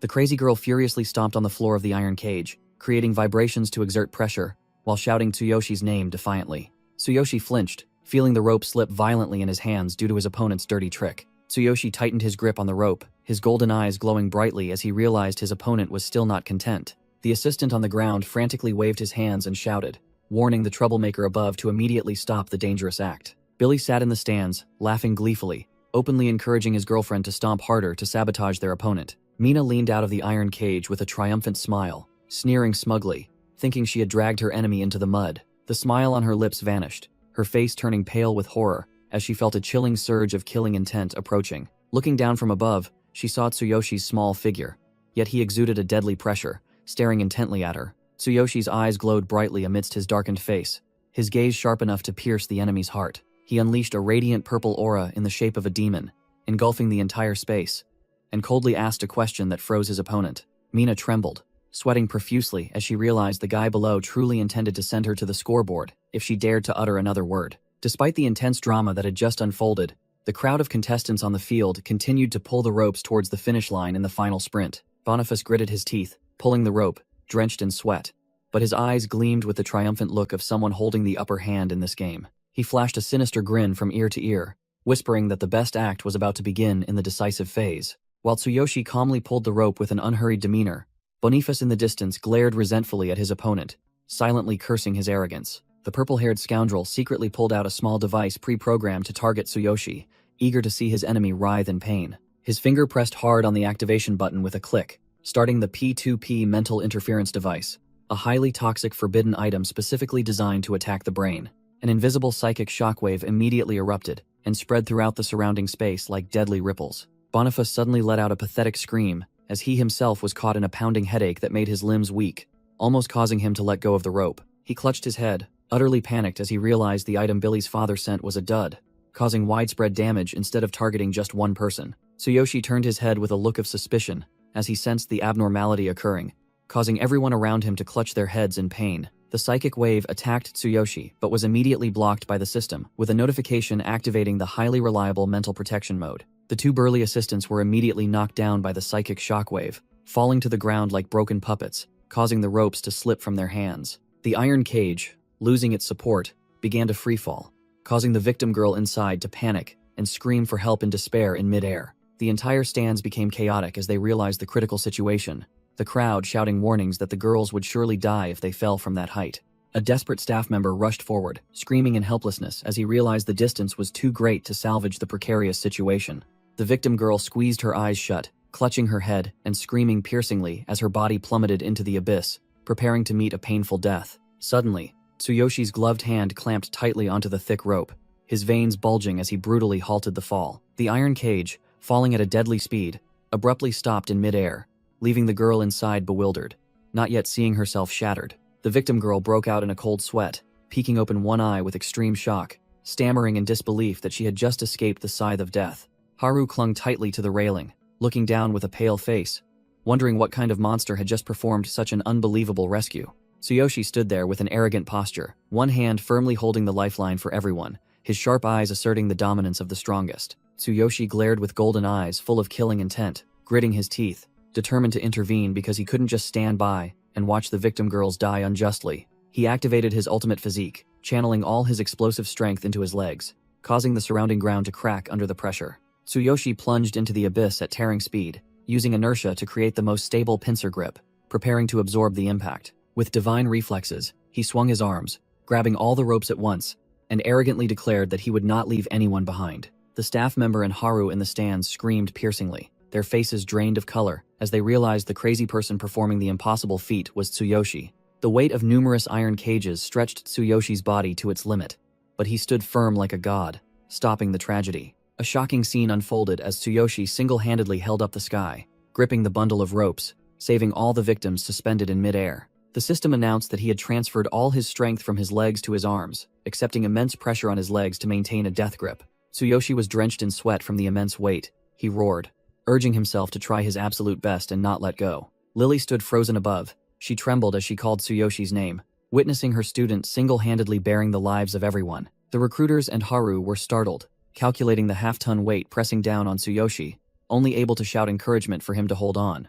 Tsuyoshi let out a heart-wrenching roar, his eyes blazing as all his muscles tensed to resist the terrifying weight that threatened to crush him. His tattered gloves rubbed against the smoking ropes. Every fiber of muscle in his hands felt like it would explode from the overwhelming physical pressure. Suzuki stood frozen, sweating profusely as he realized Tsuyoshi was a legendary talent who absolutely had to be recruited into the elite team. The maintenance crew finally came to their senses, shouting to each other as they rushed onto the arena to help shoulder the chaotic mess. Tsuyoshi collapsed, panting, while the staff members hastily divided up, grabbing each rope to relieve him of the weight. The maintenance crew put all their strength into pulling the ropes taut, trying to stabilize the suspended iron cages in Tsuyoshi's place. A dark figure suddenly sprang up. Tsuyoshi snatched the rope from the staff member's hand and declared he would hold it himself. The maintenance worker stared in astonishment, trembling as he asked if Tsuyoshi was crazy for refusing to rest after such a life-or-death performance. Tsuyoshi clenched his hands, his gaze firm as he asserted that the race wasn't over and he was determined to claim the top spot in every category. Lily stood on the railing, looking down with a dazed expression, sweat pouring as she wondered if he intended to continue competing with that battered body. The teacher's eyes widened in astonishment, her face flushing as she had to admit that this student's fighting spirit was truly extraordinary. Tsuyoshi gritted his teeth, enduring the flesh-tearing pain as the system warned his muscles had reached their limit. But he refused to let go, aiming for first place. Haru clasped her hands in prayer and cheered her brother on with all her might, ignoring the men in suits around her who were stunned into silence. The entire arena erupted with resounding cheers, chanting Tsuyoshi's name in unison and urging him towards victory. He gasped for heavy breaths, sweat pouring down him as his body strained under physical pressure beyond human endurance. Tsuyoshi poured his last remaining strength into his hands, pulling the rope down with a decisive and powerful motion to conclude the performance.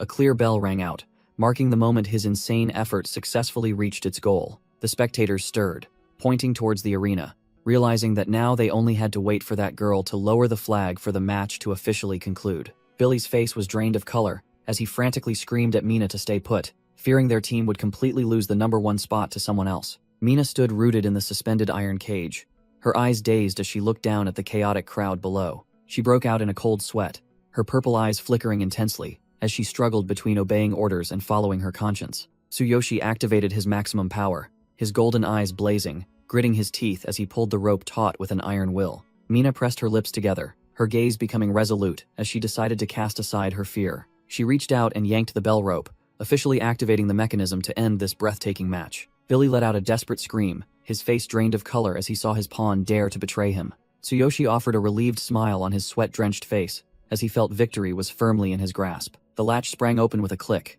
releasing the hidden reward inside. A giant banner bearing the name of Seishin School unfurled brilliantly amidst a shower of confetti. The entire arena erupted in frenzied cheers, proclaiming Tsuyoshi Tsukishiro as the absolute #1 champion. The loudspeakers blasted through the arena, announcing that Tsuyoshi Tsukishiro of Seishin School had officially claimed the absolute championship. The recruiters gaped, their faces drained of color as they witnessed an unbelievable result unfold before their eyes. A female spectator stood frozen, exclaiming in utter shock at this incredibly fictional and overwhelming comeback. Karina burst into tears of joy, calling out her brother's name, unable to contain her immense pride. The VIP stands were in an uproar as various factions scrambled to call their headquarters, determined to hunt for information and recruit this genius at any cost. In the Green Snake Gang's area, a minion broke out in a cold sweat, reporting to his boss that Tsuyoshi was the one who had obstructed their young master. The Green Snake Gang boss covered his face in exasperation, realizing his precious son had just poked a genius-level hornet's nest that they shouldn't get involved with. He turned and walked away in annoyance, declaring he had to go home and discipline his troublesome son for stirring up trouble everywhere. In the main hall, congratulatory handshakes were exchanged, accompanied by praises for the school having produced a true monster. The principal and Suzuki were chatting happily when a staff member interrupted them, rushing in breathlessly to report an urgent situation. A maintenance worker rushed over to present the evidence they had just collected, confirming that someone had secretly used a mental interference device during the competition. The high-tech gadget was now just a pile of scrap metal, but it was enough to prove that a despicable plot had been modified into a dangerous weapon to eliminate opponents. Suzuki and the principal gasped in horror as they realized the gravity of the issue, fearing the school's reputation would be tarnished by this dirty trick. It turned out the mastermind was Boniface, the ace of the rival Kurozu school, who now hung his head in shame, sweating profusely as security dragged him away like a criminal. The principal wiped sweat from his brow, sighing in relief that his school students were innocent, while Suzuki pledged to directly work with Kurozu School to handle the matter. Tsuyoshi calmly chugged a bottle of energy drink to recover his stamina, casually questioning the two leaders as if he had just returned from a stroll, not having single-handedly carried the team. The two bigwigs hastily rushed to today's brightest star, their attitude shifting 180 degrees from worry to flattery, eager to win over the genius. The principal grinned from ear to ear, shaking the boy's hand and promising everything from comprehensive support to completely free living expenses for both siblings. Tsuyoshi waved his hand, refusing the excessive pampering. He frankly thanked them for covering the expenses, but firmly declared he didn't need any special treatment. Suzuki didn't miss a beat, immediately delivering the decisive blow with an invitation to join the elite hero team, along with a prime luxury apartment and a massive bonus. Tsuyoshi stood bewildered, holding his water bottle as he listened to the principal paint a picture of a luxurious villa right before his eyes. The principal broke out in a cold sweat, realizing Chairman Suzuki's clever move, understanding that acquiring this genius was a monumental achievement. Mina trudged onto the stands with a dazed expression, alone amidst the empty seats, after witnessing the spectacular comeback on the arena floor. Billy's rough hand suddenly grabbed the girl's collar and yanked it violently, accompanied by a piercing shout. That scoundrel Billy dragged his girlfriend down the hallway, ignoring her desperate cries of pain and weak resistance. He roared like a mad beast, demanding why she had surrendered and allowed his sworn enemy, Tsuyoshi, to win. Billy cornered Mina against the wall, frantically recalling the humiliating grudge and cursing the uselessness of both her and that good-for-nothing Boniface. Despite the threats, Mina still trembled as she retorted that Tsuyoshi was the one who had saved her and others from the brink of death. That good-for-nothing Billy flew into a rage at having his glory stolen, spewing the most vile insults about his girlfriend's appearance to satisfy his jealous fury. Mina stood frozen with empty eyes, utterly speechless and despairing at the utter depravity of her terrible boyfriend. That scoundrel Billy roared, declaring their relationship over, then swung his hand, intending to give his girlfriend a beating she'd never forget right then and there. He gritted his teeth, his face flushed crimson with anger, pouring all his strength into his arm to unleash his fury on the weaker party. The formidable hand sliced through the air, descending at dizzying speed accompanied by a piercing whistle, determined to show no mercy to the girl. Mina squeezed her eyes shut, resigned to her fate. She challenged the wretched man to go ahead and strike, forbidding him from ever coming near her again. Smack. A hand, hard as cold steel, suddenly appeared, blocking the heaven-shattering slap right in front of the girl, making the space seem to freeze. Tsuyoshi stepped out of the shadows with a cold, domineering aura, declaring that he had found the one behind everything. Billy was sweating profusely, his face drained of color, as he realized the one who had just blocked his attack with one hand was his sworn enemy, Tsuyoshi. Mina's tear-filled eyes were wide, her cheeks flushed, as she looked at her savior, who appeared just in time like a guardian deity. Tsuyoshi, without a word, twisted the bully's arm, making him tumble to the floor and cry out in agony. Tsuyoshi stepped on the defeated foe, his golden eyes blazing, teaching the pampered brat a lesson about the line between a joke and life or death. Billy lay flattened on the floor, sweating profusely, but still tried to threaten his opponent by invoking his father, the boss of the Green Snake Gang. Tsuyoshi uttered a chilling remark about incurable stupidity, then swung his hand, delivering a thunderous slap that seemed to tear the surrounding space apart. The destructive slap sent Billy flying straight into the wall, creating a loud impact that shook the entire arena. Mina stood rooted to the spot, her mouth agape in utter astonishment at the overwhelming power and brutality of the person who had just saved her life. The pampered brat clutched his face, groaning miserably from his broken teeth. His earlier arrogance had vanished, replaced only by agonizing humiliation. Billy, clutching his head, fled for his life like a dog with its tail between its legs, while looking back and uttering empty threats, as Tsuyoshi calmly challenged him to return any time.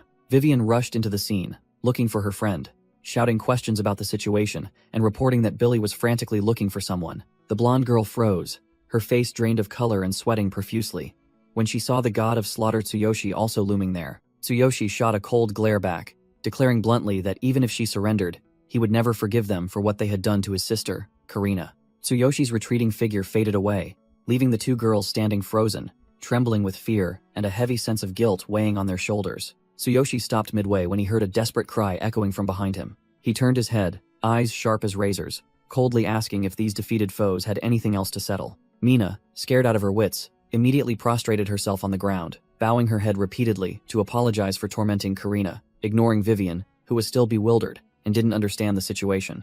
Mina's face was deathly pale. She frantically screamed apologies while Vivian innocently asked why they had to do that. Tsuyoshi stood tall like the Grim Reaper, responding to the two bullies' belated act of repentance with deadly silence. Mina hastily pushed her best friend's head to the ground, forcing her to kneel and bow as well. Both trembled like leaves, swearing to mend their ways in hopes of forgiveness. He turned his back and walked away without hesitation, splashing cold water on their faces with the declaration that their apology was meaningless compared to Karina's pain. Tsuyoshi uttered a philosophical threat, asking directly if a knife wound could heal simply with an empty apology. The two bullies could only kneel in silent, utter humiliation and fear, not daring to utter another word before his overwhelming aura. Tsuyoshi's footsteps decisively faded away, leaving a chilling silence for those who had just narrowly escaped death. Tsuyoshi coldly ordered the small fry to stand up, as he had heard enough of their empty apologies. He entered the changing room, revealing his scarred, bulging muscles, and just wanted to quickly change and go home to Karina. While putting on his shirt, Tsuyoshi calculated the prize money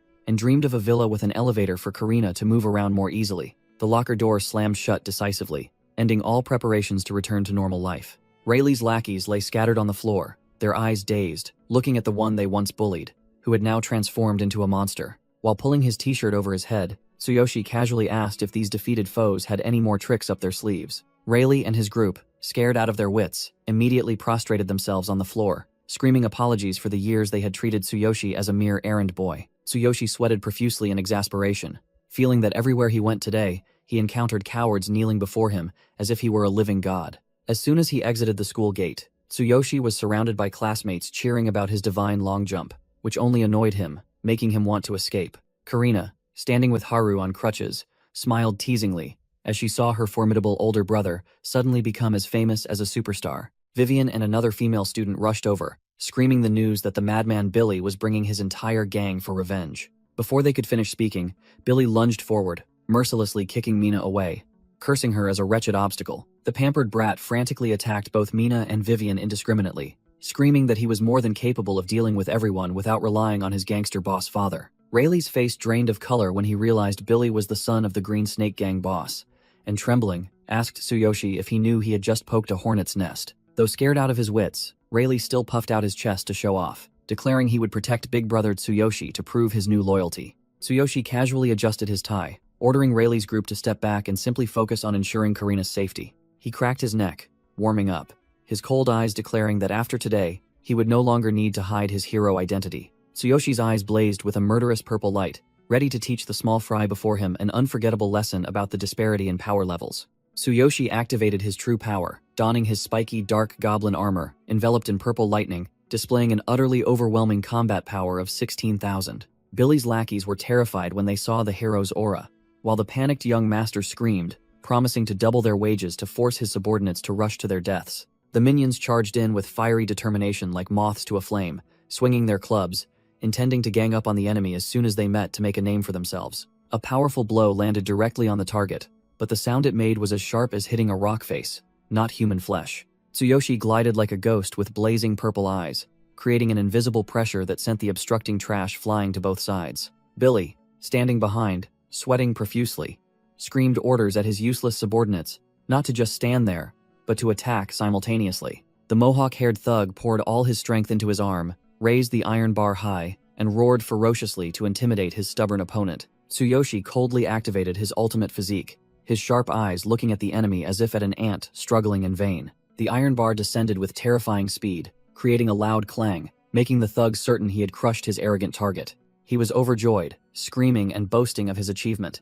thinking he had just scored a major victory by defeating the monster before him. His joy was short-lived as he watched in utter horror as the iron bar in his hand was bent and twisted like a noodle after colliding with the diamond-hard body. Tsuyoshi closed in, enveloped in a dark, murderous aura, uttering a sarcastic remark that made the enemy realize the absolute disparity in power. Tsuyoshi delivered a powerful, purple, energy-infused punch to the enemy's face, shouting, "Take this." The impact created terrifying shockwaves, sending both the minions and the curious classmates flying as screams echoed through the air. Ah! He glided through the dust cloud, his purple eyes blazing with murderous intent, easily dodging and counterattacking, leaving the small fry no time to react. Rayleigh and his lackey stood outside, mouths agape in awe. Amazing. Tsuyoshi is truly our big brother. At this rate, he might even unite all the schools, Karina exclaimed in astonishment. Big brother, it's like you've become a different person. While Haru, blushing furiously, was captivated. Karina, your brother is so cool. What kind of girls does he like? Tsuyoshi charged into the encirclement like a tiger descending from the mountains, sending numerous burly thugs flying into the air, making them fall like ripe figs. One thug tried to ambush him with an iron pipe, but Tsuyoshi's overwhelming power crushed the weapon, sending fragments scattering. Tsuyoshi stood tall in his imposing black armor, holding the twisted iron bar, coldly glancing at the trembling remnants of the gang. Still, so many of you? He activated a stream of purple electricity that ran along the iron bar in his hand, declaring with chilling arrogance, "I'll clear them all out in one go." A colossal pillar of purple lightning erupted from Tsuyoshi, illuminating the entire area, terrifying the thugs out of their wits before his absolutely overwhelming power. On the rooftop of the tall building, two powerful shadowy figures stood with their arms crossed, observing the sea of purple lightning sweeping below with amusement. Sandor, the one hidden in spiky armor, lavished praise on the terrifying precision and power of Tsuyoshi's skills, calling them a cut above the rest. Two bosses appear. Dane Guild, master of Final Glory, and Sandor, leader of Angry Dragon, begin to growl and fight over this lucrative prey. Sandor narrows his eyes suspiciously under his hood, asserting that Tsuyoshi was the culprit behind the regional power outage during the previous awakening test. The old man Dane sneers, listing a series of Tsuyoshi's achievements from winning the Morningstar tournament to preventing disasters, proving he is the real deal. Dane emphasizes that the Supernova tournament is approaching, and a monster like Tsuyoshi is the perfect piece that every guild is frantically hunting for. The battle for talent this year will be fiercer than ever, because the tournament rankings will directly determine the distribution of lucrative resources. Dane leans back and laughs triumphantly, believing that the goal of testing Tsuyoshi's abilities has been perfectly achieved, and now it's time to reap the rewards. Suddenly, a loud noise rings out, and the walls shake violently, signaling that the verbal negotiations between the two S-rank bosses have ended. Sandor's aura explodes as he curses the cunning old Dane, while fresh blood splatters from his shoulder after a sudden ambush he couldn't block in time. Tsuyoshi dives down from above with glowing red wings, bringing a lightning storm ready to crush the ground where the thugs are standing. He shouts a warning for everyone to get down and then activates Thunder Chain Fall, dyeing the entire space purple with wide-range destructive power. The Blue Snake Gang minions scream in agony as the purple current sweeps through, tossing them aside like tattered dolls. Billy collapses to the ground, his face turning pale, as he witnesses the world of difference in power between an ordinary person and a true hero. Tsuyoshi stands tall amidst the rubble and the defeated, radiating an overwhelming aura that leaves Billy looking up in utter despair. He swings the iron bar in his hand with wind-tearing speed, delivering a warning blow aimed straight at the trembling ringleader's head. The iron bar stops right at Billy's nose, making him break into a cold sweat as he feels the Reaper's scythe graze his face by a hair's breadth. Billy lets out a frustrated roar and punches the ground, completely broken and disillusioned by his opponent's irresistible strength. Tsuyoshi coldly orders him to get lost, making Billy tremble and stammer in obedience, losing all the arrogance he had as a bully earlier. The cowardly Billy runs for his life, while Tsuyoshi remains in a victorious pose as people gather around to check on him. Mina blushes furiously and runs over to thank him profusely for the earlier warning, but Tsuyoshi only dismisses it as a trivial matter. Rayleigh and the other nobodies immediately swarm him with flattery, demanding to form a team to ride his coattails and asking for a management position under the boss. Tsuyoshi looks at this annoying crowd with weary eyes, breaking into a cold sweat before kicking them all out to get some peace. Sunset blankets the school, closing a turbulent day where the old order was shattered by absolute power. Tsuyoshi helps Karina home, explaining to her that excessive power is a double-edged sword that attracts trouble and jealousy. He casually announces the shocking news that the chairman of the Hero Association has given him a 10 million yen bonus and a luxury apartment. Karina is shocked to her core, her eyes wide and mouth agape as she screams in disbelief at such a massive fortune. Tsuyoshi smiles and explains that the new apartment has an elevator, so she won't have to struggle with the stairs every day anymore. Karina's eyes well up with tears of emotion, realizing her overpowered brother did everything just out of concern for her legs. Tsuyoshi silently accepts the thanks with a slight smile, his gaze fixed firmly on the future he has secured for his family. Tsuyoshi lightly taps Karina's forehead, asserting that taking care of his sister is his responsibility as a brother, so she shouldn't be so formal. As the siblings are walking home, Suzuki blocks their path and calls his name with a serious expression, as if he's about to collect a debt. This mustachioed old man suggests taking some time to discuss the upcoming Supernova tournament. Tsuyoshi invites the guest into their cramped rented room, calmly pouring tea for the chairman. Suzuki accepts the cup of green tea and offers polite thanks, but his eyes are still observing the siblings' poor living conditions. Tsuyoshi confirms their difficult situation and asks directly about the most important issue, whether the bonus villa has an elevator for Karina. Suzuki gets overly enthusiastic and demands they move immediately, but Tsuyoshi's blunt refusal leaves the old man embarrassed and sweating. The atmosphere grows heavy as Suzuki looks at Karina and curiously asks about the cause of her leg condition. Tsuyoshi recalls the horrific past when their parents were killed, and Karina's legs were crushed by the darkness,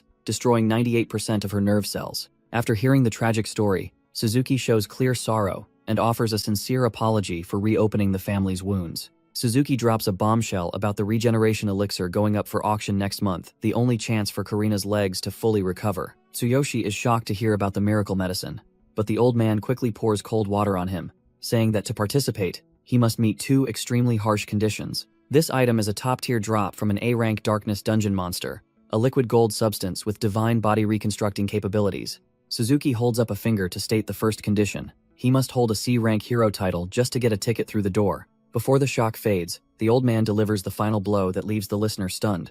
He must have at least 1 billion yen in capital to prove his financial standing. Tsuyoshi's face darkens, and cold sweat pours down as he hears the unimaginable figure of 1 billion yen for a student. To reach C-rank, he must place in the top 3 of the Supernova tournament, the only path to squeeze into the elite high society at the auction. Suzuki opens a briefcase of money, but helplessly admits that no matter how much power he has, he cannot manage to provide 1 billion yen in support. Tsuyoshi looks at the stack of cash in his hand with a sharp gaze, his brain working at full capacity to find a way to earn 1 billion within a short month. A flash of inspiration hits him, as he remembers the bitter medicine he once drank with Sakura, and comes up with a crazy idea to manufacture capsules to make a fortune. Tsuyoshi's mind works fast, calculating the packaging of otherworldly pharmaceuticals into modern capsules to earn the full 1 billion yen in 1 month. He turns sharply to press Suzuki, confirming that placing in the top 3 of the Supernova tournament is the pass to C rank. Suzuki explains that this tournament is a high-stakes arena where major guilds field their most promising fighters to compete for status. He emphasizes that performance will determine power and dungeon resources, things more important than life itself, to the hunter world. With the drive to get rich flooding his brain, Tsuyoshi grabs Suzuki's shoulders and demands to join the fight immediately, regardless of any tedious procedures. Suzuki breaks into a cold sweat, trying to warn him that this is a true life-and-death battlefield, not a game for students. Ignoring all warnings, Tsuyoshi takes off like a rocket, only stopping to ask for the registration location before vanishing in an instant. Suzuki is left in a cloud of dust, only able to shout in despair that he will arrange a car to take him to the headquarters. The aftershock of his brother's terrifying acceleration makes the curtains in Karina's room flutter, leaving her bewildered as to what just happened. At the bustling Hero Alliance headquarters, Tsuyoshi and Suzuki have arrived, where he begins questioning the old man about the real reason he chose him. Suzuki scratches his head and sighs in the elevator about the pressure for results and how talented kids all run to other factions for better benefits. He explains that rookies hate the association's rigid rules and prefer the freedom of the guilds. Tsuyoshi nods, understanding the issue. Tsuyoshi delivers a highly reliable closing statement, saying he will do his best not to disappoint him, his sharp eyes filled with determination. As soon as they reach the counter, the registration officer bluntly cuts Tsuyoshi off, saying he doesn't meet the requirements for the Supernova tournament. Suzuki is startled, thinking there were still reserve spots, but the registration officer coldly confirms there are spots, but the problem lies elsewhere. She pushes up her bright red glasses, scrutinizing the file and declaring flatly that Tsuyoshi has 0 achievements in the system to qualify for the fight. She points to the screen and explains the rules. He must place in the top 3 inches at least 2 public dungeons, while Tsuyoshi's record is blank except for a trivial test. Suzuki is in utter panic because the tournament is only a week away, making grinding in a few days an impossible task. But Tsuyoshi remains calm and tells him to relax. While Suzuki was despairingly thinking that this match was over, Tsuyoshi innocently asked what public dungeons were and why they were so important. Suzuki had no choice but to explain about the 6 public dungeons, ranging from D rank to B rank, emphasizing that only teams placing in the top 3 inches, any 2 of them would advance. The race was heating up by the hour, with dozens of formidable opponents vying for a spot, while there was less than a week left to form a team. Tsuyoshi turned and walked away proudly, boldly declaring that he would secure a top 3 position in at least 2 public dungeons before the tournament began. Suzuki and the registration officer stared at each other, mouths agape, as if they had just heard a fantasy story. The chairman broke out in a cold sweat, while the woman sarcastically called him a boastful fool. He adjusted his tie and walked out the door with the air of a superior, telling them to hold on to that last seat because he would soon prove who the real fool was here. As soon as he was out of sight, Tsuyoshi immediately activated the endless path, his eyes glowing with excitement as the perfect time to slip into the other world had arrived. He plunged into the spatial vortex with the clear intention of plundering crafting recipes and grinding to level 15 before returning to slap those people in the face. A colossal surge of energy swirled and swallowed him, opening a gateway between 2 worlds. The light dissipated, revealing the majestic landscape of Carnio, the city belonging to the alchemy genius Kevin in the other world. Standing before the massive mansion, Tsuyoshi set the insane goal of single-handedly clearing all 6 dungeons to reach level 15. The system unexpectedly flashed a red error, warning of a 3-day limit due to a debug error, making Tsuyoshi click his tongue in annoyance, but he still accepted this difficult challenge despite the extremely high risk of being permanently stuck.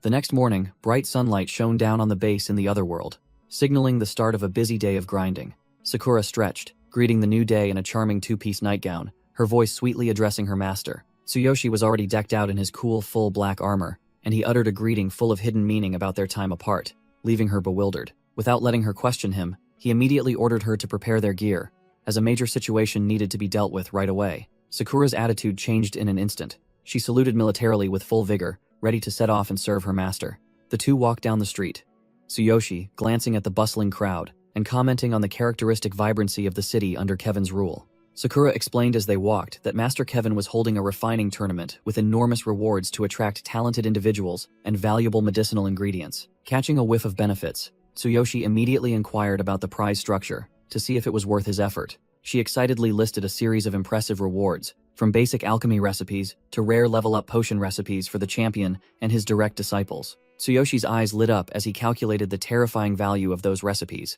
realizing this was a goldmine to earn back 10 billion yen upon returning to the real world. Sakura listed the prizes, 1 basic potion recipe and 2 level-up recipes, making the money addict's eyes gleam instantly. Tsuyoshi sealed the deal in an instant, declaring he would snatch first prize, leaving Sakura bewildered because it deviated from their planned meeting with Kevin. He grabbed her hand and dragged her along, spouting rhetoric that he had to win fair and square, not through backroom deals and begging. Sakura sighed helplessly, knowing her master's greedy nature all too well, and resigned herself to the plan being delayed yet again.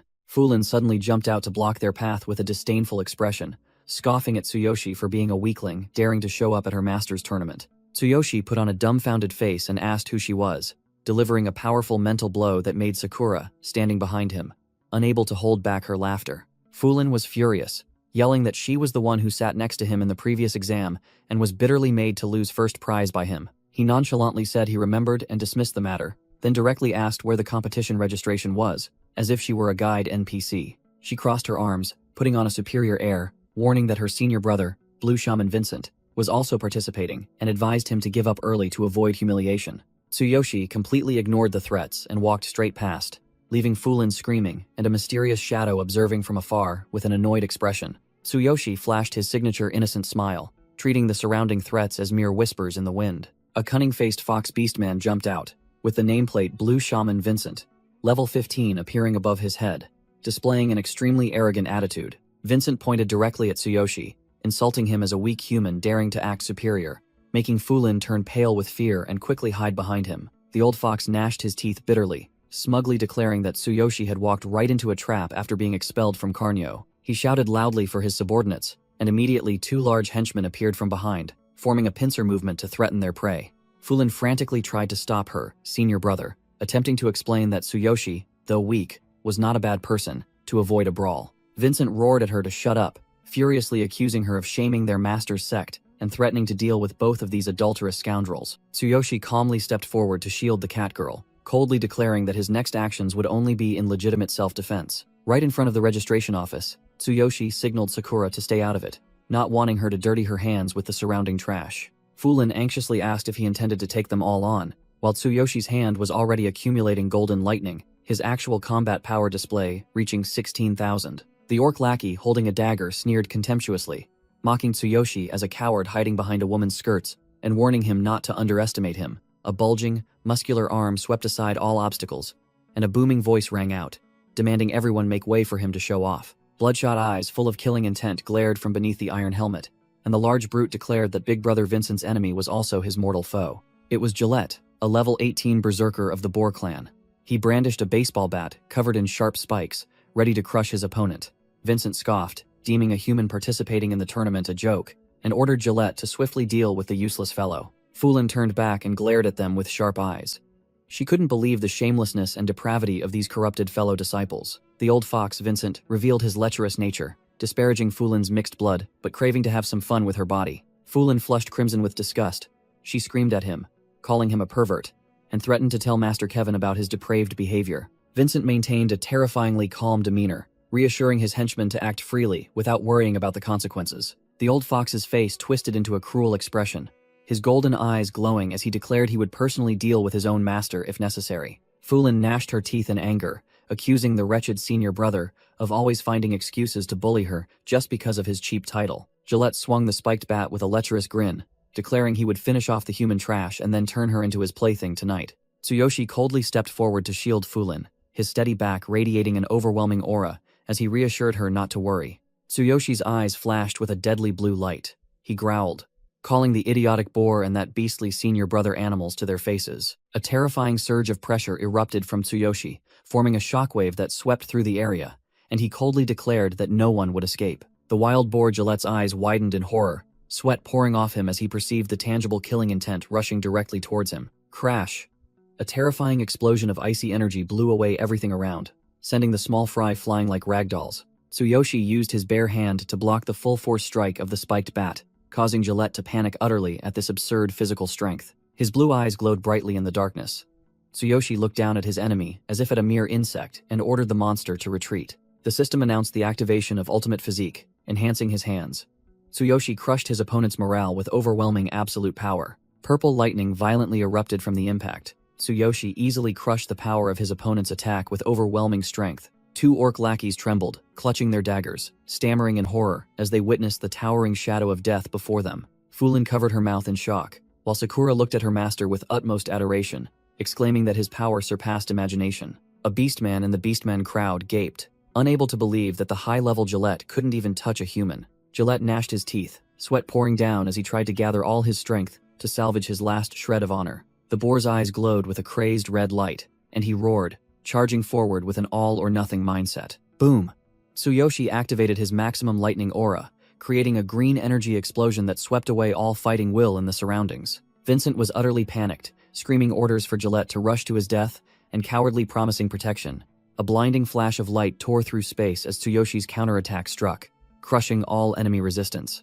As the dust settled, Tsuyoshi emerged, looking incredibly cool with the black cold light blade in hand, his glowing blue eyes leaving a cold trail of light in the air. Tsuyoshi stood tall like a god of death. Behind him, a massive purple-black energy explosion ripped through space, asserting his superior power. The boar, Gillette, realized in horror that he had been trapped in an isolated space, a high-level magic that only true monsters could create. He looked up at the deep purple sky with wide, bulging eyes, cold sweat streaming down as he felt the scythe of death at his throat. Brilliant purple lightning bolts streaked across the sky, accompanied by a piercing crackle, signaling the moment of judgment for the weak. Tsuyoshi activated Thunderous Ambush, descending from above at light speed, his body enveloped in lightning, ready to crush his opponent. Gillette was completely paralyzed, only despair remaining in his mind as he realized he had no chance left to block or counterattack. A brilliant blue sword energy was unleashed, tearing through the wind with destructive power enough to flatten any obstacle in its path. The slash collided powerfully with the spatial barrier, creating electric sparks that flew everywhere and breaking the structure of the isolated area. Tsuyoshi's eyes suddenly widened in surprise, as if some unexpected variable had occurred, causing his attack to go off course or be interfered with. The ground shattered into large, smoking green chunks, and Gillette trembled as he stared at the deathly chasm the sword had carved right next to his feet. Tsuyoshi was stunned when his ultimate attack was completely neutralized by a mysterious blue flame. He shivered, sensing a terrifying energy that had just intervened in the battle. A powerful voice from above demanded a halt, leaving Gillette standing dumbfounded, still reeling from his narrow escape from death. Vincent froze when he heard his name called, realizing that big trouble had just arrived right at the entrance to the tournament. Kevin appeared proudly with a blue flame in his hand, the legendary genius shaman bluntly scolding his disciples for defiling the honor of the shaman world. The old fox, Vincent, immediately revealed his true cowardly nature. Sweating profusely and bowing apologetically to his master, Kevin glared with powerful, glowing eyes, questioning why his foolish disciples were causing trouble here instead of preparing for the important tournament. Fulin seized the opportunity, feigning pitiful tears, rushing to her master to complain about being bullied by Vincent, while Sakura observed from behind. Sakura narrowed her eyes vigilantly, immediately recognizing the extraordinary aura of the legendary shaman who had just appeared. Tsuyoshi stared at the newcomer, quickly deducing that this person was the one who had unleashed the blue flame to stop his attack. Vincent trembled uncontrollably, trying to fabricate a lie-filled excuse that he was merely teaching the rude human and Fulin on behalf of his master. Kevin narrowed his eyes imperiously, questioning what right this troublesome disciple had to teach others in his stead, right in front of everyone. Vincent was scared out of his wits, sweating profusely, stammering denials, not daring to show off before his master's wrath. With just a cold dismissal, Kevin made the orc lackeys turn pale with fear, cowering on the ground and trembling uncontrollably under the master's pressure. The small fry quickly apologized profusely, then tucked their tails and ran for their lives, not daring to linger for another second to save their meager lives. After clearing out the trash, Kevin turned to ask his precious disciple Fulin why she was still loitering around this place after failing the exam. Fulin switched to Oscar-winning mode, feigning distress as she explained that she was merely guiding the human expert who had defeated her to this place. Kevin was startled to hear that the one who had defeated his beloved disciple dared to come and participate in this harsh refining tournament. Tsuyoshi stepped forward with a dignified demeanor, presenting a letter of recommendation from Chairman Doug and greeting Kevin proudly, as if they were equals. The name Doug immediately made Kevin take a second look.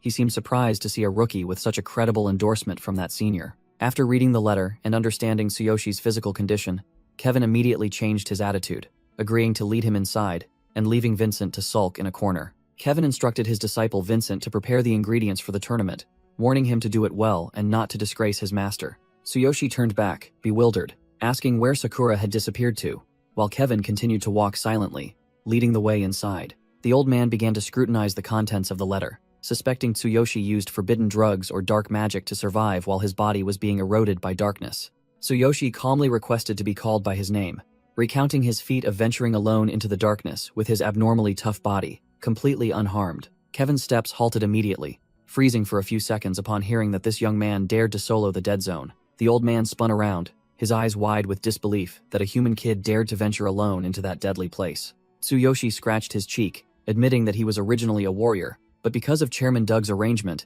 he decided to try his hand at being a shaman for fun. Kevin broke out in a cold sweat when he learned this kid had casually defeated Fulin, hastily interrogating him about which master had taught him such formidable alchemy. Tsuyoshi gave a faint smile and declared bluntly that he had no master, relying solely on his wild survival instincts. Old Kevin was completely shocked, trembling as he wondered if he was facing a genius monster far beyond his own level. Kevin did a 180-degree turn in attitude, nodding in acknowledgement of his impression and gesturing for Tsuyoshi to follow him. Both entered the dark passage, but in Kevin's mind, a fierce struggle was raging. His enormous ego refused to accept the existence of a genius who surpassed him. Standing before a wall carved with ancient script, Kevin began to boast about his own power, reiterating that Doug had introduced the young man here because he held the laws of earth and wind. The old man confidently asserted that the medicine he refined contained the power of the laws that could purify darkness, while Tsuyoshi chuckled along to humor him. A rough wooden door appeared before their eyes, strictly sealed by a series of emerald green magic circles. Kevin pushed the door open, solemnly introducing it as his private alchemy sanctuary, where he created masterpieces. Inside was a massive library with floating herbs, where Kevin proudly declared himself the master of medicinal knowledge and more passionate about research than anyone else. Tsuyoshi looked at the stone crafting table filled with fancy tools, pretending to be amazed and asking if it increased the effectiveness of alchemy to flatter the old man. Having his ego stroked, Kevin tilted his head with feigned modesty, saying the table was just decent, but his self-satisfaction had already gone through the roof. Kevin secretly underestimated Tsuyoshi as incompetent for not recognizing the value of the high-grade herbs, thinking he was just a clueless novice, not worth bothering with. The old man continued his self-praise, thumping his chest and asserting his unrivaled status in the field of alchemy, especially now that he held the laws of earth and wind. He requested a drop of blood to check his physical condition, and Tsuyoshi obediently offered his hand, agreeing instantly like an exemplary student. The sharp blade made a decisive cut on his finger. The fresh drop of blood fell into the porcelain bowl with a soft plink. Kevin began to cast his magic. A surge of green energy flared around him, his eyes glowing with power. Tsuyoshi narrowed his eyes, observing the strange green wind, secretly comparing it to the blue flame from before to analyze if this was the effect of the laws. The entire space around them trembled as the energy swirled like a tempest, engulfing the old shaman who was concentrating intensely. The dark red drop of blood touched the surface of the liquid, spreading eerily, as if signaling an impending ill omen. Kevin's face changed drastically in horror, as he clearly recognized the traces of darkness, the smug smile on his lips instantly vanishing. Old Kevin broke out in a cold sweat, seeing Tsuyoshi still standing tall like a monument, secretly thinking that if it were anyone else infected with such dense dark energy, they would have gone mad ages ago. Tsuyoshi continued his innocent act, scratching his head and asking a naive question about whether his health seemed quite dire. Realizing ordinary medicine was useless for this difficult case, Kevin decided to go big by using the power of the law to purify, ordering him to turn his back. Young Tsuyoshi obediently turned around, a polite smile on his face as he apologized for bothering the old man. But inwardly, he was surely calculating his next moves. Kevin's wrinkled hand began to gather energy, a powerful surge of jade-green energy erupting, signaling a high-level skill about to be unleashed. A complex magic circle appeared in midair, combining the power of the laws of earth and wind, swirling violently as if to crush everything in its path. The old shaman poured all his strength into pressing his hand, filled with law energy, through the magic formation, striking directly at Tsuyoshi's sturdy back. Tsuyoshi frowned, sweat beginning to bead on his forehead as he felt a searing heat coursing through his body, a pain like being roasted from within. Realizing this darkness was more stubborn than expected, Kevin gritted his teeth and poured more mana into the magic formation, determined to purge the remnants of darkness at all costs. Kevin warned that the energy within Tsuyoshi was too stubborn, so he would inject more power, telling him to endure the pain because it would soon be excruciating. The old shaman showed no mercy, unleashing an extremely powerful strike that made the magic circle explode with dazzling blue light, sweeping across the entire room. Tsuyoshi stood firm as bedrock at the center of the energy storm, darkness spewing wildly from his body, resisting the old man's purification. Tsuyoshi gritted his teeth, feigning agony, but inwardly he sneered, for this level of pain was nothing compared to the hell he had endured. Kevin smugly boasted that even he had to take a stimulant to endure it. Then, with an air of superiority, advised him to consider this pain a lesson in cultivation. Not wanting to prolong the act, Tsuyoshi secretly activated his ultimate physique, establishing an internal defense to completely block the pain. The effect was immediate. Tsuyoshi's face relaxed completely, and he sighed in relief, as if a 1,000-pound burden had been lifted, which struck observers as odd. Kevin was startled and terrified, breaking out in a cold sweat as he felt a bizarre power brazenly resisting his law. The old man's eyes turned cold and calculating. He judged this human kid to be a seed of disaster and decided immediate precautions were necessary. The cunning old man Kevin took the opportunity during the treatment to secretly implant a secret seal into his opponent. This deadly magic would activate and send the victim to their death whenever he wished. His wrinkled hand retracted the blue energy, signaling that the purification process and the trap setting had been successfully completed. Kevin clasped his hands behind his back and turned away with a nonchalant expression, as if he had done nothing suspicious, then asked about his prey's condition after thoroughly erasing the traces of darkness. Tsuyoshi checked his body, secretly admiring the power of the 12th law of earth and wind that the old man had just unleashed, while curiosity about the ultimate power of the first law began to spark in his mind. He quickly put his mask of obedience back on, bowed profusely in thanks, and offered gold coins as a reward for the senior's healing efforts. Kevin immediately waved his hand, refusing out of respect for Chairman Doug, then changed the subject to the upcoming potion crafting tournament and probed whether the kid still dared to participate. Tsuyoshi nodded without hesitation, confirming his participation, and since he had ranked first in the selection exam, Kevin granted him special permission to join the tournament, which was about to begin, without any further preparation. The old man's eyes suddenly sharpened, and he growled a warning that there would be no favoritism here. Even his beloved disciple Vincent would have to fend for himself like everyone else. Tsuyoshi humbly replied that merely participating was an honor, while Kevin turned his back and walked away with an arrogant smile, secretly appreciating the audacity of the one who had once defeated Fulin. Kevin led the way towards the dazzling light, ordering his prey to shine brightly and display all his talents in the upcoming tournament. Both entered the vast main arena, where the roar of the crowd echoed like thunder, signaling that a slaughter was about to begin. Fulin appeared with an arrogant attitude, crossing her arms and declaring that her master had entrusted her with supervising him, so he'd better listen. The dark-furred cat girl cast a suspicious glance, taunting him by asking if the beast woman who accompanied him had abandoned him and fled. The moment Tsuyoshi mentioned Fulin's name, she bristled and flushed crimson, yelling that a pathetic mortal had no right to call her by her given name. Tsuyoshi gave a fake laugh and then concluded with "Understood, Fulin," as if to deliberately provoke her sky-high pride. Fulin walked ahead, leading the way, her mouth incessantly disparaging him, saying he stood no chance against the senior blue shamans. But Tsuyoshi merely calmly asked if she would be participating. She lowered her face, bitterly admitting that because she hadn't won first place in the recent exam, she had been stripped of her right to participate, yielding the stage to her senior brothers. Tsuyoshi feigned an apology out of politeness, but Fulin brushed it off. She acted gentlemanly, accepting her defeat and admitting that he was indeed a formidable opponent. Tsuyoshi looked up at the sky with sharp eyes and an unusually calm expression, completely unconcerned by the surrounding pressure. The entire vast arena appeared, with towering stone pillars and neatly arranged crafting stations awaiting the contestants' performances. Fulin gestured with her chin towards the crafting table,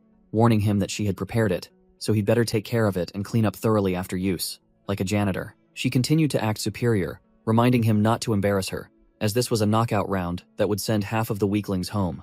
The beastman crowd below began to whisper and gossip, looking down on the presence of a human and speculating that he had bribed his way into participation. Fulin stood beside Tsuyoshi with her arms crossed, coldly telling him not to bother with the small fry, as they considered a human's presence here an anomaly. Tsuyoshi unexpectedly leaned close to Fulin's ear, making her flush crimson.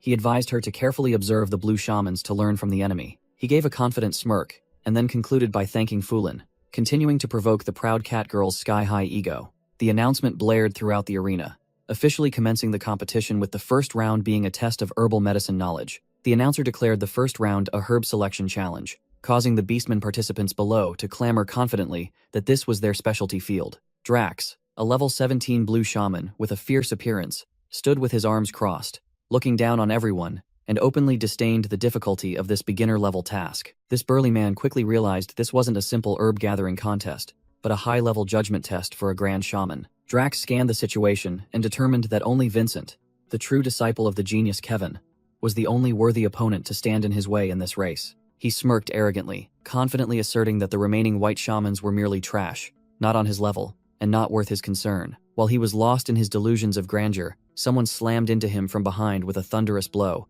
making his entire body tremble, breaking out in a cold sweat from the shock. Drax whirled around, his face flushed with anger, and roared, cursing whoever dared to walk without looking and bump into him in the middle of this huge stadium. Tsuyoshi scratched his head and chuckled innocently. He profusely apologized for being so preoccupied looking for a seat that he accidentally bumped into the moving block of meat standing in his way. Realizing the one who bumped into him was the human from the rumors, Drax looked at Tsuyoshi's warrior armor with contempt and sarcastically told him to go get a consolation prize and leave. Vincent also appeared and added fuel to the fire. He scoffed that Tsuyoshi was merely someone relying on his connection with Master Kevin and should be content being a monster-slaying punching bag instead of making a fool of himself here. Drax stood with hands on hips, insulting Tsuyoshi as an incompetent good-for-nothing who only relied on connections, and advised him not to bring his empty head into this intellectual game. Tsuyoshi coldly stared at the burly man in front of him, thinking that if it weren't for the competition rules, he would have sent this guy's jaw flying with a single punch. Vincent intervened with a hypocritical expression,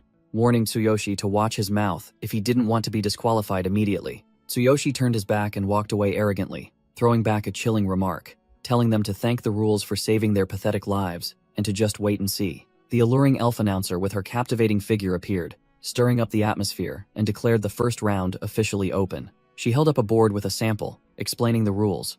Quickly identify the potion ingredients and collect enough materials within the time limit. A line of mysterious veiled assistants carrying baskets of ingredients entered the arena, preparing for the fierce competition about to unfold. The test, personally crafted by the genius Kevin, required contestants not only to be quick and sharp-eyed, but also to appraise the quality of the ingredients with extreme precision. Fulin stood, leaning against the wall, observing with a worried expression. She feared the weakling Tsuyoshi would be devoured by the formidable blue shamans in this round. In the VIP stands, Conte was prattling on, flattering Kevin and boasting about his beloved disciple, while the old fox Kevin modestly replied with a hint of hidden meaning. Conte, a powerful level 33 red shaman, began to probe Kevin about his favorite disciple, Vincent, to see if he was truly as formidable as rumored. The old fox, Kevin, while enjoying a glass of red wine, skillfully steered the conversation to Drax, praising him as a promising rookie to flatter his opponent's ego. Conte was surprised to hear that a human was participating in the competition, and Kevin immediately confirmed it was Tsuyoshi, the one personally sponsored by Chairman Doug. Kevin smirked, revealing the shocking truth that this unorthodox warrior had once defeated his female disciple to claim first place, leaving everyone stunned. The shocking news almost made Conte fall off his chair. He couldn't believe that someone who had never trained as a shaman could achieve such an absurd feat. After a moment of bewilderment, Conte regained his composure and declared that if it were true, then even he would have to be wary of this bizarre human. Down in the arena, Tsuyoshi stood proudly at the crafting table, exuding a cold and detached aura, completely separate from the highly stressed beastman crowd. He glanced at the meager baskets of ingredients in the assistant's hands and immediately recognized the deadly trap of this round. The quantity was only enough for half of the participants. In Tsuyoshi's mind, a survival strategy quickly formed, because the upcoming chaotic scramble for ingredients would eliminate those who were slow or ended up with trash. Instead of panicking like the clueless rookies around him, Tsuyoshi smirked and activated his divine eye, ready to use his hack to sweep up the best items in extreme excitement. The alluring elf announcer loudly announced the first test was to create a beginner cooling potion, making the entire stadium hold its breath. Immediately, the Beastmen participants charged at each other like hungry beasts, creating a chaotic scene of trampling each other to survive and snatch resources. Tsuyoshi froze for a few seconds. He was genuinely surprised by the frantic reaction speed and thorough preparation of these orthodox mages. But a hacker didn't need to rush. He calmly activated his divine eye, his eyes flashing with powerful blue lightning to scan for information. The system immediately analyzed the problem and spat out the precise answer, consisting of 3 necessary ingredients: fire spirit grass, wood core, and dried vine. With the answer firmly in hand, Tsuyoshi pushed off the ground and shot forward like an arrow, leaving hesitation behind to plunge into the battle for survival. However, when he arrived, he only saw a chaotic mess of contestants punching and kicking wildly, trampling over each other to snatch the last branches. An arrogant fox-headed beastman had quickly snatched up some ingredients and was now swaggering, boasting that he could complete this test with his eyes closed. Tsuyoshi glanced at the ingredients in his opponent's hand, secretly admitting that these blue shamans did have some real skill, not just empty boasts. Nevertheless, defeat was not in his vocabulary.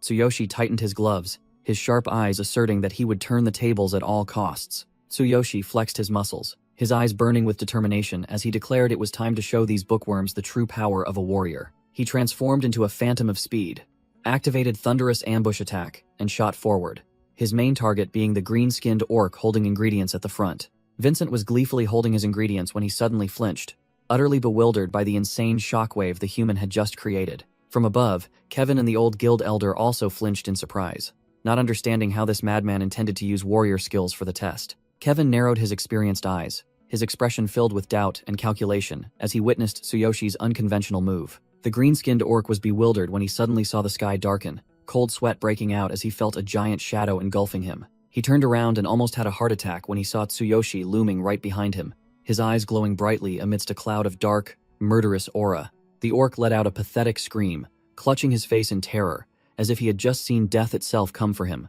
In the instant of impact, Tsuyoshi coldly canceled his thunderous ambush attack skill, breaking gracefully right in front of his prey. Simply using his overwhelming presence to make his opponent tremble in fear was enough.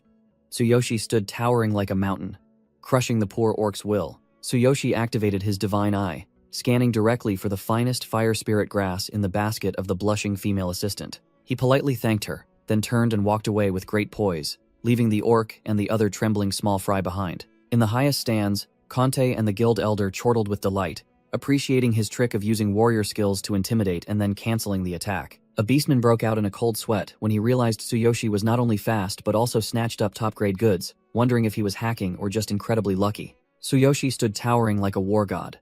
In his hand was the premium wood core he had just acquired, and at his feet was the werewolf, too terrified to even breathe.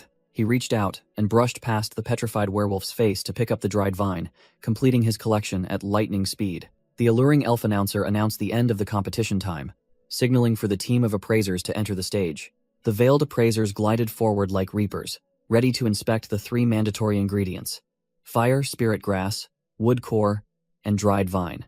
A foolish boar man was immediately kicked off the stage for bringing only random fruits instead of medicinal herbs. Truly a good-for-nothing. Announcements of disqualifications rang out continuously, as the incompetent beastmen were successively eliminated in utter humiliation. Drax was called, confirming he had chosen the correct ingredients, his face puffed up with pride as he awaited the final appraisal result. The dazzling score of 84 out of 100 appeared in the arena, an excellent result affirming the caliber of this battle mage. He smirked smugly, considering this sky-high score to be self-evident, beyond dispute. In the VIP stands, Conte and the guild elder nodded in satisfaction, sparing no praise for the speed and accuracy of his beloved disciple. It was Vincent's turn to step up. This old fox immediately caused a stir with a record-breaking score of 94 out of 100, his top-tier selection far surpassing the small fry. Even Kevin had to widen his eyes in surprise, uttering words of praise that his genius disciple had truly brought honor to his master. Vincent leisurely raised his glass to celebrate his victory, confidently asserting that the top spot in the first round was already in his pocket, bragging prematurely. Fulin stood below, breaking into a cold sweat.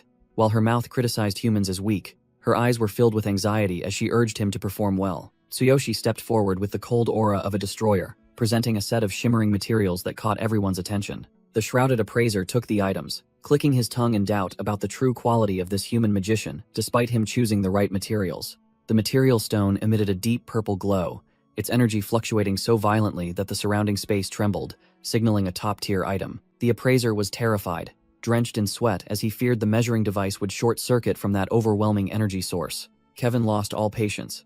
The old man stood up and roared, demanding the lackeys stop stalling and announce the damn results immediately. The appraiser trembled like a leaf, stammering out Tsuyoshi's name amidst the arena's tension-filled atmosphere. The premium item exploded with a brilliant purple lightning aura, asserting a level of quality far superior to the previous trash. A dazzling score of 100 points appeared like a resounding slap to the faces of those who looked down on him, confirming absolute, flawless quality. Both Kevin and Conte stood agape, their eyes bulging and faces paling at the human's unbelievable turnaround.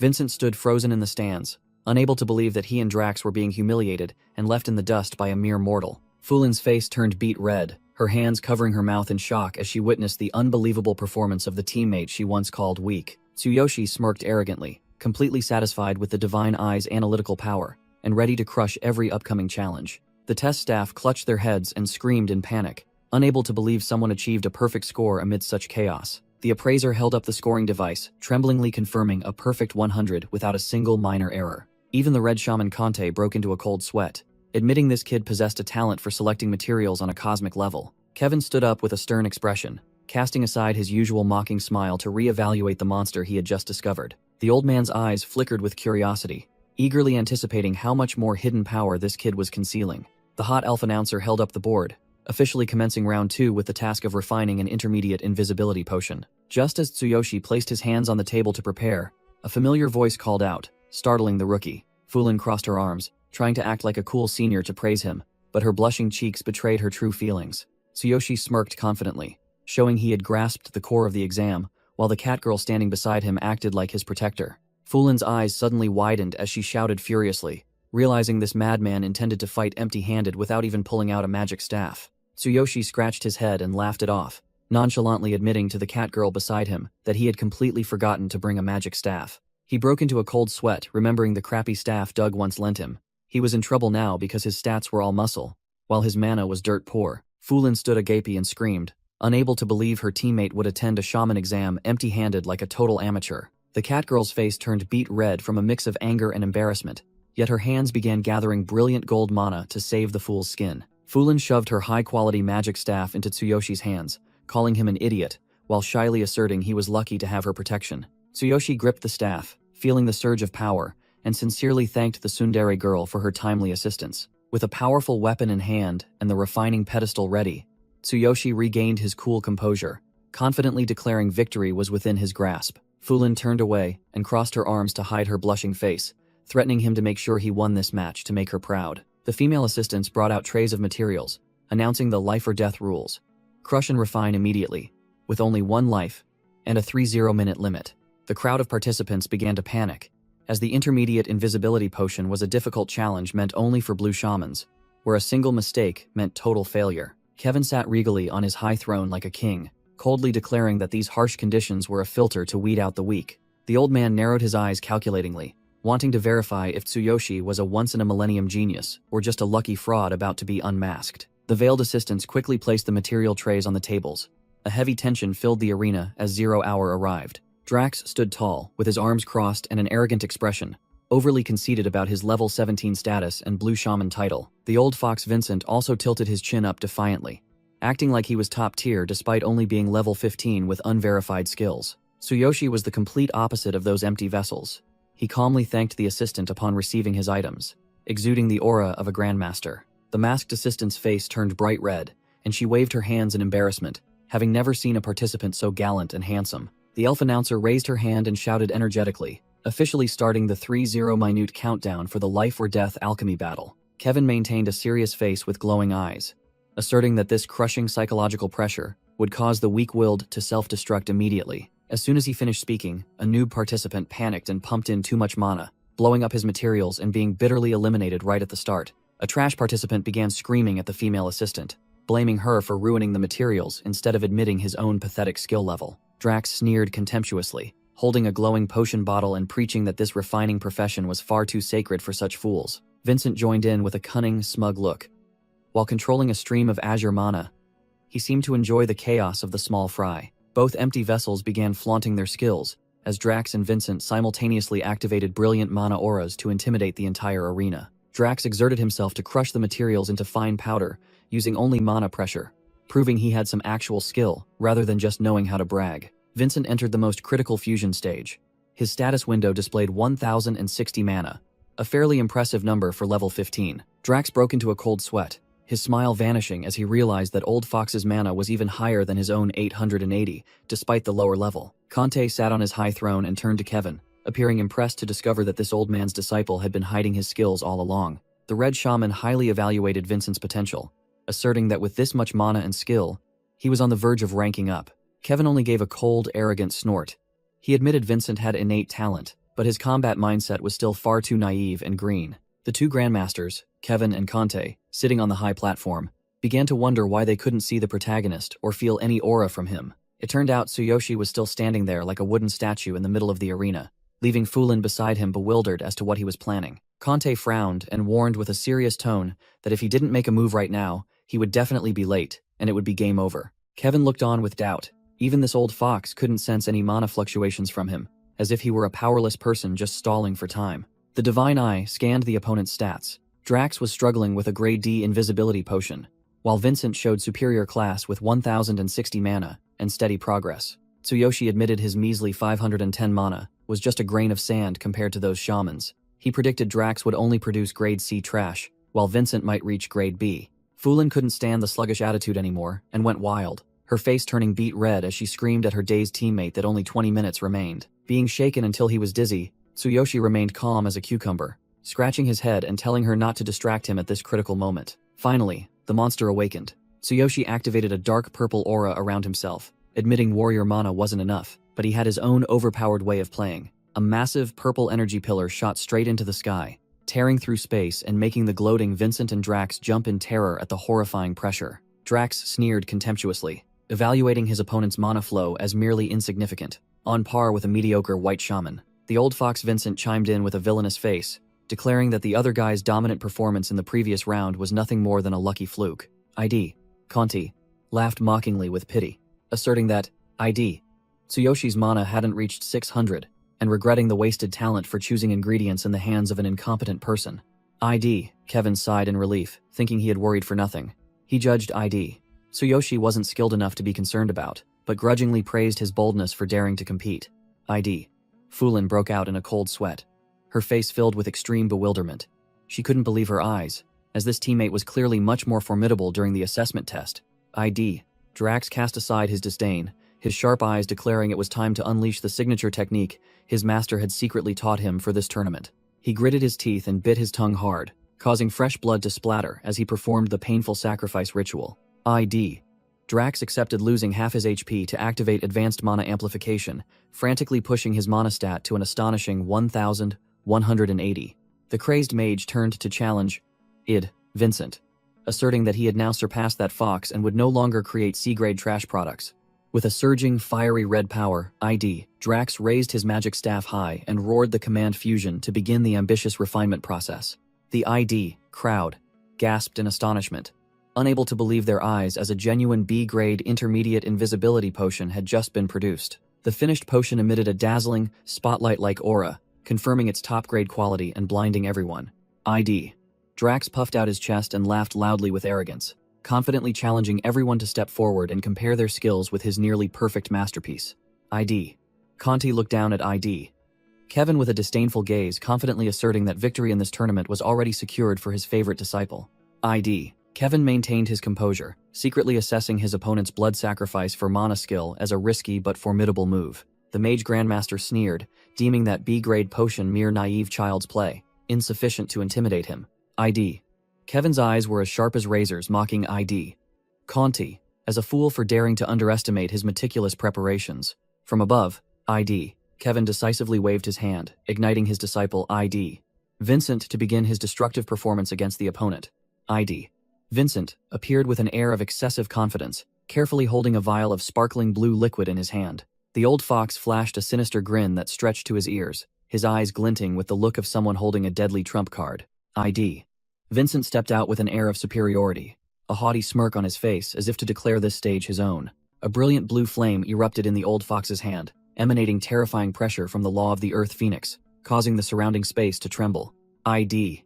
Conti gasped, sweat pouring down him as he realized the formidable item his opponent had just unleashed far exceeded his expectations. He trembled, unable to believe his eyes, stammering as he recognized it as a rare flame purely extracted from the laws of earth and wind. I'd. Vincent smirked, revealing this was a gift, his master ID. Kevin had bestowed upon him for his free use, a power that took 7 arduous days to extract. He activated the flame immediately during the fusion stage, as taught by his master, causing his mana to surge to a formidable 1,530. The entire arena shook violently at this supernatural phenomenon. The ID. Crowd. Utterly bewildered, thinking another B-grade potion had appeared. ID. Vincent laughed wildly, raising his finished A-grade intermediate invisibility potion high and challenging anyone to surpass this masterpiece. ID. Tsuyoshi calmly observed, realizing both opponents were going all out to force the potion's grade higher, and he knew he couldn't hide his true skills any longer if he wanted to win. System warning: insufficient mana. ID. Tsuyoshi decided to activate his ultimate physique to enhance his mana limit, preparing for a classic comeback. ID. Tsuyoshi decided to go big, activating his ultimate physique to push his mana reservoir to its absolute limit, aiming to crush all opponents. A violent pillar of purple light erupted, accompanied by a sky-shattering roar, signaling successful skill activation and an immediate increase in mana capacity. The displayed number surged to 9,660 mana, causing the entire arena to tremble under the terrifying energy pressure emanating from him. He proudly raised his magic staff, creating a third consecutive supernatural phenomenon, many times more intense than the previous two. ID. Fulin broke out in a cold sweat, unable to believe that the weakling in her eyes was now emitting such terrifying mana waves. His figure stood tall amidst the lightning storm, leaving everyone utterly bewildered, unable to comprehend what kind of terrifying secret art could hack mana like this. ID. Vincent was also stunned, admitting that even the laws of earth and wind he was so proud of couldn't create such a formidable effect. The ID. Priest, commander of the orc tribe, trembled as he looked up at the sky, wondering if such an absurd supernatural phenomenon truly existed in this world. The purple lightning energy condensed into the form of a giant dragon, roaring menacingly with immense power in the sky. ID. Kevin and ID. Conti simultaneously gasped, realizing this was the legendary S-grade supernatural phenomenon that would bring divine punishment. ID. Tsuyoshi stood firm in the eye of the lightning storm, the system signaling that mana calibration was complete, preparing to unleash skills to crush the ingredients. The ingredients were perfectly crushed 100% in an instant, magical dust exploding everywhere, demonstrating absolute control over force. He shouted, "Begin fusion," summoning a giant lightning dragon that descended from the sky with immense power, causing space to crack. The ID. Priest. Commander's face went pale, and he shrieked about the appearance of the divine lightning punishment that could blow away anyone unprepared. ID. Kevin broke out in a cold sweat, unable to believe his eyes as this madman dared to face the S-grade potion crafting challenge bare-handed, without using protective potions. The system displayed a cheat game notification, asking ID.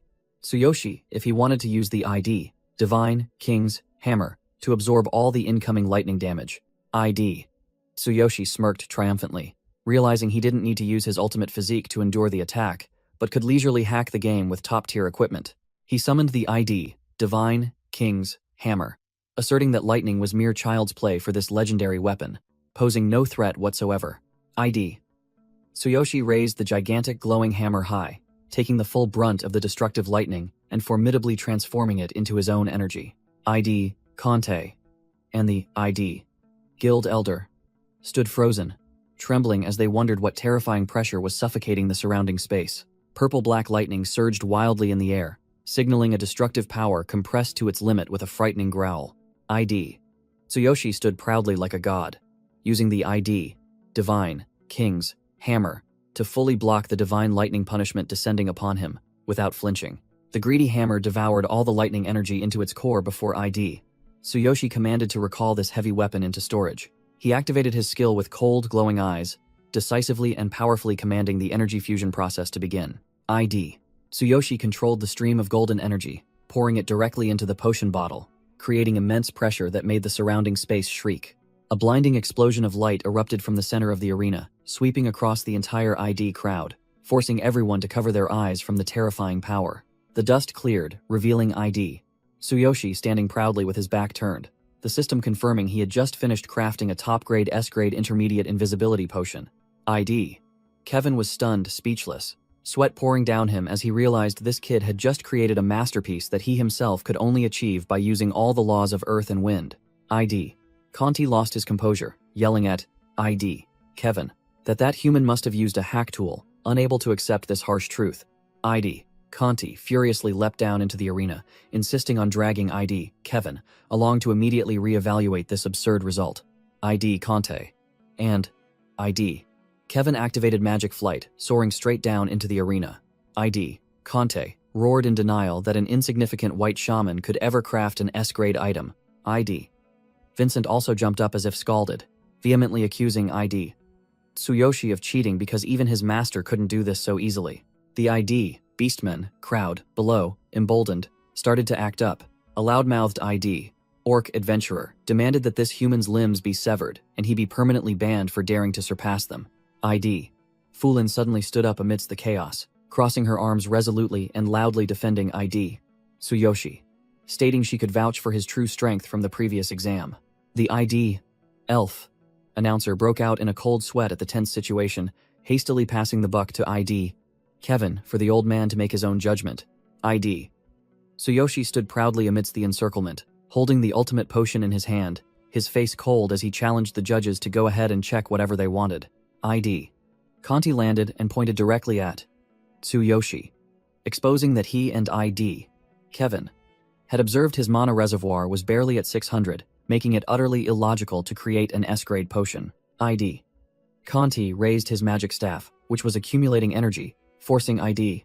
Tsuyoshi to accept an on-the-spot mana measurement test to prove his innocence. Before Tsuyoshi could react, Conte shouted loudly and immediately activated the mana measurement spell. A green light from his staff began sweeping rapidly towards his opponent. Tsuyoshi maintained a cold expression outwardly, but inwardly, his mind was racing with calculations, knowing that if he couldn't maintain his mana disguise, his trash label would be exposed instantly. Tsuyoshi smirked arrogantly, bluntly declaring to the old man opposite him that he saw no reason whatsoever to hide his power. Conte slammed his magic staff onto the floor with a loud thud, grumbling as he ordered the brat to do it immediately so he wouldn't have to listen to any more irritating platitudes. The old shaman's eyes widened defiantly, his hand gripping the glowing staff tightly, determined to use his magic to expose what he believed to be his opponent's worthless abilities. Tsuyoshi began activating his internal reactor, his sharp eyes glinting with a blue light, as surging mana began to leak out, accompanied by a piercing hum. Conte roared like a madman, his face contorted with excitement, forcing Tsuyoshi to unleash all his mana so he could show the whole world his pathetic level. Amidst the rising blue light, Tsuyoshi maintained a dangerous half-smile, subtly reminding the old man to open his eyes wide and measure accurately. Boom! A fierce surge of blue energy erupted from Tsuyoshi's body, creating immense pressure that swept away all surrounding doubt. The entire arena trembled before the colossal pillar of light engulfing the stage, dazzling the spectators below and leaving them gaping in astonishment at the magnificent sight. Conte frantically raised a hand to cover his face, sweat pouring off him as he realized the mana reading wasn't gradually increasing, but shot straight to maximum in an instant, shocking him to his core. Tsuyoshi now resembled a pure entity of dazzling light, calmly declaring that this was 100% of the power he had unleashed. The magic staff in Conte's hand vibrated violently, emitting a groaning sound as if it were about to shatter under the overloaded energy flow. A piercing crack echoed as the gem on the staff's head split open, unable to withstand the terrifying pressure from the monster's mana. A colossal pillar of blue light shot straight up into the sky, piercing the atmosphere and submerging the entire arena in a dazzling aura. Conte's face was drained of all color, sweat pouring off him as he mournfully lamented his treasure shattering right before his eyes, his voice trembling. The old man's eyes widened in horror, his pupils contracting as he realized the power he had just provoked belonged to a true monster. Tsuyoshi turned his back with a superior air, coldly asking if his recent performance was enough to satisfy the old man. He stood proudly in his black armor, his sharp eyes full of confidence, asserting his superior class without needing to exert much effort. Conte stared intently at the remnants of the energy explosion, forced to utter words of admiration despite trembling with fear internally. The old man changed his tune faster than flipping a rice paper, hastily humbling himself to apologize and justify that his previous doubts were simply because he had never seen anyone so overwhelmingly powerful. Kante flatteringly placed a hand on Tsuyoshi's shoulder, praising him to the heavens as a once-in-a-millennium genius, while Tsuyoshi merely responded with feigned humility. Tsuyoshi held the potion in his hand with sharp eyes, pressuring old man Kante to immediately acknowledge his superior class. Kante broke out in a cold sweat as he held the S-grade potion in his hand, stammering to confirm its authenticity to save his old life from the terrifying pressure. The red shaman raised the potion high into the air, loudly challenging the crowd to see if anyone dared to step forward and protest. Drax and Vincent's faces were drained of all color, hastily bowing in defeat, knowing they had just encountered an unbeatable monster. Kante gripped the potion tightly in his hand, decisively concluding the match to prevent any further complications. The old man loudly declared Tsuyoshi the champion, while Tsuyoshi stood behind him, exuding the overwhelming aura of the one who dominated the game. Fulin covered her mouth in astonishment, her eyes wide with admiration, and her face flushed as she saw him truly accomplish the impossible. Tsuyoshi flashed an arrogant half-smile, his eyes gleaming with the confidence of one who had just crushed all opponents. He raised his hand in a victory sign and turned to thank Fulin, his charming demeanor leaving her completely stunned. The catgirl's face flushed crimson, her heart pounding and legs trembling, completely smitten by his overwhelming power and deadly charm. Fulin's face turned beet red, her green eyes wide open due to extreme embarrassment from her crush's gratitude. The mischievous catgirl struck a V-sign pose, playfully sticking out her tongue and adorably taking all the credit for herself. Tsuyoshi stood arrogantly with his arms crossed in his black armor, facing the calculating, scrutinizing gaze of old fox Kevin. Kevin couldn't deny his innate talent, secretly marveling at a young human who possessed such supreme shamanic skill. He stared intently at the S-grade invisibility potion in his hand, bitterly admitting that he, a legend, had been utterly defeated by a mere kid. The old man's silhouette gradually faded into the light, his mind still pondering the boundless growth potential of this young monster. The red shaman's true nature was revealed with a crimson killing intent. He secretly swore to mobilize all forces to make Tsuyoshi vanish from this city. Fulin gleefully brought out a sparkling treasure chest, declaring it a reward so valuable it was worth risking one's life for. The chest sprang open, revealing 3 rare potion recipe scrolls: a circulatory stimulant, a nutrient potion, and a high-grade mana potion. Tsuyoshi smirked triumphantly, quickly calculating in his head that these secret recipes were more than enough to earn him the 1 billion yen entrance fee for the auction. Tsuyoshi seriously questioned Fulin about her decision to refuse to become Kevin's disciple, as he well knew her shamanic potential and mana reserves were formidable. He smiled masculinely and gently patted the young girl's head, asserting that he was a warrior, so she didn't need to worry too much. Fulin's face turned beet red from her crush's head pat, her eyes resolute, as she declared she'd rather find her own path that suited her better. The girl looked a little sad, hesitantly asking for confirmation if he was really planning to leave right now. Tsuyoshi outlined his overwhelming itinerary. Recover, meet Sakura, return to the old world to grind for 1 billion yen, and then come back here to continue the game. As soon as Sakura's name was mentioned, Fulin immediately puffed out her cheeks in jealousy, fiercely interrogating him about who that girl truly was to him. He smirked confidently, firmly stating that Sakura was just a friend and comrade, believing she would soon return to reunite with them. Hearing the reassuring answer, the catgirl blushed shyly, instructing him to definitely stop by and see her before he left to receive a secret gift. The clueless Tsuyoshi scratched his head, wondering why he couldn't get the gift right there, causing Fulin to frantically shriek in protest at his lack of tact. The girl spun around to hide her flushed face, not forgetting to playfully scold that idiot before promising to see him again later. Tsuyoshi stood, scratching his head, bewildered as to why Fulin had stormed off with such a huge fit of pique, truly a young man single by his own merits. Back in his room, he lay down on the bed and began to carefully examine the infinite ring, a hot item he hadn't had time to check the stats for. The system unexpectedly displayed a severe nerf notification, warning of a debug error that limited him to a maximum of 3 days in the other world, and required a corresponding cooldown in the real world. Instead of panicking, he smirked and recalculated his grinding plan, briefly wondering about the debug error, but quickly setting it aside to focus on his main objective. He neatly stored the wooden box in his consciousness storage, his demeanor utterly calm, as if these new rules were nothing but a trifle. Tsuyoshi activated the infinite path with an excited smile, ready to bring his goods back to the real world and change his life. Within the shifting light, his sole objective was to bring back the 3 recipes and effortlessly rake in 1 billion yen. As soon as he returned to the real world, Chairman Suzuki immediately showed off a towering skyscraper, introducing it as the temporary room he had prepared for this family. Karina's eyes widened, her mouth agape at the luxuriousness of their new residence, speechless before the unimaginable opulence. Tsuyoshi, looking dapper in a suit, pushed his sister's wheelchair, both of them overwhelmed by boss Suzuki's enthusiasm. As they moved into their dream apartment, Suzuki affirmed the Hero Alliance's lavish spending power, declaring Tsuyoshi a worthy investment and ready to provide him with everything he needed. Tsuyoshi scratched his head with a wry smile, but his eyes were full of calculation as he requested one bedroom be converted into a laboratory for him to showcase his potion-making skills right at home. Suzuki broke out in a cold sweat from surprise, unable to believe that a wet-behind-the-ears rookie intended to venture into the field of potion-making, which demanded specialized knowledge. The boss nodded instantly, promising to set up all the necessary equipment that very afternoon, making Tsuyoshi push his sister's wheelchair with a jubilant heart, as his plan was going too smoothly. Tsuyoshi smirked confidently, sealing the deal to start raking in billions tonight. He strode confidently through the streets, his shoes stepping on the shadows of ants carrying their prey, signaling the start of a new hunt. 2 guards blocked his path with insolent attitudes, threateningly asking if this brat knew what kind of hornet's nest he had stumbled into. Tsuyoshi stood tall, adjusting his tie, and flatly declared that he had come to the Blue Snake hideout to settle a debt of grievances fairly. The guards sneered at his arrogant attitude, warning him to be careful not to lose his life, then gestured for his identity, daring to bring himself here. He coldly stated his name, Tsuyoshi Tsukishiro, his eyes as sharp as razors, ready to flatten this trashy gang. Tsuyoshi's footsteps echoed powerfully on the floor, each decisive beat signaling the arrival of a hunter,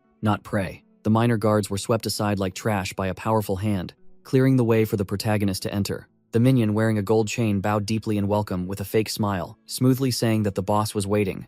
Tsuyoshi glanced at the minion's face and immediately recognized him as the scum who had beaten innocent people in his memories.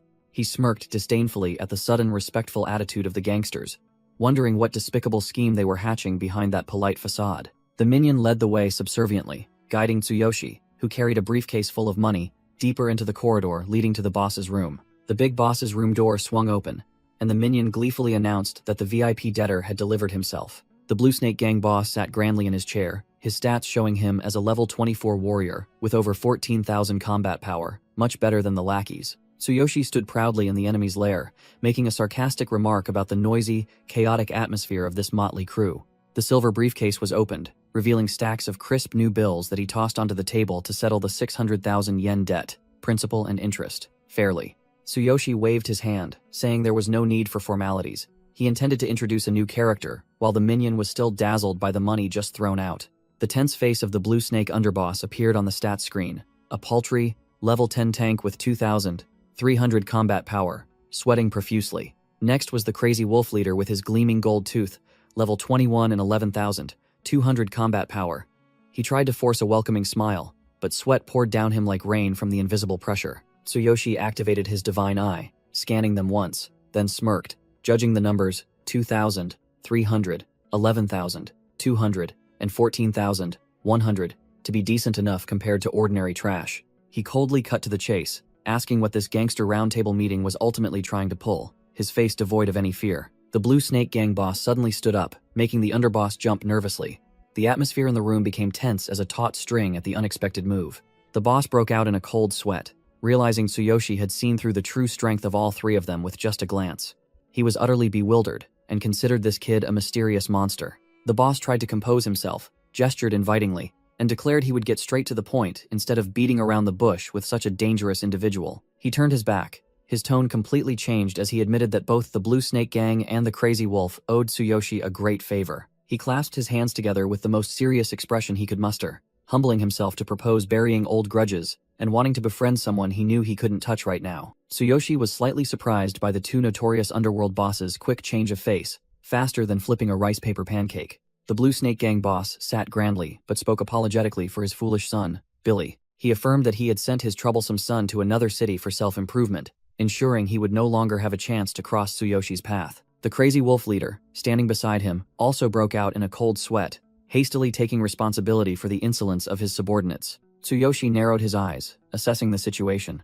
He began to piece together the recent events with a look of deep suspicion. He held up his space ring and realized he had been careless not to detect the tracking spell embedded within the mage's ring. Tsuyoshi coldly declared that his debts with Billy and the Crazy Wolf had already been settled fairly with violence and blood, so no apologies were needed. The boss chuckled with relief, pushing the money back towards Tsuyoshi to show his goodwill in wanting to erase their animosity. Tsuyoshi kept a cool head. He insisted on settling the debt fairly, and questioned the real reason behind this sudden friendly charade. The boss reluctantly confessed that Tsuyoshi's reputation and strength had spread so far that even Suzuki had taken notice, making the entire underworld wary and eager to curry favor. The two underworld magnates did a 180-degree turn in attitude, shaking hands and smiling, claiming camaraderie with Tsuyoshi because they didn't want to get involved with a protected genius. Tsuyoshi broke out in a cold sweat at this unexpected fame but was secretly glad he wouldn't have to lift another finger against the small fry. As he turned and walked away, the tough-looking gangsters immediately bowed 90 degrees, seeing him off like a VIP, inviting him to return and visit like family. With the annoying business concluded, Tsuyoshi summoned a briefcase from his space ring and prepared to return to his main task, potion crafting to level up. He moved to a bustling commercial district under the scorching sun, heading straight for his next target. Inside the pharmacy, the bespectacled shopkeeper was sprawled out, reviewing ledgers, muttering about hoarding rare herbs for profit. Tsuyoshi entered with a refined demeanor. He politely inquired about purchasing some potion ingredients, but his eyes remained vigilant. The shopkeeper didn't even bother to look up, waving his hand to dismiss the customer to the discounted section and treating Tsuyoshi as an annoying brat disturbing his nap. Tsuyoshi wasn't having it. He pulled out a list and put the shopkeeper in his place, by subtly reminding him of the reputation of the region's largest store to force him to serve. He presented a request to buy all 15 types of ingredients on the list, making the shopkeeper's eyes widen in extreme surprise at the VIP customer's willingness to spend. The shopkeeper broke out in a cold sweat, his eyes bulging as he stared at the long list, stammering repeatedly if this kid was messing with him. Tsuyoshi smirked arrogantly, his sharp eyes confirming that he was completely serious and had no time to joke around with small fry. His hand slammed against the wall with pressure, forcing his opponent into a position where they had to obey the commands of the one in control. He opened the briefcase containing 9 million sparkling yen in cash, dispelling all doubts and offering a long-term partnership that dazzled anyone who saw it. The shopkeeper looked up at the towering medicine cabinet, his head spinning as he realized this kid intended to clear out the entire stock of 15 of the most precious ingredients. The glare of the money hit the shopkeeper's face, dazzling him. His disdainful attitude vanished, replaced by the greed of someone who had just landed a VIP customer. Tsuyoshi stood there with an imposing aura. He had meticulously calculated with his divine eye that even after paying off the gangsters, the remaining money was more than enough for him to manipulate the market. The shopkeeper immediately changed his tune faster than flipping a rice paper pancake, subserviently inviting Tsuyoshi to sit in the honored guest chair and urging his staff to provide impeccable service. The bespectacled assistant received the order form, her face drained of color, sweating profusely from the enormous workload that needed to be handled immediately. The shopkeeper tremblingly brought a hot cup of tea, his voice still reeling as he reconfirmed that Tsuyoshi wanted to monopolize all ingredients for the entire coming month. The bespectacled shopkeeper scrutinizingly asked about the payment method, while Tsuyoshi remained seated with the calm demeanor of a true magnate. He coldly asked directly about the main issue, the total cost for today's batch of ingredients, without bothering to beat around the bush. Hearing the quoted price of 6.6 million yen, Tsuyoshi slammed the briefcase containing 9 million onto the table, shutting down any doubts with the massive deposit. He presented an exclusive contract, forcing the shopkeeper to supply goods only to him at a fixed price for the entire coming month, strictly prohibiting sales to anyone else. The shopkeeper's hands trembled with joy as he held the stack of money, nodding vigorously at the terms, thinking he had stumbled upon a bargain from the extravagant young master. Tsuyoshi smirked triumphantly.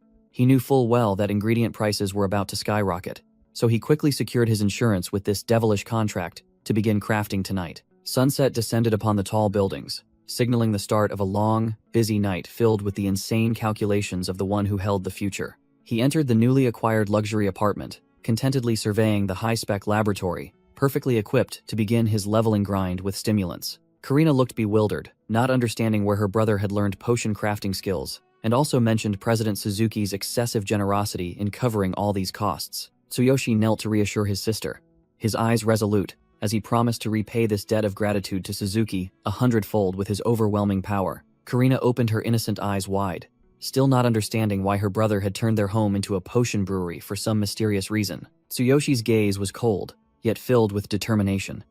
He asserted that all this elaborate preparation was merely to fulfill an important oath from his past. Memories flooded back, contrasting sharply with the harsh reality of her iron-braced legs, and he vowed to bring back the radiant smile his poor sister once had. Karina blushed in confusion and asked him to repeat himself, as she seemed to have missed her big brother's affectionate words while lost in her own thoughts. Tsuyoshi gave a confident smile and turned to walk away, telling his sister to sit tight and wait for the miracle he was about to create. Ignoring Karina's pampered calls, he slammed the door shut to avoid being disturbed, declaring he needed absolute space to focus on his grinding. Left alone in the lab, the smile on Tsuyoshi's lips grew more arrogant because the performance was over. Now, it was time for the real work. Snap! With a stylish flick of his fingers, he activated the system, pulling out piles of high-grade materials from his divine consciousness storage and spatial ring like a true mage. As the test tubes bubbled over a blue flame, he began calculating the formula for the circulatory stimulant with absolute precision. Sitting regally in his chair, Tsuyoshi silently marveled at the divine eye's broken power, as it automatically analyzed and guided the refining process like high-end game hack software. The divine eye activated, and Tsuyoshi's golden eye flashed, scanning all hidden data to begin the super analysis process. He sat prominently before the lab table, holding a tattered recipe in both hands that contained priceless knowledge regarding the golden ratio between antgrass and green vines. With hands as steady as a surgeon's, Tsuyoshi poured the two solutions together with millimeter precision at a 1:3 ratio, his tongue licking his lips in excitement. He shoved the beaker into a crappy heater, muttering disdainfully that even with crude tools, a master could still produce a masterpiece. Tsuyoshi stood up and adjusted his collar, smirking as he explained that the commoners of this world only knew how to heat things up and pray for the potion to succeed. A flash of arrogance appeared in his cold eyes, for the chosen one never accepts the risk of failure inherent in ordinary chemical reactions. He pulled a basic wooden staff from his divine consciousness storage. A piece of trash in the eyes of others was a master key in his hands at this moment. He swung the staff to perform an exclusive fusion technique, integrating mage magic into the chemical process, causing the entire room to glow with mysterious purple energy. The progress bar jumped wildly from 30 to 90%, and the temperature hit a peak of 100 degrees Celsius, proving the overwhelming fusion speed between science and magic. The furnace signaled completion amidst a cloud of white smoke, and Tsuyoshi excitedly announced that the first batch of potions was ready to have its divine effects verified. Tsuyoshi held up the test tube containing the golden liquid, deciding to use himself as a guinea pig to test the hot new product. Without a moment's hesitation, he tilted his head back and downed the bubbling potion with the cold face of a science madman. The effects were instantaneous. The system confirmed absolute purity, along with recovery and damage reduction stats that were absurdly high. He clenched his fist in excitement, firmly stating that the trashy pills of this world could never hope to compete with an otherworld formula. However, the taste was so foul, it made him break into a cold sweat. He immediately decided he had to compress this liquid into capsules to make it easier to swallow. Ambition flashed in his eyes as he watched the machine begin the packaging process, opening a path to inescapable wealth between the two worlds. Tsuyoshi unleashed his power, using magic to manipulate a series of test tubes to mass-produce the basic circulatory stimulants. The next day, at the entrance of a C-rank dungeon, a group of rookie adventurers were complaining about the lack of good potions and the strength needed to grind. To avoid unnecessary trouble, Tsuyoshi equipped his masking cloak, a toy that helped him hide his identity and face from the prying crowd. In the mysterious guise of a black market merchant, he pushed his cart straight into the busiest hub to begin his campaign of fleecing the adventurers. As soon as Tsuyoshi set up his stall, the narrow-minded adventurers swarmed around to mock him, viewing him as a delusional wandering merchant for daring to hawk potions on the street. The winged helm adventurer sneered with utter contempt, asserting firmly that this market was the exclusive playground of 3 major corporations and that street goods were just trash. Ignoring the gossip, Tsuyoshi calmly held up a pill, beckoning the crowd with the confident tone of someone holding hot goods in his hand. The crowd began to whisper and gossip. Though the winged helm adventurer was skeptical, he still loudly claimed he knew exactly what quality goods looked like. With a challenging look, the winged helm adventurer stepped closer, questioning whether this product of unknown origin could even stand a chance against the products of the 3 giants. Tsuyoshi calmly introduced the broken features of the circulatory stimulant. It restored health, restored energy, and even reduced damage when attacked. An incredible combo deal. The moment the price of 24,000 yen for 6 pills was uttered, the winged helm adventurer's eyes bulged in shock, screaming that this price was even more extortionate than brand-name goods. 20,000 yen for 10 pills. The winged helm adventurer slammed his hand on the table with a bang, shouting at the top of his lungs to kick out the dishonest merchant for daring to sell something unverified at such an absurd price. The entire crowd behind him joined in, cursing it as the scam of the century, and threatening that someone hot-tempered would flip the stall if he didn't disappear. Flashing an arrogant half-smile, Tsuyoshi threw down his trump card, a free trial right on the spot. And if the goods were fake, they could wreck his shop as they pleased. Tsuyoshi held the pill in his hand with a mysterious expression, setting the condition that if they were impressed, they had to buy the whole box. He wouldn't sell them individually. The winged helm adventurer broke into a cold sweat but still stubbornly accepted the challenge, not forgetting to threaten to finish off the merchant if the quality was poor. Without needing many redundant words, Tsuyoshi decisively flicked the pill through the air with his finger. The crowd of watching adventurers began to laugh, mocking that betting on this street medicine was truly a farce for people with too much money. The winged helm adventurer opened his mouth and caught the pill perfectly, swallowing it with a gulp and widening his eyes to wait for any negative bodily reactions. He was so stunned he froze as a burst of energy exploded around him, displaying a notification that recovery speed increased by 45% and damage reduction by 12% for 10 minutes. Tsuyoshi wore an arrogant half-smile under his hood, coldly asking if this broken effect was worth the price he had set. The winged helm adventurer glowed brightly as if he had just received a divine power buff, leaving his companion standing next to him agape in shock. He muttered an analysis in his head, realizing that market goods only restored 10%, while this was several times stronger and even reduced damage, far surpassing the level of the three giants. His attitude flipped faster than a pancake. The winged helm adventurer held out his phone, begging to buy 10 boxes, immediately, using his hero certification. The payment machine let out a crisp beep, and 240,000 yen evaporated from the customer's card in exchange for 10 fresh boxes of medicine. The winged helm adventurer radiated a brilliant aura, turning to ask about tomorrow's sales schedule with the satisfied face of a true addict. He stood tall amidst the crowd, the golden light from his body shining onto the faces that were staring in shock. The entire crowd exploded like a disturbed beehive, scrambling forward to demand a chance to test the medicine, while threatening to get violent if it was fake. Only 5 sample pills remained on the plate, turning the area into a life-or-death arena for those with the fastest hands. A red bandana adventurer and a buzz-cut adventurer quickly seized the opportunity, shoving the pills into their mouths with a high-risk, high-reward expression. The red bandana adventurer swallowed with a gulp, sweat pouring down his face like rain during the moment he waited for the medicine to take effect. The buzz-cut adventurer also squeezed his eyes shut, swallowing the golden capsule whole with his nerves stretched tight like a bowstring. The violent explosion of energy made all 3 test subjects shine as bright as headlights. Tsuyoshi smirked and asked if their eyes were finally open. The shopping frenzy officially triggered as a series of hands holding hero cards reached out, screaming to buy a dozen boxes regardless of the price. The crowd went wild, rushing in like hungry zombies, screaming to buy the goods, while Tsuyoshi stood there as composed as a god. He smirked with a calculating grin under his hood, playing a psychological game by limiting each person to a maximum of 10 boxes to stimulate demand. The entire area turned into a chaotic market as adventurers made frantic phone calls, urging their comrades to bring money to hoard the goods for speculation and profit. Tsuyoshi's golden eyes shimmered with sharpness. He understood perfectly that this retail sale was just the first stepping stone in his plan to earn 1 billion yen for his tuition. His true goal was to use this craze to lure the 3 biggest sharks in the pharmaceutical industry into knocking on his door themselves. An endless line of people formed, and as money and goods were exchanged continuously, Tsuyoshi's pockets swelled at a dizzying speed amidst the joy of his customers. At the magnificent headquarters of Red Tier Pharmaceuticals, one of the 3 pharmaceutical giants, the atmosphere was becoming suffocating and extremely tense. In the strategy meeting room, the manager pointed at the plummeting sales chart, bitterly admitting that the market was being manipulated by that mysterious black medicine. The bespectacled man and the researcher broke out in a sweat, confirming that this formidable product did not belong to any of their competitors. They stared at the briefcase containing the recently collected samples, bewildered as to how such tiny pills could have such a devastating impact on the market. The researcher trembled as he held the report, admitting that these pills were high-tech masterpieces, to the point where it was hard to believe they were called unbranded goods. The executives breathed a sigh of relief, fortunate that this wasn't a competitor's product. Otherwise, they would have been kicked out of the market long ago. Even with the most advanced machinery, they couldn't analyze the ingredients.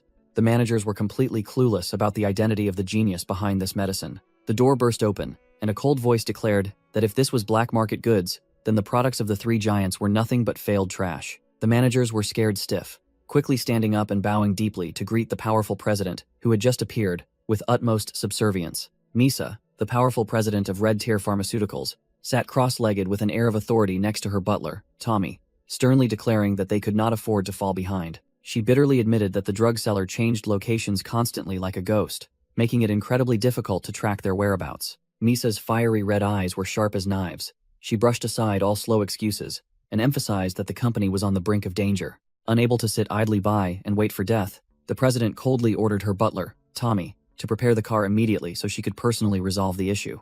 At the dungeon gate, the crowd of adventurers was going wild, scrambling to bid 20, 30 times the price just to get their hands on the last boxes of medicine. The adventurers were frantic over the miraculous effectiveness of the new medicine, ready to pay 30 times the original price to acquire the hot commodity. A week passed, and Tsuyoshi sat in the shadows, collecting money until his hands ached. Everything was going smoothly, exactly as he had planned. He smirked calculatingly under his hood, certain that the fat prey was about to deliver itself to him. The medicine craze reached its peak when a burly man shouted a bid of 100 times the price just to compete for a purchase slot with the chaotic crowd. Misa appeared with an air of authority beside her luxury car with her butler, Tommy, flatly declaring that she would pay that exorbitant price just for 10 minutes of conversation. Tsuyoshi's golden eyes flashed with triumph. He knew the big fish had finally taken the bait. The sleek black limousine pulled to a stop, and the security guard stood watch strictly, preparing for the million-dollar negotiation.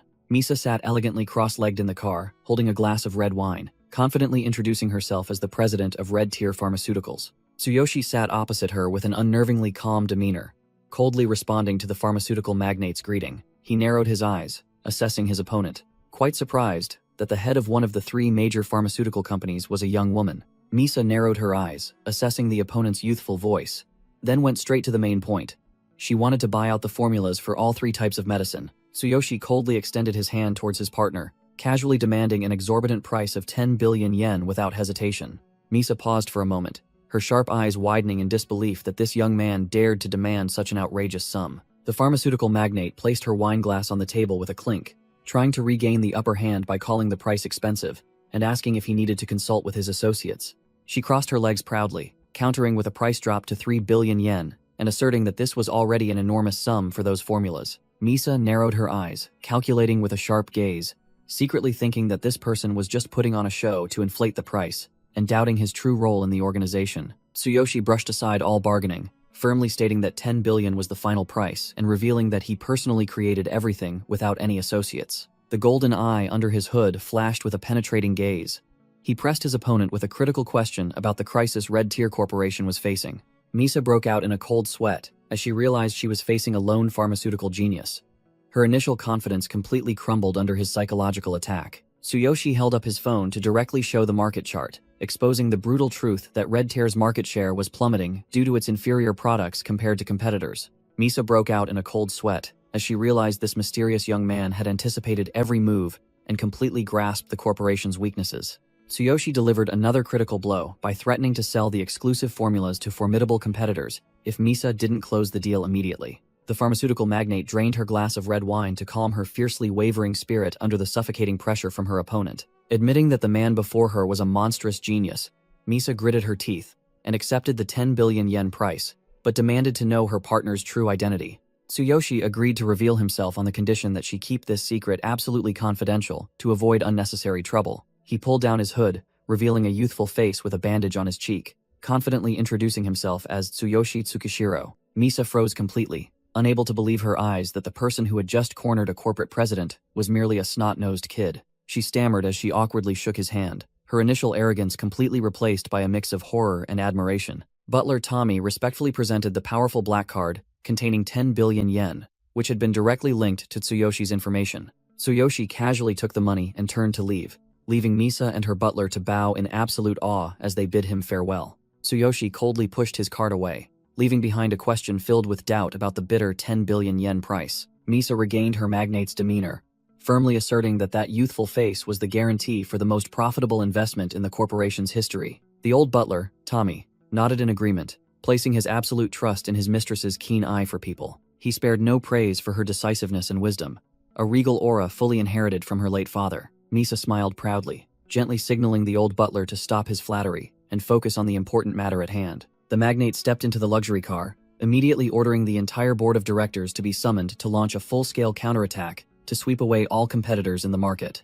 At a luxurious cafe, a piercing scream echoed, making even the sign outside seem to tremble. Suzuki's jaw dropped, and he broke out in a sweat when he heard that the kid in front of him had gathered 10 billion yen for the entry fee in just one short week. Tsuyoshi gave a calm, wry smile, putting a finger to his lips to signal the chairman to quiet down before revealing all the secrets. The crowd in the cafe began to whisper and gossip, their curious eyes drawn to the young man whose name had just been mentioned, along with the insane sum of 10 billion. Tsuyoshi lightly tossed the black card containing 10 billion yen onto the table, as if it were loose change, to secure a spot in the auction. Suzuki broke out in a cold sweat at the kid's extravagance, insisting on following him to learn from his next business ventures out of sheer curiosity. Tsuyoshi held up 2 fingers, finalizing his second condition. He wanted to climb to rank C by placing in the top 3 of the New Star tournament. The chairman sighed, explaining the complicated process. To compete, one had to grind public dungeons at least twice to achieve a record. Suzuki poured cold water on the idea, announcing that the registration deadline was tomorrow, asserting that no one could grind levels in such a short time. Tsuyoshi took a sip of tea with an overbearing demeanor, his eyes gleaming with confidence as he declared that one day was more than enough for him to conquer the virtual world. Night fell upon Tsuyoshi's luxurious apartment building, where he prepared for his next insane schemes. Karina hugged her pillow, her eyes crinkling with joy over the soft bed, and obediently wished her brother good night with a radiant, happy face. Tsuyoshi stood silently by the door, looking at his sister with a rare gentle gaze before closing off this peaceful space. He walked into the darkness with iron resolve, preparing to grind the public dungeon tomorrow morning to increase his strength. Tsuyoshi sat on his bed and activated the endless path, determined to escape being stuck at level 12 to prepare for the big game. He clutched the ring in his hand, vowing to bring the golden rebirth potion back for Karina, even though the system warned he only had 3 days to dominate this map. A surge of teleportation energy enveloped Tsuyoshi, his face hardening with a firm promise to help his sister stand up once more. A peaceful medieval townscape appeared, where Tsuyoshi had just arrived to execute his rapid leveling plan. Tsuyoshi was fully equipped with formidable spiked dark armor, boasting a combat power of 16,000, but he paused, unable to find his assistant Sakura to plan with. He mused, admitting a harsh truth. In this world, without Sakura handling logistics, he was like a snake without a head. Tsuyoshi stood by the window, gazing out at the night, reassuring himself that she would surely return by morning once she heard he had won the prize. He looked up at the star-filled night sky, and began to wonder if Sakura was out partying with any friends nearby. A flock of black crows with blood-red eyes suddenly appeared, signaling impending trouble. The black crow swooped down at dizzying speed, its bloodshot eyes seemingly monitoring Tsuyoshi's every move. The black crow plunged down like an arrow of death, its bloodthirsty red eyes aimed directly at its target. Tsuyoshi gasped in alarm as he felt a deadly killing intent bearing down directly on him. A terrifying explosion ripped through the ground with a resounding roar, sending dust and smoke billowing everywhere. Tsuyoshi parried the attack, gritting his teeth in vigilance against the sudden magical ambush from the hidden assailant. As the smoke cleared, a winged silhouette was revealed, descending with a look of disappointment at failing to one-shot its prey. The Nightbird magician revealed herself, boasting a terrifying combat power of 51,000, and admitted that capturing him would be tougher than expected. Tsuyoshi tightened his grip on his hammer, causing lightning to crackle, and wondered what the hell was going on. He stood firm amidst the rubble, suspecting that the tenacious northern assassins had come seeking revenge once more. The female villain flirtatiously complimented Tsuyoshi's eyes before signaling her accomplice to act. Tsuyoshi's eyes widened as a human assassin with a combat power of 30,500 suddenly lunged from his blind spot to gang up on him. Clang! Sparks flew as the enemy's razor-sharp dagger was blocked by godlike reflexes in the nick of time. The system blared a red alert as Tsuyoshi activated Ultimate Physique to boost his reaction speed. He was horrified to realize this assassin was level 30, with a combat power of 30,500. Tsuyoshi's golden eyes narrowed in tension. He admitted that without the buff from Ultimate Physique, his life would have been forfeit. The human assassin revealed himself with a grotesque jawbone mask, his eyes radiating a crazed bloodlust as his sneak attack failed. The Nightbird magician hovered in midair, letting out a surprised gasp upon seeing her prey still standing after the assassin's treacherous blow. Realizing the cramped terrain was too disadvantageous for fighting 2 high-level monsters at once, Tsuyoshi immediately retreated to widen the distance between himself and the enemies. He landed with a crash, shattering bricks and stones, while simultaneously activating Ultimate Physique, channeling all explosive power into his legs to prepare for the next engagement. The assassin duo took the high ground. The magician spread her black wings, while the assassin clutched a venom-coated, sickly green dagger, poised to strike. Tsuyoshi looked up with sharp eyes, quickly analyzing the situation, and determining that he couldn't escape these persistent hounds, forcing him to fight to the death. He pointed his massive, black cold light blade directly at the enemies and coldly declared, "I don't recall ever offending you." The Nightbird magician stood there with a superior expression, casually stating that this was merely a hired job, and the unlucky boy just had to take it. The masked assassin began to question his life choices. He couldn't understand how a level 12 warrior could dodge his infallible sneak attacks. The sorceress covered her mouth, sneering contemptuously, believing that his dodging of magic was mere luck, and confident she would soon capture her prey. A whoosh tore through the air as Tsuyoshi shattered the rooftop for a tactical reposition, sending bricks and stones flying everywhere. The assassin unleashed a treacherous snake hit, but Tsuyoshi was out of his league. He immediately retaliated with a hammerquake, sending the magician reeling in the air. The magic circle shattered under the overwhelming power. The Nightbird magician cried out in horror as her attack was easily blocked like child's play. The assassin stared wide-eyed, sweat pouring down as he realized his target continued to dodge attacks like a slippery eel, completely beyond his expectations. Tsuyoshi emerged from the smoke, his blue eye glowing brightly, and coldly retorted, asking if those amateurs thought he would meekly surrender. He raised his sword high, summoning the skill Thunder Chain Fall, filling the surrounding space with deadly voltage, ready to sweep everything away. The two enemies panicked, hastily retreating to evade the destructive lightning stream, descending upon them with a terrifying explosion. Tsuyoshi unleashed lightning, but the Nightbird magician managed to erect an energy shield to block the attack. She sneered, claiming that if his level were just a bit higher, she wouldn't have escaped unscathed. The jawbone-masked assassin lunged with his glowing green dagger, scoffing that Tsuyoshi was merely a level 12 brat, and his struggles were only adding to his futile pain. He unleashed the Raystorm skill from above, creating countless wind-slicing slashes to shred his prey into 100 pieces. Yet Tsuyoshi stubbornly resisted. The magician wasn't idle either. She launched a barrage of deadly pink energy beams, accompanied by a saccharine reminder not to forget her presence. Tsuyoshi moved at dizzying speed to dodge the projectile rain. He flinched as a beam of light grazed past him, the situation becoming extremely perilous. Blood trickled from the corner of Tsuyoshi's mouth. He gritted his teeth, wondering if taking on two superior-level enemies at once was truly an impossible task. The two enemies relentlessly pressed their attack, making Tsuyoshi struggle to defend himself. The magician tempted him, saying his survival until now was a miracle, and advising him to meekly drop his weapons and surrender. Tsuyoshi's eyes blazed with murderous blue lightning. He coldly retorted, asking who would bother listening to them, then decided to gamble his life to summon the Divine King's Hammer. The system blared a red alert as the Divine King's Hammer was summoned. The terrifying energy pressure emanating from it made both the magician and the assassin recoil in horror, covering their faces. A fierce golden lightning bolt erupted, throwing everything into disarray. Tsuyoshi hovered in the eye of the energy storm, making his enemies realize he had been hiding a monstrous power all along. Tsuyoshi's eyes widened in utter astonishment as he recognized a familiar voice echoing across the fierce battlefield. Kevin suddenly descended from above like a god, unleashing secret grand magic with an aura that overwhelmed all heroes. A surge of green energy pierced his defenses, making Tsuyoshi cough up blood. His body violently convulsed from the fatal blow delivered by the most unexpected person.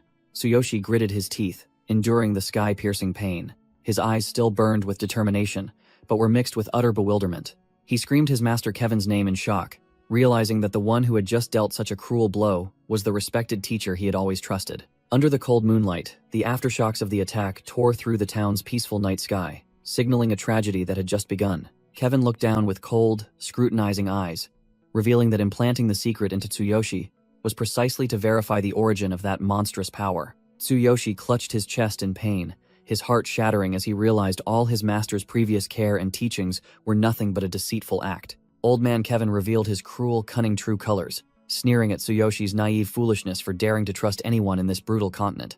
The Nightbird magician also trembled in fear at Kevin's appearance, while the old man declared that Tsuyoshi had no escape with his battered body. It turned out the human assassin and the Nightbird magician had conspired beforehand to trade for a rare limit-breaking potion, preparing for this dirty scheme. Kevin stood tall and arrogant like a tower, sneering as he revealed that he had planted a trap in Tsuyoshi's chest back when the boy was a powerless nobody. Tsuyoshi gritted his teeth, filled with resentment, his eyes still disbelieving as he asked the old man what he had done wrong to deserve such cruel betrayal. The cunning old man leaned close to his former disciple with a sinister smile, completely dismissing the boy's innocence with a condescending and contemptuous attitude. Kevin's true face revealed his despicable jealousy.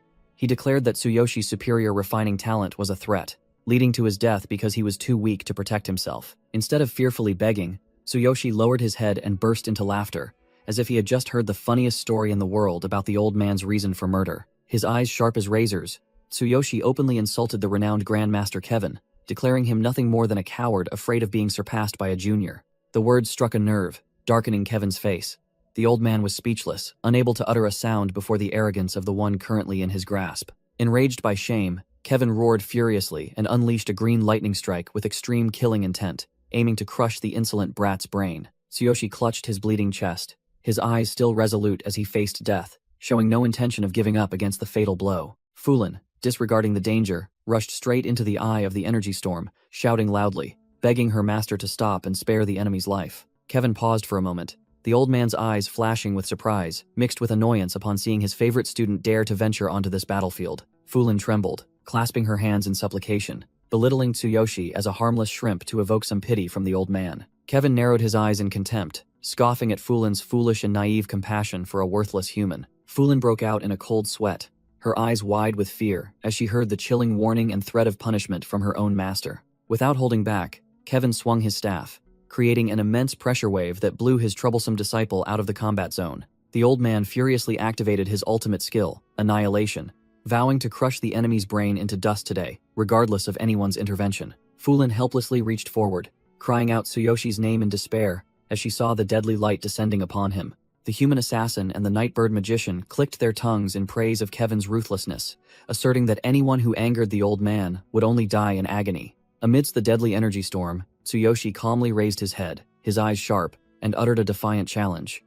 Is that so? Old man Kevin's eyes bulged as he realized the destructive energy from his staff was being blocked and devoured by an invisible force. The divine selection system blared a red alert, announcing that the update progress had reached 10%, and began siphoning all surrounding energy to mend Tsuyoshi's life. Instead of being crushed, Tsuyoshi converted his opponent's attack into energy to nourish himself, creating an explosion that sent old man Kevin flying far away. The old fox Kevin flew freely through the air like a kite with a broken string, due to the terrifying recoil from his own technique. He gnashed his teeth, broke out in a cold sweat, and screamed in panic, unable to understand why all his magic power had been drained in the blink of an eye. The Nightbird magician and the human assassin below gaped in astonishment, unable to believe their eyes when they saw the target still alive and well after the assassination blow. Fulin stared blankly into the dust cloud, her eyes wide open, stammering Tsuyoshi's name in utter bewilderment. Tsuyoshi stood up, his chest glowing green, admitting that it was thanks to Fulin's precious stalling that he managed to activate his survival mechanism in time.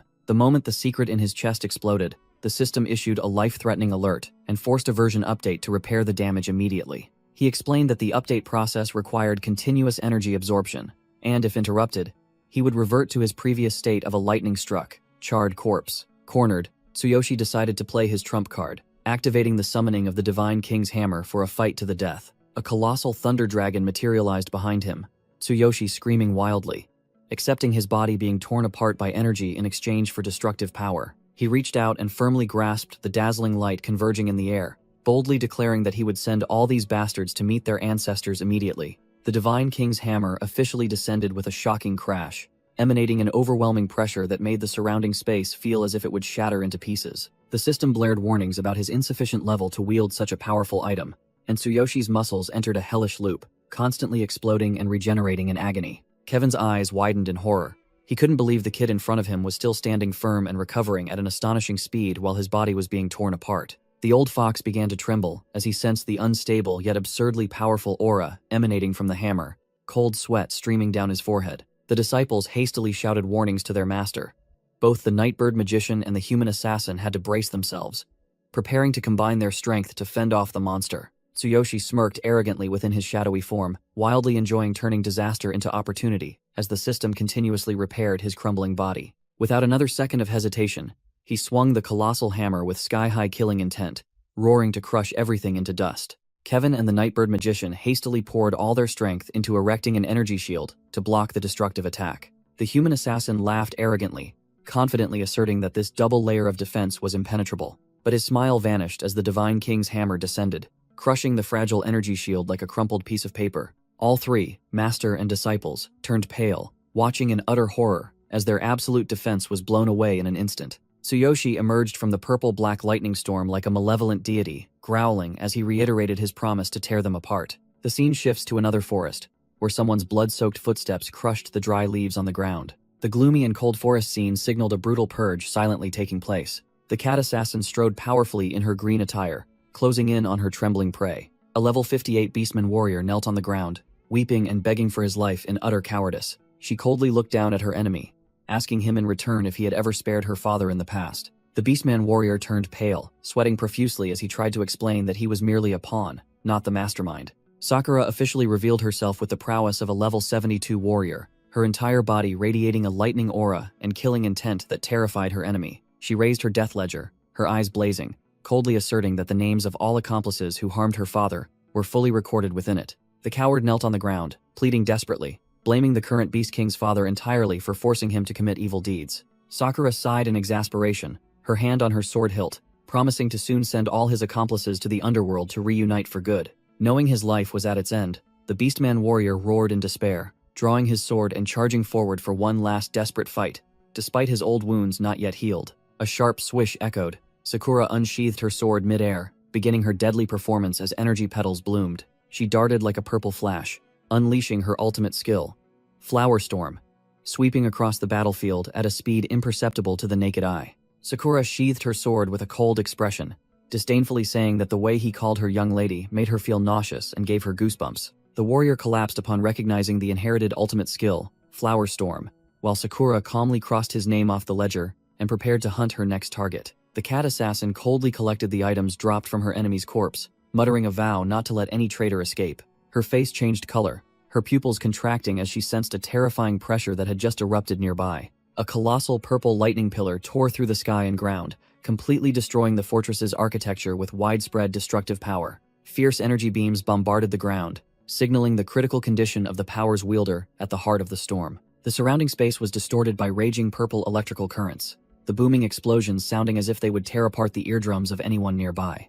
Tsuyoshi let out a pained scream as the Divine King's hammer's power ravaged his body, the bone-piercing agony making him feel as if his soul was being incinerated. The system blared, red alerts continuously as his body's damage level reached 60%, his bones constantly shattering and regenerating in a hellish loop. The Nightbird Magician and the masked assassin broke out in a cold sweat, trembling as they wondered how a level 12 individual could exude such terrifying pressure. Kevin roared at his panicking subordinates, asserting that it was merely a life-sacrificing skill and ordering them to pursue and finish off the enemy. Tsuyoshi swung the golden Divine King's hammer, tearing through the air to create sharp green wind blades accompanied by a piercing zaza sound. He lunged at the human assassin like a nightmare, growling that he would crush the man's throat in an instant and told him not to hold a grudge. A blue lightning bolt erupted with a tearing shoe sound as the attack was unleashed at an invisible speed. The assassin's face contorted in horror within the crimson space.